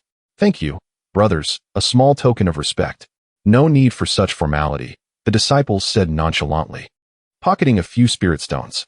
The leading disciple was evidently pleased, enthusiastically introducing the Shengyan sect along the way. You have come to the right place. This is the foremost sect in the southern region. He patted his chest, brimming with pride. Indeed, indeed. Arriving at a residence, they encountered the same elder of the transformation stage. Pure Yang sacred body. I cannot be mistaken. The elder's demeanor shifted as he grasped Bai Xiaochun tightly. Pure Yang sacred body. What is that? Elder, do you mean I possess the pure Yang sacred body? No doubt about it, indeed. Ha. The elder laughed heartily, immediately contacting his sect members. Previously, Shengyan sect had only 2 sacred bodies. Now they would gain another. With 3 sacred bodies, it was truly a stroke of luck for Shengyan sect. Several individuals flew in from the sky, exhibiting formidable strength at the Dongxi realm. Little one, do you wish to take me as your master? You old fossil, what could I learn from you? I would rather follow him. You are quite handsome, young man. Care to visit my quarters for a chat? Scram. All you do is seduce men. Go away. Humph, foolish man, lacking in charm. A woman shot a disdainful glance at the burly man. Brother, come to me. Look at these muscles. They are massive. The burly man flexed. His chest muscles nearly the size of his head. Bai Xiaochun pondered seriously. He could not afford to make a wrong choice. His objective was to connect with the Linglong Tower and engage with the core spirit of this illusion. What are your merits? Bai Xiaochun seated himself comfortably as a new disciple lounged among a group of elders. I can refine weapons. How about that? If you take me as your master, you can acquire weapons for free. Bai Xiaochun shook his head. This was merely an illusion, and any weapons acquired would be of no use. I can accompany you, dear sir. Bai Xiaochun turned away. First and foremost, this woman's age was indeterminate, clearly experienced. Moreover, this was a facade. He did not wish to embarrass himself before the spirit. Actually, I am also an alchemist. The crowd's interest peaked, but there was an air of skepticism. How could alchemy waste your cultivation talent? That is splendid. I am also an alchemist, a 6th-tier novice. Old man, you must not say that. He is a pure Yang sacred body, and you will hinder his cultivation. What of it? Alchemy is marvelous. Do not come seeking pills from me in the future. The elder's expression darkened. Ultimately, Bai Xiaochun chose the alchemist elder, a 6th-tier alchemist, seeming a suitable choice. Others shook their heads, some muttering that it was a waste of such a sacred body. The remaining individuals quickly departed, leaving only the alchemist elder. Ha, young one, you have made the right decision. Soon, I shall grant you a new identity. You will be my direct disciple. No need for outer sect status, that is too lowly. By the way, you may call me Yao Laotu. Bai Xiaochun followed Yao Xian directly to the heart of the Shengyan zone. And after a series of maneuvers, he became a direct disciple. In the blink of an eye, the old man vanished, leaving Bai Xiaochun to fend for himself. You must be junior brother Yi. Just call me senior brother Liang. That's how master is, so do not take offense. News of Bai Xiaochun spread like wildfire, for he possessed the pure Yang sacred body, which was no less remarkable than the divine body, making him quite exceptional in terms of potential partners. Moreover, the entire Shengyan zone was aware of his new status as Yao Xian's disciple. Chapter 90. Subduing the Qi Ling. Yao Xian is one of the esteemed elders of the Shengyan sect, overseeing the entire Yao Peak, with a dozen disciples under his tutelage. After Bai Xiaochuan joined the Shengyan sect, he diligently sought information, eager to learn more about the Linglong Tower. This tower was brought back by the sect's founder, and the Shengyan sect originally hailed from Zhongzhou rather than the southern region. As the sect gradually flourished, the Linglong Tower became the sect's treasured artifact. Within its confines lies a fearsome entity, situated in the innermost sanctum, inaccessible to all but the sect leader, who periodically enters to ensure the confinement of the malevolent being is intact. preventing it from wreaking havoc upon the world. Unfortunately, Bai Xiaochuan could not acquire further information, having found no significance in cultivating within the sect. Bai Xiaochuan dedicated his days to gathering intelligence and devising strategies to approach the Ling Long Tower, while also observing the alchemical techniques of his senior brothers and sisters. Yao Xian had bestowed upon him 2 legacies pertaining to alchemy. His skills surged remarkably, leaping directly from the 2nd tier to the early stages of the 3rd tier, enabling him to barely concoct low-grade Xian-level elixirs. The Elder's methods were commendable, and theoretically, with these techniques, Bai Xiaochuan could ascend to the rank of a 6th-tier alchemist.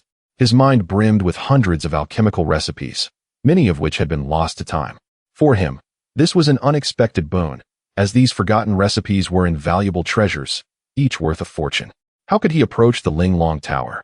The area surrounding the tower was guarded by elders, and ordinary individuals were forbidden from approaching within 100 meters.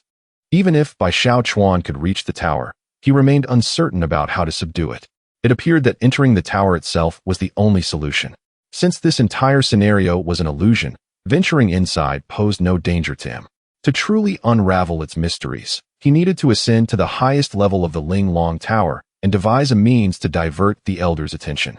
In the blink of an eye, Bai Xiaochuan had spent half a year within the Shengyan sect, with no discernible breakthroughs in his cultivation, while his alchemical abilities advanced rapidly.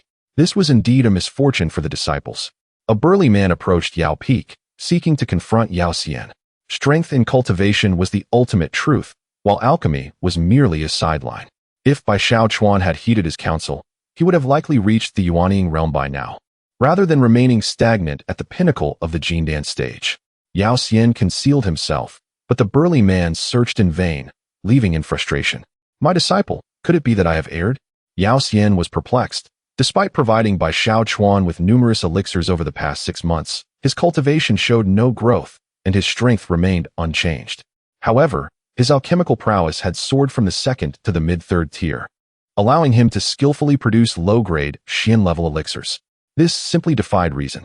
Yao Xian was baffled, unable to discern the cause of such an anomaly. It seemed he needed to act swiftly. Remaining here any longer without a breakthrough in his realm might attract unwanted attention. As night fell, Bai Xiaochuan devised a plan to orchestrate a fire using a puppet, aiming to lure the elder away. Flames engulfed the area, drawing numerous cultivators. Regardless of the chaos, the elder responsible for guarding the tower would typically remain indifferent to such events. However, upon spotting something suspicious, he immediately pursued it. With a forceful strike, the puppet exploded. A puppet? This is bad. I've been led astray. The elder quickly returned to defend the tower, only to discover a shadow had already slipped inside. He promptly relayed the information to the sect leader and stationed himself outside the tower. Although he could not ascertain the intruder's appearance, he sensed their cultivation level, merely a golden core minor spirit. Releasing the fearsome entity within would not be an easy task, as the Ling Long Tower was a sacred artifact, housing an immensely powerful Qi Ling. Bai Xiaochuan finally entered the Ling Long Tower, experiencing a peculiar sensation. He was simultaneously within the tower in reality and in the illusion. The first level's illusion held no effect on him, and he swiftly ascended to the 2nd, 3rd, 4th, and 5th levels with ease, encountering no obstacles. The 5th level, however, lacked any Qi Ling, revealing only a sealed sword. No. Voices from outside the tower echoed as the sect leader, a figure of the Dongsu realm, soared towards the tower, having sensed the anomaly within. If the fearsome entity were to be unleashed, not only the Shengyan sect but the entire southern region would face calamity. Bai Xiaochuan grasped the demon-slaying sword with both hands, exerting all his strength to draw it forth, tearing apart the seals inscribed upon it. The sword emitted a radiant glow, revealing a thirst for freedom. Bai Xiaochuan infused it with all his spiritual energy, cleaving through the entirety of the Ling Long Tower and shattering the illusion. Had he returned?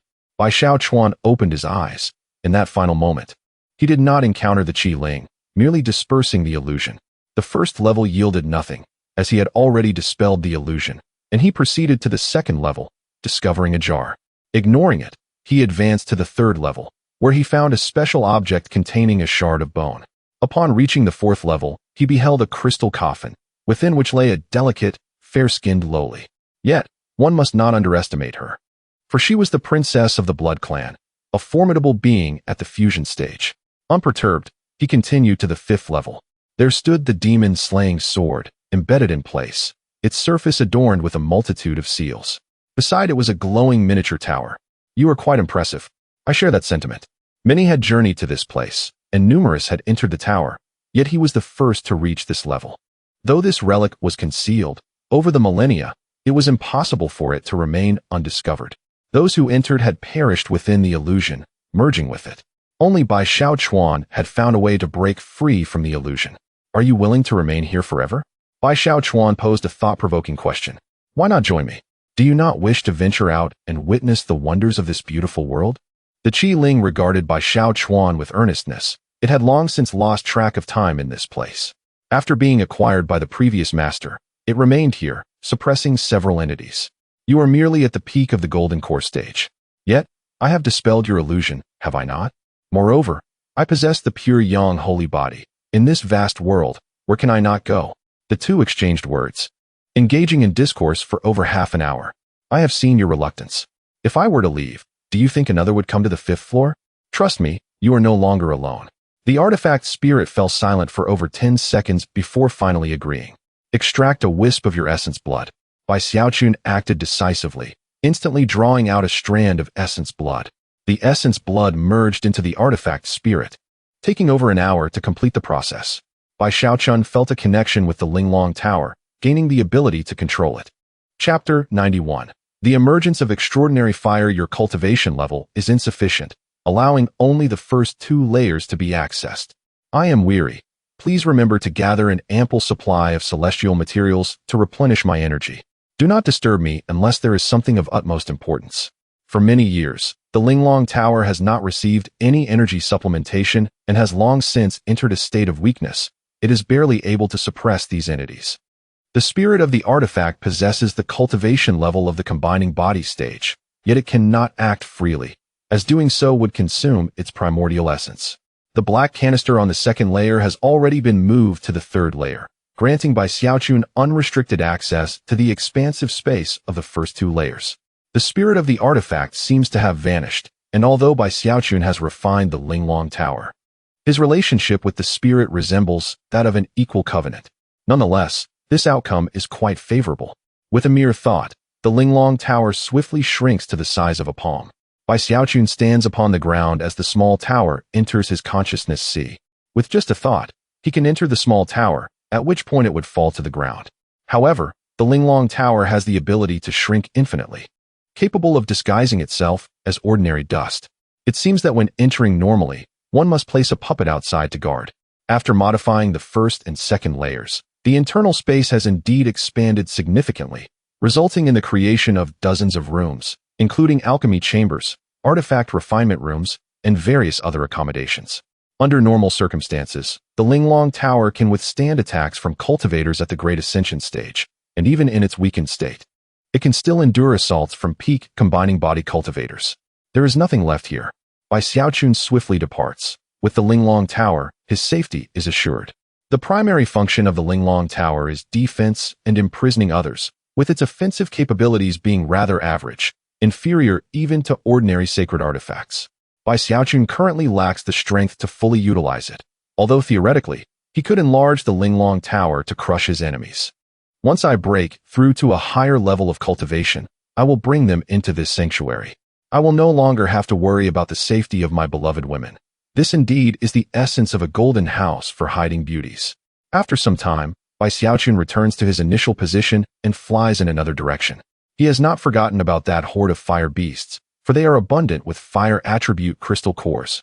After flying for over half an hour, he finally spots the fire beasts, a formidable number of them gathered. It is time to reap the rewards. Armed with weapons, he charges forth. These fire beasts are not at the nascent soul level, and each of Bai Xiaochun's strikes claims the life of several fire beasts. Rather than fleeing, the fire beasts surround him, an increasing number converging upon his location. How exhilarating! After slaying one after another. Whenever he grows weary, he retreats into the Linglong Tower to rest and recuperate before emerging again to continue the slaughter. After several hours, he changes positions, specifically targeting the weaker fire beasts, avoiding encounters with those at the nascent soul level. Days pass, and Bai Xiaochun finds himself followed by a great host of fire beasts, including one at the transformation stage, most being at the nascent soul tier. Is it truly necessary to have slain so many fire beasts? Bai Xiaochun cannot afford to run. His sin has been recognized by these fire beasts, and they quickly summon stronger ones to his location. Upon entering the Linglong Tower, the fire beasts linger nearby, for the tower cannot move at a distance, leaving Bai Xiaochun to flee once more upon exiting. Thus, the number of fire beasts continues to swell, creating a veritable army in pursuit of Bai Xiaochun. He finds himself exasperated. Observing the approaching transformation stage fire beast, he is compelled once more to retreat into the Linglong Tower.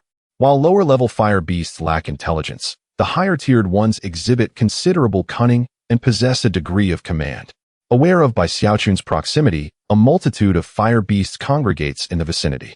This time, Bai Xiaochun employs clever tactics, allowing the Linglong Tower to descend into the lava, drifting along with the molten flow. After a significant duration, he successfully evades the fire beast horde and arrives at another group of fire beasts, which promptly resumes their chase. Days pass again, and most of the lower-level fire beasts gather, with higher-level ones nearby. Bai Xiaochun must concede defeat. These fire beasts are far too clever. He surfaces to assess his spoils. After nearly a month of hunting fire beasts, his collection of fire attribute crystal cores has filled over a dozen storage rings. However, he has scarcely found time to digest them, primarily focusing on slaying fire beasts and restoring his spiritual energy. It is time to move on. The powerful fire beasts have memorized his scent, prompting Bai Xiaochun to decide to explore the opposite side. This area is known as Huiyin Mountain, while the other side is referred to as Hanbing Peak, where the beasts are called Bingshou, possessing ice attribute crystal cores. Although these do not align with Bai Xiaochun's cultivation, they would be well suited for Nangong Wenshue's training. He reaches the opposite side after 3 days. The atmosphere is frigid, with bone-chilling winds occasionally slicing through the air. In contrast to Huiyin Mountain, this area evidently hosts fewer creatures. The protective winds can deflect the searing heat of flames, but struggle against the biting cold. Ice beasts differ from fire beasts. The former prefer the heights of mountains, where temperatures plummet.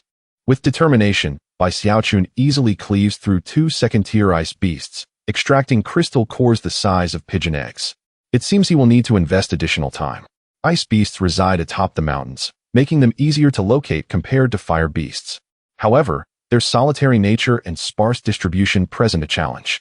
Additionally, the number of ice beasts is significantly lower, but each one possesses formidable strength. After 10 days, Bai Xiaochun has only managed to slay a handful of ice beasts. This hardly seems proportional to his efforts. The powerful ice beasts are difficult to eliminate, and their scarcity makes them hard to find. It is clear that fire beasts are far more economically advantageous. No wonder the price of ice attribute crystal cores in the Binghua city is double that of fire attribute ones. Resigned, Bai Xiaochun decides not to pursue any further. After over 2 months of exploration, he prepares to return. However, an unexpected event occurs. The lava from Huiyin Mountain erupts into the sky, igniting the heavens in a fiery glow, transforming the clouds into a brilliant crimson. Could it be that a secret treasure has emerged? Bai Xiaochun immediately takes flight towards the source of the lava eruption. In Binghua City, many witnesses observe this spectacle. The lava shoots hundreds of meters into the air, changing the color of the sky. This extraordinary sight signifies the appearance of something remarkable. In the city, numerous golden core cultivators take to the skies, with nascent soul cultivators moving even faster. The Lord of Binghua soared from the Lord's mansion, heading towards that direction. He was not the only one among the transcendent beings. The venerable ancestors of several prominent families within the city also mobilized. At the site of the eruption, a miniature volcano had formed, continuously expelling streams of lava, while a multitude of fiery beasts emerged from its depths. From the molten core, a blazing sun-like flame shot forth, only to vanish in an instant. A few transcendent beings arrived first, encountering a fire beast of equal rank. Meanwhile, the other transcendent beings scoured the vicinity for treasures, leaving the city lord with no choice but to fend off this formidable fire beast. Chapter 92. The fiery sun's spirit flame. There it is, pursue swiftly. A Dongshu cultivator discovered the fiery sun's spirit flame, yet it eluded him. It is indeed an extraordinary fire. The news spread rapidly, and everyone became aware of the emergence of an anomalous flame in Huiyin Mountain. Due to the legends surrounding the Binghua spirit domain, The populace believed that the fiery sun's spirit flame was the indomitable void flame. For none had ever witnessed an extraordinary fire before. In this world, it is said that there are 108 extraordinary flames, with the indomitable void flame ranked 17th and the fiery sun's spirit flame ranked 61st. While all are extraordinary flames, their strengths vary significantly. The mightiest flames can even devour the weaker ones. However, even the one ranked 108th possesses immense value. People from all corners of the earth yearn to acquire them. Extraordinary flames seldom manifest in this realm, and their possessors are exceedingly rare, predominantly found in Zhongzhou. The Lian dynasty boasts an individual with an extraordinary flame, the Bone Spirit Sacred Fire, ranked 99th. The news of the emergence of an extraordinary fire in the Liang dynasty spread like wildfire. The prodigies from the other two great dynasties hurried to the scene, including the holy sons and daughters from various sects, as well as princes and princesses. The entire Binghua spirit domain became a bustling spectacle. What was once mere legend had turned into reality. As of now, no one has yet managed to subdue that extraordinary flame. Even if someone did, it could easily change its master and be cultivated anew. The individual from the Lian dynasty is currently being nurtured within the royal palace, also recognized as a holy body, and it is rumored that the emperor has personally betrothed his favored princess to him. This is an extraordinary flame, a treasure born from the heavens and the earth, possessing formidable power. Binghua City became lively in an instant. Where there were previously few Huashan cultivators, now a multitude of Yuan Ying and Huashan practitioners were present. Representatives from the three great dynasties had assembled, and members from various sects had also arrived. Princess Wuming, based on descriptions, suspected that it might not be the indomitable void flame after all. Leading the expedition from the Liang dynasty was Jun Wuming, supported by two royal ancestors. They immediately began reviewing ancient texts, which detailed descriptions and appearances of nearly two-thirds of the extraordinary flames. Regardless of the type of extraordinary flame, it must not fall into the hands of the other two great dynasties. The Tianyuan dynasty is the strongest, and should they acquire it, they would become even more formidable. If the Lian dynasty were to obtain it, they would then possess two extraordinary flames. Even the lowest-ranked extraordinary flame wields tremendous power. The Liang dynasty holds the greatest advantage here, as this is their territory, allowing them to summon more experts swiftly. If the individuals from the other two dynasties were to succeed, they would prepare to intercept them at the borders, for once crossed, there would be no recourse. Further investigation is required. It has been 3 days since the last report of the extraordinary flame, and its whereabouts remain unknown, though it certainly still lies within Huiyin Mountain. Even if they scoured the entire mountain, they must find this extraordinary flame. Where could it be? A multitude of cultivators entered the mountain in search, yet only Jindan cultivators dared to venture into the inner regions, while the core area required at least Yuan Ying practitioners. The fire beasts here are no trifling matter. One must safeguard their life if they seek the extraordinary flame. The number of groups continues to rise, yet after several days, the extraordinary flame remains unfound, and the number of fire beasts has significantly decreased. Numerous corpses of cultivators litter the mountain, as many robbers and bandits arrive to plunder, silencing any witnesses. Bai Xiaochun himself could not locate the fiery sun's spirit flame and was compelled to remain in Binghua City. With the increasing number of experts, he began to feel a sense of concern. If he were to encounter a Huashan master, he would have no choice but to hide within the Linglong Tower. Huiyin Mountain is simply too vast. Locating such a small cluster of extraordinary flame is no simple feat. The fiery sun's spirit flame likely conceals itself within the molten rock beneath. Bai Xiaochun resolved to seize the fiery sun's spirit flame, for obtaining it would undoubtedly facilitate his breakthrough to the Yuaning realm. His alchemical skills had reached the mid-stage of the 3rd tier, and with the fiery sun's spirit flame, he could even attempt to concoct high-grade mid-tier elixirs, propelling him towards the pinnacle of the 3rd tier alchemist. Each day, vast numbers of individuals entered the mountain, only to return disheartened. Searching for the extraordinary flame is akin to finding a needle in a haystack. Where do you think it might be? Perhaps it has hidden itself underground. Beneath Huiyin Mountain, there are numerous Huashan fire beasts. Jun Wuming has made no progress. This extraordinary flame possesses its own consciousness and is exceedingly cunning. It seems a strategy must be devised to lure it out, rather than searching blindly. Extraordinary flames are known to consume heavenly materials and earthly treasures, and this presents an opportunity. Jun Wuming and her companions, as well as the other two great dynasties and sects, have all arrived at the same conclusion. They brought forth valuable items to entice the fiery sun's spirit flame atop Huiyin Mountain. Currently hiding underground, the fiery sun's spirit flame possesses only the strength of an early-stage Yuan-Ying, which renders it fearless against those below the Huashan level. However, encountering a Huashan cultivator would pose a significant threat, making escape exceedingly difficult. A group of fools. The fiery sun's spirit flame flickers its flames, for it enjoys feasting, yet it is not foolish. The ground is strewn with heavenly materials and earthly treasures. Only a simpleton would venture out to consume them. Thus, it remains quietly concealed, developing in safety. Originally, it had been developing cautiously, yet for reasons unknown, it was suddenly exposed and its presence revealed. It must have been that fellow's doing. How infuriating. Indeed, the Binghua spirit domain harbors the indomitable void flame. Huiyin Mountain possesses two types of extraordinary flames. The indomitable void flame, being the dominant force here, undoubtedly seeks to prevent other flames from absorbing its energy, hence driving the fiery sun's spirit flame away. The fiery sun's spirit flame continues to slumber, only to awaken and discover its home has vanished. Unable to contend with the indomitable void flame, it can only seek refuge wherever it can find it.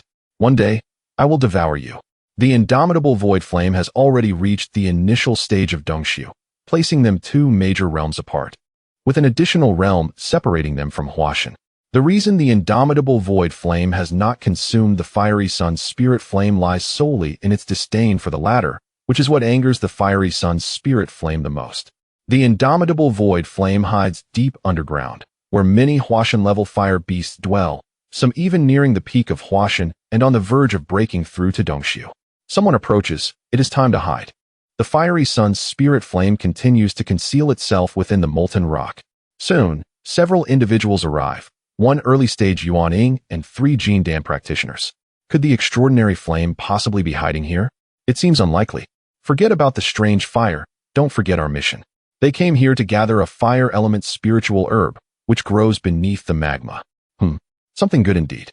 Liang Lingyan just realized that nearby were those very herbs, and a whole lot of them.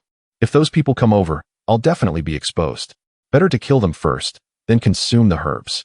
Before the few could even react, Liang Lingyan flew out from the magma, instantly piercing through one cultivator's body, and quickly another. The remaining two never imagined the strange fire could be so fierce. They desperately tried to flee, but unfortunately, none escaped, all slain by Liang Lingyan. After killing them, Liang Lingyan devoured the herbs and vanished without a trace. Chapter 93. The Seizure of the Uncommon Flame. My lord, it is right here. 7 individuals are observing, 2 of whom are at the transformation realm. It appears that less than a day has passed. The uncommon flame could not have traveled far.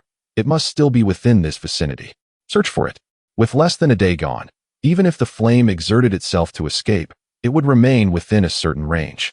According to descriptions from others, the current strength of this flame is at most that of the peak of the Yuan-Ying stage.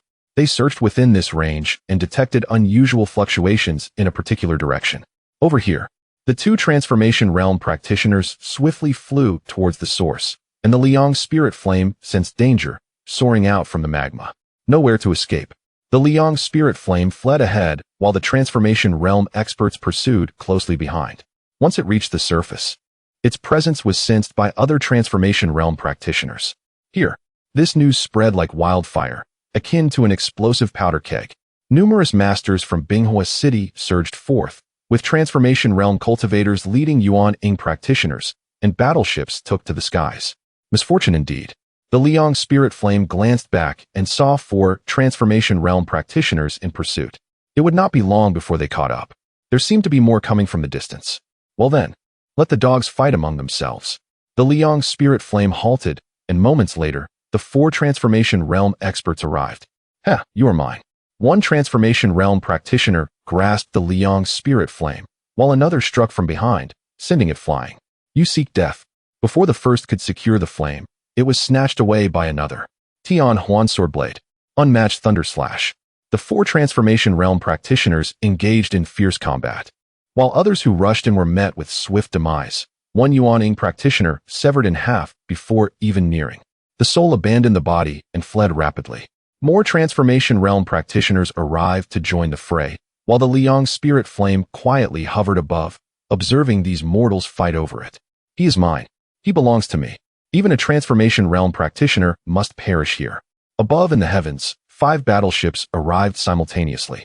These belonged to the 3 great dynasties, Yaowang Valley and the Wang family. The Transformation Realm practitioners aboard simultaneously descended. What do you think our chances are? Princess Wu Meng, I am uncertain. Chen waved his fan. Ah, you have left your ship to come here. How intriguing indeed. Chen, the 3rd young master of the Chen family, at the mid-stage of the Golden Core, an elite disciple of Tianyi sect. They certainly have their own matters. My heart is solely inclined towards the princess. Chen has 2 older brothers, both of whom are stronger than him, with one even being the young clan leader. He seeks to turn the tide, but relying solely on himself is insufficient. Jun Wuming chose not to respond further. While he appeared harmless, he possessed profound depths, earning the title of by Mian Lang Jun Princess Wu Ming. Who do you think will seize the uncommon flame? It shall undoubtedly be the royal family. The two observed the battle below, which intensified with the arrival of 5 formidable Transformation Realm practitioners. It is noteworthy that these 5 were all at the late stage of Transformation Realm, far surpassing the initial practitioners from earlier. Old Wang, is that you? You have come as well? Jun and Shuang unleashed the Divine Dragon Seal, sending 2 Transformation Realm practitioners crashing into the ground below. He is one of the royal ancestors of the Liang dynasty, intent on securing the uncommon flame. The buried Transformation Realm practitioners sensed the peril and immediately employed secret techniques to escape. Jun had shown mercy. After all, both were from the Liang dynasty. If they perished, it would be a loss for the dynasty. The remaining early Transformation Realm practitioners quickly distanced themselves, realizing they were outmatched. However, they lingered at a distance, searching for opportunities to pick up the spoils. Wang Wenhua produced a small black sword, aiming it at the ancestor of the Tianyuan dynasty. Before long, several more battleships arrived, yet they did not engage. Difficult. Another ancestor from the Liang dynasty observed from within a battleship. He was at the mid-stage of Transformation Realm. Ancestor, what is the situation? Jun Rumung, merely at the mid-stage of Golden Core, could not discern the nature of the ongoing attacks. Currently, the uncommon flame rests in the hands of the Liang dynasty. Tuoba Nanhong, proficient in fire-based spells, had communicated with the flame's possessor, thus knowing how to capture it. Although the flame was in his possession, it was evident he could not retain it. The combined assaults from 4 Transformation Realm practitioners struck him, shattering his protective artifact. He was sent flying away like a bolt of lightning, realizing he had no choice but to discard the flame lest he lose his life. Tuoba Nanhong crashed into a great mountain, which erupted in a thunderous explosion. The 4 continued to vie for the uncommon flame, each sustaining varying degrees of injury. None of the 3 great dynasties wished to relent, as the flame was of paramount importance, directly affecting the future strength and foundation of their dynasties. Boom, boom, boom. Each of the 4 received a strike from the others and were sent flying. The Liang spirit flame found the situation rather amusing, darting into the skies. Do not let it escape. The battleships above unleashed Transformation Realm experts, all joining the fray for the flame. Rarely seen, there were dozens of Transformation Realm practitioners present. I am the ancestor of Yaowang Valley, a 5th-tier alchemist. I implore you all to grant me some face, will you? The old man stroked his white beard. Get lost. The Tianyuan dynasty may show respect to Yaowang Valley, but other factions do not. This is an uncommon flame, and a 5th-tier alchemist scarcely garners their deference. Perhaps a 6th-tier alchemist might be worthy. Before he could even employ his alchemical furnace for defense, he was sent flying, his furnace tossed aside. With so many Transformation Realm practitioners battling, the surrounding battleships quickly distanced themselves and activated their protective shields. The struggle was fierce, and several Transformation Realm practitioners had already met their demise, their souls unknown to where they fled. Were it not for their preoccupation with seizing the flame, their souls would likely have been obliterated. In the distance, Bai Xiaochun soared swiftly. Though he was merely at the peak of Golden Core, he possessed the Linglong Tower, allowing him to attempt to seize the opportunity despite the multitude of Transformation Realm experts. Whoosh! An object engulfed in flames sped toward him, its velocity comparable to that of a Transformation Realm practitioner. An alchemical furnace? Bai Xiaochun employed his heavenly eye to inspect it, discovering it to be a beginner-level earthly alchemical furnace. What a fortuitous find. It should be noted that the alchemical furnace he currently possessed was merely of the profound grade. The city-level alchemy furnace is exceedingly precious, and acquiring it is nearly impossible. With a resounding crash, the furnace plummeted to the ground like a cannonball, creating a deep pit several meters in depth. Bai Xiaochun swiftly approached and unearthed the golden alchemy furnace, its surface emanating a scorching heat and adorned with swirling runes. Is it a possession with an owner? It appears to be a treasure belonging to some divine transformation practitioner. Relying solely on himself would undoubtedly prove futile, yet he is not without assistance. Chapter 94. The fortuitous acquisition of the alchemy furnace. With a decisive gesture, I brought the alchemy furnace directly into the Linglong Tower. The spirit of the artifact emerged, albeit reluctantly, to assist. Please help me erase the markings on this furnace, I requested. With a gentle wave, the spirit effortlessly obliterated the sole imprint upon the furnace, its prowess reflecting its advanced cultivation level. Thank you, thank you. Do remember to provide me with more treasures, I added as the spirit vanished once more. During this period, I was far from idle. I had carefully selected numerous rare herbs and treasures from my storage ring, all of which were eagerly consumed by the Linglong Tower. As the tower absorbed more energy, the spirit's strength would undoubtedly grow. Although I was unsure of the furnace's original owner, it was now mine. This early-stage Earth-grade alchemy furnace would suffice for my needs until I reached the 6th level of alchemy mastery. I was in no rush to arrive at the scene of the exotic fire. My immediate concern lay in refining this golden alchemy furnace within the Linglong Tower. After more than an hour of meticulous effort, I successfully refined it. The furnace proved to be immensely useful, primarily for alchemy. With this furnace, what once took 2 to 3 hours to concoct could now be completed in approximately an hour and a half, with a significant enhancement in quality. This journey was not in vain. I had acquired an Earth-grade alchemy furnace. If I could additionally capture that exotic fire, my alchemical capabilities would experience a monumental leap. Meanwhile, in the distance, the venerable ancestor of Yaowang Valley, Yaoyue, spat out a mouthful of blood, sensing the severance of his connection with the alchemy furnace. Who could have done this? As a mid-stage transformation god, the ability to swiftly erase the furnace's imprint suggested an opponent of at least late-stage transformation god caliber. An Earth-grade alchemy furnace with an owner was undoubtedly linked to a high-level alchemist. To offend such a figure was no trivial matter. Regardless of who it was, I must find you. Yaoyue followed the lingering aura of the alchemy furnace and ultimately discovered a deep pit, likely where the furnace had fallen. However, it was nowhere to be found, its presence having vanished entirely. Clearly, the owner possessed some means of concealment. After circling the area multiple times without success, he could only depart in frustration. Earth-grade alchemy furnaces were a rarity, particularly in the southern region, and the golden variant was distinctly unique. Should it reappear, he would undoubtedly recognize its possessor. I observed all of this from within the Linglong Tower, noting the old man circling around before hastily departing. Thanks to the tower's vantage point and my celestial eye, I could perceive everything within an expansive radius. Indeed, the old man had left, confirming he was the furnace's rightful owner, though now it belonged to me. After some time, I finally emerged from the Linglong Tower. It was not the moment for experimenting with alchemical techniques. I soared toward the center of the battlefield, curious about the current situation. At the heart of the conflict, numerous large craters marred the ground, accompanied by several corpses, as the struggle for the exotic fire continued. The Liang spirit flame seemed weary, having plunged underground, followed by several transformation gods who subsequently disappeared from view. The warships above remained motionless, their crews unseen. The intensity of the battle was palpable. Chen Chun continued to fan himself. Aren't you concerned about your ancestor? Jun Wuming inquired. Having witnessed Chen Chen's ancestor being hurled away, his whereabouts unknown. Worrying is futile, besides. Chen Chen pondered briefly before falling silent. This ancestor was not from his faction, so if he perished, it mattered little. How much longer must we wait? Jun Wuming was among the first to arrive, with others from the Liang dynasty still en route. Even if the other two major dynasties sent reinforcements, they could not dispatch overly powerful cultivators. If they did, they would have no choice but to drive them away. The combatants had long since established an agreement to refrain from breaching it lightly, and those below were engaged in the struggle, while the warships remained in place, vigilant against ambushes. I approached the vicinity, only to find that the battle on the surface had concluded, shifting underground. They had delved deeper, beyond the reach of my celestial eye. Though I had arrived late, it appeared they had yet to seize the exotic fire. I still had a chance. Following the sounds emanating from below, I flew onward.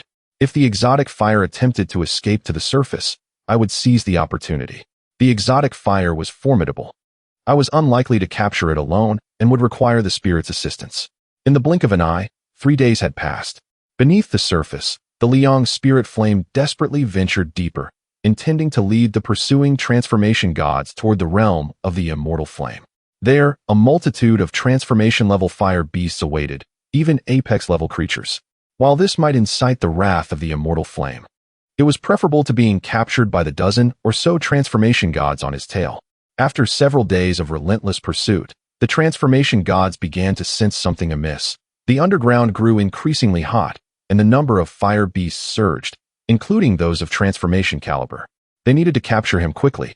It appeared he intended to lure us into the lair of the fire beasts. The group quickened their pace. But the Liang spirit flame assessed the distance and realized it was insufficient.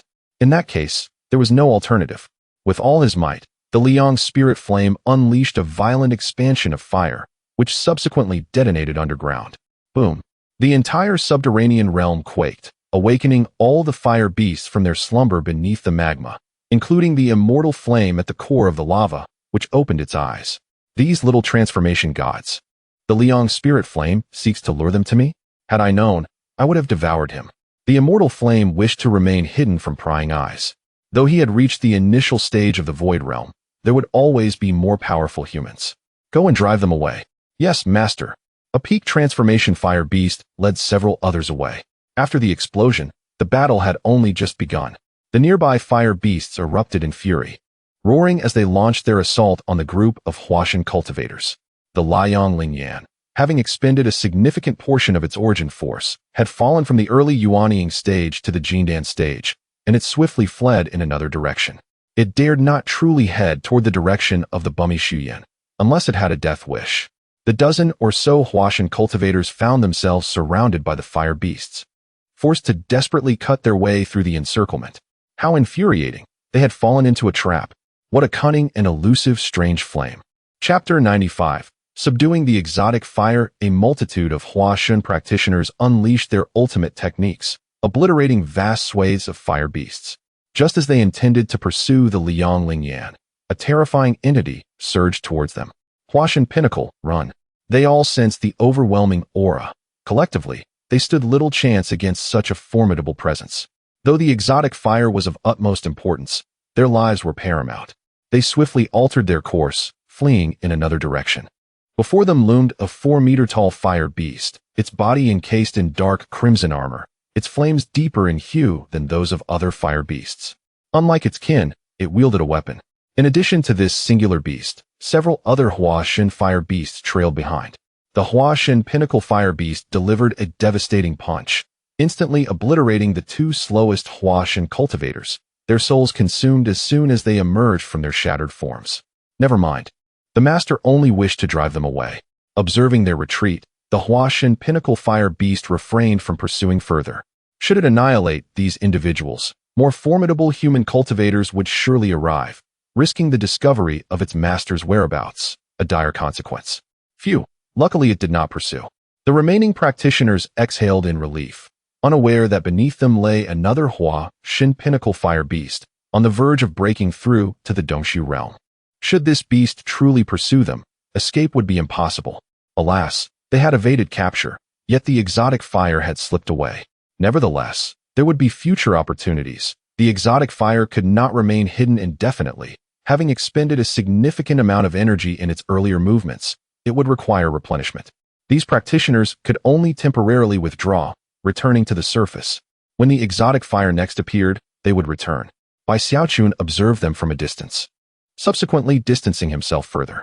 The Huashan practitioners paid no heed to the mere Jindan cultivator nearby. They ascended into the sky, each returning to their respective warships. It seemed none had obtained the exotic fire. Bai Xiaochun had merely sensed the ground tremble momentarily, the vibrations ceasing after several seconds, oblivious to the events unfolding below. Should he descend to investigate?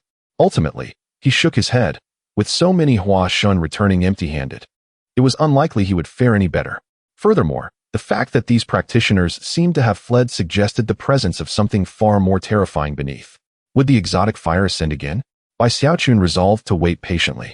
After nearly half a day of vigil, he had yet to glimpse the exotic fire.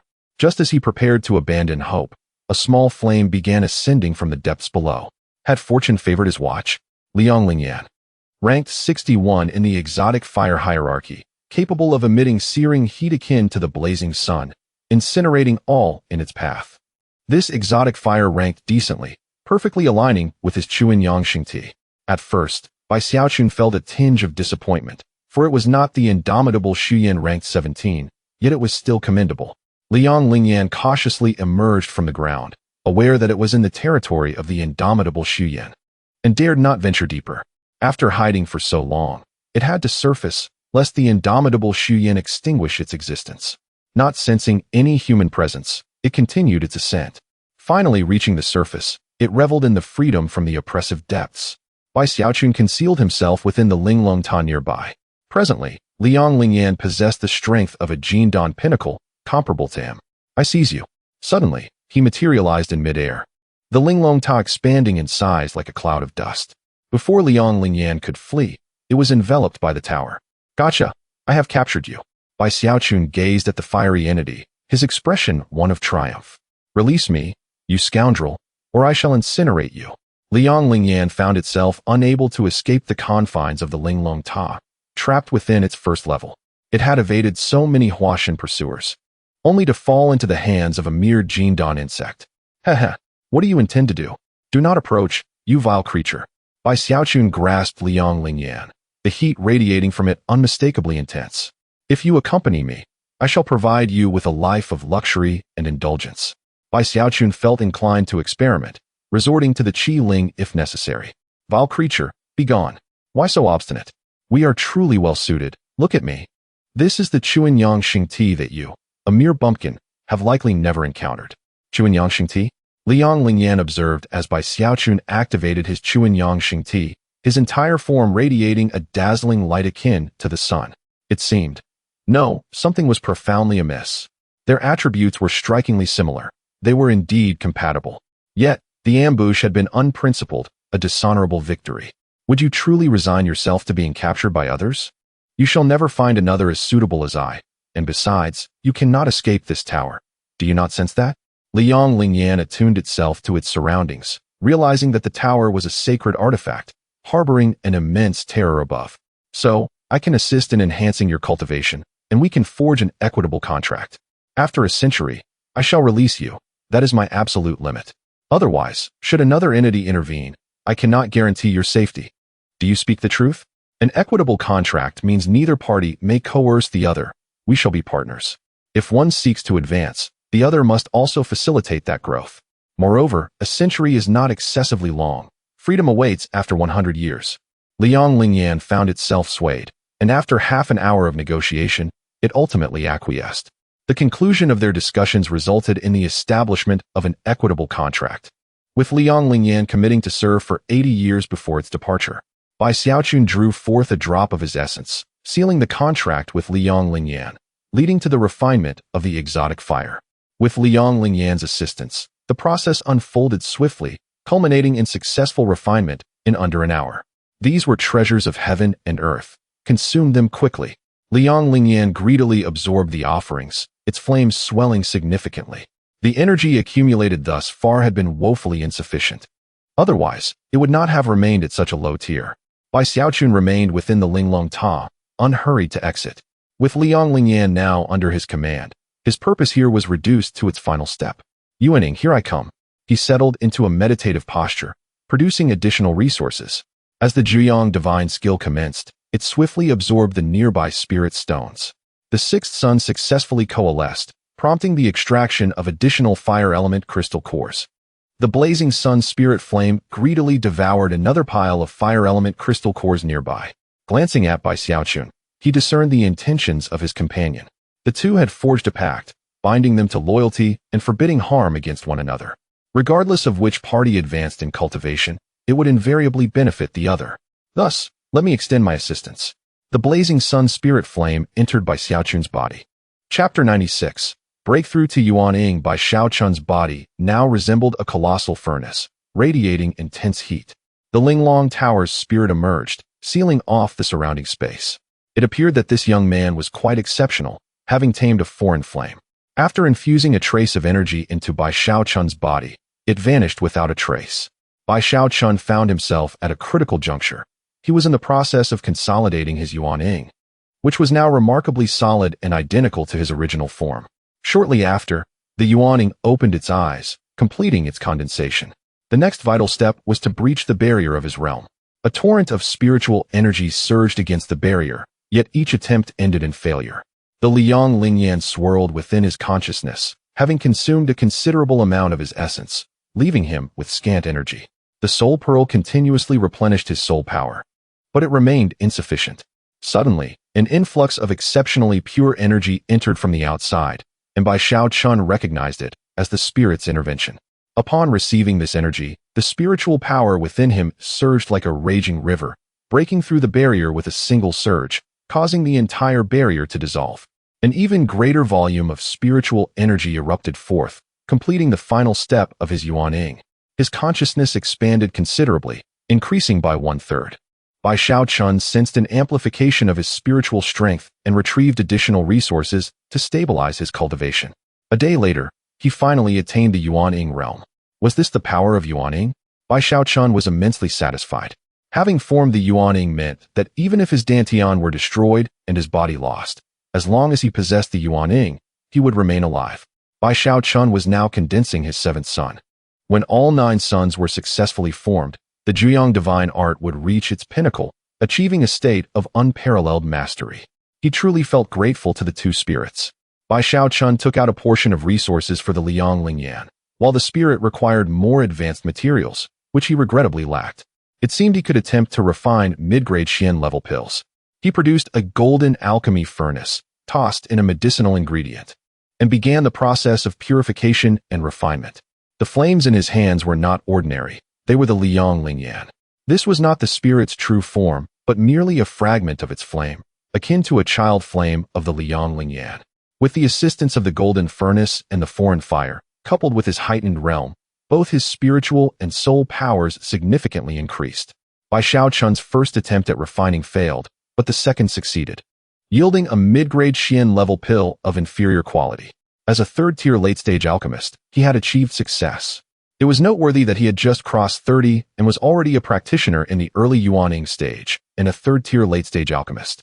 He was already a top-tier prodigy in the southern domain.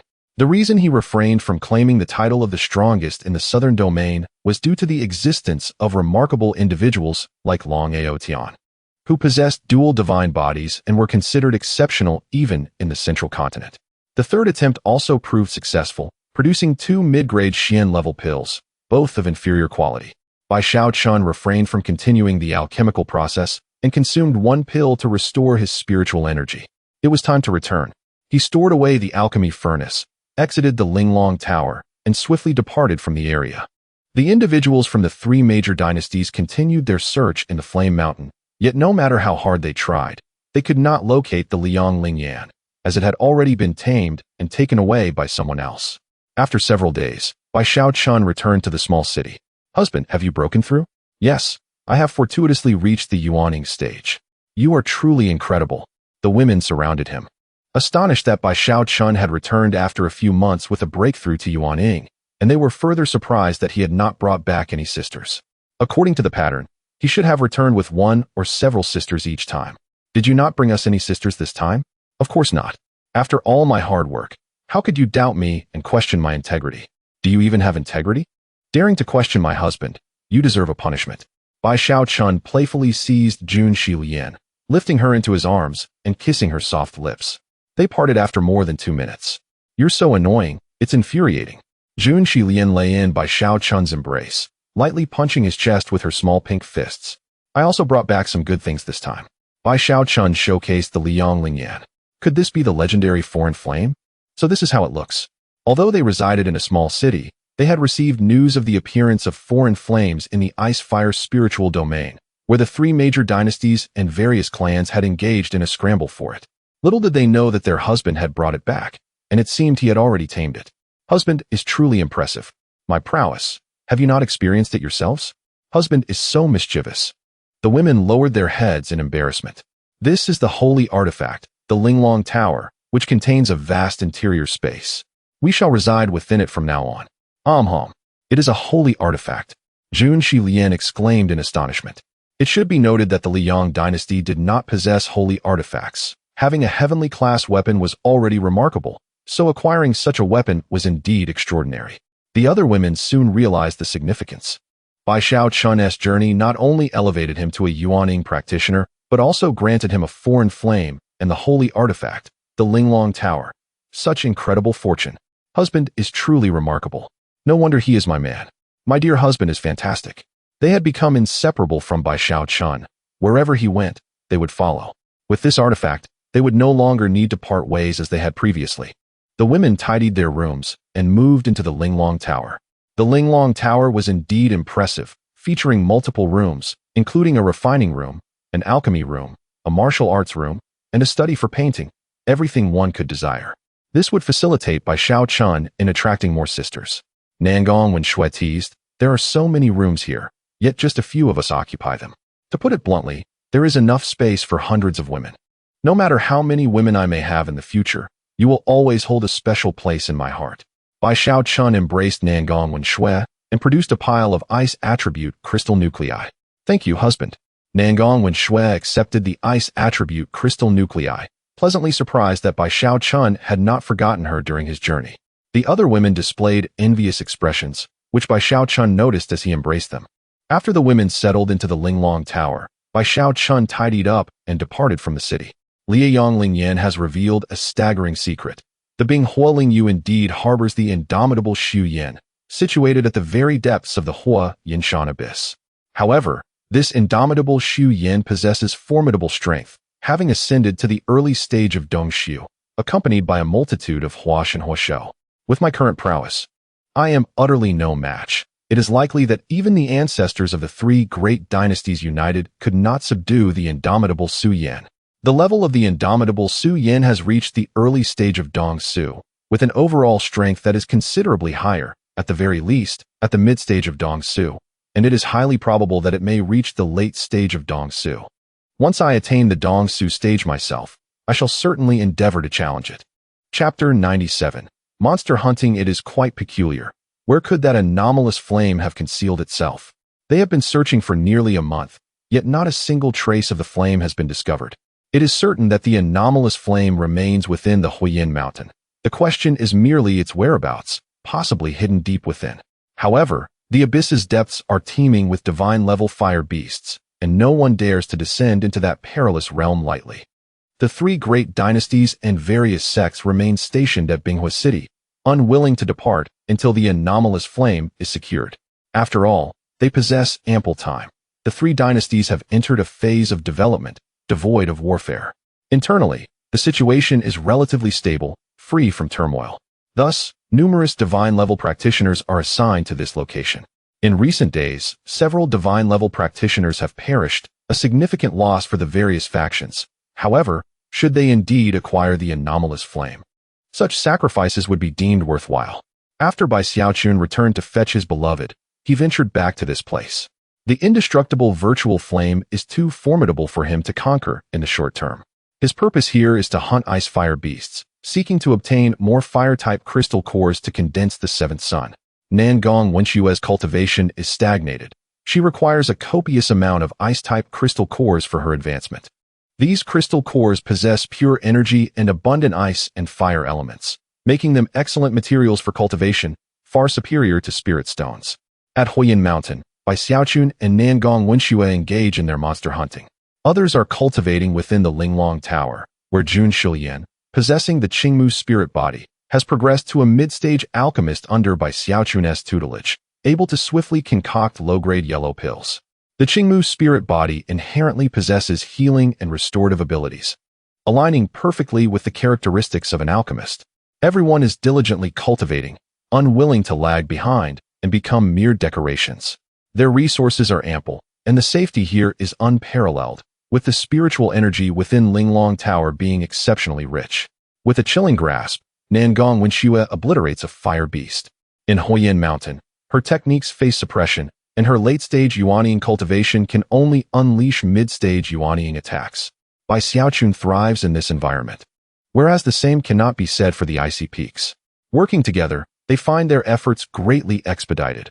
A male and female duo proves to be more efficient than a solitary endeavor.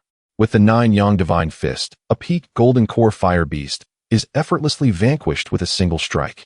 Utilizing his chi to slice open the beast's carcass, he retrieves a fire-type crystal core the size of a chicken egg. Quite satisfactory. He has procured several such cores. Over the past few months, the signs of fire beasts in Huoyin Mountain have dwindled, as most have retreated to the subterranean magma, no longer residing in the surface caves. Wenxue, let us head to the icy peaks.